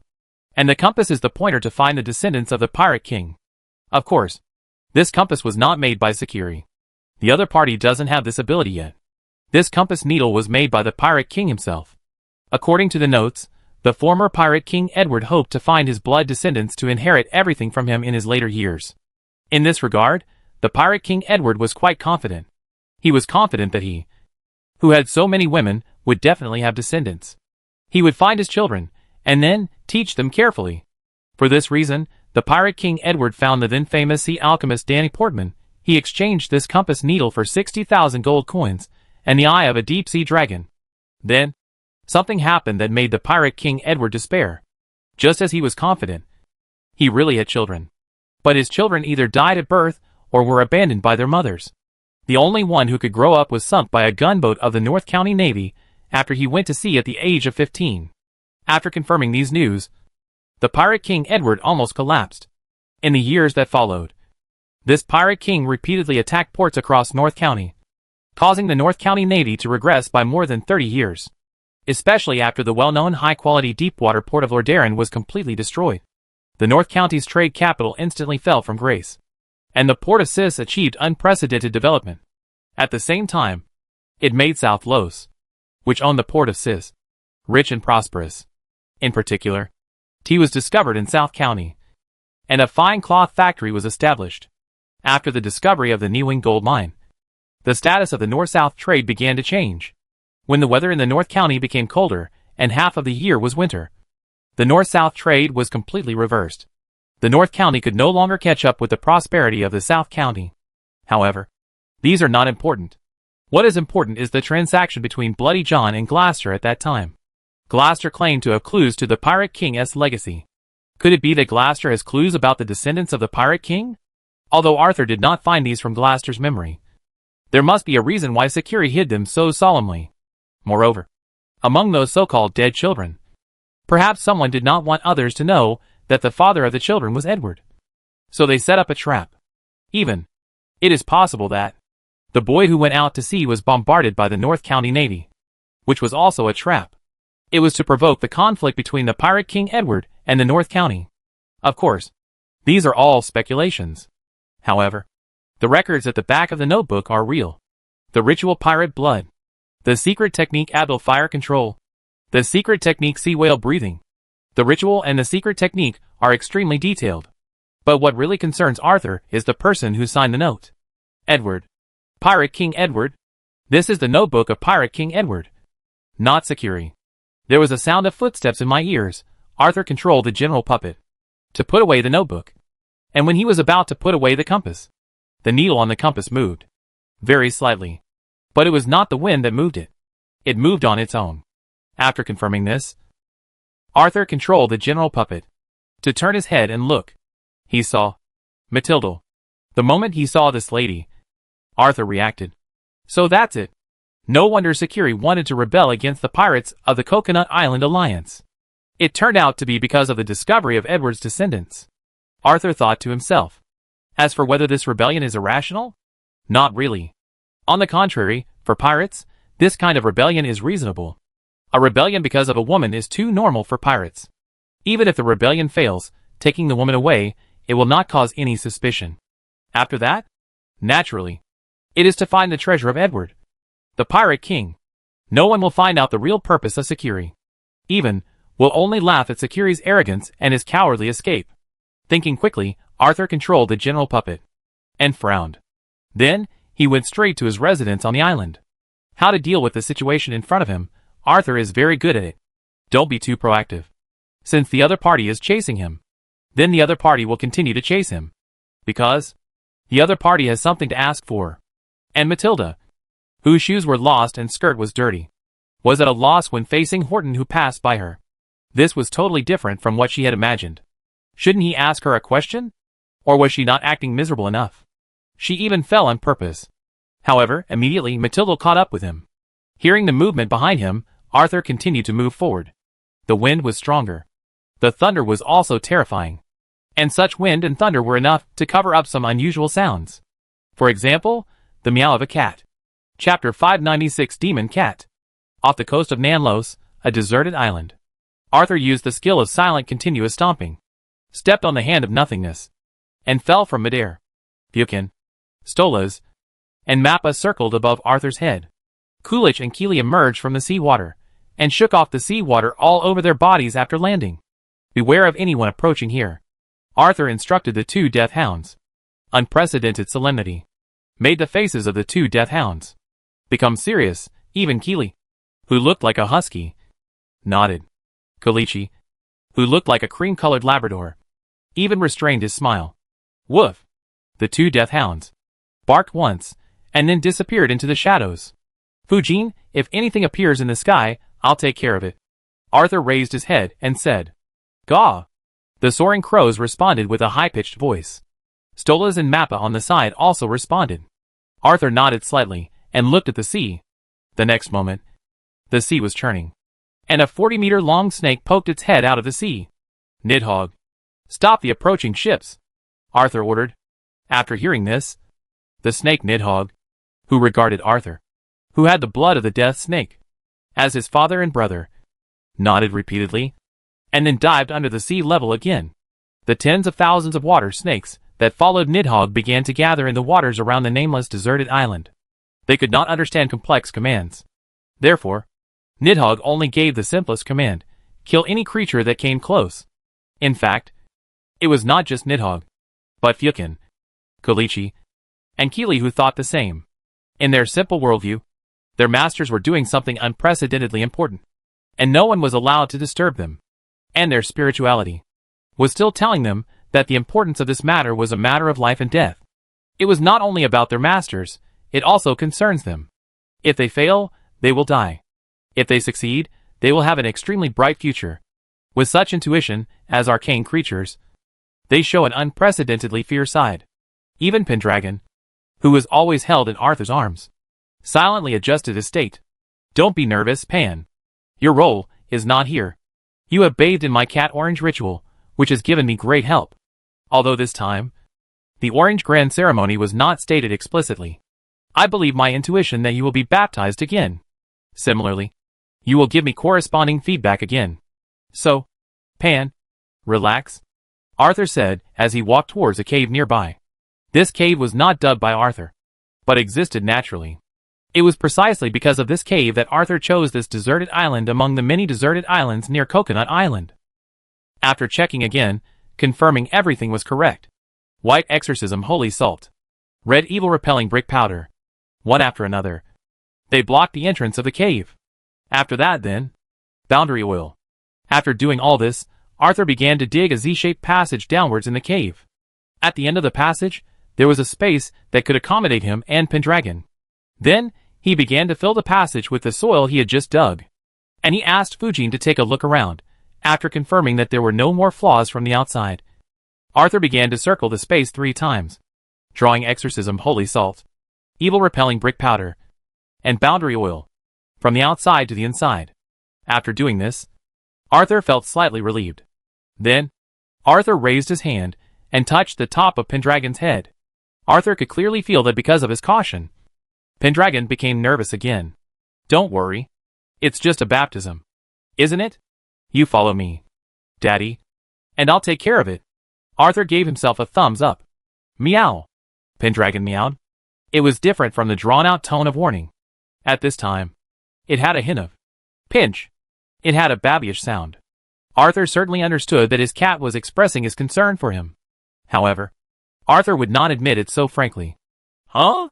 Pendragon, you are a pincher. Arthur looked surprised. Meow meow meow. Pendragon was confused. What? You mean Griffin Spiritual Potion? And Griffin Storm Potion? What a greedy little cat. You are worthy of being my cat. You look like me. Don't worry, if I can get it, I will definitely help you get it. Arthur held Pendragon in his arms and stroked him gently. Pendragon, who originally wanted to emphasize that he was just worried, was touched by Arthur.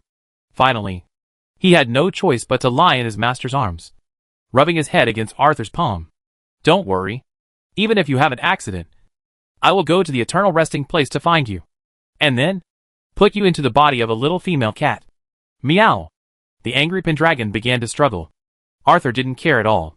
He picked up Pendragon and put his forehead against Pendragon's head, and said in a very serious tone, I promise you, we will all be fine. After saying that, Arthur put down his cat. The young medium looked at the words in front of him. Entry-level Atlas Orange Big, Judgment in progress. Possessing illusionary stomach, judgment passed. Physical strength, judgment passed. Spirituality, judgment passed. Judgment of the cat orange ritual can reach the extreme. Do you want to use 9,981 XP points to advance to the entry-level Orange Big? Yes, Arthur said with certainty in his heart. XP points burned wildly. Everything in front of Arthur became hazy, and even began to appear double. Subconsciously, Arthur narrowed his eyes slightly, and shook his head vigorously. The haze dissipated. The double disappeared. The cave in front of him no longer existed. All that was left in his ears was, Here! Here! The black cat is here. Why is there only one? Shouldn't there be 2? Where is the orange cat? You damn witch.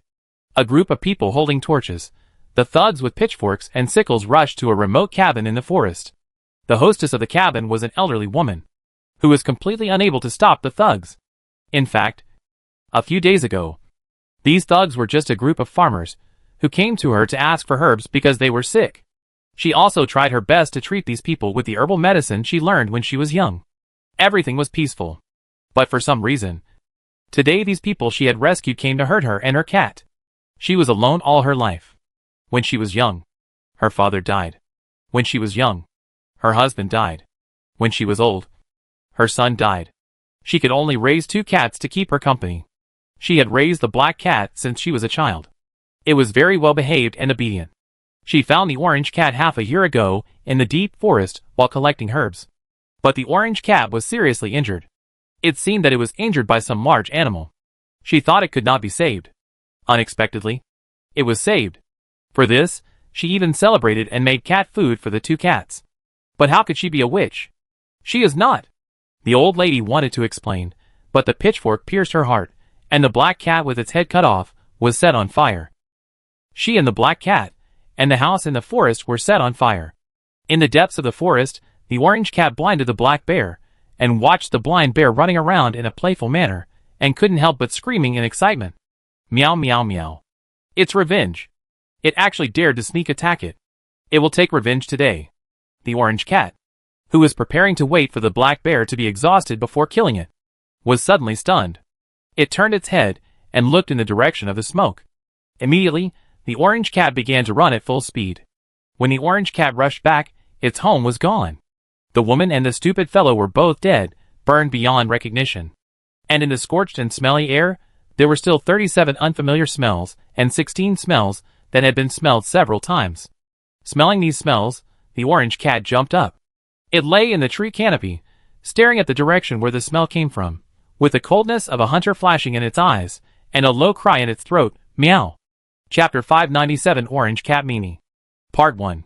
A caravan with 15 guards was carefully traveling through the dense forest trails in the south of the Holy Empire. The merchant on the carriage was nervous and worried. Although he held a dagger tightly in his hand, but from the extent of his trembling, it was obvious that fear filled the heart of this merchant. In fact, it was not just the merchant who was like this. The coachman on the side, the guards of the caravan, all were like this. Everyone was afraid. Because, a month ago, a demon cat appeared in St. Sith. At first, everyone disdained this rumor, thinking it was just another trick of some damn wizards or witches. Or simply some fools making a fuss. In the Holy Empire, such things happen every year. Every time. The Vatican would send deacons of the Inquisition to investigate, and in some cases, the Knights Templar were alerted and went together. But every time it was a false alarm. What about goats learning to walk upright like humans? What about an unmarried lady giving birth in a cowshed? What about an archbishop in a certain place loving little boys? It doesn't exist. It doesn't exist. It's all rumors. So a month ago, everyone had the same attitude towards the rumors of a demon cat appearing in the south of the Holy Empire. It wasn't until the death of the deacon of the Inquisition sent to St. Sis that people exclaimed that there really was a demon cat. Sir, what do you think that demon cat looks like? The driver subconsciously asked about the uneasiness in his heart. The merchant, who was also terrified, lowered his voice after hearing the driver's question. It is said that it is a cat that can change into human form. It is very fast. And even the deacons can't catch up with it. Its claws are sharp and can tear steel apart. It can even become invisible and undetectable. If the employer of this order of goods was not a guy I could not offend at all, I would never come to St. Sis. The merchant complained, his face full of helplessness. Merchants originally liked this kind of order to supply daily necessities to a certain place for a long time. There is no merchant who doesn't like stable income, especially when the other party offers a high reward. It makes the merchant happy. Of course, the merchant knows very well that the money he earns is far less than that guy's. You know, that guy found 6 merchants like him to supply him with goods. As for where the goods went, probably to a military camp somewhere. Moreover, it was a camp for new soldiers. Apart from the military camp, the merchant could not think of any other place. The war in the north of the empire has made the military supply officers in the empire very anxious. Right? Should I try my luck in the north? Maybe I will become rich. The merchant would have such thoughts from time to time. But he would quickly dismiss them every time. War is no joke. That would really kill people. This kind of safe and stable income is more suitable for him. Although he also wants to replace that guy and directly supply the military camp, he does not have such a relationship, let alone the means of selling inferior brown rice as polished rice. Those recruits must be eager to kick that bastard's ass. Right? If you kick this guy's ass, you can't kick mine. The merchant thought to himself, and stood up from the carriage. The merchant saw the fire at the agreed location. Each time the agreed location was different. And this time it was the farthest. The merchant was not puzzled by this. That guy would definitely create confusion in order to make a lot of money. If it were him, he would definitely be more careful. As for testing and asking, the merchant didn't dare. He knew very well what the consequences of talking too much would be. You know, the deacons of the Inquisition were very happy to interrogate such a talkative guy. Hurry up and unload the goods. And then, we will leave immediately, the merchant shouted loudly. He didn't want to stay in a place like St. Cis for even a minute. The guys of the Chamber of Commerce quickened their pace. Like their master, they didn't want to stay here. The guards of the Chamber of Commerce dutifully checked the surroundings. 2 of them went to the temporary camp first. Of the remaining 13 people, 5 of them stayed near the convoy, and 8 of them dispersed in groups of 2. Every once in a while, a whistle would sound to indicate safety. This was the most common reconnaissance method used by mercenaries. Although it was crude, it was very practical. The intermittent whistles made the entire caravan feel at ease. Until the sound of horses' hooves was rapid, and the 2 guards, who had gone to the temporary camp to scout, came back. They looked grim and were breathing rapidly. Go! Go! A guard shouted loudly. All dead? All dead? The other guard had obviously suffered a huge mental shock. He became somewhat unconscious, muttering to himself, and fell off his horse. Crack! Everyone in the caravan heard the sound of the other's neck breaking. The sudden death made everyone in the caravan nervous. The team that was originally moving forward immediately turned backward. But it was useless. The continuous and dense whistles became sparse. Finally, they stopped, except for the panting of the people in the caravan and the sound of horses' hooves stomping on the ground. There was silence all around. When the caravan began to lose people, the merchant's face had already turned pale.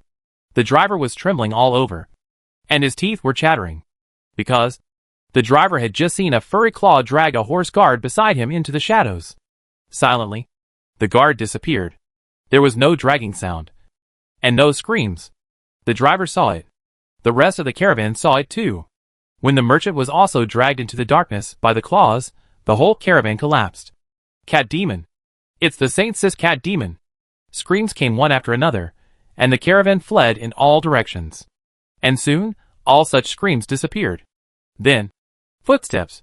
Tap, tap, tap. Amid the clear footsteps, 2 people in black clothes, wearing unique weapons, walked out of the shadows.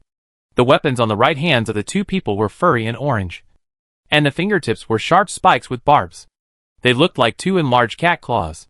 On the left hands of the 2 people was a test tube. What fools! Just because of a little money, they stepped into the trap. One of the people who came out said softly, "We should thank these fools.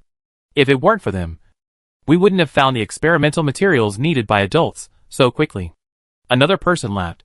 "Come on, before the adults wake up, we have to move these guys into the base. Otherwise, we will be whipped." The first person said, as he began to gather the caravan's carriages, moved the unconscious caravan members onto the carriages, and began to move towards the secret base. Neither of them noticed that a ginger cat had entered the caravan. Chapter 598 Orange Cat Mimi. Part 2. Mimi hid in a carriage with food and buckets and entered a hidden tunnel in the mountain. As early as 15 days ago, Mimi found the only remaining bastard who killed the woman. But the place where the other party was hiding was too special. The main gate was heavily guarded. The ventilation vents were detected by secret techniques. Even if it was Mimi. No, Mimi was the name that the woman called it. Now that the woman is dead, it doesn't need to be called Mimi. It should be called Mimi. It sounds nice. Mimi, crawling in the shadow of the carriage, couldn't help but think of the woman again, the woman who saved it from the brink of death, and fed it precious medicinal herbs. That woman was a good person. But that woman died. So whoever killed that woman should die. It killed them all. Now there is only one left. After killing this guy, it returned to the forest and never came out again. The carriage passed through the secret passage, and the soldiers in the secret base began to unload the unconscious people and goods. Taking advantage of this opportunity, Mimi slipped out. Compared with the 2 armored men guarding the gate, these ordinary soldiers, in Mimi's opinion, were like mice in the field. Not worth mentioning. Smelling the smell, Mimi quickly found the last guy. Damn it! Damn it! Why was the durian fruit we have been looking for so long found by an old woman? Why is there a mysterious creature beside the old woman? The roar echoed in the room. Mallory's eyes showed helplessness. He repeated his previous experience for the 17th time. From the time he was injured while searching for the durian fruit in the forest, to being rescued and treated by that woman, to accidentally discovering that the woman had collected the durian fruit that they had been looking for a long time. But there was a mysterious creature protecting her. He had no choice but to calm his excitement, and then he chose to incite the residents of St. Sis to burn the woman to death. But he didn't find Durango. And the mysterious creature disappeared. Why don't you look for reinforcements? Whether it's the deacon of the Inquisition or the guards of the local church, they can help you. You can even ask for reinforcements from the Knights Templar. The bald man in front of him sprayed saliva in Mallory's face. Mallory didn't say anything. But he cursed in his heart. Notification? Why didn't you inform them? If I had informed them, would I still have a share of the merits in the future? Mallory knew the faces of these local guys too well. He knew even more clearly that, if he informed them, not only would he not have any merits, he might even lose his life. The battlefield in the north of the Empire had already fallen into decay. Many guys were preparing to find another way out. Of course, he was no exception. He planned to use the Dorian fruit as a qualification for advancement to gain the appreciation of that big shot. Then, of course, to get out of the current quagmire. Mallory knew all this. Moreover, Mallory also knew that the guy in front of him also knew it. It was precisely because the other party knew it that the other party would not let go. Humiliation. The other party was humiliating him. At the same time, they also wanted to use this as an excuse to severely punish him. As long as he showed the slightest flaw, he would be sent to the stake. Then, his position would be replaced by the other party's confidant. So, he reported truthfully every time. Moreover, every time he would apply for the Inquisition's disciplinary deacon to sit in on the trial. The disciplinary deacon had a secret skill that could tell if he was lying.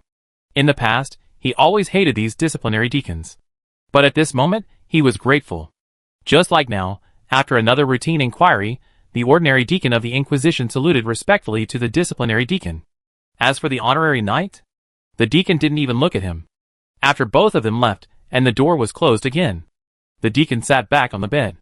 The deacon was thinking about his next move. He had gone through 17 of the 20 interrogations, and there were 3 more to go. After that, he would be acquitted. But he would never be reused. He might even be exiled. That was before.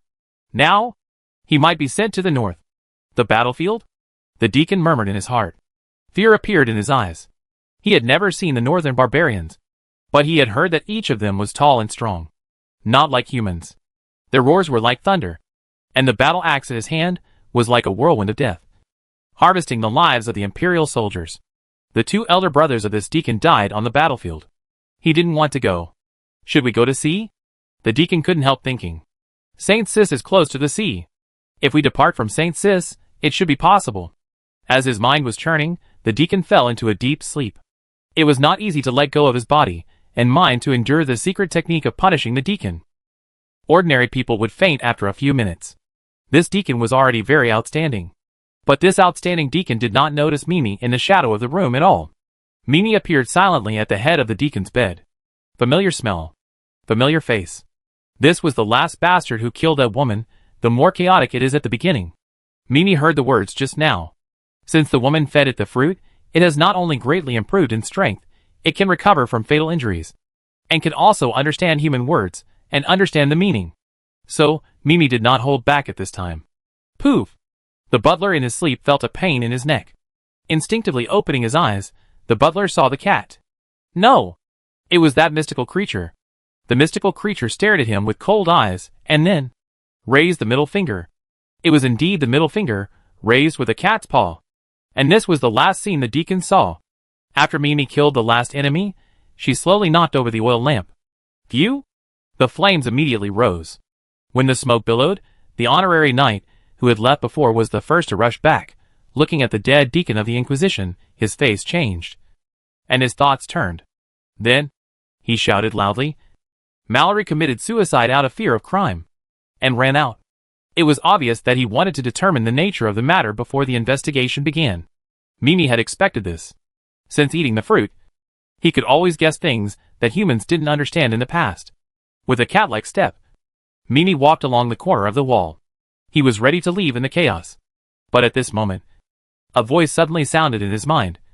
Stop! If you don't want to die. Chapter 599 Cat. 9 lives. Mimi stopped vigilantly. Not because of the voice in her mind, but cat language. That's right. The language that sounded in her mind was cat language, the real language of cats communicating. Is there anyone like me? Mimi thought in her heart, but the animal instinct chose to believe the voice at this moment, and she immediately curled up in the shadows. And the next moment, a black robe appeared in front of her. Yes, the punishment deacon of the Inquisition. He is the guy Mimi must be careful of. Although he is not as dangerous as the two armored big guys at the entrance, if he is discovered, he will definitely be in a tough fight. After all, this is the enemy's territory. After eating the fruit, Mimi always felt that he was a lot smarter. The punishment deacon looked around in confusion. Just now here, he felt a strange breath. It should be nearby. Suddenly, the disciplinary deacon looked into the depths of the corridor. Oh! A diversion? What a child's trick. Saying this, the disciplinary deacon quickly rushed into the depths of the corridor. Mimi was about to move. But that voice sounded in her mind again, "Don't move." Immediately, Mimi prostrated herself on the spot. A second later, the disciplinary deacon came back. This time, the disciplinary deacon's face became gloomy. He confirmed that his perception just now was correct. But why not here? Thinking in his heart, the punishment deacon walked towards the room where Mallory's body was. He wanted to ask Mallory's soul. Before, he didn't want to do this. Not only was it too much of a burden for him, but also because such an inquiry was incomplete. But now, he had to do it. Otherwise, he would definitely be punished. Thinking of this, the punishment deacon no longer hesitated, walked quickly. Mimi didn't move. Mimi sighed at the cunning of the human just now. Then, she thanked another human for the reminder, "No need to thank me. I just didn't expect to be able to help a little guy before I died. Okay, let's go quickly. A murder has occurred here. The two Templars at the door will definitely lead people to search this base. This is your chance." The voice said, "Why did you die? You are very strong." Mimi asked in her heart. "I am stupid. If I were not stupid, I would not be fooled by that woman. So, little guy, when you look for a female cat in the future, you must keep your eyes open. Otherwise, you will end up like me." The voice was full of self-mockery. "I don't understand." Mimi expressed her meaning very intuitively. It really doesn't understand why such a strong person would be fooled. Should he kill the other person with one claw? How could you possibly understand? Little guy. In fact, I don't understand either. I still feel that she loves me. She might not be able to bear with me in this state. Ha ha ha. Isn't it funny? Till now, I'm trying to find a way to relieve her. I am so hopeless. If my brother sees me in this state, he will definitely laugh at me for 3 days and 3 nights. The voice was filled with depression. Then, another self-deprecation to change the subject. For humans, this kind of change of subject is obvious. However, for Mimi, it is very useful. You have a younger brother? Is he very strong? Mimi's visual angle still follows a trace of instinct. The voice is very calm. Very strong. Stronger than me. His fist is full of faith. Faster than light. Hotter than the sun. If you see him, little guy, just tell him, I regret not listening to his advice. Of course, I have a hunch, you will most likely not meet it. Believe me, my hunch is very accurate. Okay, let's go quickly. It's time for me to go too, to where the dead should go. The voice suddenly stopped. The last him was full of confusion, anger and questioning. Mimi didn't understand this. Mimi rushed out of the passage quickly. It was going back to the forest. In this life, it will never come out. The outside world, except for that woman, is too complicated. But on the way back to the forest, Mimi was blocked by a man. He was also wearing a black robe. But he was not the one he had seen before. Moreover, he was stronger than anyone he had seen before. Terribly strong. Meow. Mimi howled, and the hair on his back exploded. Is this the cat demon of Saint Sis? The man in black robe on the opposite side pushed his glasses on his nose and looked at Mimi carefully. The scrutiny in his eyes made Mimi feel an unprecedented fear. It was a fear that she did not have when facing death. Instead, it was like a kind of biological instinct suppression. Oh! Good spirituality. Unfortunately, you violated the will of God. Otherwise, I wouldn't mind taking you back to catch mice. Alas! As he said that, the man in black robe on the opposite side sighed. But in a sigh, the eyes of the black-robed man did not fluctuate at all. They were still cold. Then, under God's care, return to God's embrace. Huh? As the other party spoke, a handful of white flames appeared on Mimi's body. Pain. The pain she had never felt before made Mimi howl sharply. Almost subconsciously, Mimi began to roll over. Soil can put out fire. It had seen travelers put out fire with soil. But it's useless. Earth, it's useless. And water. It's close to the sea, there are no shortage of streams nearby. Mimi rushed directly into the water nearby. But the flames were still not extinguished. On the contrary, the flames burned more and more vigorously. At first it was fur, then flesh and blood, then bones. Meow! The unbearable pain made Mimi howl loudly. And the man in the black robe in the distance smiled. Do you also know how to repent? That's really great. Repentance under the divine fire is what the sinner should yearn for. As a demon cat, it's the same for you. The man said this and turned away. In that secret base, there are more important things to do. As for the demon cat, it's dead. In fact, it is also true. Mimi felt the coming of death, just like the last time when facing the sneak attack of the bear. Last time, it was saved by a woman. This time, no one will come to save it. After all, it shouldn't have such luck. Maybe I can see that woman again? Tell her, its name is Mimi. Feeling the coming of death, Mimi closed her eyes. But at this moment, a rough and crazy voice suddenly sounded. Cats, but have 9 lives.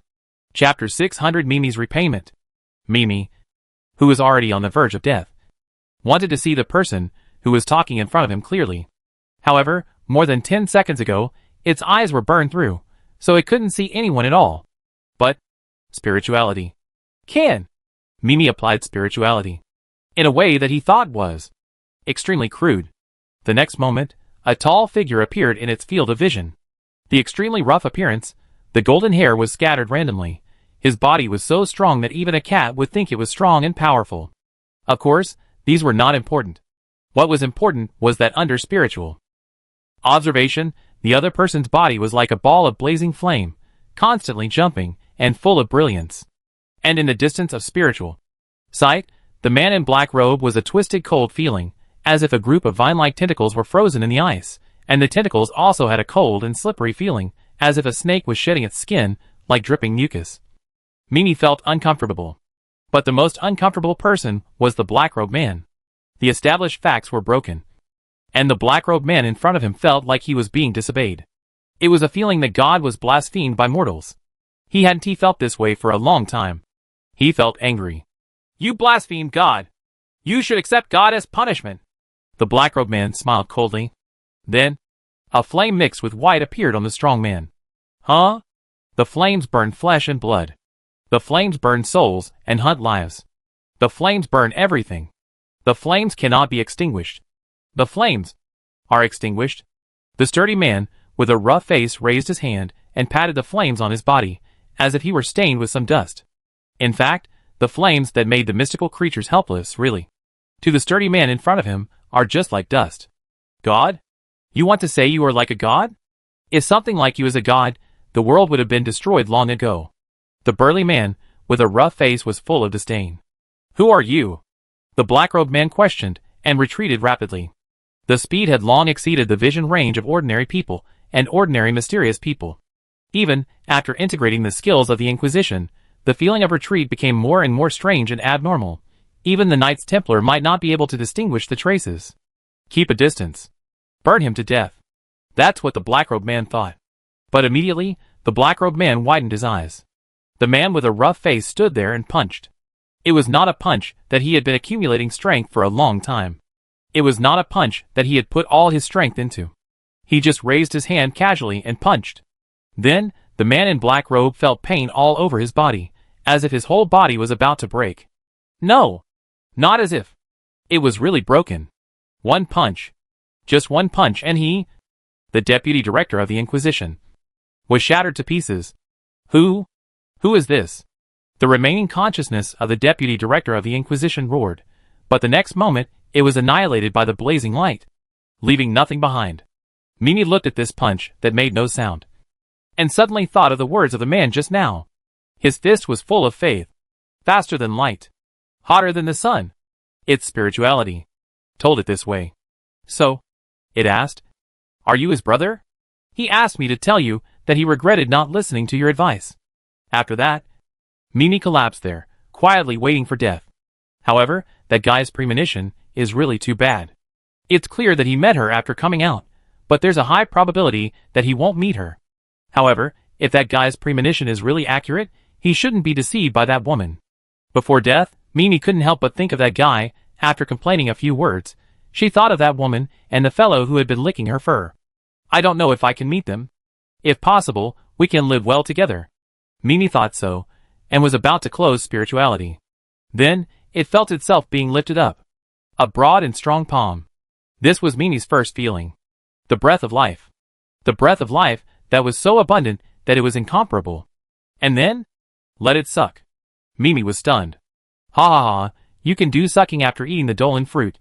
Right? You're welcome, eat as much as you can. And, thank you for telling me the message from that guy. The burly man laughed. Mimi's instinct for survival made it suck the man's vitality, but it felt that it was too despicable, so it separated half of the power of Durango in its body and transferred it to the man's body. The man was stunned, and then laughed even louder. So, I said that human hearts are complicated and are far worse than animals. They don't know how to repay kindness, but only know how to judge the situation. They don't understand the persistence of being human, and only know how to curry favor with the powerful. Therefore, people like me can't live with people. The big man smiled, and used spirituality to engrave a lot of mysterious knowledge in Mimi's mind. Cat's orange. Big orange. Silent step. Cat's claw. Cat flip. This is for you. Dolan fruit is not something you can find casually. This is what you deserve. Don't think about giving me anything anymore. I can't give you more. But if possible, would you mind traveling with me for a while? I want to avenge that bastard brother, and I will probably die. How about you collect my body for me? The big man with a rough face asked Mimi. Death? Death again? Why death again? Will someone as strong as him die? Mimi was puzzled, but she didn't refuse. Because Mimi thinks she should repay the favor. Repay the favor? You are such a stubborn guy. If it is a favor, I am the one who should thank you. With the power of Doran fruit, I can make the imagined cat orange. And orange big. Reach their limits. Saying this, the big man picked up Mimi. Do you want to stand on my shoulders? The big man asked Mimi. Mimi was not used to the big man's embrace that was harder than steel. He jumped onto the big man's shoulder. Seeing this, the big man laughed again. Let me introduce myself. My name is Iolia Maudong, the contemporary orange cat. Mimi. The big man stretched out his palm, and Mimi also stretched out her palm. After the man and the cat shook hands, the big man laughed again and strode towards the base of the church hidden in the mountains. His steps were steady, without hesitation. His eyes were firm, without fear. Arthur stared at the back, wanting to see the next inheritance scene, but everything disappeared. He did not see what happened afterwards, but saw that the ritual-based material phantom stomach began to emit a dazzling light. Buzz. Chapter 601, Entry. The stomach of the phantom whale, which has the special spatial attribute, began to burn the moment it lit up. Burning with XP. Phantom stomach is burning. In fact, not only the phantom stomach is burning, Arthur's whole body is also burning. At first, only the heart is burning, then, with the heart as the origin, the burning blood is transported to the rest of the internal organs, the bones and muscles, and finally to all parts of the body. Arthur can clearly sense that, with each breath he took, his physical strength increased linearly, and his spirituality became more active than ever before. In addition to his physical strength and spirituality, there was also a trace of very special energy. That was the transformation after the golden silk continued to grow to a certain extreme after the cat orange. Ritual maintained the ordination effect over the years. It was like a butterfly emerging from a cocoon. It was also an evolution. Not just the evolution of the golden silk. Feast, self-healing, adaptive, are all evolving together at this moment. And this evolution is fed back into Arthur's body again. Crack, crack. A sound like frying beans came from the bones in Arthur's body. The sound became more and more urgent, and more frequent. When the vibration of the bones reached the extreme, the blood vibrated with it. Boom, boom, boom. The heart beat again and again. Each time was stronger than the last. The unique spirituality outlines the power that belongs to the ultimate promotion orange greatness. As the heart beats, Arthur could sense that his heart suddenly lit up. Not the whole heart, but a small dot on the heart. First a small dot, then another small dot. In a breath, just like a spark of fire, These small dots of light densely connected into a piece, and turned into a ball of light that wrapped around Arthur's heart. Moreover, this ball of light flickered with Arthur's breathing and the beating of his heart. In the flickering, the fluorescence floated up. The next moment, the fluorescence on the small ball of light turned into a cat shape. The bright red blood flows in the heart, reflecting the glowing kitten into orange. The big orange cat crouches there, as if it has just woken up, with its front paws forward, its head raised comfortably, twisting its waist, swinging its tail, and then opening its mouth wide, yawning. Meow, a soft meow. Pleasant sounding. Much better than Pendragon. Not a clip. It's the real original sound. Then, it appears in front of Arthur in a brand new form. Ritual Orange Big completed. Physique +5. Spirit +5. Orange Big, on the basis of the original cat whole being intact, inspired by Mimi who ate the durian fruit, Iolia added his own ideas, improved the cat orange, and pushed it to the extreme, forming the ultimate Orange Big, making Orange more stable, possessing adaptability, recovery, endurance that other people who take vows, indulge, take oaths do not have. Effect: 1. Take vows. 2. Feast. Carnival. 3. Super healing. 4. Appropriate state. 5. Golden thread. 6. Big body. 7. Thick flesh. Take the precepts. When facing food, you can be picky, but if you start eating, you must finish it. There is at least 6 hours of sleepiness every day. You can also stay awake for a long time, accumulated together, for a long sleep, but the accumulated sleep cannot exceed 72 hours. During the accumulated sleep, you will not feel sleepy, and it will not affect any strength at the same time. You can also sleep in advance. Accumulate, and make yourself at ease. Under normal circumstances, when you encounter sleep, mental secrets, you will be alert instantly. When you are in a sleeping state, when someone with malicious intent approaches, you will quickly wake up. Feast. Carnival, with the stomach of the phantom whale. Not only will the food you eat be completely digested, but also converted into muscle and fat in the body, which will slowly grow your body. You can also store enough food by eating. Use it as a backup food. When you need more power, you can burn the food in your stomach to increase your power quickly. Current food, 0/1000. Super healing, when facing injuries, when in a negative state, you have excellent recovery ability, but you can still speed up recovery through sleep. Food, current sleep, 0 out of 72, current food, 0/1000. Adaptive state, when facing unfamiliar, extremely harsh environment, you can adapt more quickly. When facing special requirements, you can reduce the demand. When in flames, frost, poison, lightning, mental field, illusion field, you can use the food accumulated in the phantom stomach to strengthen resistance. Current food, 0/1000. Golden thread. The new ceremony of ordination brings new golden thread. Not only will the harmony value increase steadily when you complete the ordination over the years, but your physique will also increase steadily over the years. Big body, incorporating a new concept, the special effect that appears when it reaches the extreme, as an orange cat. You not only have a much larger body than the average orange cat, but also your spirituality, physique, and the upper limit of characteristics have undergone a qualitative change. Thick flesh. A special defense formed entirely by a strong physique, and the food energy accumulated daily, a hybrid defense method between simple physique and force field. Any attack targeting the physique or force field alone will be effectively blocked by it in a more relaxed manner. However, when facing mixed attacks, the defensive posture can be adjusted at will to achieve the defensive purpose. However, each defense or defense change will consume the food energy 0. Note 1. If the receiving precepts is not completed, the spirituality will not be disturbed. Only when the receiving precepts are not completed for more than 3 times in a row, only then will the spirituality be disordered for a short time. But if the receiving precepts cannot be completed for 9 consecutive times, the golden thread, large body, and thick flesh states will be damaged, and will be irreversible. Note 2. When facing the food you like, you will accumulate food chi as you eat. When facing food that is toxic and full of malice, the receiving precepts can ignore it, and can accumulate food chi to a large extent. Note 3. Under the blessing of Feast. Carnival, the recipient will break through the original size limit faster as his physique increases. Note 4.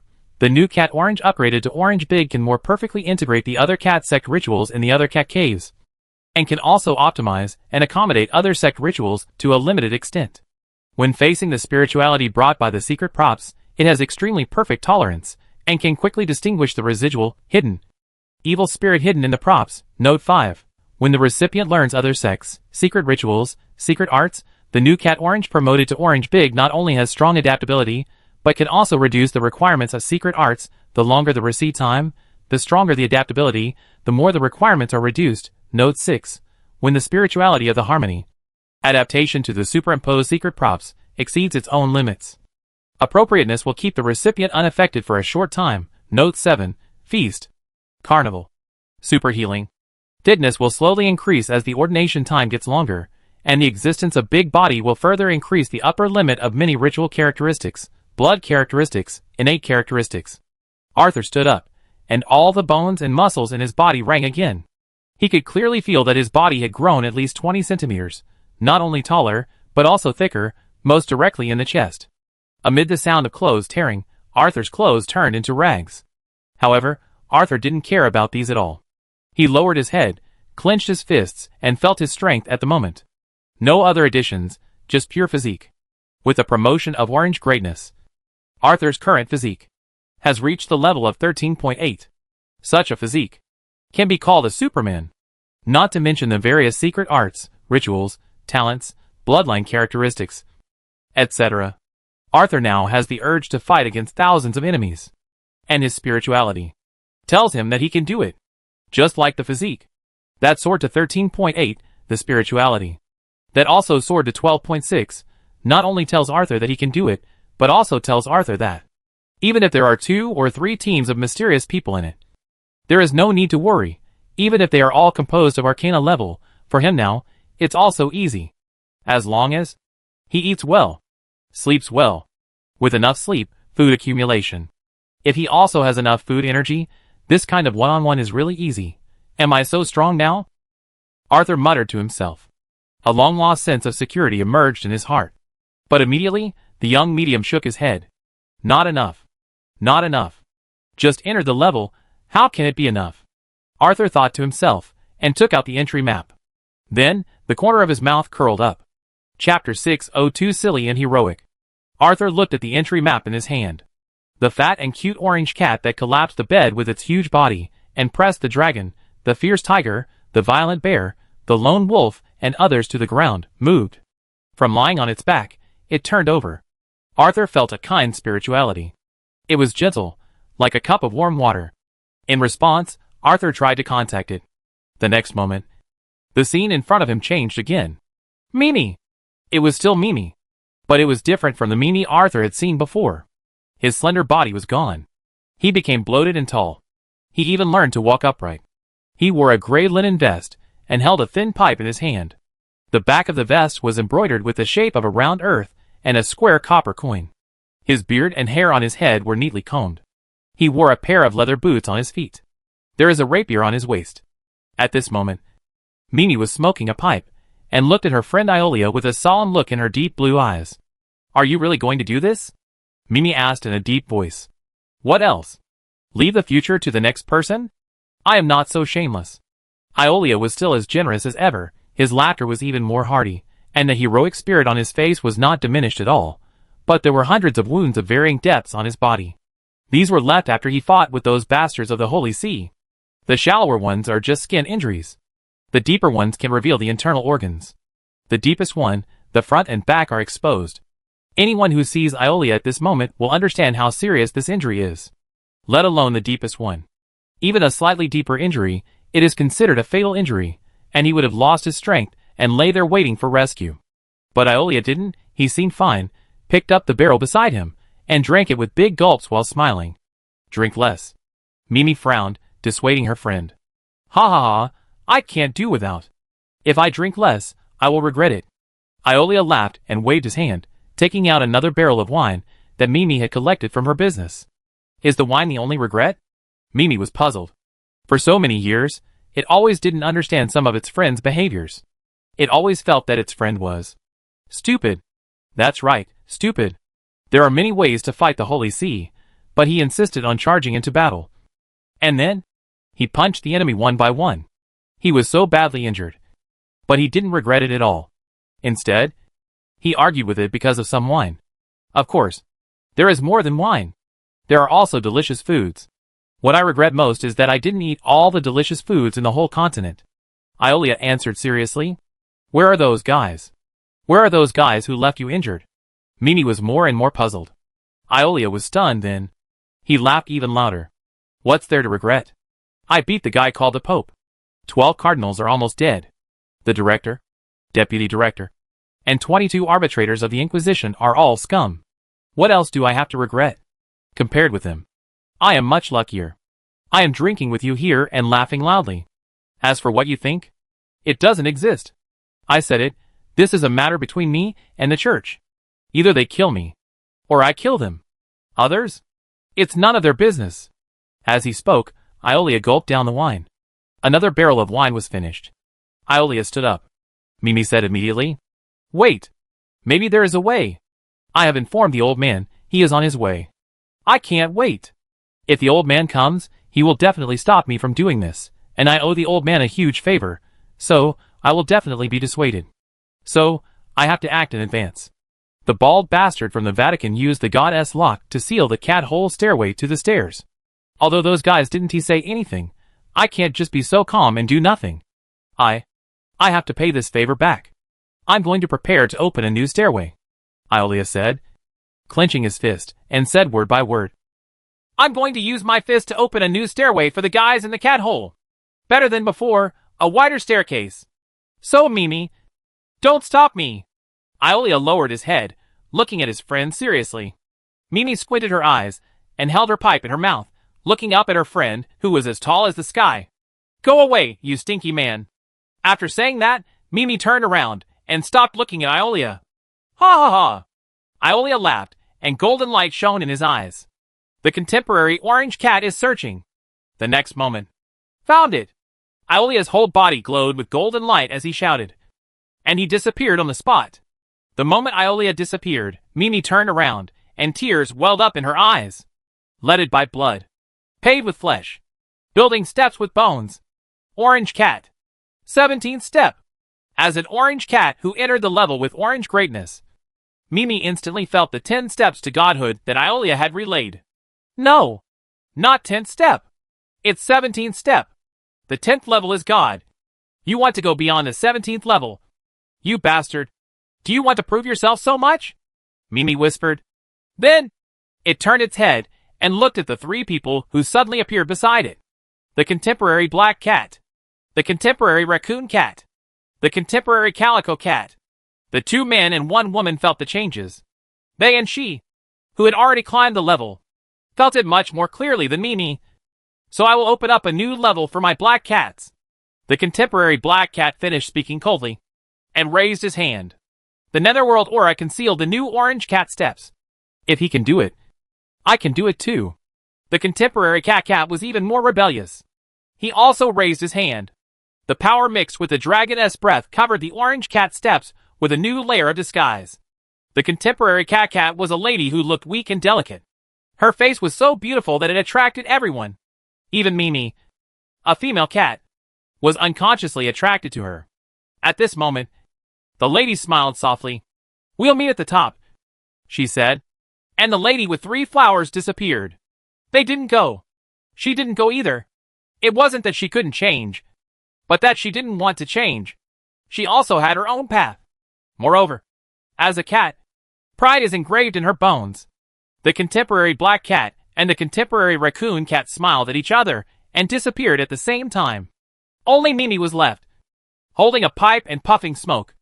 As a cat, she felt that she was not as pure as these 3 people. As for that guy, he was a bastard.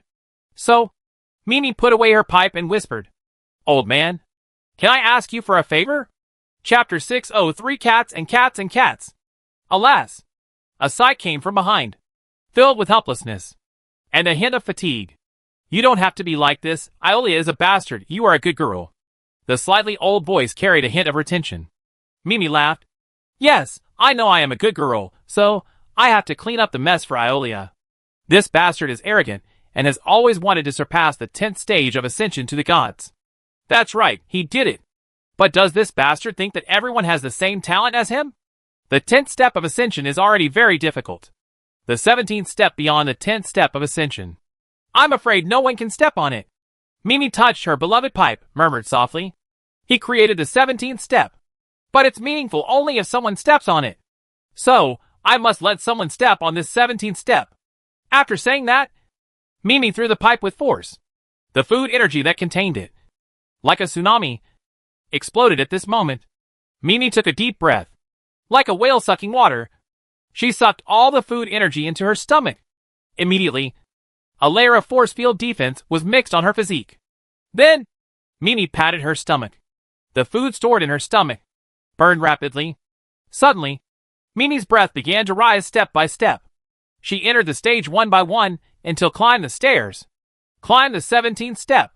Mimi stepped up when it stepped on the first step. Cough. A low cough. Blood spilled. Asshole, is this something a normal person can step on? This kind of backlash, you are really too ridiculous. Saying this, Mimi slapped her lower abdomen again, and the food in the other 4 stomachs hidden in her body began to burn rapidly. Immediately, Mimi's breath went up to another level. It took another step upward. Level 2. Huff, huff. Mimi gasped for air. This time, it wasn't just coughing up blood. Mimi's mouth, nose, eyes, ears, all began to bleed. Feeling the unimaginable burden, Mimi couldn't imagine what kind of person could step onto the 17th level. Unless there is some unexpected power to bear and dissolve the backlash of each step. But most secret techniques and rituals can't do that. So, I have to climb 2 more levels to bear more backlash for those who come after me. Thinking in her heart, Mimi continued to climb. Asshole, I really want to slap you. Mimi roared, and her bloated figure began to become slender. The food in its 5 stomachs was all burned out. It could only burn its own fat. And the pain of this process was far beyond Mimi's imagination. Without any hesitation, Mimi cursed Iolia. 1 more step. Level 3. Mimi stepped onto the 3rd step. The invisible backlash had already made its bones creak, and its internal organs began to rupture. The pain was 10 times greater than before. But Mimi still wanted to go up 1 more step. Level 4 is Mimi's goal. As long as the latecomers can step onto the 4 steps smoothly, they will have a certain degree of self-protection. It wants to clear the thorns for the successor of Iolia. This is the cat's repayment. And cats are proud. You saved me. I want to repay you. But you must owe me. Otherwise, how can I accept this? Mimi took a deep breath and shouted, You owe me. I can never repay you in the next life. Next life. Next life. Next life. The shout echoed. Bang! Mimi's whole body shattered, blood and flesh splattered, flowing downwards, and evaporating rapidly. So far, the first 2, 3, and 4 steps of the 17th step, there is no more obstacle. The old man watched all this silently. His eyes were filled with deep sorrow. 2 guys, don't you know you have to support the elderly? My friends, 2 more are missing. Saying this, Herc suddenly smiled. You 2 bastards, do you think I will be sad? Do you think I will be self-pitying like a helpless old man? Oh, how is it possible? But Herc, you still want to abandon me, how is it possible? The old man said this, took a deep breath, took out the paintbrush he carried with him, and began to write and draw frantically. After a while, a colored pencil drawing of a fat orange crushing the bed appeared. Then, the old man added some preference settings to the painting. The successor of you 2 guys. Not just anyone can be. He, she, or it must meet the requirements. After saying that, the old man picked up a potion and poured it on.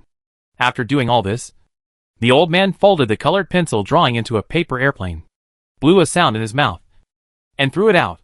The paper airplane flew higher and higher, faster and faster. Finally, it hit Arthur's eyebrows and fell into his hand. Arthur lowered his head and looked at the new entry map. No! To be precise, it is the ladder to the stairs. The words in front of him began to swarm in ladder to the stairs 17 steps. Owning the ritual Big Orange, judgment passed. Not owning Cat's Nest, judgment failed. Not owning Horn of the Dragon, judgment failed. Not owning Claw of the Fierce Tiger, judgment failed. Not owning Bear of the Violent Bear, judgment failed. Not owning Ear of the Dire Wolf, judgment failed. The ritual Big Orange has not reached a high level. Is 30,000 XP not enough? Orange Great Ritual judged. Physique judged passed. Spirit judged passed. Judged Orange Great Ritual, can reach the extreme. Do you want to use 99,999 XP to push it to the extreme? Arthur looked at the text in front of him. His eyes narrowed slightly. This time, Arthur did not sigh that he needed more XP, even though it was really much more than he imagined. He did not bother with the necessary materials such as cat bed, dragon horn, tiger claw, bear gall, wolf ear, etc. He was just thinking about Mimi. Or rather, Mimi's eyes. Deep blue eyes. Eyes exactly like Melinda's. Am I overthinking? Arthur thought so. His mouth even curled up, revealing a self-joking look. But a trace of hard-to-detect scrutiny appeared in the depths of his eyes. Even this trace of scrutiny was fleeting. Then, Arthur looked at Pendragon very naturally, with worry and expectation on his face. And his voice was mixed with a trace of tremor. Pan, how do you feel? Chapter 604 Pan, I have seen through everything. Meow. Something is wrong. What happened? Why do you have to cover it up like this? Pendragon raised his head and looked at his master. It could clearly see that his master was hiding something at this time. But it didn't matter, it just wanted to share its changes at this moment. Change is full of surprises. Name, Pendragon. Type, pet. Quality, mystic plus. Attributes, 1, orange cat physical strength 2, 2, baptism 2, 3, griffin physical strength. Remnant. Note, Pendragon once again followed you for the second baptism. This baptism, it has advanced from a true mystical creature. This process takes about 1,080 days. Feeling his own changes, Pendragon is overjoyed. He wants to share it with you as soon as possible. Also, it likes you more and more. Meow meow meow. Orange cat physical strength 2. Orange cats have their own talents. As long as there is enough food, it will quickly become stronger. And under the afterglow of the big orange ritual, Pendragon can easily break through the size limit, which will bring Pendragon a stronger physique. At the same time, Pendragon's strength, speed, defense will have qualitative changes. Baptism 2. The afterglow of the cat orange and big orange rituals cause Pendragon to undergo earth-shaking changes. Not only is its intelligence enough to reach the level of an adult, but it has also awakened the talents of thick flesh and body control. At the same time, its appetite has begun to become exaggerated. Griffin physique. Remnant, orange cat body strength 2 and baptism 2 have completely merged into this complete potion. Not only has Pendragon been reborn, but he also has the legendary griffin physique. Pendragon's strength, speed, endurance, and agility have surpassed ordinary griffins. The existence of the talent of thick flesh allows its fur to resist swords, arrows, and bullets with ease. It can also face fire, acid, venom, lightning, etc. with ease. It moves more and more silently, and its jumping ability has undergone a qualitative change. It can glide at will over short distances. In particular, its eyes can not only ignore the night, but also have a strong ability to see through the supernatural darkness. Stealth. It is difficult for invisible creatures to hide from its eyes, especially some ghosts cannot escape Pan's eyes. The most important thing is its claws. It can easily tear the whole body armor apart. Note 1. Lacking Griffin's spiritual potion. Pendragon's state is not complete. It cannot use the Griffin's secret art. Note 2. The fusion of baptism again and Griffin potion makes Pendragon's appetite increase greatly. If it eats freely, it can eat a cow in 5 days at the same time. Eating a large amount of food in a short period of time can also give Pan a hibernation stomach. Similarly, Pan can also not eat for a long time, but will be compensated by meat food. Pan will become extremely fond of meat after that, and will not be able to choose vegetarian food. Facing vegetarian food, Pendragon will be depressed, and then he will be irritable like a kitten. Note 3. After taking the Griffin potion, and having the afterglow of the cat orange and orange big rituals, not only can you communicate with Pendragon without any hindrance, but sometimes you can communicate with each other. Of course, communicating with each other does not mean that it will listen to you. Note 4. Pendragon's promotion, after being bathed in your cat orange, it will be bathed in the orange big ritual, give you a feedback, and the overall efficiency of the special effects of your orange big ritual will be improved again. Note 5. After being baptized twice, it has the physique of a griffin. Pendragon's lifespan has been greatly extended. If nothing unexpected happens, it can easily live for several centuries. The familiar feeling of excitement has appeared. It was cat orange before. Now it is orange big. Arthur can clearly feel the improvement of his feast. Carnival. super healing, adaptive state, golden silk, big body, and thick flesh. But it is different from the improvement when he was cat orange. The improvement at this moment is efficiency. It is easier for him to get food, sleep, transformation of food energy. Not the improvement on the original basis. Has Pan's effect weakened after the entry? No. It's Pan that is not complete. Arthur looked at the incomplete griffin body, Mark, and his spirituality. Also told him that his guess was correct, as long as he got the Griffin Spiritual Potion and Griffin Storm Potion, and made Pendragon complete, the changes he expected would appear again. I have to ask Grandma Susan for help, Arthur thought to himself. Before, Arthur wanted to ask Melinda for help. Compared with his newly established power, Melinda, who has a professional team and built the Long Night Ladies Salon, is undoubtedly more suitable. But Melinda also said that it is almost impossible. Melinda will not lie about such things. Moreover, according to Melinda's personality, she will say it is impossible. But she will definitely try her best to find it in private. And it has not been found until now, which means there is really no clue. Otherwise, Melinda would have come to him to show off. But it is different for Mrs. Susan. With the support of the Nanlos family, the family is really rich and powerful. Some things that seem to be lost in the eyes of the outside world, for these nobles with a long history, may be just an insignificant thing in the treasure house.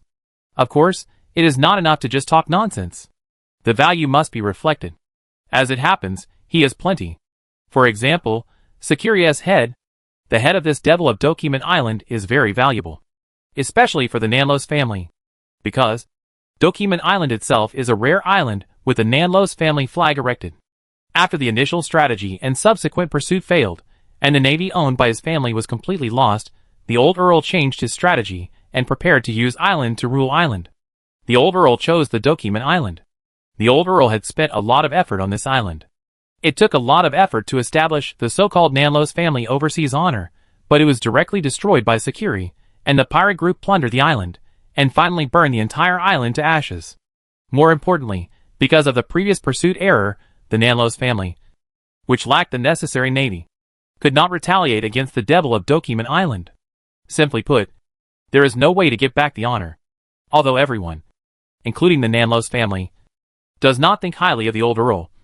But if the honor of the Nanlos family can be restored, the Countess will not hesitate.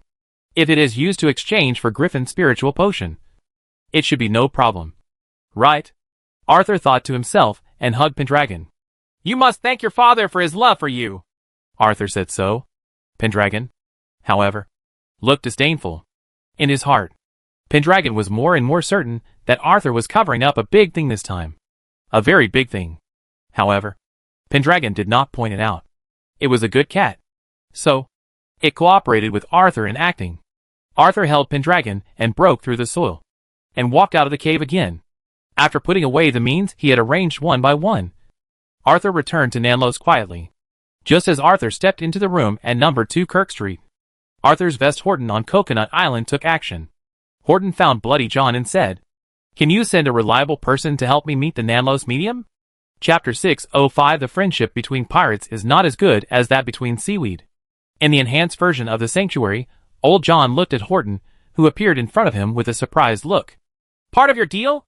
While comforting the monkey on his shoulder, who became uneasy because of the smell of blood, Old John quietly looked at this special partner in front of him. The captain saw the battle just now. So, the captain was surprised at the strength shown by Horton. Old John thought he had overestimated the young man's ability. But when he really showed it, he was still surprised. Damn it! Why are all the young people like this now? They are more sinister than each other. And they are more capable of hiding their cards than each other. Shouldn't youth be free and careless? Shouldn't old guys like us retire? Recalling that Horton had just manipulated the storm to create huge waves, the big ship, and then aimed at Sakuri's chest. The old captain was frightened when he saw Horton cutting off the head of the fool Sakuri. Especially when he thought about the fact that Horton kept a considerable distance from the fool Sakuri during the whole process. His scalp went numb. Therefore, when the old captain looked at Horton at this moment, he was full of vigilance. Transaction? If it is really a transaction, I will leave Coconut Island now to find the medium. Horton shook his head slightly. This made Bloody John stunned. What is that? The old captain couldn't help asking. Arthur, who was far away in room 2, South Loskirk Street. Took a deep breath and manipulated Horton to whisper. Pleasure. Faced with Horton's answer, the old captain was stunned. The old captain thought he had heard it wrong, and immediately couldn't help asking back. What? What did you say? Did I hear it right? As he said, the old captain's eyes widened. No, you didn't hear wrong. I was trying to please the medium. Horton smiled and shook his head, and his words were even more certain. Suddenly, Bloody John felt that his brain was not enough. The old captain could not associate Horton, who easily killed Sakuri, with the word pleasuring. Horton's strength, there is no doubt that it is entry level. And it is also related to storm. This ability is so convenient in the vast ocean. It can create storms and fly. As long as there is a good ship, it can run rampant freely.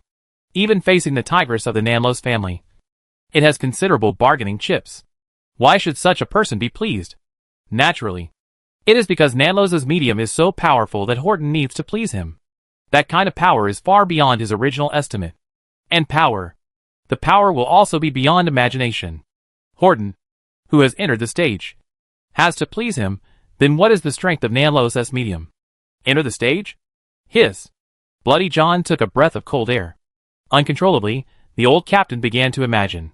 And with the help of the eyes of the general puppet, when he saw this scene, Arthur couldn't help but laugh. He is not afraid of others thinking and imagination. He is very happy for others to think and imagine. When others' thinking and imagination are within a certain range, it will only bring him the greatest kindness. I can no longer gain a foothold in South Los, but I can still gain a foothold in the coastal waters. I originally hoped to manage an island, to show my ability, to gain the recognition of that lord, and then, to follow that lord in the form of Lionheart Gift. However, the appearance of some fools made me realize that, perhaps compared to the long-term management of an island, it is far better to offer some merits to the lord. You live in Nanlos. So if you have the goodwill of the Nanlos family, you will definitely live a better life. And I have gained your approval, Horton said lightly, making Bloody John's back numb. The old captain asked tremblingly. You want to be a pirate hunter? No. I just want to be a pirate hunter who is useful to you. I will hunt those guys who will give you a better life. John, don't worry, this does not include you. Just like I will not mind you leaking my name and not following the rule of calling the X, Horton said and smiled. And for this, old John was a little embarrassed. The old captain did it on purpose. The old captain did not trust Horton. So, the old captain prepared many tests. However, the matter of the Dokiman Island Devil Pirate Group was not in the old captain's plan. But the sudden appearance of Sakuri brought great benefits to the old captain. The old captain pondered in his heart, and said in a low voice, Nobles cannot be trusted. This is a well-known saying in South County. And the Nanlos medium has just obtained the status of a noble, which happens to fall into this category. Other nobles cannot be trusted. But that lord? Old John, you will never know what that lord represents, and you will not understand the charm of that lord. If necessary, I can die for that lord, Horton said loudly. Old John was confused. What's going on? What's going on? Are all the entrants bewitched? What kind of succubus-level medium is this? Bloody John couldn't help but complain in his heart. Then, suddenly, the old captain's mind popped up a name that he was about to forget. Severus Hamlet. Or call it, Old Lion. At this moment, the charm displayed by Nanlos's medium seems to be the same as the rumored ability of the Old Lion. Lion Group. Suddenly, the old captain shuddered. He suddenly felt that he had discovered some shocking secret. No way. No way. How is this possible? The old captain kept exclaiming in his heart. However, inexplicably, the old captain has begun to recognize this possibility. Because, in addition to the Lion Group, the old captain could not think of any other possibilities. Boom! Boom! Unconsciously, the old captain's heartbeat began to speed up. The old captain felt that this was a once-in-a-lifetime opportunity. Maybe. One thought after another came up, and the old captain immediately laughed, 3 gold teeth gleaming among a group of rotten teeth. Don't worry, please leave it to me. This favor, I will definitely help. We are friends after all. Thank you, John. Horton thanked him sincerely. Old John was not embarrassed at all. Although he had decided to betray Horton and exchange this shocking news for a big enough benefit. However, he still acted like a close friend of Horton. Pirates! Betrayal is too normal. The key point now is, Who will this news be sold to? However, immediately, the old pirate had the answer. Old Lion. Chapter 606 Pendragon's Tutor. Nanlos, Number 2. Kirk Street. When the warm afternoon sun shone through the skylight, Pendragon was licking his fur comfortably. However, when he found that Arthur, who was leaning against the quilt, turned over lazily, with an ambiguous smile on his face, Pendragon was about to run away immediately. He had too many experiences, all telling Pendragon that, when his master showed this kind of smile, better run away. Unfortunately, Pendragon had just taken one step when Arthur grabbed him and held him in his arms. The young medium laughed strangely. Come on, kitty, let daddy take a sip. As he said that, Arthur hugged Pendragon tightly, put his mouth and nose tightly against the top of Pendragon's head, and took a deep breath. When Arthur's mouth and nose left the top of Pendragon's head, a trace of saliva stuck to the top of Pendragon's head. Pendragon looked at Arthur in shock, as if he couldn't believe that Arthur was so disgusting. Facing Pendragon's shocked look, Arthur smiled evilly and wiped away the pool of saliva. Suddenly, Pendragon's head was wet. If Pendragon was shocked just now, Pendragon was petrified at this time. It's over. The meow is not clean. The meow is dirty. The kitten fell to the ground, looking like a cat with no hope in life. Arthur laughed out loud. Then, the young medium held Pendragon in a comfortable position and whispered, Guess what the old pirate would do? Meow? Pendragon looked confused, obviously not coming back to his senses. As a daddy's little cat, you must not only be able to adapt to circumstances, but also react quickly, otherwise, you will suffer a great loss sometimes. You might even lose your life. Arthur whispered to himself. Then, he said directly, that old pirate will definitely betray Horton. Pendragon's eyes widened immediately, and his eyes were full of disbelief. Human nature cannot stand the test. Especially the greed in human nature, which will always erase the brilliance that should be in human nature. The reason why keeping promises is a valuable quality is that it overcomes greed. Ordinary people are like this, not to mention pirates. Pirates' betrayal is commonplace. Arthur said softly. And then, he tested Pendragon again. Guess who he will tell the news to? Meow meow meow. Pendragon raised his head and said Count Nanlos. Arthur smiled and tapped Pendragon's nose. That tigress is a good candidate. But since she has betrayed, she must maximize her interests. So that tigress is not the best candidate. It's the old lion. Arthur gave the answer. Pendragon's cat face was confused. Arthur touched the pads on his cat's paws and continued to explain. I've said it before. If you choose to betray, you must maximize your benefits. And the old lion is the one who can give the old pirate the greatest benefits. Not only is the old lion rich enough, but also because I am a member of the Golden Lion family, and this is closely related to the old lion. Especially when I showed the blood talent of the lion group for the Golden Lion family. It is really crucial. As Arthur explained, Pendragon's cat face showed a look of realization. Taking advantage of the situation, Arthur continued to ask, Then do you know who the old pirate will send to contact the old lion? Meow meow meow. Pendragon answered confidently. Confidant? Pirates don't have confidants. Pirates only trust themselves. So, this old pirate will only go by himself. Arthur faced the innocent little cat. I couldn't help laughing. Meow? Pendragon looked surprised. And then he kept asking about things that he didn't understand from the beginning. You are curious. Why did I leak such important information to him? And let him inform the old lion. Such a terrible enemy? Arthur asked back. And the corners of his mouth curled up with such a question. When Pendragon saw Arthur's appearance at this moment, the whole cat was not well. And the whole cat shrank into a ball immediately. It knew that its master was plotting against someone again. The cat was so scared. Pendragon meowed softly with his throat pinched. Don't pinch it. It's a big male cat. It's really disgusting. Arthur patted Pendragon's head lightly, and then continued. I told him the news, because I knew he would definitely leave Coconut Island, and contact the old lion in person. And when he left Coconut Island? It would be mine. The curled-up Pendragon was shocked.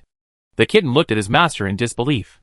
The kitten had never thought that his master was actually plotting against the other party's Coconut Island. I have observed that Coconut Island. It is definitely not occupied casually. It was secretly managed by the old pirate. It has fresh water and complete facilities. Most importantly, there are many people. One of the purposes of sending Horton was to get a similar island. And this old pirate sent it to me. Why shouldn't I accept it? As for establishing a great enemy like the old lion, it's up to this old pirate to deliver the message. Besides, I gave him a chance. As long as he doesn't leave Coconut Island, then Horton's cooperation with him will continue," Arthur said, looking at Pendragon again. Obviously, Pendragon was shocked by his master. Not because of the plot. Because of shamelessness. The little cat couldn't imagine that his master could be so shameless. "You just said that human nature cannot withstand the test. Now you go and test that old pirate. According to what you said, the old pirate's humanity is worse than that of a normal person. Right? You can obviously rob him. Why do you have to give him a test?" Pendragon complained wildly in his heart. "Of course it's because I'm a young, honest, simple and kind medium. I'm not a bad guy who makes people seek interest. I go to seek other people's principle," Arthur asked back with a puzzled look on his face. It seemed that he was wondering how his cat could ask such a stupid question. Pendragon looked at his master, lowered his head and thought for a while. And finally, he chose to point his butt at Arthur. "Shameless humans only deserve this cat's butt. Meow." Before Pendragon finished complaining, he let out a sharp meow. Pendragon jumped out of Arthur's arms and looked at Arthur with horror on his cat face. Just now. Arthur grabbed Pendragon's tail. "Keep going up. Pervert. There is a pervert. Someone come quickly, save me." "Meow," Pendragon shouted loudly. Arthur cooperated, laughed strangely again, and threw Pendragon down. "Hee, little cat. No one will come to save you even if you scream your throat out." As soon as the voice fell, a huge smoke ring appeared in the medium-small hall. Melinda, holding a pipe, saw Arthur holding Pendragon there, as soon as she entered the medium-small hall. The lady did not retreat, nor was she embarrassed, but raised her eyebrows, and said directly, "Continue." Chapter 607 Arthur's Ambitions for the Sea. Looking at Melinda's raised eyebrows watching the show, Arthur was not embarrassed at all. Thicker than skin, Arthur thought he was invincible. Because he was shameless. Therefore, under Melinda's gaze, Arthur took Pendragon into his arms, and did not forget to give Pendragon another kiss on the top of his head. Bodgy. The thick and sticky sound of saliva made Melinda frown slightly. "Are you disgusted?" Melinda looked at Pendragon, who had lost all hope in life, and couldn't help but say, "Disgusting? You've never seen anything truly disgusting," Arthur said as he spread his saliva evenly on Pendragon's head. He even combed a side bang for Pendragon. "Not bad. Handsome. Like me." Arthur let go of Pendragon and walked towards Melinda. "If you don't wash your hands, don't say a word to me," Melinda warned Arthur sternly. Arthur shrugged and walked into the bathroom. About 2 minutes later, when Arthur came out again, Ms. Anna had already served afternoon tea to Melinda. Black tea and baked snacks, mainly biscuits and shortbread, and on the top side were raw toast smeared with honey and nuts, respectively covered with peanut butter, apple sauce, and egg sauce. There were 6 slices in total. Just right, Arthur and Melinda each had 2 slices. "This raw toast is the softest toast I have ever eaten." Melinda picked up the raw toast covered with peanut butter and tasted it carefully, and gave her approval. Arthur nodded repeatedly. When faced with delicious food, he had to finish it first, and then talk about other things.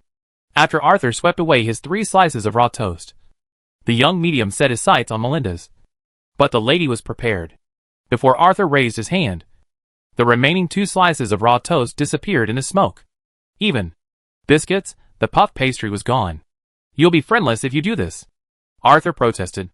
"Since I became friends with you, I don't have any other friends." Melinda rolled her eyes. Hey, how can you slander someone's innocence out of thin air? In South Los Arthur Kratos, have a much better reputation than you. Right? Arthur looked incredulous. You know, the name of Lady of the Long Night is not a good reputation. In South Los, it represents blood and killing.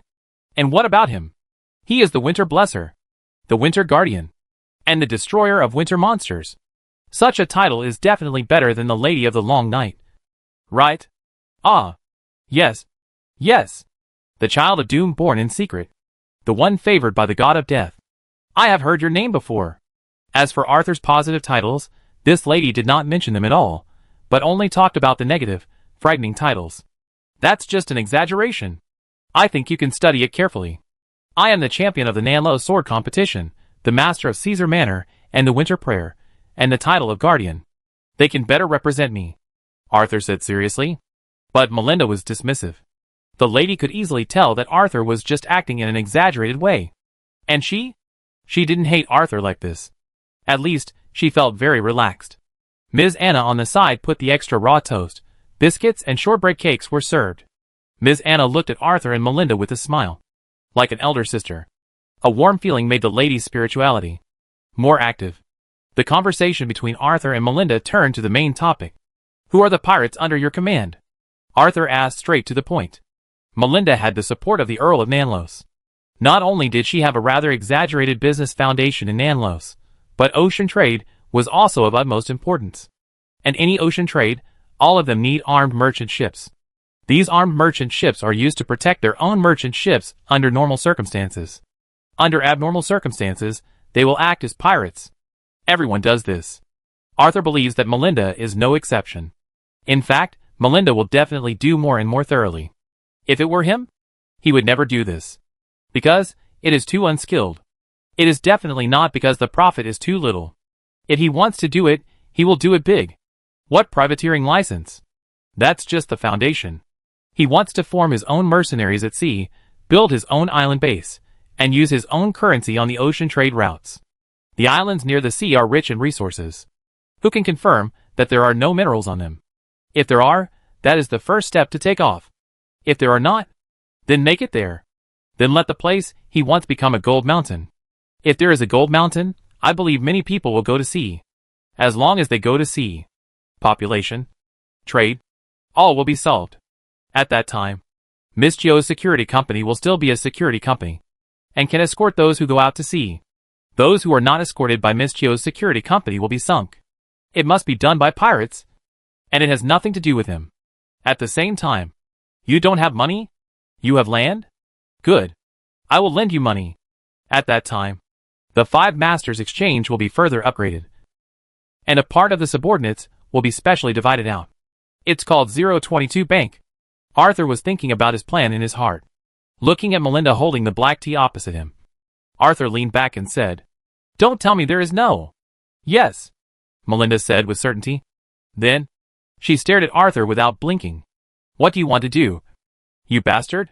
What can a young, honest, simple and kind medium like me do? Of course, it's to clear the obstacles for my ocean-going fleet that is about to set sail. At the same time, do some effective guarding? Otherwise, can I still dominate the coastal waters? You think too much." Arthur shrugged, his face full of innocence. The lady looked at Arthur with suspicion. She always wondered what Arthur wanted to do, but dominate the coastal waters. Impossible. It's not just the old Earl of the Nanlos family. After the end of the Sacred Age, countless famous strongmen wanted to dominate the coastal waters. But in the end, they all failed. Even the pirate King Edward only dominated the coastal waters in name. It's a long way from being the well-deserved lord of the near sea. Then, can Arthur do it? The lady thought to herself, and then said, "Roberts Pirates, Morgan Pirates, Great Axe Pirates, Cotton and Pirates, Bellamy Pirates, Kidd Pirates." The lady called out the names of 22 pirate groups. Clap, clap. Arthur clapped his hands softly. "Excellent. My female pirate general," Arthur commented. Arthur had thought that Melinda would have some pirate groups, but he didn't expect so many. 22 pirate groups. It's not an exaggeration to call her the pirate general. The rumored West Sea pirate general has only 29 pirate groups under his command, although he has heard that the other party's power has increased greatly recently, and has developed to 47 pirate groups. But what does it have to do with him? Melinda is related to him. After thinking for 10 seconds, Arthur suddenly came to Melinda and asked softly, "How is your relationship with these pirates under your command?" Chapter 608 Full of Confidence. Melinda picked up the pipe, looked at Arthur, who was close at hand. Her blue eyes were full of vigilance. "What do you want to do?" "I want to do it. Just as you think." Arthur chuckled. "Don't even think about it. Although betrayal between pirates is common sense, they have performed the gift of the sea on me. Their loyalty is beyond doubt. Just like their ability." Melinda obviously guessed what Arthur wanted to do, remind immediately. Okay. Arthur shrugged and sat back in his chair. He just wanted to help Melinda clean up the hidden dangers inside. He really wanted to help. It was definitely not just for XP. Although this way of gaining XP is really cost-effective. Kill the captain of the pirate group Document Island Devil. Security. First mate Bluebeard and everyone else, XP plus 800. This is the kill reminder I received before. 800 XP is still a value that cannot be ignored for Arthur now. Or to be more precise, any 1 XP value is something that Arthur needs to cherish. Arthur has known the truth that a pile of sand makes a tower, and a collection of fur coats, since he was a child. Especially after facing the huge gap of 99,999 XP points. The limit of the 17th level. Arthur will cherish every XP point. At the same time, Arthur is very grateful to Mimi. This is the simplified version that Mimi got after burning herself. If it was a normal version, Arthur couldn't imagine how many XP points would be needed. 200,000? 300,000? Or even more? Arthur couldn't be sure. But what Arthur was sure of now was that it was definitely not that easy to climb the ladder of ascension. Not only was it difficult to get started, but the road ahead was even more difficult. The ladder of ascension could make one more powerful, but to gain this power, one had to endure the corresponding pain. This must be due to the secret rituals of various forces. After watching Mimi climbing the stairs, Arthur had a considerable understanding of the ladder. He could confirm that the complete ladder must have a corresponding ritual on each step to reduce the pain. Otherwise, most of the climbers would have exploded and died. Of course, some must have survived. Mad, foolish, they are all alive. And it is obvious that only the first 1, 2, 3 and 4 steps of the ladder of 17 steps are easy. At the end, the difficulty will rise sharply from the 5th step. However, Arthur does not intend to change his ladder of 17 steps. First, the ladder of 17 steps has 7 more steps than the general ladder of 17 steps, so he can stand higher. Secondly, the quick completion of the first 4 steps is enough for him to gain a certain degree of self-protection. Once again, Arthur believed in the old man. The old man was the god of magic potion, the god of alchemy Hulk. Facing the departure of his 2 good friends, how could the old man remain indifferent? So, he must have arranged some backup plans. And what he had to do was to find these backup plans. Arthur believed that as long as he found these backup plans, his climbing path would not be much worse than those guys who had a complete ladder to climb. Of course, there is one last and most important point. Arthur firmly believes that his hard work and talent, XP, combined can help him overcome this difficulty. After all, everything he has now is obtained through his hard work and talent. It was possible before. It will be possible after? Of course, it will be possible too. Thinking about his own things, Arthur's eyes did not leave Melinda. And this playful look made Melinda frown. What? You don't believe me? The lady asked. No. I believe you. Just like I firmly believe that you have never told each other the true relationship between you and them. Arthur shook his head and said with certainty. Melinda remained silent. Obviously, Arthur was telling the truth. And this fact is not difficult to guess. Pirates just cooperate. How can you treat them as confidants? This thing is almost like a chamber pot. It is easy to use, but it looks dirty when you don't use it. Therefore, Arthur was sure that Melinda would never tell these pirates that they were colleagues and should love each other. Such news must not be disclosed.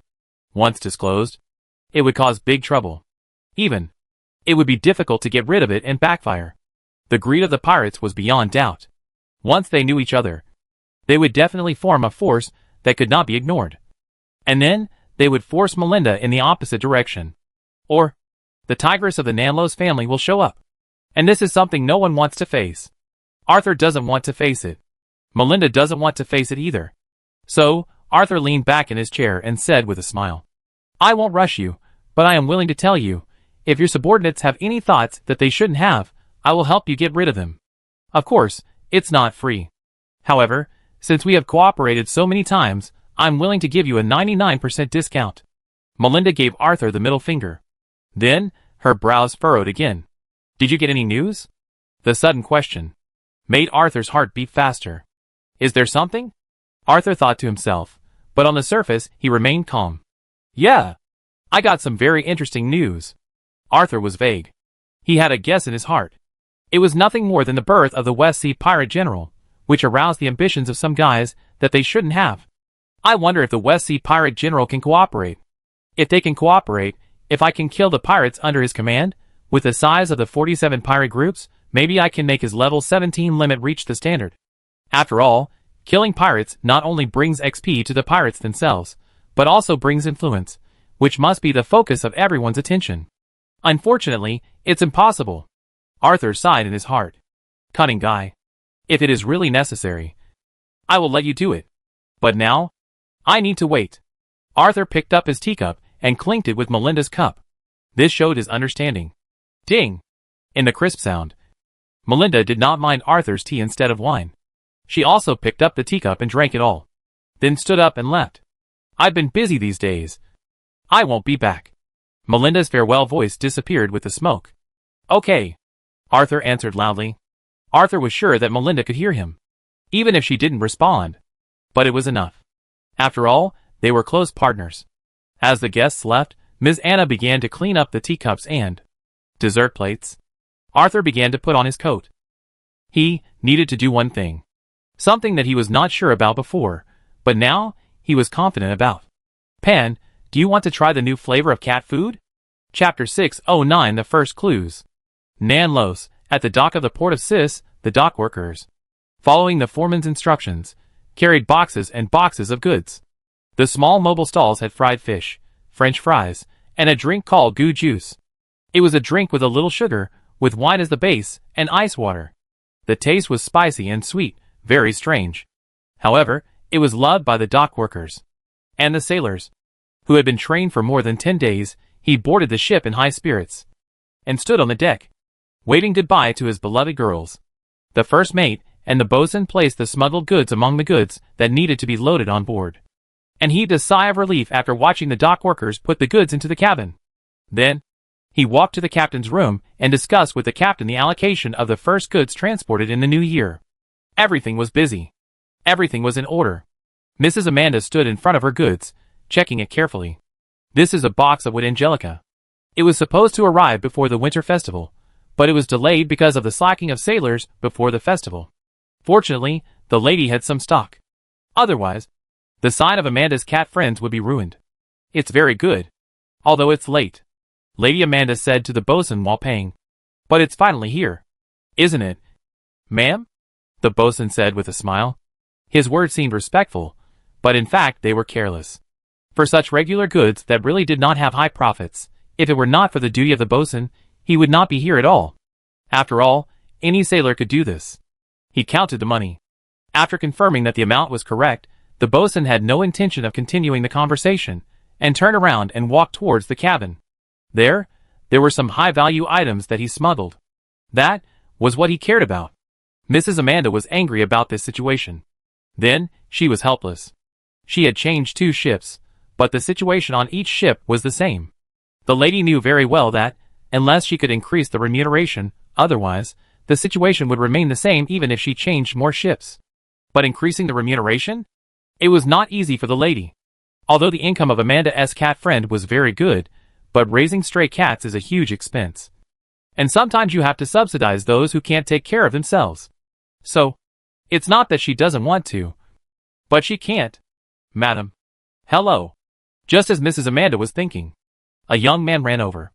This was a young man in neat clothes, with a friendly smile, meticulously combed hair, and a pen and a leather notebook with a hard board in his hands. Madam, hello. I am a trader at Mr. Wu Exchange. I think you are in some trouble. And I think Mr. Wu Exchange can perfectly solve your troubles. You only need to open an account in our exchange. Without any margin, you can buy any legal and compliant items in our exchange. We will deliver the goods to your door within the specified time. Whether the goods are late, not available, or sent by mistake, we will compensate you. If any accidents occur, we will return the money you paid for the goods. And this kind of thing? It will never happen, the young man said, pointing to the box at Mrs. Amanda's feet. Mrs. Amanda was quite tempted, but she was still a little hesitant. She had heard of the 5 Gentlemen Exchange. It seemed to be a new company rebuilt on the large warehouse of Bernice's family. There was also a Mischio security company next to it. Moreover, it was said that it was the property of the medium Arthur Kratos. Are you worried? Please look over there, the young man said as he turned sideways and pointed backwards. When Mrs. Amanda looked in the direction the other person pointed, she saw dozens of people dressed exactly like the young man in front of her, walking around the dock. They were neatly dressed, with smiles on their faces, with pens and notebooks in their hands, recording each of their clients. Even if they were rejected, they still kept smiling. Even if they were insulted, their smiles never changed. This scene made the crew around laugh. Some porters also sneered at the actions of these young people, thinking that they were not doing their job properly. A company like this that refunds money will definitely go bankrupt soon. Mrs. Amanda also thought so. Because this is human nature. So, she subconsciously wanted to refuse.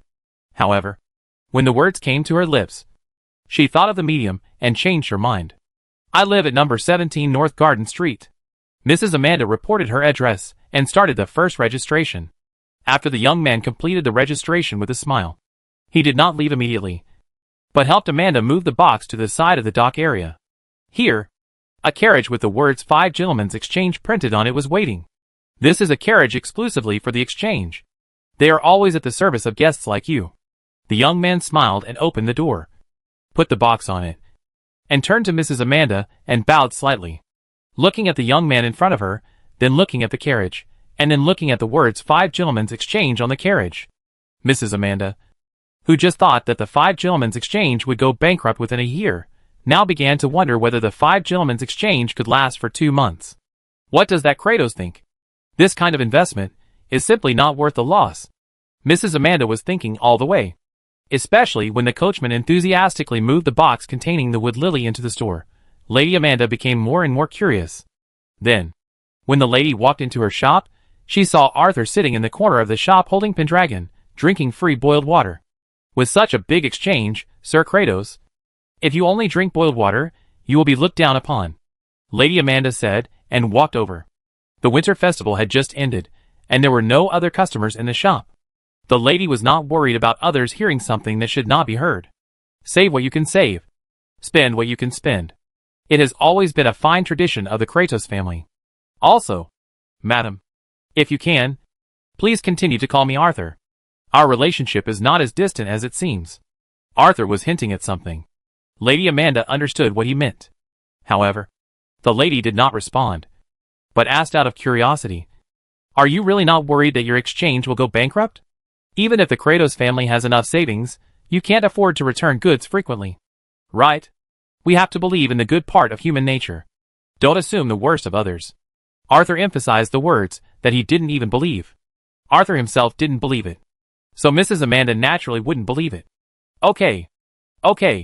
There are always people who really need something. Right? Arthur said again. That's right.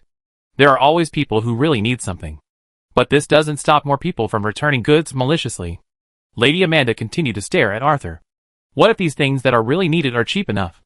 10%, 20% cheaper than the market price. Or even 50%? Arthur continued. Lady Amanda's heart moved. If it's cheap enough, it's really a killer. But it's not enough. Then Arthur continued. What if these are all borne by the seller? Suddenly, Lady Amanda was stunned. Chapter 6:10. Don't listen to the medium's words. Seller? Lady Amanda was stunned. Almost subconsciously, the lady said, if I want to sell goods in your exchange, what do I need to pay? It's all free now. Everything is free. When everything becomes a habit, I will start charging deposits, service fees, and necessary fines. Arthur said it quite calmly.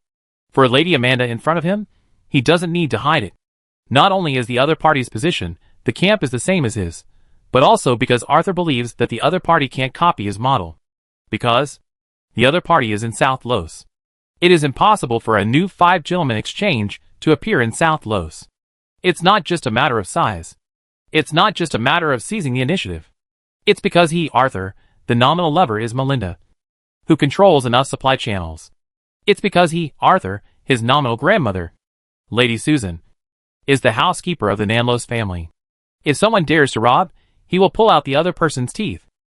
Lady Amanda didn't know about these things. She was just surprised at Arthur's frankness and his thoughts. Habit? Habit, Lady Amanda muttered in a low voice. The more she muttered, the more sparkle appeared in her eyes. Although there are still some key points that she hasn't figured out, but this lady is sure Arthur's 5 Gentlemen Exchange will never go bankrupt. In fact, not only will it not go bankrupt, on the contrary, it will shine. Because Arthur's 5 Gentlemen Exchange is changing the lifestyle of the people of South Los. You are really amazing, Arthur. I really want to see what the expressions of those who laugh at you will be like in a year. No, half a year. Lady Amanda said. The lady was quite sure. With Arthur's model, it won't take long before we can see the initial results. And when that time comes, it will be the time to stir up a big uproar. Those who laugh at the 5 gentlemen exchange. Those who treat the 5 gentlemen exchange maliciously. I'm afraid they will all be punished. The lady firmly believes that Arthur will not let these people go so easily. After all, cats are very vengeful. Don't worry. Their wonderful expressions will be in a state of parity with their wallets. Arthur laughed. That smile was very naughty, and very interesting. Then, the young medium looked at Mrs. Amanda in front of him, and said, Madam, I need a cat bed. Arthur believed that the lady could understand his words. He was almost going to reveal his cards. Cat bed, a prop unique to cat caves. It is made of 100-year-old wood polygonum aviculaire as the base material. It can allow cat members to rest better, relax. The cat beds of the 4 major cat sects are all the same. At most, the cat beds are dyed in different colors according to the cat sects they belong to. And in fact, it is just as Arthur guessed. When Arthur said the word cat bed, Mrs. Amanda sighed. The lady knew that there was no escape. At the same time, she became nervous. The lady knew that Arthur was about to set off for Niwen. At this time, coming to her, it is most likely to be for help. And this is something she cannot agree to. Thinking of this, the lady was about to refuse. But before the lady could speak, Arthur said directly, I just want a cat bed. As for the rest, please don't think too much. As he said that, Arthur showed a sincere smile on his face. Just a cat bed? Lady Amanda was startled, and asked subconsciously, This is not the same situation as what the lady had imagined. In the lady's expectation, Arthur would not give up so easily. At least, he should say something she likes to hear first. Then, say something she can listen to. Then Arthur should say what he should say. Finally, Arthur should say something about his own demands. Just some. Definitely not in depth. At the very least, he should ask the black cats. A little bit. Right? Why don't you ask anything? Just want a cat bed. Amanda didn't believe that the Kratos family's collection would not have a 100-year-old polygonum aviculaire. Even if the 100-year-old polygonum aviculaire was precious, it was the same. Yes, just a cat bed. Arthur smiled and nodded again. Please wait a moment. Mrs. Amanda said, turned and walked to the basement. When she came out again, she was already holding a straw mat woven entirely of 100-year-old polygonum aviculaire. There was also a big black cat embroidered on it. Thank you for your generosity. I will remember your friendship in my heart. Leave the rest to me. Arthur seemed to be relieved, and a smile appeared on his face unconsciously, raising his hand to take the cat bed. But Lady Amanda paused when she handed over the cat bed. Then, the lady frowned. Arthur's relieved expression really made the lady concerned. Pendragon, who was watching from the side, turned his head away. Meow said, it really couldn't bear to watch. Its owner was too bad. Moreover, how could this woman be so stupid? She just took the bait. Didn't she see that? This was a trap for her to jump into. Feeling Pendragon's confusion, Arthur chuckled in his heart. Wasn't Amanda on guard? How could she not be on guard? Before he spoke, Amanda's guard was almost tangible. But after he spoke, Amanda, whose guard was lost, was like a punch on cotton. The sudden feeling of weightlessness aroused curiosity, which would make anyone unable to react. As long as they could not react, they would step into his rhythm. Losing myself in the medium S bluff. No! Finding my true self in the medium S rhythm. What is wrong? Ma'am? Arthur looked puzzled. After that, what are you going to do? When Lady Amanda asked this question, she was a little embarrassed. Just now, she looked like she didn't want to get involved. But now she was asking shamelessly. For Amanda, a member of the cat clan, this was really embarrassing. Arthur, who had been answering fluently, was silent at this moment. After about a few seconds, Arthur spoke again. And there was only one sentence. Madam, times are changing. Mrs. Amanda was stunned. But the next moment, the lady reacted. Are you saying we are out of date? The lady asked. At this time, there was a hint of anger in the lady's tone. But Arthur shook his head again. It's not out of date. There are better choices. Arthur said, and got up and walked out. He didn't even take the cat bed. While walking, Arthur counted silently in his heart. 1, 2. Before counting to 3 foot, he heard the lady's voice behind him. Wait! Chapter 611 Orthodoxy. Hearing a wait, Arthur couldn't help but curl up his lips secretly. As for how to get along with cats, Arthur has considerable experience. You can't be too accommodating to cats. The more you are accommodating to cats, the colder they become. However, when you ignore cats, they are the most clingy. Do you feel like you have encountered a bad woman in love? If so, congratulations. Your cat must be of pure blood. Raising a cat is like falling in love. There is nothing complicated. As long as you can arouse its curiosity and have the means to make yourself invincible, it will be fine. This was said by Arthur's friend, the greedy fat man. When the fat man said this with a proud face, he kept breathing in pain. Don't get me wrong. This is not a beating. This is just an accidental bump. It hurts. It really hurts. But the truth is still a bit reasonable. Especially when both of them are available. Arthur thinks that he has the remaining cat faction in Nanlos in his grasp. No one can help. After all, this is a corresponding plan made after confirming that the remaining cat faction has not entered the stage, and that he has already entered the stage. When he saw the declarations of the three leaders of the cat faction, Black Cat Faction, Raccoon and Cat Faction Flower, Arthur knew why the cat cave that appeared in people's vision again was divided into 4 parts. Because, concept, Iolia punched out a new staircase for the cat cave. The pride of the remaining 3 made them think that it belonged to the orange cat, and they should find their own. And such a search would inevitably lead to disagreements. In the end, the entire cat cave was divided into 4. And, after such a split, the 3 might not succeed in the end. Even, there were accidents, misunderstandings. These were inferred by Arthur from the gradual weakening of the cat faction. Otherwise, with the pride of those 3, they would never allow their descendants to truly divide the cat cave into 4 parts. And let the cat sect suffer a catastrophic disaster. Something unknown must have happened. Arthur couldn't guess what happened. But what Arthur could confirm was that the remaining cat sect had not ascended the stairs. This was a crucial point. It was precisely because of this that Arthur dared to do this. Otherwise, Arthur would definitely behave himself. After all, when a cat gets angry, it's also very scary. Arthur didn't want to be pawed. With a smile on his face, Arthur turned around and looked at Mrs. Amanda behind him. What do you mean by a better choice? The lady was obviously still angry, and her voice unconsciously rose a lot when she spoke. From the first time I met you, I hinted at you whether you wanted to reappear in the eyes of the world. But you didn't give me a reply. Especially when I had to use the name of Black Cat Crowd. You remained silent. I think you have made your choice. And the name Black Cat Crowd will also be a better choice. Arthur began to change the concept and confuse people. This is too easy and too simple for young psychics. And the effect? It is quite outstanding. At least the angry Lady Amanda was stunned, thought flashed in her eyes. It was obvious that the lady was thinking about the first time she met Arthur, and her words. And this was what Arthur needed. He needed the other party to be distracted. Immediately, Arthur continued. Just like now, why do you think I asked you for the cat bed? I was telling you whether you and your companions were willing to go home. But you knew all this, but still gave me the cat bed. Isn't this another proof that you have made a better choice? At this point, Arthur took a deep breath. It seemed that he was adjusting his emotions. Then, Arthur stared at Mrs. Amanda. I don't want to break up. Because I want to leave some dignity for each other. After all, the cat cave was once my home. As soon as the voice fell, a huge orange cat appeared behind Arthur. The orange cat stood like a human, wearing a gray waistcoat. He was sturdy, and on his exposed arms, he had knotted muscles. Even the thick hair could not stop the muscles from bulging. The orange cat's face was inexplicably similar to Arthur's, especially the pair of deep eyes, which were almost identical. And behind the gray waistcoat, there was a large word written that only Arthur could understand: Spirit.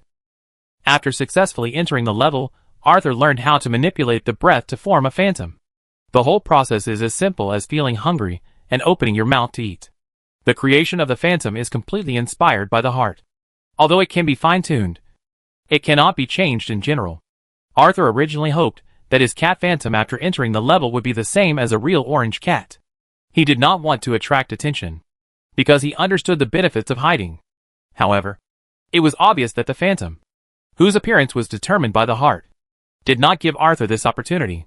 Of course, none of this matters. What matters is that, when the phantom of the orange cat appeared, the breath of a superior predator enveloped Lady Amanda. Feeling this kind of real pressure, the lady's face changed. Orange cat?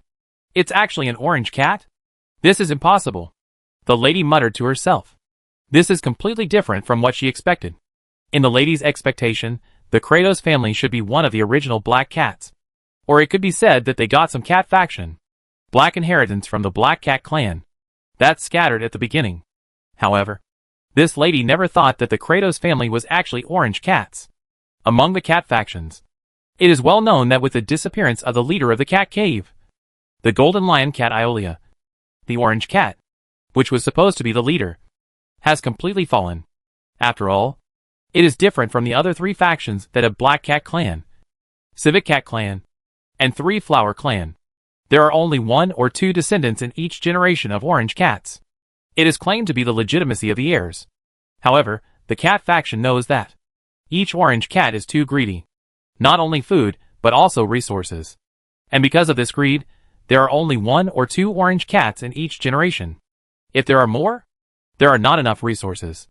Or to be more precise, they cannot be supported. But this also caused the generation gap of orange cats. It also caused the collapse and separation of the cat cave. They all took it as a warning. But why did something that should have disappeared appear? And something that should have flourished disappear? A strong sense of confusion and absurdity filled Mrs. Amanda's heart. Why is it impossible? Some things, actually. If you think about it more, you will find clues.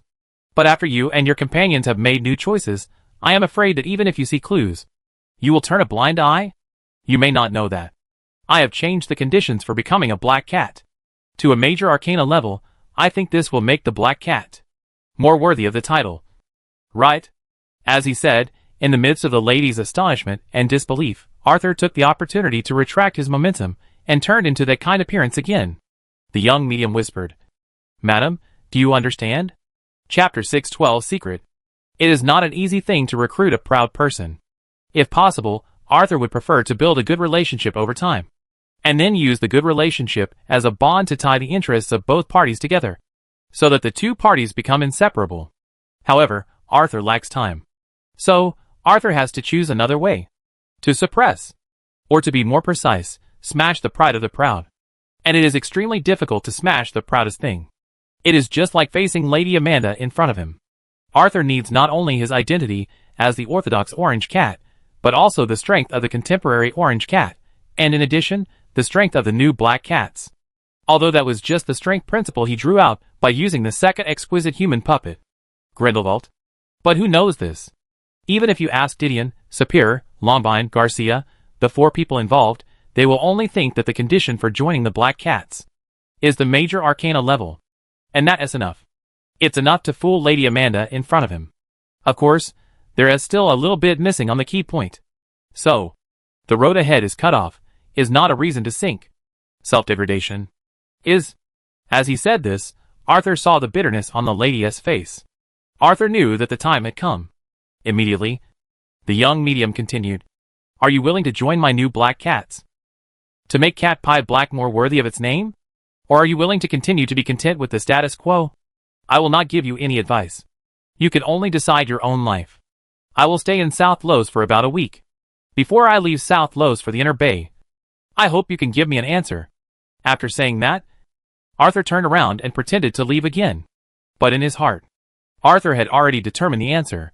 Proud people, even if their pride is shattered, will not sink. Their broken proud hearts will definitely be patched up and picked up again. Then, naturally, they will return to the peak. The 3 leaders of the cat sect, Black Cat sect, Lion Cat sect, was seen in the quasi-illusion are enough to explain everything. And the descendants of these 3? Maybe there are unworthy descendants. But definitely not this Lady Amanda. If Lady Amanda really degenerates, she would not have called him just now. And now? It is the same. Wait. Lady Amanda spoke again. "Do you have anything else to say?" Arthur asked. "Well, about Cat Pie. Raccoon and Cat Pie. Flower. About their sudden disappearance that year. Does you Cat Pie Orange know anything?" The lady nodded and asked directly. Arthur knew about this. In the notes of the demon hunter Old Sank, Arthur knew the news. But the specific reason for the disappearance was not in the notes.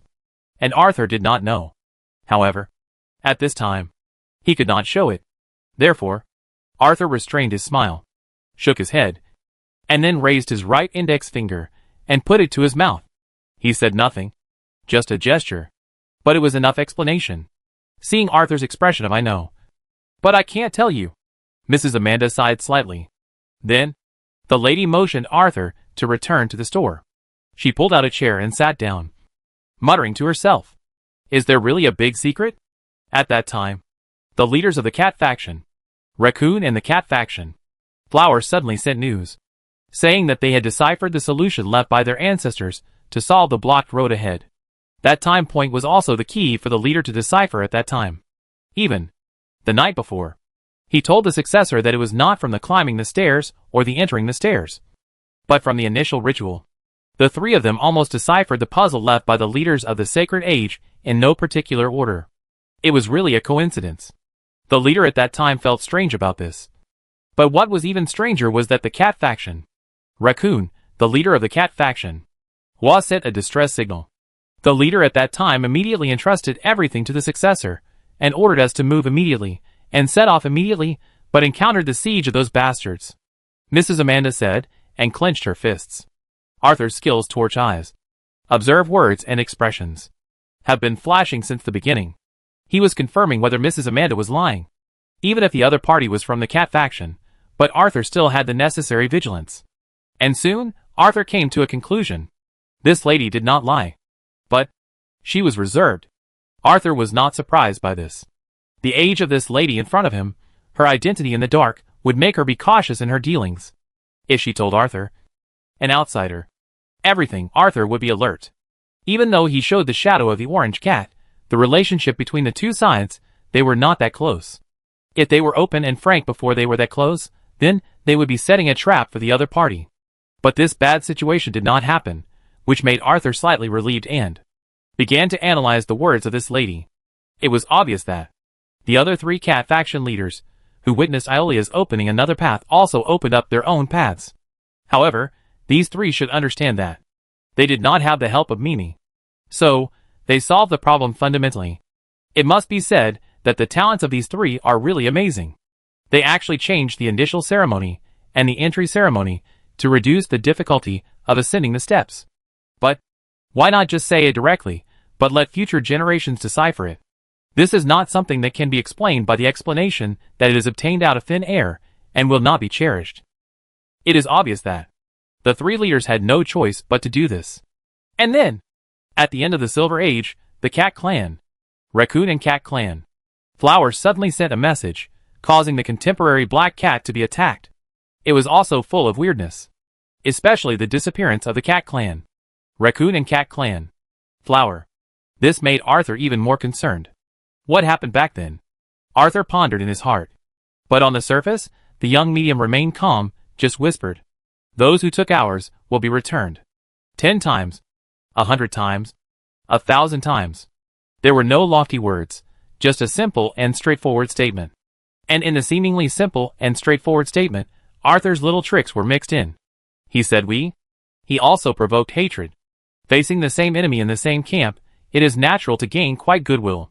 Not to mention, Arthur had laid the groundwork before, making such goodwill burst out directly. Mrs. Amanda, who was sitting opposite, raised her head and took advantage of the step in Arthur's words, and said directly, "If that's the case, we are willing to do our part." Chapter 613 Invitation.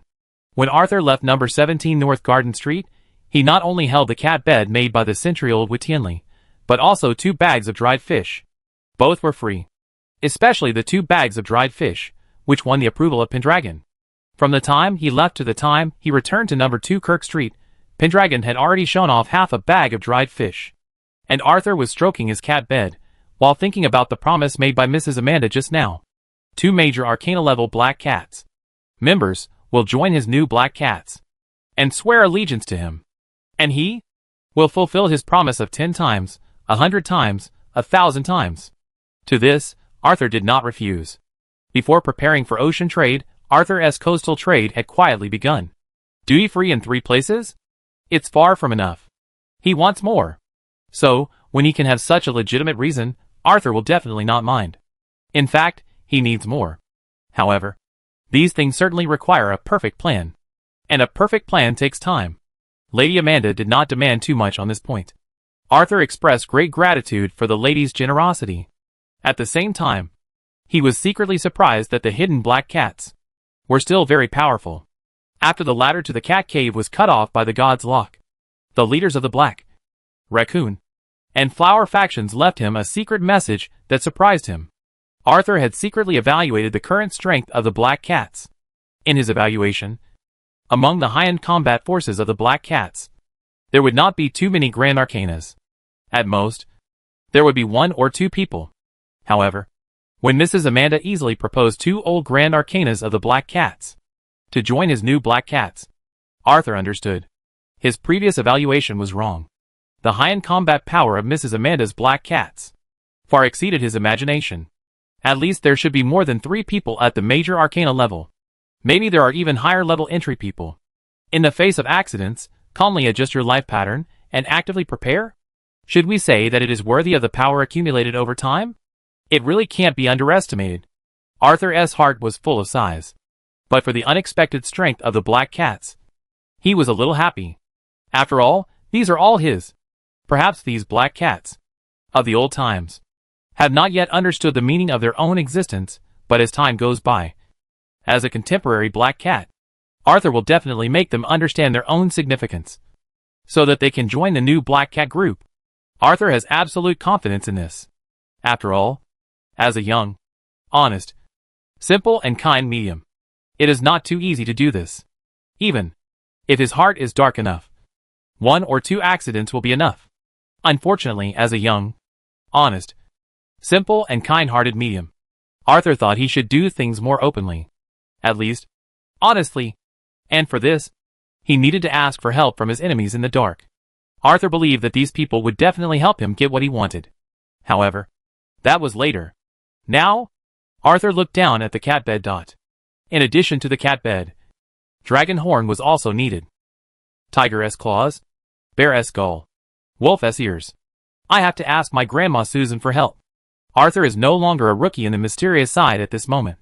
He knows very well what dragon's horn, tiger's claws, bear's skull, wolf's ears represent. Power, glory. The most direct thing is, after ordinary people take bear's skull, as long as they don't explode and die, will enter the arcana level. And the ferocious tiger claw is one of the best base materials for forging weapons. The accessories made of the dire wolf ear can enhance people's hearing several times. As for the dragon horn, it is one of the base materials for the rumored god-slaying spear. Each one is extremely rare, and its value cannot be estimated simply by gold coins. Especially the dragon with the dragon horn and the fierce tiger with the ferocious tiger claw have long been extinct. According to records, the last dragon died in the early Holy Age, and was slain by the Knights Templar of the Church. The fierce tiger was punished by the director of the Inquisition of the Church in the late Holy Age, and its claws were forged into the famous Holy Sword, Aisha. As for the violent bear, although the dire wolf has not been extinct, its number is rare, and can only be seen occasionally in the depths of the North County. If you want to hunt both, you need the help of experienced wild hunters, and it must be led by an enterer. The last time a violent bear was captured was 10 years ago, and the last time a dire wolf was captured was 20 years ago. The base materials of both were auctioned off privately, and did not enter the market at all. Although Arthur thought he was doing well, he could not get these 4 base materials, unless he was lucky. And to some extent, Arthur was really lucky, because he has a good grandfather. More importantly, his good grandfather has a good vision, and extremely reliable action. Let him get these things in an easy way. Just like Griffin's spiritual potion. For others, it is impossible to find it. But it may be in the treasure house of the Namlos family. The same is true for Dragonhorn, ferocious tiger claw, violent bear gallbladder, dread wolf ear. Even if the Namlos family doesn't have it, then what about the Golden Lion family? As the first family in South County, there should be some, right? And as the legitimate heir of the Golden Lion family, it's not too much for him to take some, right? What's more, he's not doing it for himself, he's just seeking justice for his mother. Arthur thought to himself, and got off the carriage. Sir, Merlin and Gawain greeted. The 2 little servants returned to their posts the day after the winter festival, helping with some chores at number 2 Kirk Street, and occasionally helping Miss Anna. Miss Anna has praised the two more than once. Just like now, when they saw Arthur carrying something in his hand. They immediately ran over to help Arthur carry the dried fish and the cat bed. Arthur smiled and handed a bag of dried fish to Gawain. Then he looked at Merlin while carrying the cat bed and said directly, "Merlin, help me deliver a message to Madame Susan. Just say, I have prepared dinner at number 2 Kirk Street," Arthur ordered. As for whether Lady Susan would agree, Arthur had absolute confidence. With the relationship with old Charlie, the lady would definitely keep the appointment. "Okay, sir." Merlin nodded, turned around and went to deliver the message. Gawain put a bag of half-dried fish into Pendragon's cabinet in the medium-small hall. And Arthur? Stretched. What a trouble. Saying these words, Arthur lay down on the bed. And Mine on the roof received the order, and immediately spread its wings and flew away, flying to the dock area. Chapter 614 Arrangement. Coconut Island. Bloody John stood beside Horton, pointed to a young man and said, "Xavier, a native of Coconut Island, trustworthy." The young man named Xavier had dark skin, and when he heard the introduction of old John, he immediately showed a simple smile. While respectfully saluting Horton, he said greetings. "Hello, Mr. Horton." The voice was a little stuttering. It was even a little hurried. Everything fits the setting of an honest man. Arthur was not surprised. For future plans, old John would not play any tricks on this kind of person. Simply put, this Xavier is reliable and trustworthy. Of course, even if the other party disguises well enough, there is no loss for him. "I need you to take a message to Mr. Nanlos, the medium who lives at number 2 Kirk Street. I am willing to be the sword in your hand. I am willing to open up new territories for you. I am even more willing to sacrifice everything for you. Killing the devil of Document Island is just the beginning," Arthur said seriously while manipulating his vest. Xavier nodded repeatedly. Old John on the side seemed to be smiling, but in fact, after seeing Horton's loyalty, he felt a chill in his heart. Is this the power of the lion group? It's terrible. Should I reconsider the danger of contacting that old lion? No. Except for the old lion. I am afraid no one can help me. After all, it is related to the treasure of the Pirate King. After a slight hesitation, old John became more determined. Old John knew very well that only the old lion in the whole South County could help him in this matter. Or in other words, only with the permission of the old lion. He could get close to the treasure of the Pirate King. Because the treasure of the Pirate King is in the Inner Bay. That is right. The famous Pirate King Edward hid his treasure in the Inner Bay. For so many years, everyone has been fooled. Everyone thought that the treasure of the Pirate King Edward was somewhere near the coast. Even, it was in the deep sea. But the real treasure was in the Inner Bay. This was the answer that old John got after secretly investigating for a full 30 years. In this regard, old John has secretly asked the immediate family of the Pirate King Edward more than once. It's so hateful. You deserve to have no descendants. You're still playing tricks on others even after you die. What a bastard. Old John cursed in his heart, but said calmly on the surface, "Don't worry, Horton. I will personally send Xavier to South Los. I promise that at midnight, Xavier will be standing on the land of South Los." Old John did not hide his whereabouts, but said it openly, because the old captain knew very well that his whereabouts could not be concealed at all. Rather than being discovered by Horton, it's better to say it openly. As for what will happen if Horton finds something wrong later, that will happen later. Moreover, old John is sure that even if Horton finds something wrong, he won't rush to find him. Because, Coconut Island. He left the entire Coconut Island to the other party. Facing his disappearance, Horton will definitely not look for him first, but take over Coconut Island. After all, this is what normal pirates should do, isn't it? Thank me, Horton. This is a once-in-a-lifetime opportunity. Old John sighed in his heart. Then, he began to yearn for life in the Inner Bay. For the treasure of the Pirate King Edward, he must go to the Inner Bay, and he will definitely settle there for a while. During this time, he cannot show any abnormality. So, now he needs to practice his facial expressions. Maybe I should have a noble status? This will make my news more valuable. It will also make me more sincere. Hey, Sir John. It's a good name. The old captain began to fine-tune his plan. Thank you, John. Horton nodded with a smile. Ha! We are friends. Old John laughed and said. And then he and Xavier walked to the dock. There was already a speedboat waiting there. It was the special speedboat of the Bloody John pirate group. From the appearance, it is just an enlarged version of a wooden barrel. However, The two sides of the wooden barrel have become curved, and people are also riding in the wooden barrel. Xavier is obviously not used to riding such a speedboat for the first time. Boy, lie down inside and have a nap. When you wake up, Nanlos will be there. As he said, old John kicked Xavier into the speedboat. Then, he waved at Horton, and the whole person turned into a pool of water attached to the speedboat. The next moment, the speedboat sank into the sea. In Horton's vision, the speedboat hidden under the sea was moving forward at an unimaginable speed. What a convenient ability. Arthur sighed again. Why was old John able to escape capture repeatedly? In addition to his own caution, he relied on this power. I don't know if it's a secret technique or a ritual. If it's a secret technique, Arthur thought to himself. And he controlled Horton to walk towards the wooden house where he lived on the top of the mountain. The cabin on the top of the mountain. Matilda, who had changed her clothes, sat there obediently. Before, the man named Horton did not expel her. This made Matilda understand that she had good taste. Horton was different from other pirates. No, Horton was not a pirate. Instead, he was a bit like a scholar. Boring, studying dully. Not only would he not pay more attention to her, he would also pay more attention to books.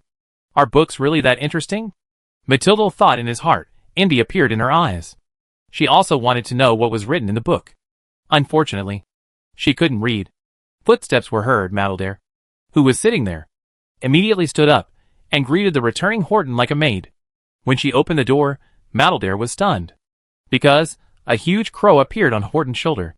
Ignoring Matilda, Arthur controlled Horton to hand over the packed head of the Document Island Devil Security to Wu and I, after watching Wu and I fly to Nanlos. Arthur looked at Matilda, the descendant of the Pirate King. Again, after a little thought, Arthur said through the vest, Ms. Matilda, are you willing to be my test subject? Test subject? Matilda was shocked, but looking at Horton with a smile on his face. The lady did not turn around and run, but asked carefully, will it endanger your life? No. Even, it won't cause you any real harm. If you agree, I can give you some money. Horton shook his head. Suddenly, the lady breathed a sigh of relief, patted her chest with her hands, and a smile appeared on her face again. That's good. I don't want money. Can you teach me to read? Matilda looked at Horton expectantly. The lady certainly didn't want money. But the Horton in front of her was obviously worth more than 500 gold coins. As long as she follows Horton closely, even if something happens with Horton, and she can give birth to a child, then it will be far more than 500 gold coins. Arthur saw through what the lady wanted at a glance. But he had no intention of exposing her. Okay. We'll start tomorrow. Arthur gave a positive answer through the mouth of the vest. This is not only because he needs the blood of the descendants of the Pirate King. It is also because he needs an adjutant overseas to help him take care of Coconut Island. He wanted to see the limit of the descendants of the Pirate King. As for Horton, he is a qualified thug, but not a qualified manager. Great. Matilda cheered, looking like a little girl. Arthur watched, and then controlled Horton to pick up the book again. And his consciousness returned to his body again. At this moment, it was getting dark. There was still some time before Mrs. Susan arrived. And in this gap, Arthur did not continue to lie down. There was another important thing to do. Chapter 6:15. Do you know what hide and seek is? A saint once said, when a person has a hobby, that person can be called a person. Another sage once said, when a person has no hobby, this person is not worth associating with. And Arthur always thought he was a good person, because he had a hobby. And, more than one. Arthur's favorite hobby was observation. Sitting alone in an inconspicuous corner, observing every person who appeared in his field of vision. He speculated on each person's possible occupation, family background, and things to do. Then, he naturally confirmed them one by one. Of course, these were all within Arthur's own bottom line. He would definitely not cause any trouble. As for being hit by a dump truck, it was just a coincidence. After coming to the world in front of him, Arthur had one more hobby. Eating? No. Eating is an instinct. It is the love of a lifetime. How can eating be called a hobby? Those who call eating a hobby must have never endured hunger, and must not know the feeling of being hungry in the middle of the night, walking unsteadily, without a penny in your pocket, and having to drink tap water to fill your stomach. Eating is survival. It is definitely not a hobby. Arthur has always believed this. And his new hobby is to add some points. A hobby that uses his own talents to gain strength. The whole process was refreshing. There was a unique pleasure. Therefore, such a hobby made Arthur addicted. Sitting back in the chair of the medium hall, Arthur glanced at the 2,800 XP points, and began to scan the secret arts he possessed one by one. The first one that caught his eye was Extreme Illusion True Shadow Art. Just as he said to Mrs. Amanda, Arthur will go to the Inner Bay in about a week. Although Arthur has done his best to make himself safe. But if it can be safer, Arthur definitely doesn't mind. So, when you have enough XP, the first target to hit points to must be the Extreme Illusion True Shadow technique. With the Shadow Flash special effect. Consume 1600 XP points to increase the level of the Extreme Illusion True Shadow technique. Extreme Illusion True Shadow technique LV3, at this moment. Your mastery of this secret technique has long exceeded Harris's understanding. Your unique bloodline and talent have made the Extreme Illusion True Shadow technique different. The core inheritance of the gray robe from the Misty Tower becomes more and more taboo in your hands. When death is mixed with some shadow, its power has already appeared, and you are now starting to learn. Effect: 1. Shadow Thorn. 2. Shadow Devour. 3. Shadow Flash. Shadow Thorn. Mobilize the shadows within a radius of 50 meters with you as the center, forming 1 to 66 shadow thorns like spears to attack your opponent. When there are only 9 shadow thorns, they will have the highest attack power of the existing Arcana level, but when there is only 1 shadow thorn, its power is the attack power of the Great Arcana level, and as the number of shadow thorns increases, the power will decrease accordingly. The length of each shadow thorn cannot exceed 50 meters. Shadow Devourer. The unique corrosive energy of the shadow will exist in each shadow thorn, when the number of shadow thorns is only 9. The corrosion energy is Arcana level. But when the number of shadow thorns is only 1, its corrosion energy is Major Arcana level. Shadow Flash. You can use your shadow to flash a short distance of no more than 15 meters. And each time, it takes a considerable amount of physical strength. Just as Arthur guessed before. When Extreme Illusion True Shadow technique is upgraded to level 3. Shadow Thorns. Shadow Devouring. Will have the attack power of Major Arcana level. What made Arthur most happy was that the physical strength requirement of Shadow Flash was reduced. You know, with the completion of his ritual orange greatness, he has truly entered the rank. Physical strength, spirituality, and characteristics are all-round enhancements. If the physical strength requirement of Shadow Flash is reduced again at this moment, then 1 plus 1 is greater than 2. In fact, this is also true. When the synchronization of knowledge and body was completed, Arthur's figure began to flicker in the medium hall.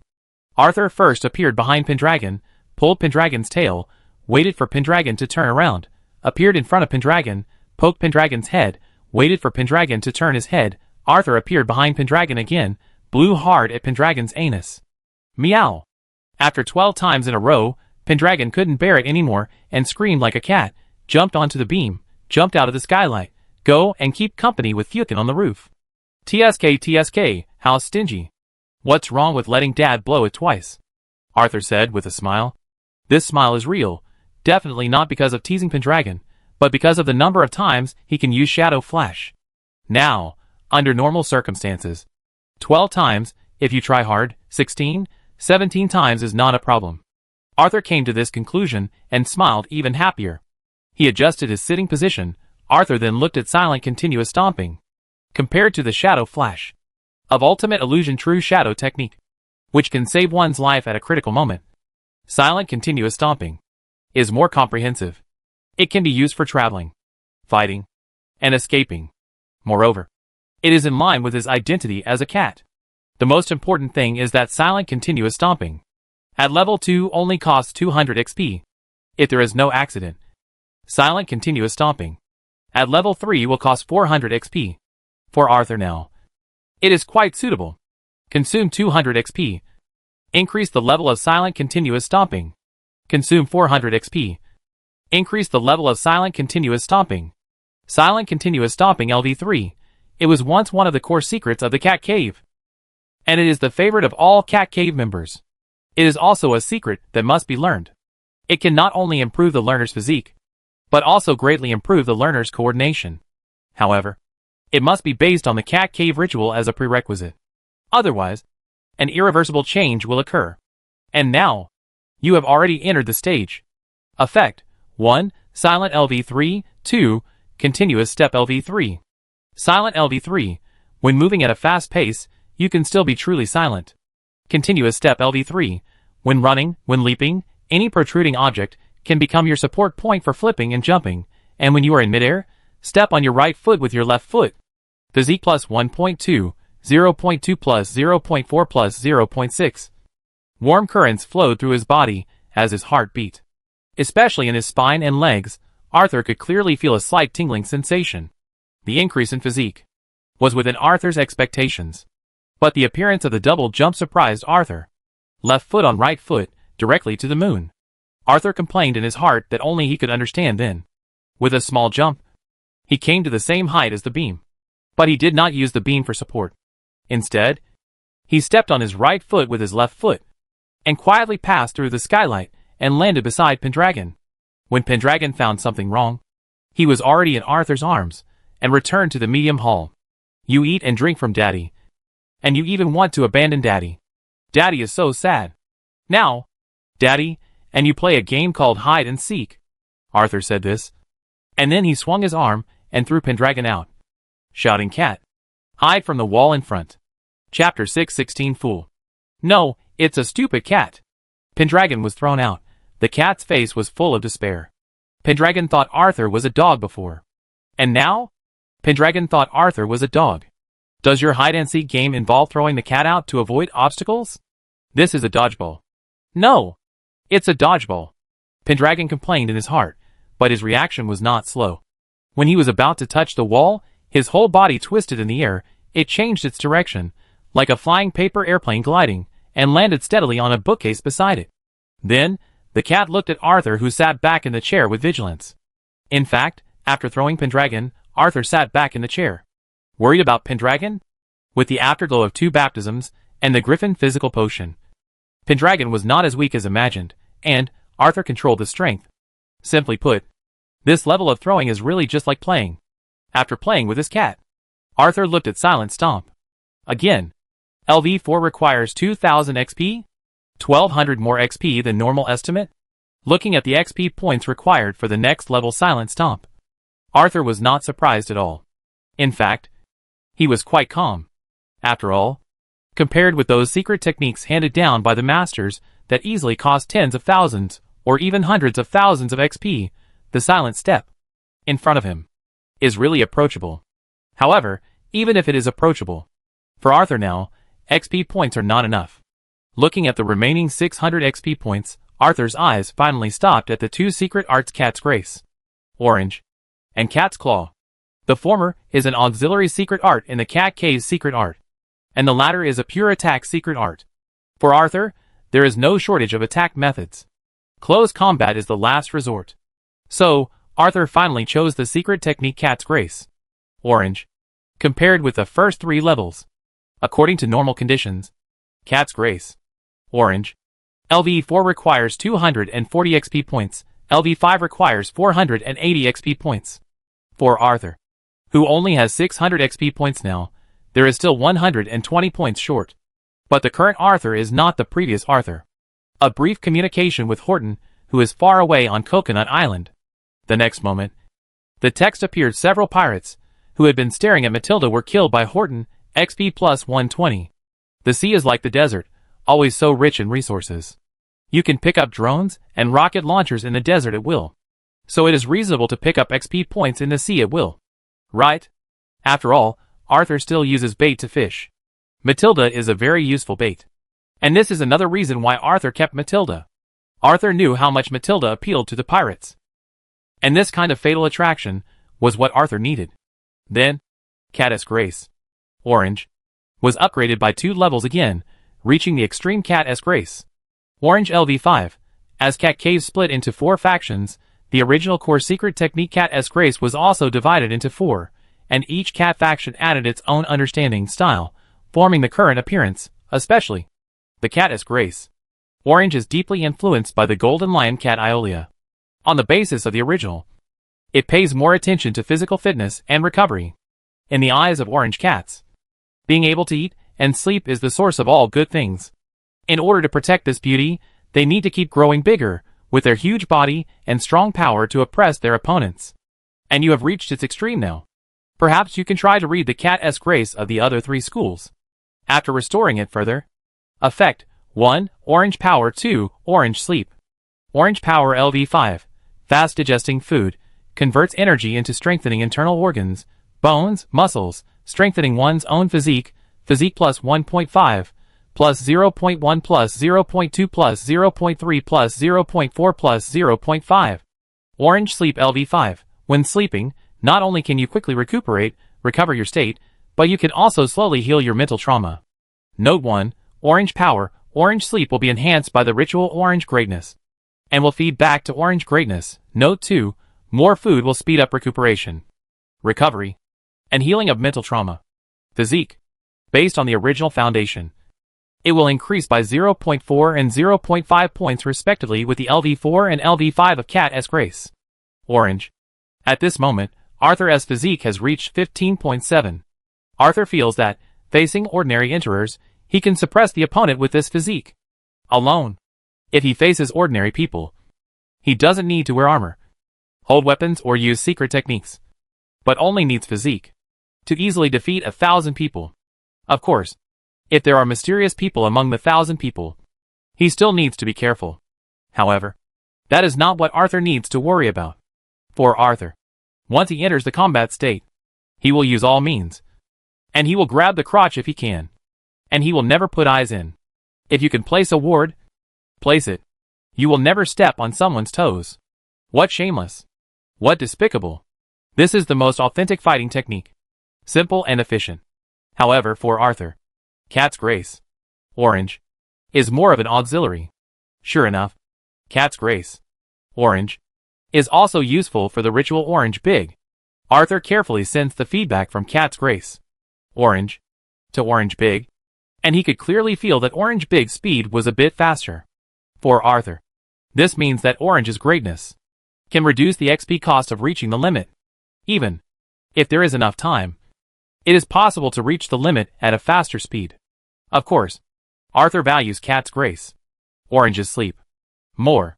No one can guarantee that he will not get hurt. After getting hurt, how to recover is crucial, especially for the trip to Niwin. Arthur hopes that he is safe and healthy. But what if?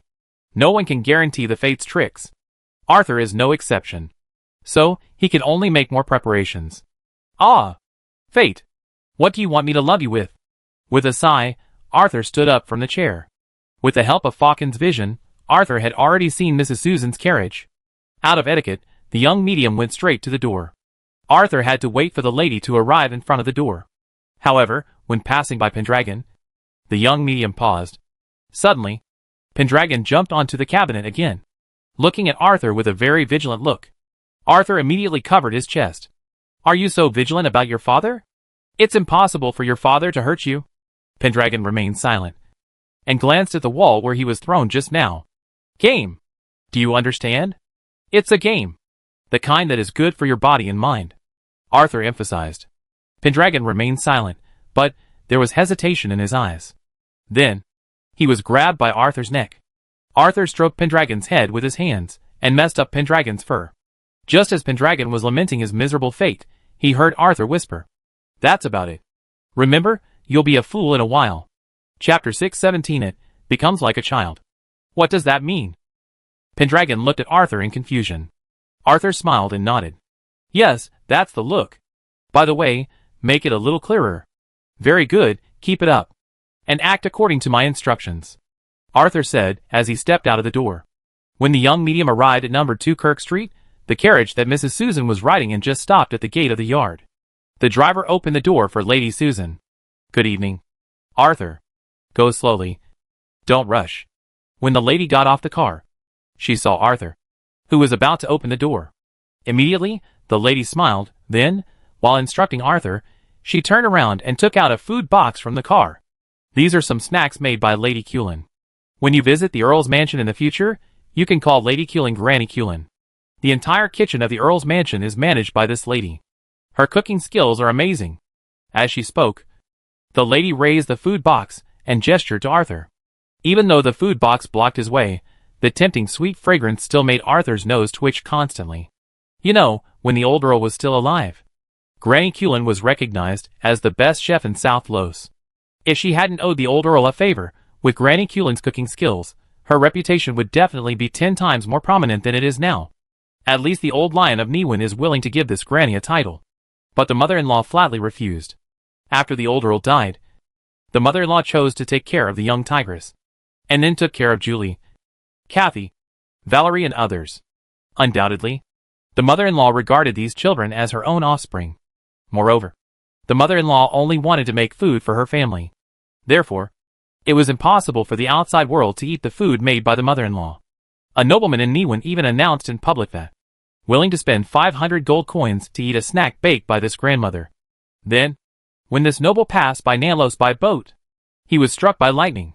Since then, no one dared to mention this matter again. However, many greedy gourmets are thinking about the grandmother's craftsmanship. Arthur is no exception. He is also curious about the grandmother's craftsmanship. However, from beginning to end, Arthur did not show it. And it is obvious that Mrs. Susan saw Arthur's love for food from the few contacts. Many people have careful observation. However, after observation, they are willing to help, even to meet the wishes. Very few people do. There is no doubt that the love of the house and the people in it is fully reflected in this lady. Thank you so much, Grandma Susan. When you go back, you must thank this Grandma Cullen. Arthur walked through the gate, took the food box with one hand, and supported Mrs. Susan with the other hand. Just like a real grandson. Even though Mrs. Susan didn't need help, she didn't refuse Arthur. Or rather, Mrs. Susan enjoyed the feeling of having her children and grandchildren around her. Where's Melinda? After entering number 2 Kirk Street, Mrs. Susan asked directly after not seeing Melinda. She's been very busy these days. She told me in the afternoon that she won't be back in the next few days. Arthur hung up Mrs. Susan's coat and replied with a smile. Is that so? Mrs. Susan frowned. She was not unhappy, but she felt that Melinda was overworked. This was related to her great-grandson. Immediately, the lady felt it necessary to talk to Melinda again. However, the lady did not show it. Instead, she smiled, because Ms. Anna was manipulating the plates filled with food and placing them on the tablecloth with a silver-gray main body and checkered edges. There was her favorite beef stew. Moreover, there are 3 styles. Simple beef stew with potatoes, and beef in a clay pot. It is obvious that Ms. Anna is thoughtful. Thank you, Anna. The lady thanked her formally. The other party had been busy all afternoon, and such a thank you was necessary. This is what I should do, madam. Ms. Anna smiled happily. There is nothing more joyful than being praised for your efforts. The food box was placed on the side of the table. Arthur pulled out a chair for Mrs. Susan and said, Grandma Susan, I plan to take the Orient to the Inner Bay when the Orient is launched. Before that, I plan to retreat. I need to adjust myself to the best condition before facing the test of the Old Lion. The Orient is Arthur's cruise ship besides the coastal cargo ship. It is specially used to carry passengers. Mrs. Susan knows this. But Mrs. Susan was surprised that Arthur would go to Niwen so early. You know, Niwen South County Swordsmanship Competition is held together with the Pioneer Celebration Day, or to be more precise, the Pioneer Celebration Day starts on January 31st. As one of the most important festivals in Niwen, the Pioneer Celebration Day that highlights the merits of the Old Lion will last for 5 days. That is, it starts on January 31st and ends on February 4th. And the South County Swordsmanship Competition starts on the 3rd day of the Pioneer Celebration Day. That is February 2nd. Now the Winter Festival has just passed, and it is only January 2nd. If you take a boat down the river from South Los to the Inner Bay, it will take about a week, which is more than enough. Arthur saw Mrs. Susan as surprised and laughed immediately. Facing that old lion, no matter how much preparation is done, it is not enough. It is better to go to the Inner Bay in advance and see it in person. Besides, I will leave a week later, so the time will not be too much different. I hope Niwen won't let me down. Looking at Arthur's smile, Mrs. Susan immediately warned, You must be careful when facing the old lion. If things can't be done, you must return to Nanlos immediately. Here, I can guarantee that no one can hurt you. The lady gave Arthur a promise. Faced with this promise, Arthur naturally believed it.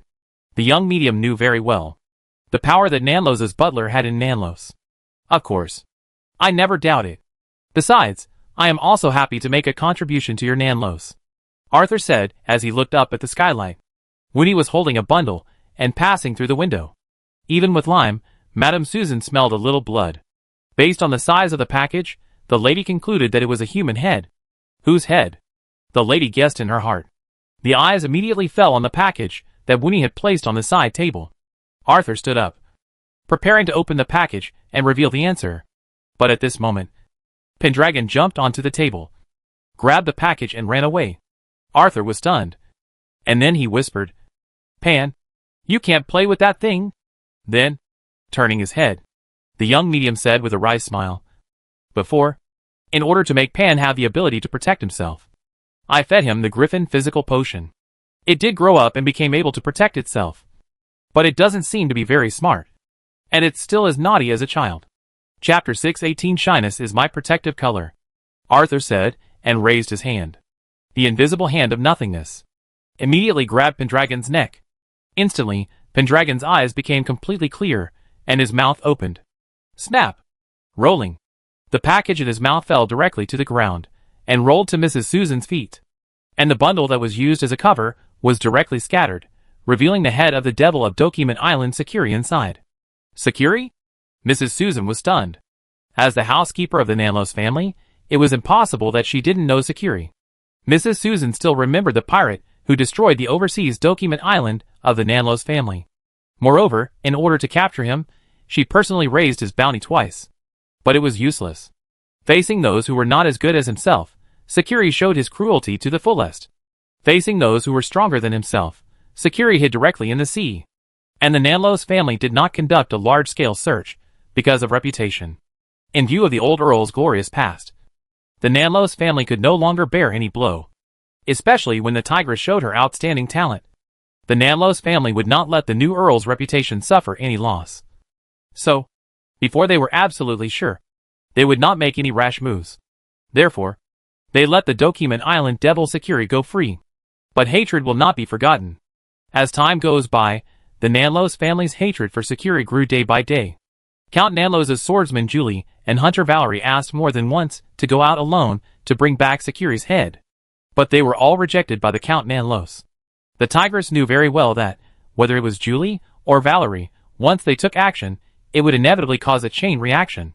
Simply put, the old lion would not sit idly by. The old lion would definitely find ways to expand the results of the battle. Even, one wrong move could lead to a full-scale war. Before the Nanlos family was ready, the Tigress would never allow such a thing to happen. With such a premise, even if it was aggrieved, the Tigress, the Nanlos family had to endure it. So, when Sakuri's head appeared in front of them, even Lady Susan, the Nanlos family's housekeeper, could not help but be stunned. But, the lady immediately came back to her senses. "Arthur, you have gained the friendship of the Earl. At the same time, the Nanlos family will also treat you as a distinguished guest," the lady said formally. At this moment, the lady represented the Nanlos family. Arthur smiled and shook his head. "I am just fulfilling your request. I didn't tell you in advance, because I was afraid you would be disappointed. Fortunately, I am lucky." Arthur once again clearly placed himself in the position of a junior of Lady Susan. Moreover, he did not care about the so-called Earl of Nanlos and the Nanlos family at all. He simply said, "I am just sharing the worries of my elders." This attitude made Lady Susan feel satisfied, because this lady regarded Arthur as a junior. When Arthur acted as a junior and got things done, this lady felt an indescribable sense of pleasure in her heart. If she was not afraid of being too ostentatious, this lady would send out invitations to hold a salon now. "Introduce your grandson to those guys." Unfortunately, the Nanlos family is secluded. When she thought of this, the lady felt that she owed Arthur. But the next moment, the lady saw Pendragon, who was still being held in the air, with clear eyes, and immediately knew what to do. "Well, since you are sharing the worries for me as your elder, then as your elder, I think a Griffin spiritual potion and some gold coins are appropriate rewards." Griffin spiritual potion is enough to make Pendragon more complete, be more sensible. "And those gold coins? The prices in Niwan are very high," the lady said with a smile. "Thank you, Grandma Susan." Arthur did not refuse, but agreed shyly. This is the expression that a junior should have. And looking at Arthur's appearance, Mrs. Susan was very satisfied. Then, The lady pondered for a moment, and said, I will bring Sakuri's head back to the Earl, and the Earl will definitely show you some goodwill. Don't refuse the goodwill given by the Earl. Because she needs you to go out to sea and continue to sweep the pirates. And she will definitely raise the price. Mrs. Susan said and blinked. Immediately Arthur understood. This lady intends to help him openly. Arthur certainly will not refuse this. However, the necessary process must be followed. Just like when facing the red envelopes given by elders during the Chinese New Year, turn your head, say no. No, but your pockets are wide open. I wish my elders would give me a few more. This. Arthur was a little embarrassed. Arthur, you deserve it. After all, you proved yourself. Mrs. Susan made the final decision without any rejection. And the dinner that followed was naturally relaxed and enjoyable. The dinner lasted for an hour and a half.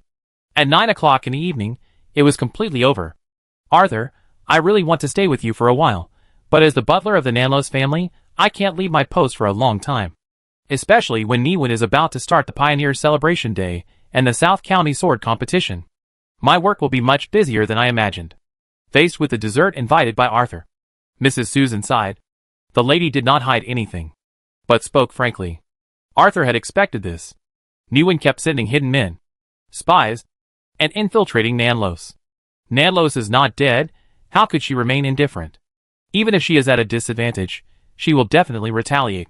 Of course, both sides are abiding by the rules of the game. They are fighting in a way that is as decent as possible. It is a fight without breaking. Grandma Susan, please take care of yourself. If you need anything, be sure to let me know. You know, I am happy to help you deal with some troubles. Arthur's little mouth was as sweet as honey, and he coaxed the lady to smile again. As an enterer, my body is healthier than you think.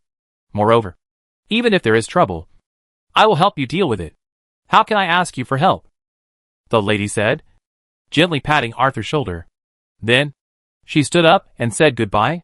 Arthur sent the lady out of number 2 Kirk Street, watched the lady's carriage leave, and only returned to the room after she disappeared from sight. Then, at first glance, he saw Pendragon looking at him with clear eyes. Arthur raised his eyebrows. Then, he hit Pendragon on the back of his head. Snap! With a crisp sound, Arthur picked up Pendragon, who wanted to run away, whispering, You still want to deceive Dad? Dad is so sad. Because your IQ is really problematic. How do you think you can deceive me with the tricks I taught you? Come on! Cat Throwing Game 2.0 starts. Chapter 6:19 Great Help. Count Nanlos's residence, study. A slightly crisp voice kept ringing. 998, 999, 1000. After Ash, Bonaparte, Nanlos jumped up 1,000 times, turned around and picked up a bowl of bone soup cooked by Granny Cullen. After drinking it all, the Countess ran to the side of the bookcase. Here, there is a hidden ruler. The Countess stood up straight, with her chest and back straight. Try to straighten your head. Then, 1.4 meters. After seeing this number, the Countess immediately moved the caliper up another 5 centimeters. 1.45 meters. Then, took off her shoes and put 2 layers of height-increasing insoles inside. 1.5 meters. Well, the exercise really works. I grew 5 centimeters in such a short time. I am worthy of it, the Countess said to herself. Then, she picked up the secret technique of growing taller written on the side. This is not some randomly compiled secret technique. Nor is it a trick of a liar. It is a secret technique in the true sense. It can really make people grow about 10 centimeters taller after adulthood. But it is useless to the Countess, because any special power that enters her body will be swallowed up by the power of thunder in her body. This makes the Countess quite distressed. However, the Countess later found a solution. A kind of self-reconciliation. Height-increasing insoles. Of course, on weekdays, the Countess still exercises. What if a miracle happens? Thinking of this, the Countess took action again. She jumped up suddenly, grabbed a beam, let her body hang down, and felt the taste of growing taller. It will definitely work. It will definitely work. I want to grow to 1.6 meters. Countess Nanlos shouted loudly. Such a voice echoed in the study, with good sound insulation. There is no need to worry about being heard. In fact, every time he trained, Ashley Bonaparte Nanros would keep all the guards away. And no one except Lady Susan and Granny Cullen was allowed to get close. Even the close swordsman, the guard chief, and the hunter chief were not allowed to get close. Similarly, when Lady Susan, who had returned to the Earl's mansion, saw this situation, she knew that her Lord Earl was training again. In this regard, the 2-meter-tall, slender lady expressed her confusion. Height or something? Is it important? It's not important. These are all false. Because people who love you will like every aspect of you. For example, old Charlie. When thinking of this old bastard, Mrs. Susan's cheeks blushed. Back then, many people laughed at her for being a bamboo pole because of her height. Then, old Charlie found a real bamboo pole and beat those who laughed at her. The other party was beaten to pieces, crying for her parents. Then, a day later, he brought a stool, stood on it, and looked down at her. Are we a good match now? To this day, the lady still remembers the way old Charlie hugged her neck, in front of those who laughed at her, and did not allow any doubt. Of course, those who laughed at her did not object. The 2 sisters who had been suppressing her also showed their humility. A flattering smile. Because old Charlie still held the bamboo pole from yesterday. Moreover, he had nailed a nail on the bamboo pole. Old bastard, don't think I don't know what you want to do. Just do it. Arthur, I'll take care of it. I must surprise you. Lady Susan thought so, and did not enter the study immediately, but waited for a moment. After confirming that the Countess had finished her exercise, she knocked on the door. Aunt Susan, please come in. When there were no outsiders, Countess Nanlos showed intimacy to Lady Susan. Lady Susan liked this intimacy very much, but still reminded, Lord, please be careful with your words. While speaking, the lady sensed the surroundings, and was slightly relieved after confirming that there was no one around. You are the only person in power in the Nanlos family. Similarly, you are also the hope of the entire family. At any time, you will be watched. And some guys always make some insignificant things extremely important to attack you. The lady said this, and put the package on the desk. Then, she opened the bag. Security. The Countess was just like Lady Susan before, and was slightly stunned. Then, Lady Susan did not hide anything, and told the Countess what Arthur did, beautifying it 10 times. In Lady Susan's words, Arthur was not only a knight with a sense of honor, moreover, he also has deep feelings for Nanlos. Most importantly, Arthur is willing to serve the Countess, who is the Lord of Nanlos. That's right. The Countess did not doubt Lady Susan's words, because the Countess's trust in Lady Susan has long surpassed the nominal subordinate relationship. Moreover, the lady's words are reasonable. If Arthur Kratos is not attached to Nanlos, why would he spend so much time on it? Is it useless for him to do so many things? The most important thing is that the Kratos family's business in the coastal waters is also somewhat unexpected. They can find Sakuri so easily and kill him. As expected, I, who appointed him to eliminate pirates, have a good judgment of people. The Earl thought happily. Lady Susan, who had been paying attention to the Earl's expression, immediately smiled. Arthur is a good young man. I think a corresponding reward can be given. I will use my merits to exchange him for a bottle of Griffin spiritual potion, and some gold coins to go to the inner bay. For this lady, she is too aware of the stinginess of her Lord Earl. Because the old Earl was extravagant, the Nanlos family was far from being as wealthy as imagined, and the Countess's life since childhood was even more stretched. For this reason, the Countess habitually developed a thrifty character. Not only did she let each family prepare the spring planting festival on their own, but she also left the summer celebration to the merchants. Only the harvest festival and the winter festival still kept their traditions. In fact, if it weren't for the noble honor, the Countess would have wanted to delegate these 2 festivals. Therefore, the Countess was obsessed with taxes beyond imagination. Of course, there were also rewards. However, that was for outsiders. To her own people, the Countess is quite good. So, after hearing what Lady Susan said, the Countess immediately said, Don't be like this, Aunt Susan.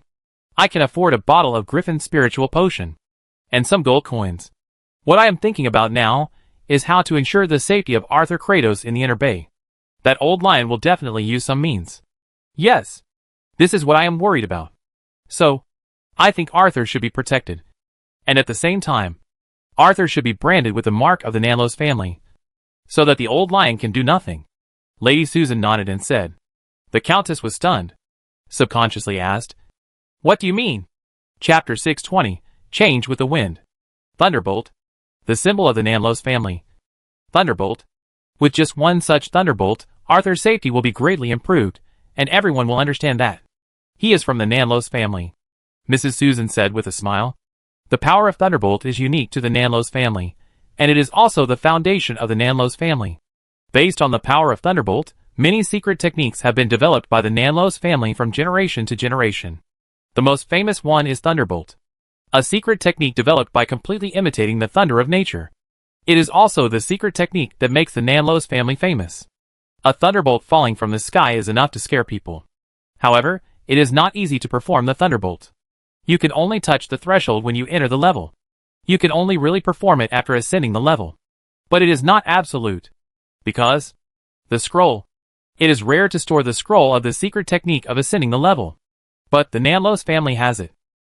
However, the Countess shook her head. One thunderbolt is not enough. The Countess said softly, and raised her hand. Zila, Zila. In the electric sparks, the Countess took out a blue pearl the size of a little finger. The blue pearl bloomed with a bright glow alone. When it was placed in front of her, she could still hear the thunder clearly. Mr. Earl, you can't. When she saw this blue pearl, Lady Susan immediately spoke out to stop him, but was interrupted by the Countess. That old lion is not a fool. His strength makes us alert, but his capacity is what makes us frightened. If we don't give Arthur Kratos a mark of thunder, once Arthur and the old lion meet, the old lion will definitely open the secret vault for Arthur to choose, the Countess said in a deep voice. On her face, which looked extremely young, a rare seriousness emerged. Facing the old lion, the Countess was always serious. Facing the Countess at this moment, Lady Susan smiled in her heart. Her original purpose was to ask for a mark of thunder for Arthur. Not only to make the trip to the inner base safer, also to let Ash and Arthur be together. She wanted to build momentum for Arthur, to spread rumors. Then, any man of Ash's age would hear that the person that Countess Nanlos loves is the medium Arthur Kratos. So, this mark of thunder is extremely important. Only with the appearance of the mark of thunder can this rumor become true. Of course, given the shamelessness of the nobles, even in the face of such rumors, they will definitely marry into the family regardless of their own safety. And at that time, for the happiness of her grandson, don't blame her for being ruthless. If you want to stop greed, let it die. Miss Susan understands this sentence. I was planning to do that. Not enough. Not enough. It's still not safe, the Countess said, and raised her hand. Without hesitation, the Countess bit her finger, letting her blood soak into the mark of thunder. The red blood with a faint golden hue was flashing with thunder. It was obviously just a drop of blood. But the moment it appeared, it was thunderous. Boom! The loud thunder echoed throughout the entire South Los. The keeper on the lighthouse lit more torches. I hope everyone can reach the shore safely, the tower keeper said to himself. Just as the tower keeper was lighting the torch, he did not notice that a strange-looking barrel boat had landed on one side. Xavier came out of it. Ugh! This dark-skinned native of Coconut Island. At this time, his skin became younger due to vomiting. But Bloody John, who turned from water into a human, had no time to pay attention to him. Do what Horton told you to do. Having said that, Old John could not wait to go downstream. According to the original plan, Old John would go along the inner river. 3 days later, he would be able to reach the inner bay. Then, he would find a way to contact the old lion. However, the old captain stopped after taking a few steps. A man with an ordinary face and pale hair stood in front of the old captain. Of course, this is not important. What is important is, 2 more people appeared on the left and right sides. These 2 people hid in the shadows and moved forward silently. Old John was able to find them because they wanted him to find them. Major Arcana level? It's just this kind of hiding technique. Old John glanced at the 2 people, and then his eyes showed more vigilance. His spirituality told him that there were people nearby. There were people? Where? Old John never doubted his spirituality. Immediately, while searching, the old captain asked the pale-haired man in front of him. Hello. Who are you? He was polite. If it weren't for his attire, and the 3 big golden teeth showing when he opened his mouth, no one would be able to confirm that he was a pirate. Black Cat? Grindelwald? Exquisite human puppet number 2 introduced himself like this. Then, without waiting for Bloody John to answer, he continued, My master, I have predicted some bad pictures. So, I hope you can go and ask. We don't want to make too much noise, and hope you can cooperate. Arthur controlled the exquisite human puppet number 2 and said so. Old John's heart sank. Old John was not unfamiliar with the name Black Cats. He had heard of it before, and now it was even more well known. With the emergence of the contemporary Black Cat Arthur Kratos, Black Cats appeared before people's eyes again. But, is Black Cats so strong? Are they all major arcana level people? And, this hidden guy, a top assassin? Old John did not doubt Arthur's divination. It is normal for a medium to divine. It is even more normal to divine some pictures. So, okay, I'll go with you. Old John said this, but the whole person turned into a pool of water and ran towards the sea behind him. This old pirate still adheres to his usual principles. Seeing that the situation was not right, run first. But the ability that was always invincible became useless at this time. Cryogenic. The low temperature that could freeze ordinary people instantly permeated the surroundings. Old John, who turned into a pool of water, felt that he was about to be frozen. Without any hesitation, the old pirate returned to his original appearance. Looking at Grindelwald, who seemed to be smiling, the old pirate kept shouting in his heart. How could he ignore the person in front of him? He could become the leader of a group of black cats. How could this man called Grindelwald be simple? Coupled with the faint murderous aura, the old pirate knew that because of his escape, the top assassin was going to take action. Without hesitation, the old pirate knelt on his knees, raised his hands high, and said, I know where the treasure of the Pirate King is. Chapter 621 Pirate's Doubts. For people, what is the most important thing? Some people think it is eating and drinking. Some people think it is love. Some people think it is giving everything to make everyone better. Of course, some people think that I live just to make others unhappy. Those who eat and drink are vulgar people. Those who love are fools. Those who give everything are saints. Those who make others unhappy is an evil person. When the vulgar, fool, saint, and evil person are integrated into one, we are ordinary people. What is the most important thing for ordinary people? Staying alive. Staying alive is the most important thing. Old John knew this very well, so he knelt down without hesitation. For this old pirate, who went to sea at the end of the Silver Age, the countless times he experienced danger and the countless times he escaped from danger told him that dignity, honor, and everything else were not important. Only life is important. Only when you are alive can you eat and drink, love, sacrifice, and torture others. Arthur was not surprised by this.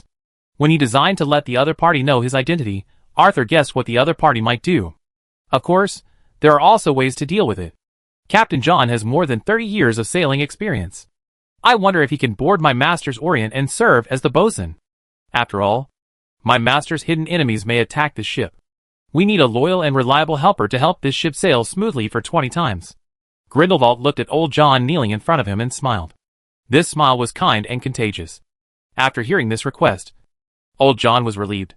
The old pirate originally thought that the Nanlos medium would make him swear allegiance. The result of the Lionheart salute or the sea salute must be one of the two. Now that I heard it was just an ordinary escort, even if it was 20 times, it didn't matter.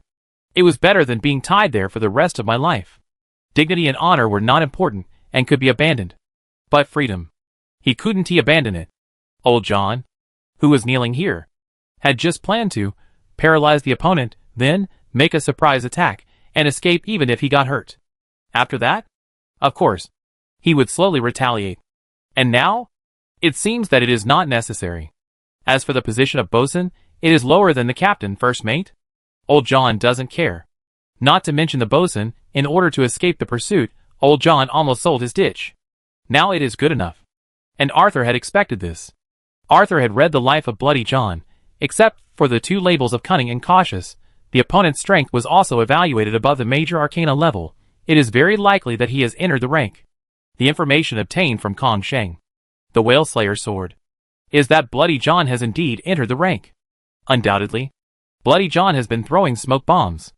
It is just to have an extra trump card. The opponent may avoid the battle, but when faced with a battle that cannot be fought, the opponent will not retreat. After all, the opponent is a pirate. Similarly, as a pirate, facing the situation of losing freedom, that means war is inevitable. So, Arthur will never let the other party swear allegiance right away. That is unrealistic. Instead, it will force the other party to take risks. Arthur is ready to boil the frog in warm water. Once you get on his ship, you are his man. Still want to run? Wishful thinking. I am happy to serve the Lord Medium of Nanlos. Old John saluted respectfully. Come with me. You and... Grindelwald looked at the young man from Coconut Island. Xavier, my name is Xavier. Sir. Xavier immediately introduced himself, and behaved very respectfully. He had seen how Captain John, who was like a god, was controlled. Xavier, who had originally succumbed to force, certainly knew how to adjust his attitude. Well, John and Xavier, please follow me. You need a new set of clothes, and you also need to get familiar with the Orient. Of course, you can also make any requests. As long as it's not too much. I can agree to it. Grindelwald's smile became more and more friendly. But seeing such a smile, both John and Xavier shook their heads. Although the atmosphere was relaxed, the two still had a deep understanding of their identity as captives.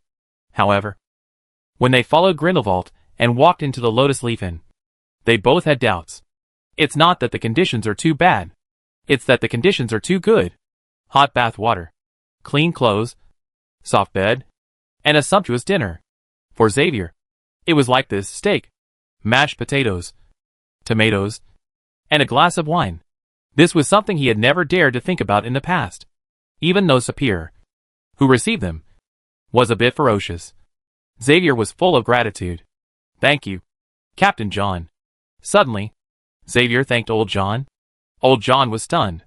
I know, I was able to have this meal because of you. I am so grateful, Xavier explained. Old John waved his hand, but his heart was filled with disdain. He had seen this kind of trick many times. You still want to subdue him with this? You underestimated him too much.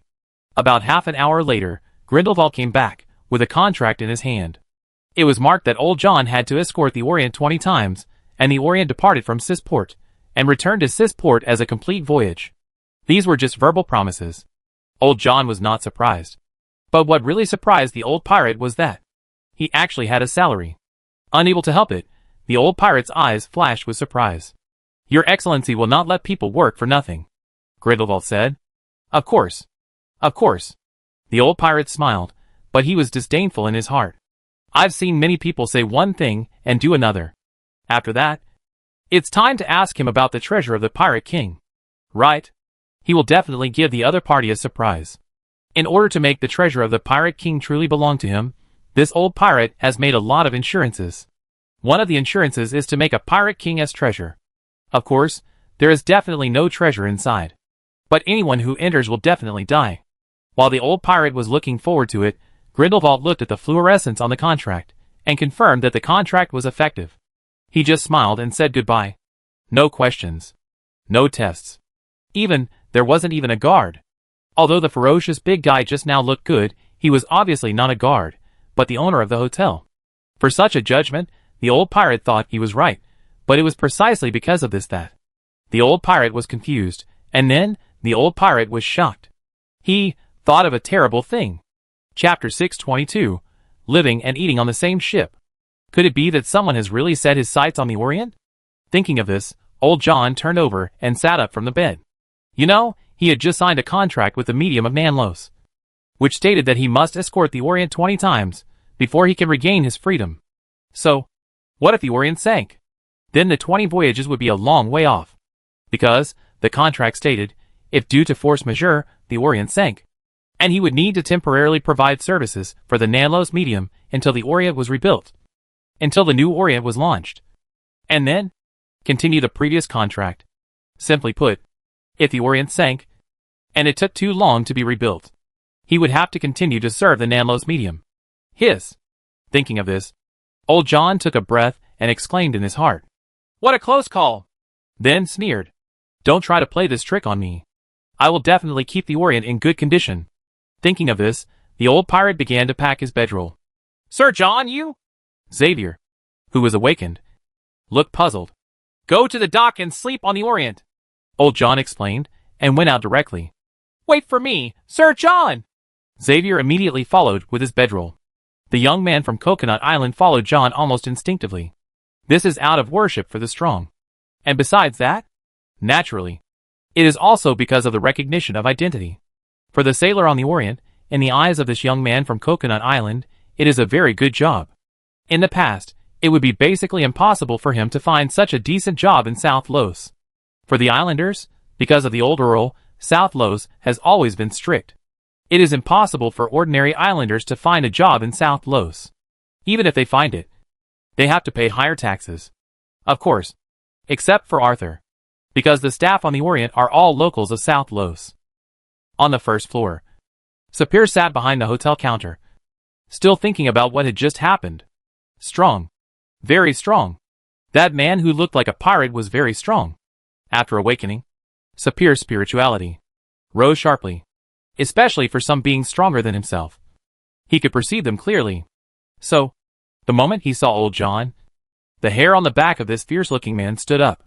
However, his face did not show any sign of it, because his leader Grindelwald was there, especially when he found that the old man who looked like a pirate was very respectful to his leader. The night watchman of the inn felt more relieved. It's so hard to become a formal black cat. And although it's easy for a guy like me who awakened accidentally to become an Arcanal level, but I don't know if I have enough talent to become a great Arcana. The night watchman at the inn believed more and more in the information his leader accidentally revealed. At the same time, some information he got from his sister made the night watchman at the inn more cautious. The pride that had been hit once was completely shattered. The night watchman at the inn has begun to consider how to train, so that he can successfully become a great Arcana and then be promoted to a formal Black Cat clan.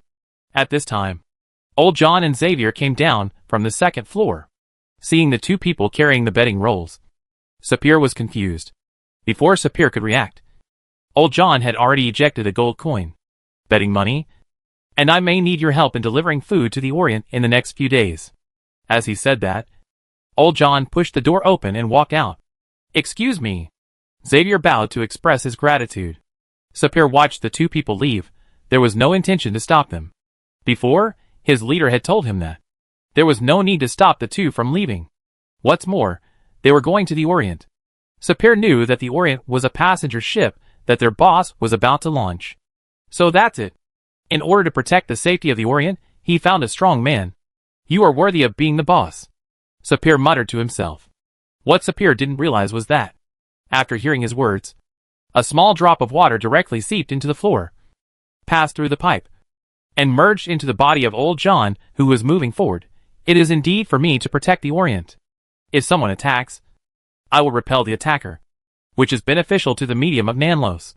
If the attacker destroys the Orient, during this period, I will continue to serve, which is even more beneficial to the medium of Nanlos. Win-win. It's a win-win situation. Is this the medium of Nanlos? The old pirate sighed in his heart. At the same time, the old pirate swore that from now on he would eat, drink, defecate and urinate on the Orient. Anyone who approached the Orient with bad intentions would be his sworn enemy, who killed his father and insulted his mother. If one comes, he will kill one. If two come, he will kill a pair. Not only the attackers will be killed, but also the guys behind the attackers. He will kill them all. As a pirate, he knows very well that if he doesn't get rid of the person behind the scenes, he will always be careless. Thinking of this, the old pirate's steps became more determined. And in the night sky, a crow flew silently. Oh, you got on my ship, and you still want to run? It's not that easy. Just work for me for the rest of your life. In number 2 Kirk Street, Arthur, who was using the vision of mist, laughed out loud. As for what old John thought, Arthur knew it. And he really thought so. But there was no need. He didn't need to do it himself. As long as the Orient passed through the inner bay once, everything would be enough. Some guys from the Golden Lion family, in order to cause trouble for him, would definitely target this passenger ship. Arthur was still thinking about how to deal with it before. Now there was no need. With an experienced and powerful guy like old John, Arthur was eager for some guys from the Golden Lion family to take action quickly. He really wanted to see the old pirate's methods. As for the Pirate King's treasure, of course Arthur wanted it. But he had to be careful about the method, otherwise it would be a fight to the death. As for the Pirate King's treasure that the old pirate took the initiative to give, if there was no trick, Arthur would throw Pendragon against the wall. Meow. It seemed that he had discovered something wrong with his master. Pendragon became alert. Arthur looked at his cat with disdain, and rolled his eyes directly. Rebellious son. Tomorrow you will know how much effort Dad has put in for you. Arthur said so. But things were a little beyond Arthur's expectations. Chapter 623 Finally, I have something to put my knowledge to use. Before dawn, Ms. Anna was busy at number 2 Kirk Street. Egg sandwiches on raw toast, ham sandwiches, milk, and Arthur's favorite peanut butter. Since he tried the soft, unique-tasting raw toast, Arthur has been obsessed with this kind of toast in the past 2 days.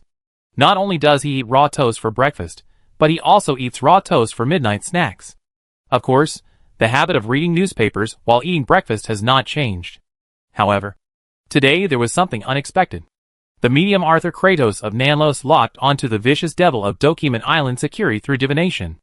The bold font and the extra-long title were particularly eye-catching.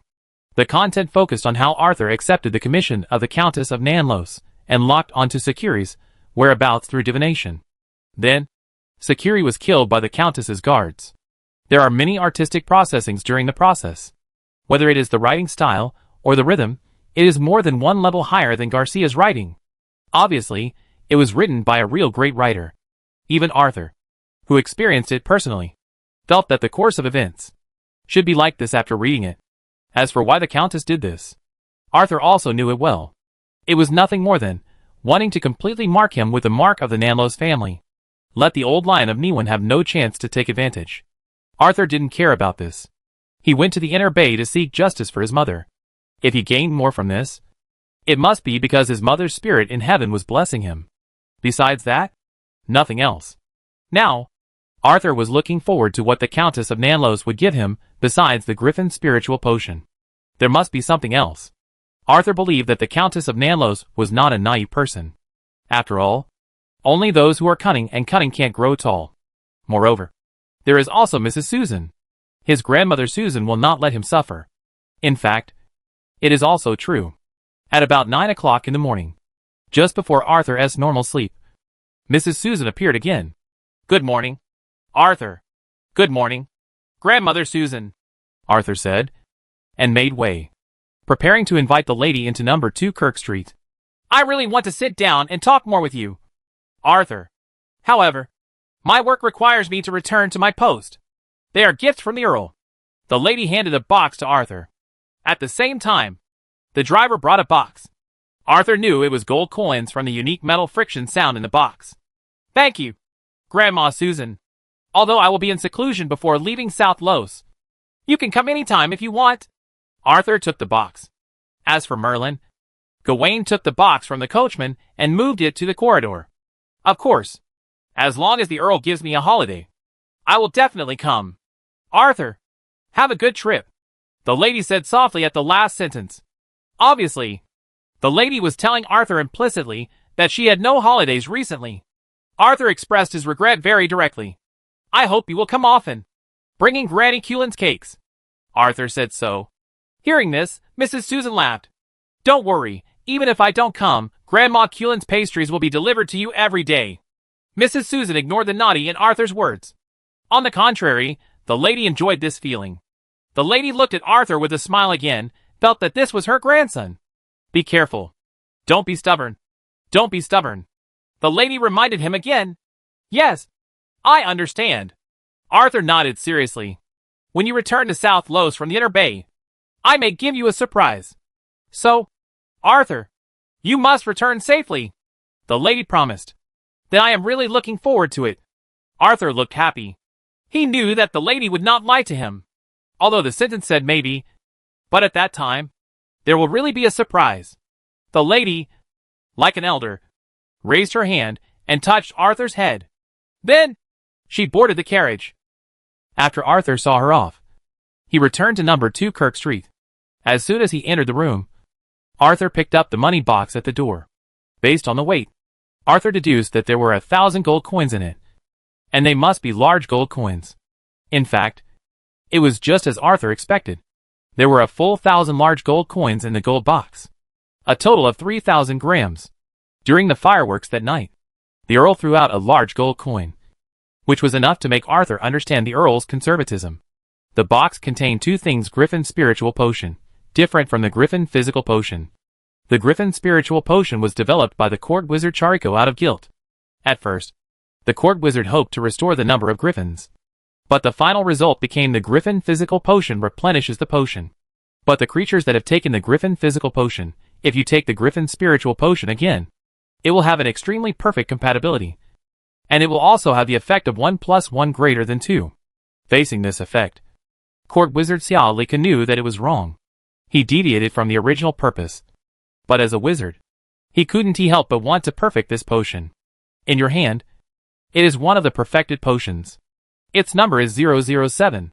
Griffin's spiritual potion. Arthur was not surprised. After checking that everything was correct, the young medium looked at another object. A little finger-sized blue pearl that glowed with radiance. When Arthur picked it up, thunder rumbled in his ears. Moreover, there seemed to be electric sparks appearing before his eyes. Name: Seal of Thunder, perfect. Type: other items. Quality: hero. Attributes: 1. Thunderfall, 2. Thunder, 3. Blood mark. Note: this is a unique item of the Nanlos family. When each member of the Nanlos family who has entered the ranked eyes, they will use a unique secret method to condense all their strength into a thunder seal. Each thunder seal is precious, and this one is even more special. It has been baptized by the ascending Nanlos members, so it is more powerful, and has a unique magical effect.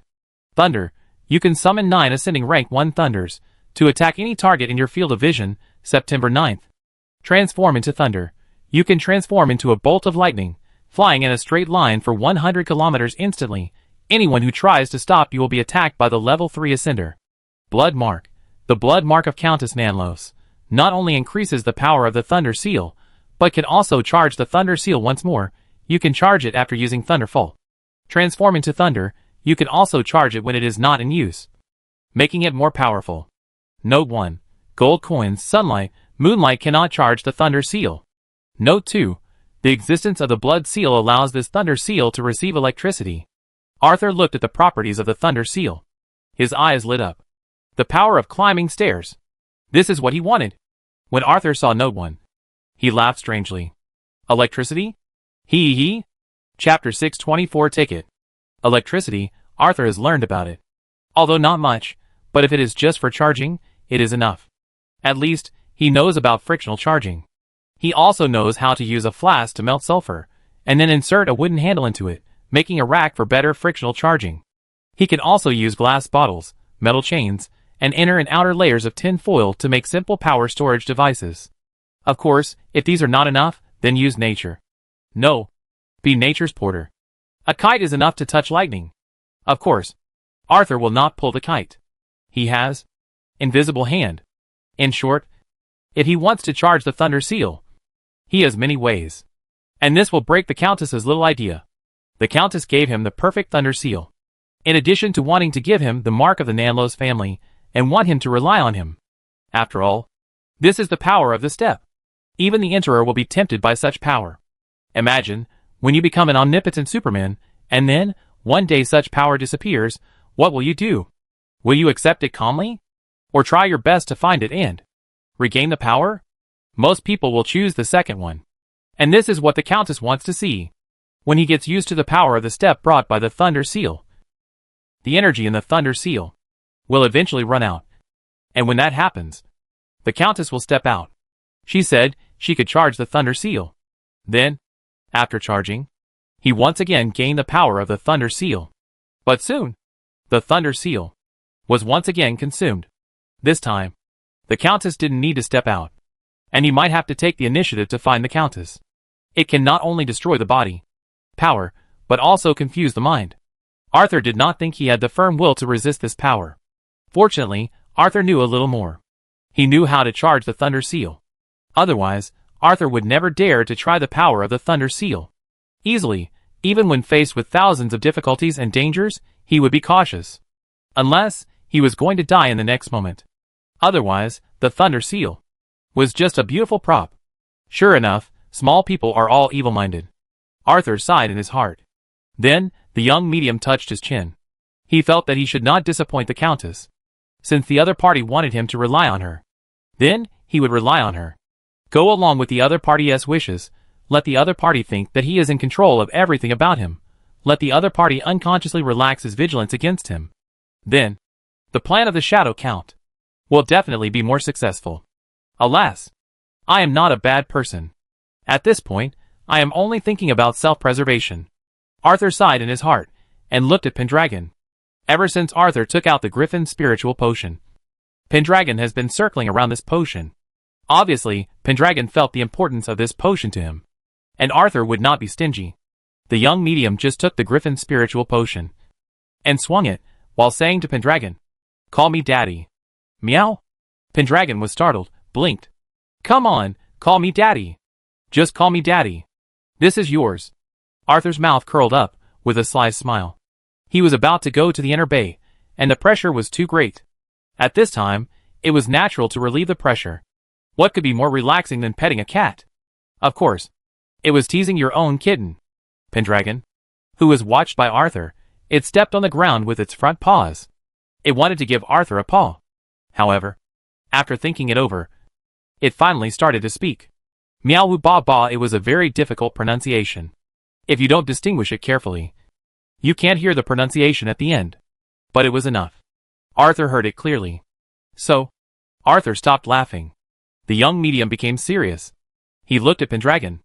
Pendragon raised his head and looked at him with clear eyes.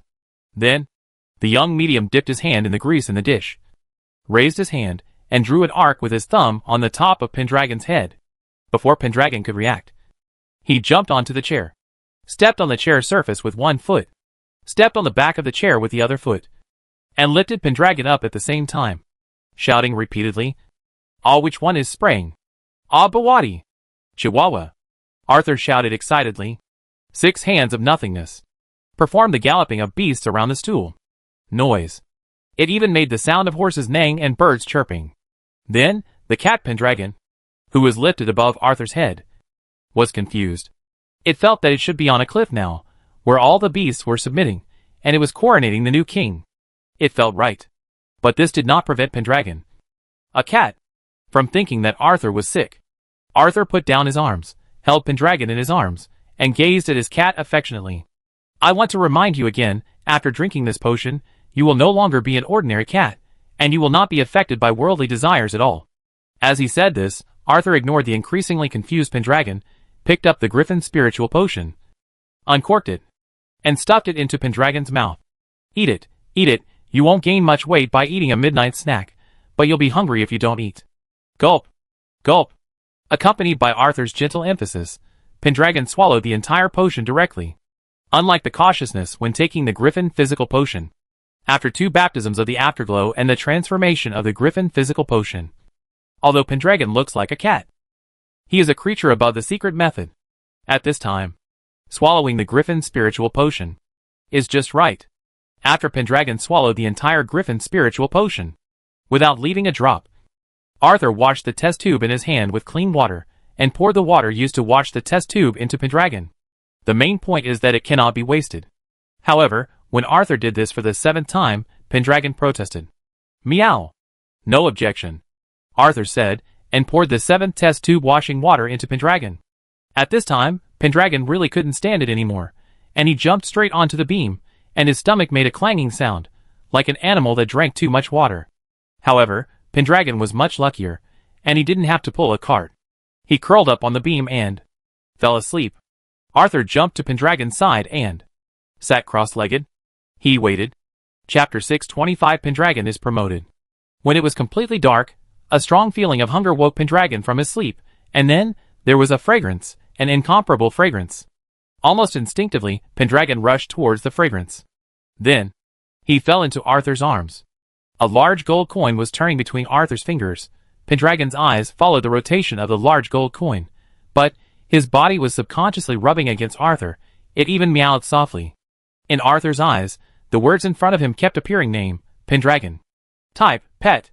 Quality, entry. Attributes, 1, orange cat strong 3, 2, baptism 2, 3, Griffin complete body. Incomplete, 4, Griffin secret art. Incomplete. Note: after bathing in the glory of your baptism twice, Pendragon took the Griffin spiritual potion. This potion perfectly combines with the baptism of Pendragon, who had taken the Griffin physical potion. It has advanced from a true mystical creature to an entry-level creature. And this process is not over yet. It will take about 20-48 days for Pendragon to become a true entry-level creature. With the awakening of the spirituality, Pendragon can feel his own changes more clearly and understand your good intentions. Its love for you has far exceeded imagination. Meow meow meow. Orange cat is strong 3. Orange cat has its own talent, as long as there is enough food. It will quickly become strong. With the help of the afterglow of the orange big ritual and the Griffin spiritual potion, the orange cat has its own talent. It can not only make Pendragon easily break through the size limit, but also make Pendragon stronger. It will also make Pendragon's strength, speed, and defense change qualitatively, and the initial spirituality will be higher than that of ordinary creatures. Baptism 2, Cat Orange, and the afterglow of the orange big ritual also combine the medicinal properties of the Griffin spiritual potion. Pendragon has undergone a drastic change. Not only is his intelligence enough to reach the level of an adult, but he has also awakened his talents of thick flesh, body control, and airflow. At the same time, his appetite has become exaggerated. Griffin complete form. Incomplete. Orange cat body strength 3 and baptism 2 completely merged the complete Griffin physical potion and Griffin spiritual potion. Not only has Pendragon been reborn, it also has the legendary Griffin transformation. Under normal conditions, Pendragon's strength, speed, endurance, and agility have surpassed those of ordinary Griffins. When Pendragon chooses Griffin transformation, it can temporarily transform into a royal Griffin, helping you fight against enemies as a Griffin, or letting you ride it. The existence of the thick flesh talent allows its fur to resist swords, arrows, bullets, with ease, even when facing fire, acid, venom, lightning, etc. He is calm and composed. When he transforms into a Griffin, the talent of thick flesh will be strengthened to a certain extent. At the same time, when body control is unlocked, the Griffin transformed by Pendragon will be much larger than the average Griffin. The talent of airflow allows Pendragon to create some wind, allowing him to fly faster, or attack the enemy with wind blades, or float. It moves more and more silently. Its jumping ability has undergone a qualitative change. It can glide for short distances at will. In particular, its eyes can not only ignore the night, but also have a strong ability to see through the supernatural darkness. It can sneak. Invisible creatures can hardly hide from its eyes, especially some ghosts. The most important thing is its claws. It can easily tear steel into pieces. Griffin's secret technique. Remnant, possessing a certain degree of telekinesis at the same time. It can slightly control the storm and thunder. Note 1, lacking Griffin storm potion. Pendragon's state is not complete. It only has a superficial understanding of the Griffin's secret technique. Note 2, after evolving to the Griffin complete form. Remnant. Pendragon not only has a much larger appetite, but can also swallow gold, gems, and other special items as its own food.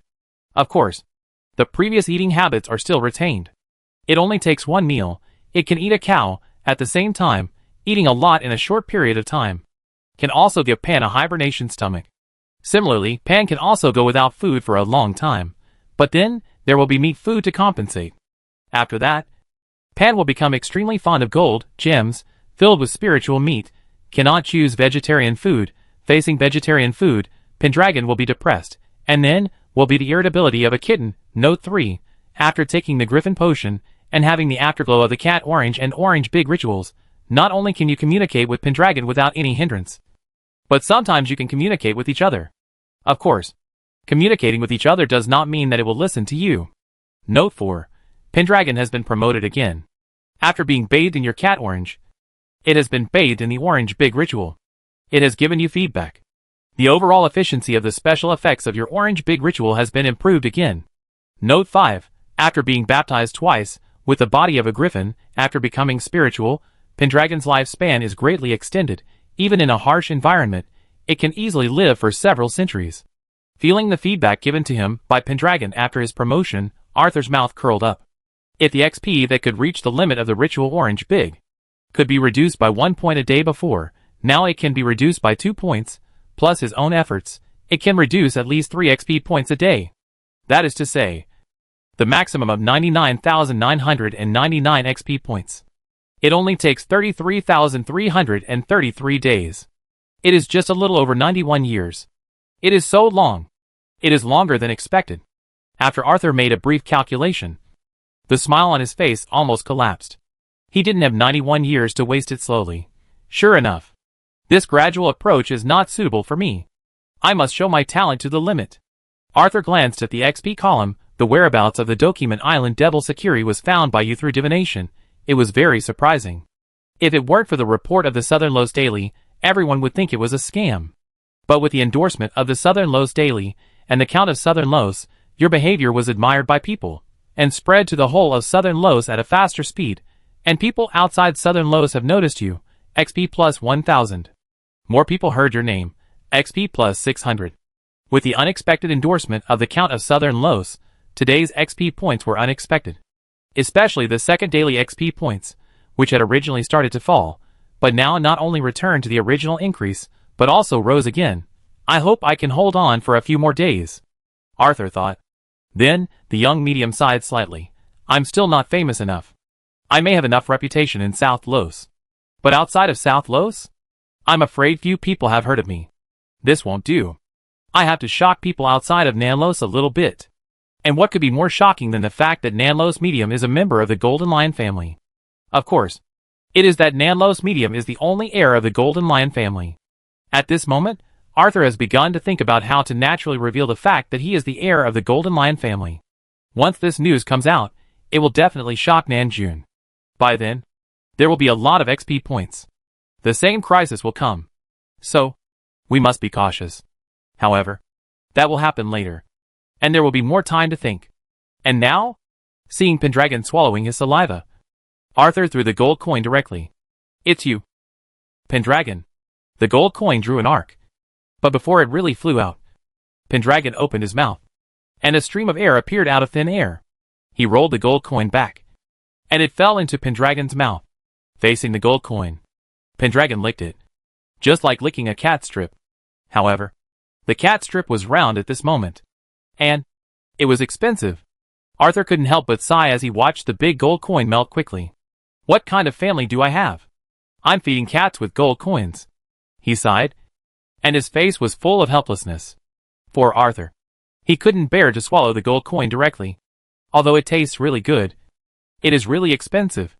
It is enough to fill your stomach with military rations. As for Pendragon, it should be okay to eat it occasionally. Right? Inexplicably, Arthur had the illusion that I can eat cheaper military rations. But my cat must eat gold coins. Arthur quickly shook his head at this illusion. Dad is reluctant to eat gold coins. And you still want to eat them? You are dreaming. Arthur faced Pendragon's pleading eyes, grabbed a handful of gold coins, and said, looking at Pendragon licking the gold coins quickly. Arthur suddenly thought of something. Suddenly, the face of the young medium became serious. Chapter 626 Boarding the Ship. Arthur looked at Mark II, focusing on the preferring gold gems, filled with spiritual meat. Pan, unless there is my order, otherwise, you are absolutely not allowed to eat people, Arthur said seriously. Meow. The kitten licking the gold coin looked puzzled. It seemed to be asking why he wanted to eat people. But Arthur, who was in tune with the kitten, could clearly feel Pendragon's eagerness to try. Roughly speaking, hey, this is edible, or I take a bite, and if it doesn't taste good, I'll spit it out. For this idea. Cat throw. With a low shout, Pendragon turned into a cat ball and flew towards the wall on one side. But Pendragon adjusted his posture faster than before. After sliding around the corner, the way he landed steadily looked extremely smooth.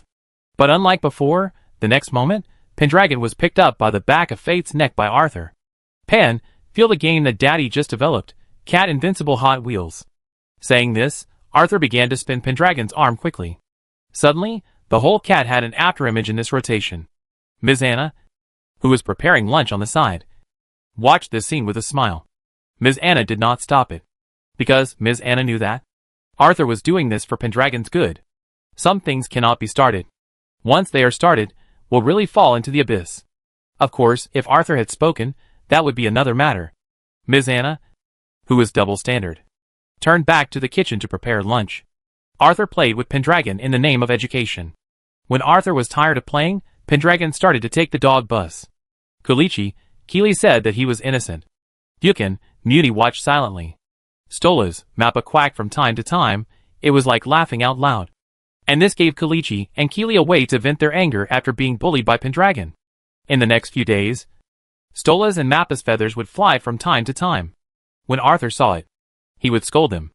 After that, Kulichi and Keely controlled their strength well. Stolas and Mappa got enough training. At least, they had enough experience to deal with those creatures that appeared from the shadows. Time passed day by day. Soon, the calendar came to January 9th. The coolies at the docks noticed something different early this morning. There were many more respectable people at the docks today. Not only were they dressed in bright and beautiful clothes, but some were riding in carriages. Not public carriages, but private carriages. In addition, there were many patrolmen in blue uniforms at the docks. Many coolies didn't know what was going on, but those who were well informed had already set their sights on the white passenger ship parked in the port. Experienced sailors can tell that this is a passenger ship converted from a caravel. Unlike the deep draft of ordinary ocean-going caravels, the waterline of this caravel is quite clever, allowing it to sail easily in the inland river, even if it is fully loaded with passengers. There is no need to worry. After eliminating the heavy cargo, even if every room of this caravel is occupied, there will be no problem. Because, even if the room is full of people, there are only 35 people. At first, the shipwrights were all amazed when they heard about Arthur's renovation of the rooms on the ship called Orient. According to their understanding, the more people a passenger ship can carry, the better. Only in this way can the investment be recovered quickly. For a ship like this with only 35 rooms, each of which is very large, but only 1 to 3 people live in it, it is impossible to recover the investment. Even if the ship is broken, it is impossible.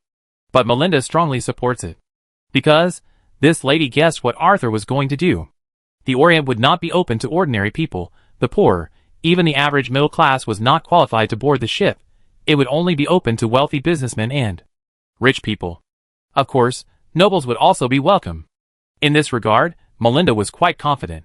Because this passenger ship not only had a restaurant, a fencing room, a chess and card room, a salon, but also a theater, a library, a tobacco room.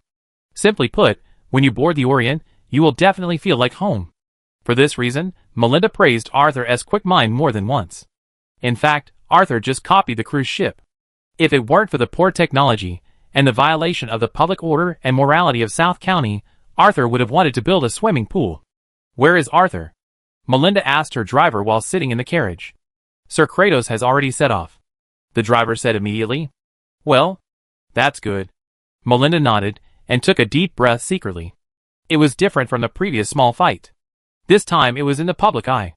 Even though she had practiced alone for more than a dozen times last night, Melinda was still a little nervous at this time. The lady looked out the window unconsciously. The dense crowd of heads made the lady complain about Arthur's childishness in her heart. Put it in the newspaper. A passenger ship was launched. It was actually published in the newspaper. And it was the newspaper of the whole South Los. How naive.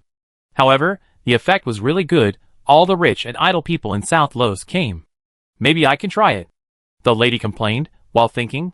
Although she knew that Arthur liked the feeling of being noticed, the current situation was not just about being noticed, there was a deeper intention. The lady knew that, after Arthur's operation, for a long time, the Orient will not lack customers. And Melinda looked at the bow of the Orient. There, Bosun Old John and first-class sailor Xavier were standing there. So many people, Bosun. After a week of getting along, Xavier had gotten used to calling Old John Bosun instead of Captain John. Old John didn't he care. And at this time, Old John didn't he have time to pay attention to Xavier. The old pirate's eyes were scanning the entire dock area like a hawk. So many guys are paying attention to the Orient? There are several tricky guys. The old pirate's vigilance has been raised to the highest level. He doesn't want the Orient to sink before it leaves the port. This concerns his freedom. So, the following salute, red carpet, flowers, band, the bosun checked them one by one. Although he had already checked them once before. The red carpet was rolled out from the gangway of the Orient, all the way to the dock, and about 10 meters ahead. The waiter standing here fired the salute. Bang, bang, bang. The continuous salute sounded in the dock area. Then, 2 sweet-looking ladies stood at the front of the red carpet and said with a smile, "Guests with tickets, please board the ship. Chapter 627 passengers, get on board." Amid the clear voices of the 2 ticket inspectors, these lucky ones who were holding their tickets and could not wait any longer, walked onto the red carpet one by one. Most of them were middle class, and only a few were able to reach the level of the wealthy. It was not that the wealthy people in South Los were unwilling to try the recently advertised Orient. It was that they could not buy tickets for the Orient. Because The tickets for the Orient were lottery. You need to have registered as a member of the Five Gentlemen Exchange and paid a deposit before you are eligible to participate in the lottery. And only if you are selected in the lottery, you are eligible to buy. And the numbers selected in the lottery are not allowed to be bought or sold. If you are caught, your lottery qualification will be terminated for life. This trading method is novel. For Nanlos, it is completely unheard of. So, they became more and more curious. Therefore, those who are truly selected by the lottery are called lucky ones. We are so lucky. Lucius sighed under the attention of the people around him. Lucius was born in an old middle-class family. His father and mother were both tutors. His father was good at literature, and his mother was good at music and was proficient in violin. Because of this, Lucius received a lot of attention since he was a child. But compared with today, it was really nothing. In the past, the people who paid attention to him were just ordinary people, poor people, and at most some new middle-class people. But the people who paid attention to him today, they were all big shots. They were either business owners or wealthy people who were well known in Nanlos. This feeling made Lucius feel elated. We need to thank Joe for his wisdom and the boat ticket, Yura said, and thanked a man in front of him. Unlike Lucius, who came from an old middle-class family, Yura, who relied on the struggle of 3 generations to squeeze into the new middle class, was more nervous. Even the words of thanks were trembling unconsciously. However, with that young face, big eyes, it made people feel pitiful. Lucius subconsciously wanted to comfort him, but Joe, who was walking in front, got there first. No need to thank me, Yura. We are all friends. Besides, some people don't think this is really luck. Do they? Joe said, looking at Lucius with a half-smile. Obviously, this man was targeting Lucius's good luck. Lucius frowned. Isn't it? Although Joe's family is not ordinary, it is rumored that his family has close contacts with the Brewer Chamber of Commerce, but Lucius still thinks that he should insist on something. Oh, naive! If it weren't for Uncle Brewer's secret operation, I would never have been able to get this ticket. After Joe finished speaking, he stretched out his palm to Yura. This man is full of confidence. Because this man knows too well what Yura needs. Because he could see her vanity. And that was why he kept mentioning Uncle Brule. Everyone knows that, since the Burness family went bankrupt, the Coster Chamber of Commerce and the Edmond Chamber of Commerce were gone. The Brule Chamber of Commerce was the most powerful in South Los. And that was indeed the case. The next moment, Eula handed his hand to Joe. Joe faced Lucius, whose face changed slightly, and smiled triumphantly. Guess why I invited you to the Orient? Of course. It's to see your embarrassed face. The best is yet to come, my Lucius. Joe thought to himself, holding Yura's hand and walking forward. At this time, Yura turned back and looked at Lucius with apology. Lucius saw it, and immediately smiled, and shook his head to show that he was fine. Yura saw it, and his apology on his face became stronger, and his eyes were filled with apology. Then, let Joe hold her hand, head down and forward.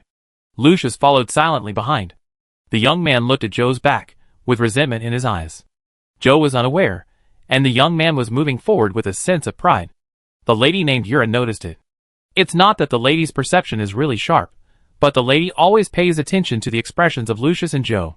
After noticing Lucius's resentment, the lady lowered her head, and lowered it even more. No one noticed that a smile appeared on the corner of the lady's mouth. Or rather, the 3 young people did not attract more attention. The attention of the people around them was all on the Orient, and the remaining eyes were on the few rich people. Everyone was discussing the Orient. This kind of discussion made Xiao feel elated. He always felt that these discussions were compliments to him. After all, he was the first person to board the Orient. Moreover, he bought a first-class ticket. The tickets of the Oriental are divided into first, second, and third classes. First-class tickets are in the cabin on the first deck, and can bring 2 extra people. Second-class tickets are in the cabin on the second deck, and can bring 1 extra person. Third-class tickets are in the third deck, and cannot bring people. At the same time, the size of the cabin and the service will also change with the level. The first-class cabin is the largest, and can fully enjoy the butler service. It is also equipped with a personal male and female servant, as well as a private reception room. You can also enjoy a high-rise promenade with a magnificent sea view. Excuse me, Mr. Joe? A well-dressed waiter appeared in front of Joe. It's me. Joe raised his head proudly, and glanced at Yura from the corner of his eyes. When he found that Yura's eyes were shining, the young man became more and more proud. He knew that he was one step closer to success. "Mr. Joe, I am your exclusive servant for this journey. If you have anything to say, please tell me. Now, do you need me to take you to your room?" the waiter asked. Wait a moment. How could Joe give up the enjoyment now? You know, he spent a lot of money. The ticket cost 200 gold notes. Of course, he had to enjoy the envious and jealous eyes of the people around him. Of course, the most important thing is Lucius. The young man glanced at Lucius. He raised Yura's hand to the air, as if he was going to kiss her. Yura panicked immediately, like a deer, but he didn't pull his hand back. Lucius's face turned pale. Joe smiled to himself. "Eula, please come with me. The Orient has a promenade deck, where you can overlook the surrounding area." As he said that, Joe took Yura's hand and walked towards the promenade deck. There was no need for anyone to lead the way. For today, this young man had done his homework. He had inquired about not only the structure and layout of the Orient, but also the identities of the first-class passengers this time. He knew that apart from the wealthy people, the rest of the people were not worth paying attention to. Therefore, when this young man brought Yura to the promenade deck and was about to start a romantic kiss, his brows furrowed. Because a figure holding a ginger cat was standing on the deck, he looked around like a bumpkin. This person was definitely not a first-class passenger. Joe, who had investigated the identities of first-class passengers, was very sure. However, immediately, the young man's brows relaxed. The young man looked at Yura beside him, and knew that it was his turn to show his masculine charm. Chapter 628 Passengers. Get off. Although the Orient was his own ship, it was Arthur's first time to board the Orient. Because of his busy schedule, he directly handed over the modification of the Orient to Melinda. Except for the initial blueprint, Arthur had no chance to appreciate his ship, especially the observation deck that he designed. Arthur had always been looking forward to its appearance after it was built. But the reality was, Arthur was not disappointed. "Pan, how is it? Is Dad a genius? Not only can you overlook the whole ship from here, but you can also see the surrounding seascape at a glance." Arthur showed off to Pendragon. Unfortunately, the cat was indifferent to the surrounding scenery, but the kitchen on the ship made Pendragon look sideways. It smelled the smell of grilled fish. The next moment, Pan was lifted in front of Arthur and shaken vigorously. "You guy, do you want to play games with Daddy? Come on. Dad suddenly thought of a fat cat diving game. Do you want to play it? You must want to. Right?" Arthur stared at his little cat fiercely. Just when Pan was very cooperative and showed a pitiful expression, someone suddenly spoke up on the side. "Asshole, you guys. Put this cute. No. Fat. No. Fat. No. It's a big cat down." Arthur, Pendragon turned his head at the same time. Arthur and Pendragon had already noticed the 3 extra people on the promenade deck, but for the 3 ordinary people, the man and the cat didn't care. But when one of them said this, Arthur didn't care, but Pendragon had to care.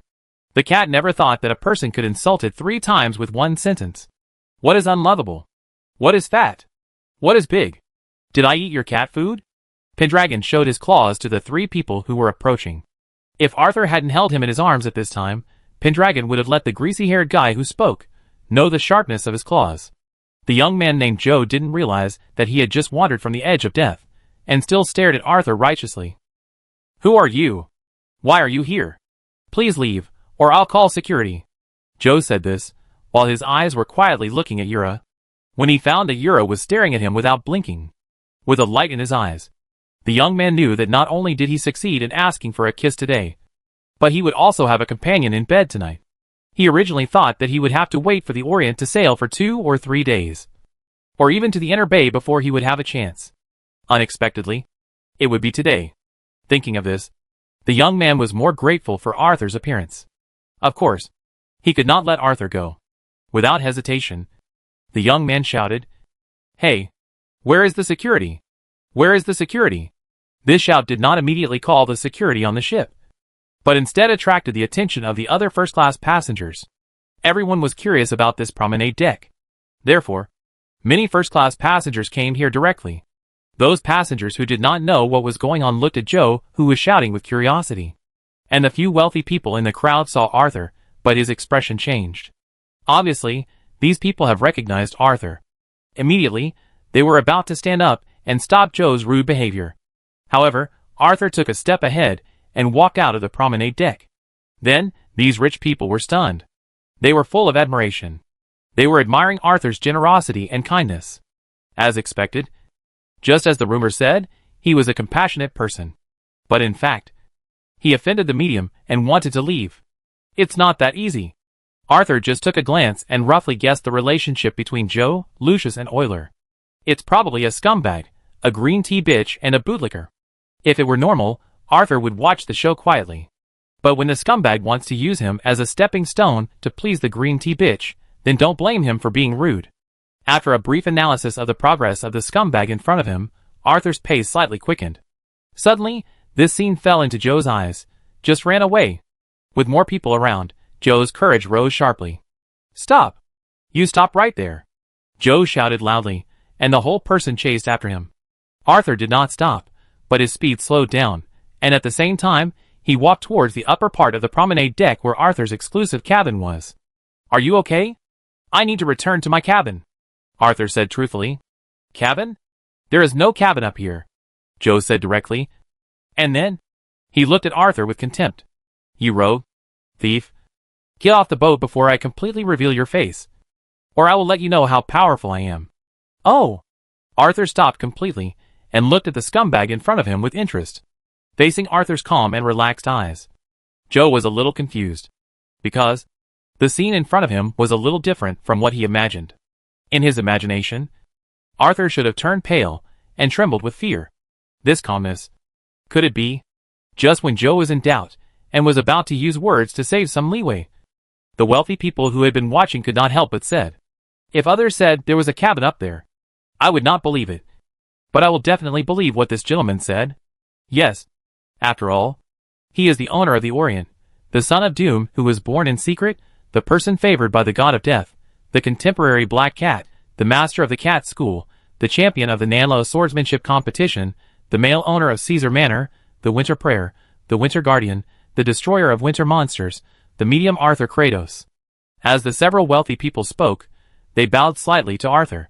Arthur nodded in response. Joe, who was stunned by the series of titles, finally realized that the man holding the orange cat in front of him was the famous medium Arthur Kratos. His face turned pale immediately, and he was trembling with fear. Eula and Lucius, who were following behind Joe, also changed their expressions. But this expression was not just pure surprise, but also mixed with a hint of other dark emotions. Eyes like torches, observing words and expressions. Flickering slightly, Arthur caught the emotions of the two. "Really? Really? I just named it Orient. Is there really a murder case like this?" Arthur complained in his heart. At this time, Joe, who suppressed his fear, immediately stammered, "Hello, Mr. Kratos. My distant uncle is Brule from the Brule Chamber of Commerce." "Brule? The pig that did a good job?" Arthur quickly recalled who the other party was talking about. However, he was indifferent to the other party's attempt to build a relationship, because Brule had already arrived. Brule brought 6 servants and carried 3 large boxes on board the Orient. The head of the Chamber of Commerce did not even look at Joe, but walked straight to Arthur, bowed and said, "My lord, you are going on a long journey. I have prepared some gifts. Please accept them." Chapter 629 Reliable Words from Reliable People. Since Brewer lost his face, he has been living an unusually comfortable life recently. He doesn't need to plan anything every day, just follow Arthur and Melinda. Moreover, it took less than 2 days for Brewer to complete the transformation from pig to loyal dog. At first, Brewer wanted to call himself a hound. But he doesn't have to do anything. He is leisurely every day. A life where you can receive a large dividend at the end of the month is really comfortable. So, Brule was willing to downgrade from a hound to a loyal dog. This is a downgrade in action mode, but it is an upgrade in the heart. Since he got his position right, Brule has lived more comfortably. His originally fat body has become even fatter. There is no other way. Since he no longer has to worry, Brule not only sleeps better, but also has a better appetite, especially in the afternoon. Pouring a glass of mellow honey wine in the cigar room, the days of puffing and smoking made him happier and happier. So, after knowing that the boss's Orient was launched, Brule began to take action. Not only did he buy it himself, he also encouraged people around him to buy it. But unfortunately, Brule and the people around him had average luck and did not get a single ticket. However, would this be difficult for Brule? He immediately asked someone to hand over the gold coins. Food and daily necessities were packed into 3 boxes and loaded onto the Orient. With the title of Loyal Dog, at the signal of Melinda, Brule rushed directly onto the Orient to show his courtesy to Arthur. As for the people he met on the way, I don't know them. It seems that I have met them once. Forget it. It's not important. What is important is that the big boss likes him. Arthur looked at Brule, who appeared in front of him. And couldn't he help but give this pig a thumbs up? What a good cooperation. Glancing at Joe's pale face again, Arthur praised him in his heart, and said with a smile, "Put it in my room?" When Brule saw Arthur's smile, he was immediately delighted, and he directed the servants to deliver the 3 large boxes to the room, and he personally supervised the whole process. As Brule and the servants walked up to the upper deck of the promenade, everyone looked at Joe again. You know, just now this young man was still saying that his distant uncle was Brule. But looking at Brule's expression, it seems that he doesn't know this nephew at all. Joe's face turned pale. But, the next moment, the young man slightly turned sideways and let Yura behind him out. The people who were watching the show were stunned. Some of them didn't understand what this embarrassing young man was going to do. And the rich people had a look of realization in their eyes. Obviously, they guessed what this young man Joe was going to do. And the next moment, the young man Joe said softly, "Sir Kratos, let me introduce you. This is Ms. Yura." As he spoke, the young man pushed Yura in front of Arthur. At this point, even a fool could guess what this shameful guy Joe wanted to do. This guy wanted to sell out his friends for fame. Or to be more precise, he wanted to sell his female companion to Arthur in exchange for his own safety. People looked at Yura, who was pushed out. At this moment, Yura looked panicked, tears were rolling in her eyes. And she was at a loss. She looked around, trying to find help. But she just raised her head and buried it as if frightened. Yura's appearance was young and sweet. At this time, she looked even more pitiful, which was enough to make any man fall in love with her.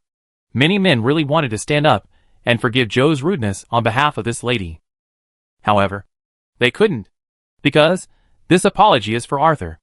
Immediately, everyone looked at Arthur. They wanted to see what Arthur would do. Yes, agree, or refuse. Arthur did not speak immediately, because Arthur knew very well that, whether agreeing or refusing, would be a trap. If he agreed, he would definitely be labeled as lusting after women, and it would be very likely to be used by someone with ulterior motives, saying that he had long been interested in Yura, that's why I set up a trap for Joe. No matter if it's reasonable or not, as long as someone says it, someone will definitely believe it. Arthur has already experienced the complexity of human nature. As for refusal, as long as Arthur refuses, before tomorrow, in a few hours, the whole of Nanlos will spread the rumor that the true face of Nanlos as psychic isn't human. This will conflict with the gentle, compassionate image that Arthur has established before. It may even destroy his personality. Arthur was definitely not happy to see this. So, Arthur did not answer. But this did not mean that Arthur had no plan to deal with it. Or rather, Arthur did not need to do it himself. Ta. Ta. Ta. Even the thick carpet could not stop the collision between high heels and the steps. One after another. With crisp sounds, Melinda, wearing a black dress, a white shawl, and red high heels, appeared in everyone's sight. Sharp, with her oppressive blue eyes, the people who were attracted by the sound lowered their heads unconsciously, turned their heads, and dared not look at Melinda. No matter men or women, it was the same. "Dear, am I late?" Melinda walked in front of Arthur and asked softly. "Not late, just right." Arthur had an irrepressible smile on his face. The polite smile that seemed to be alienated from everyone completely disappeared at this moment. Everyone could see the rumored Nanlos medium smiling sincerely when facing the lady in front of him. The transformation from a high-ranking big shot to a boy next door. At the moment of Arthur's transformation, the sharp Melinda also became gentle, with a soft look in her blue eyes, which attracted people unconsciously. This is love. Everyone sighed. At this time, there was no time to care about Yura. Perhaps the pitiful Yura could still attract everyone's attention, but with the appearance of Melinda, the radiant light had already covered Yura. At this moment, it seemed transparent. However, everyone ignored it. But it does not mean that Melinda ignored it. She heard the scene just now clearly. So she came. Just like now, she walked in front of Yura, with a smile on her face. "Hello, Ms. Yura." I am Melinda Julius Caesar. As the voice sounded, the restrained edge reappeared. It was sharper and stronger than before. Plop! Joe on the side was frightened and collapsed to the ground. He looked at the lady in front of him with a horrified face. Melinda did not wait for Yura to answer, but walked in front of the young man. Without lowering her body, and without lowering her voice, she said word by word, "You should thank me for praying for my unborn child." Domineering. Everyone looked at Melinda directly at this moment. Everyone at this time finally understood what the misses of the long night meant. And Melinda ignored the shocked, incredible eyes of the crowd and walked straight back to Arthur. The two smiled at each other arm in arm, and walked towards the upper deck of the promenade, leaving only a pair of backs to the crowd. Until she was sure that no one saw her, Melinda frowned and lowered her voice. "What are you doing?" Chapter 630 Departure. Arthur could see that something was wrong with Eula and Lucius. Melinda could see it, too. And, from a certain perspective, Melinda could see it more clearly. Because Melinda was a woman. She was a woman with the title of Lady of the Long Night. Melinda could see that in addition to some small thoughts, Eula also had a little bit of blood in him. For such a woman, Melinda was not interested. So, she told the other party in an extremely domineering manner, letting the other party retreat on their own. Don't retreat? Then don't blame her for being ruthless. Don't you think the Orient lacks some legendary qualities? Arthur said softly. The whole expression was very natural, his eyes were even staring at Melinda's eyes, and his body was not stiff, uncomfortable, but he was truly feeling the temperature on his arm.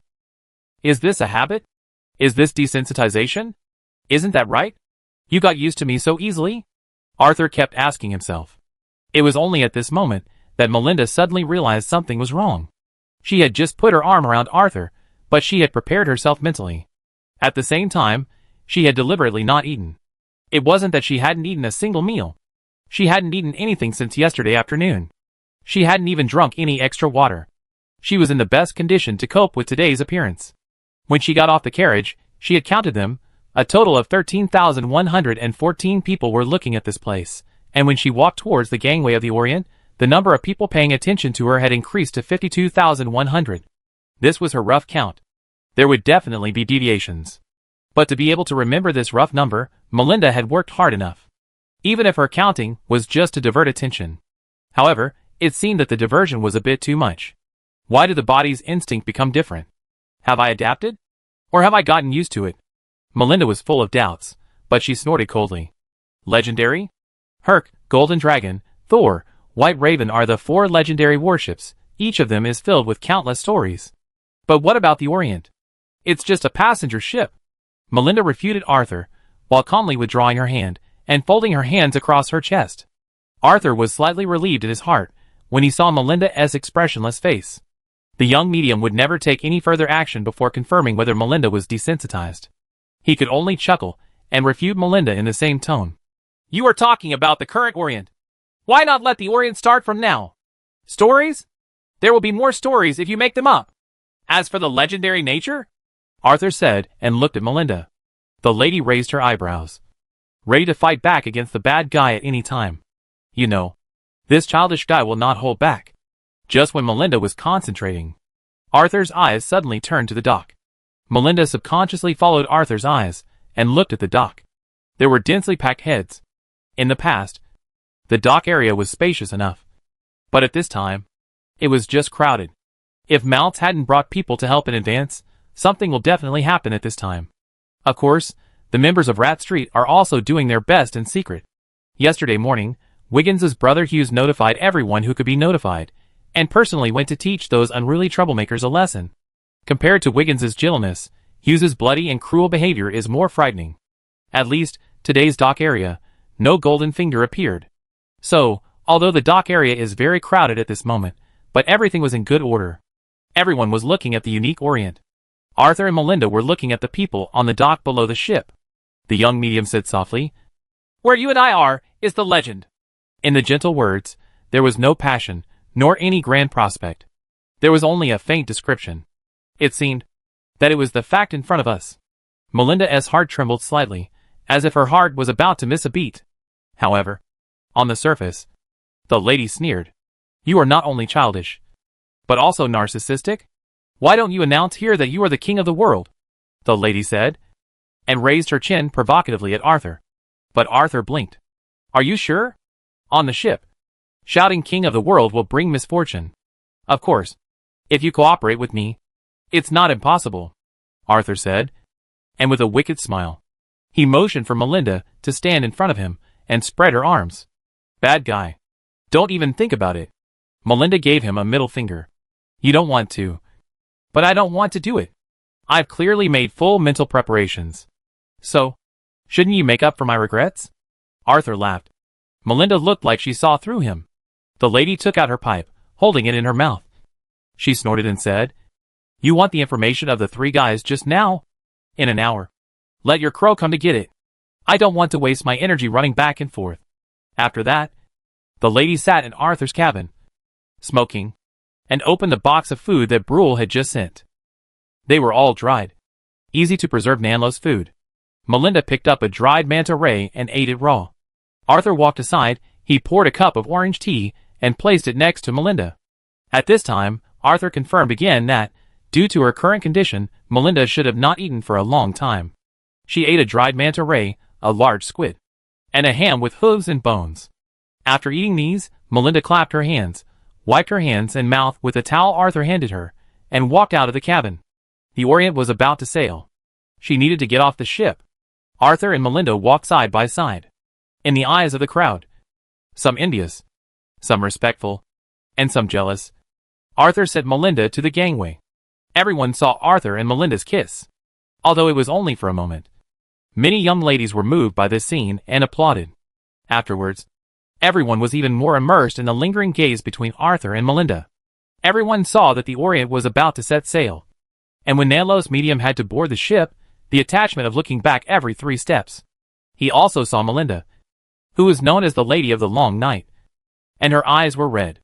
The gently waving arms seemed to be saying, Can you please not leave? The arms waving in response seemed to be answering, Wait for me to come back. For a while. At the dock, the people on the Orient were all emotionally overwhelmed, and the reporters were recording and sketching quickly. He already knew what the reports would be tomorrow, the day after tomorrow, and the day after tomorrow. At the same time, some guys with bad intentions followed quietly.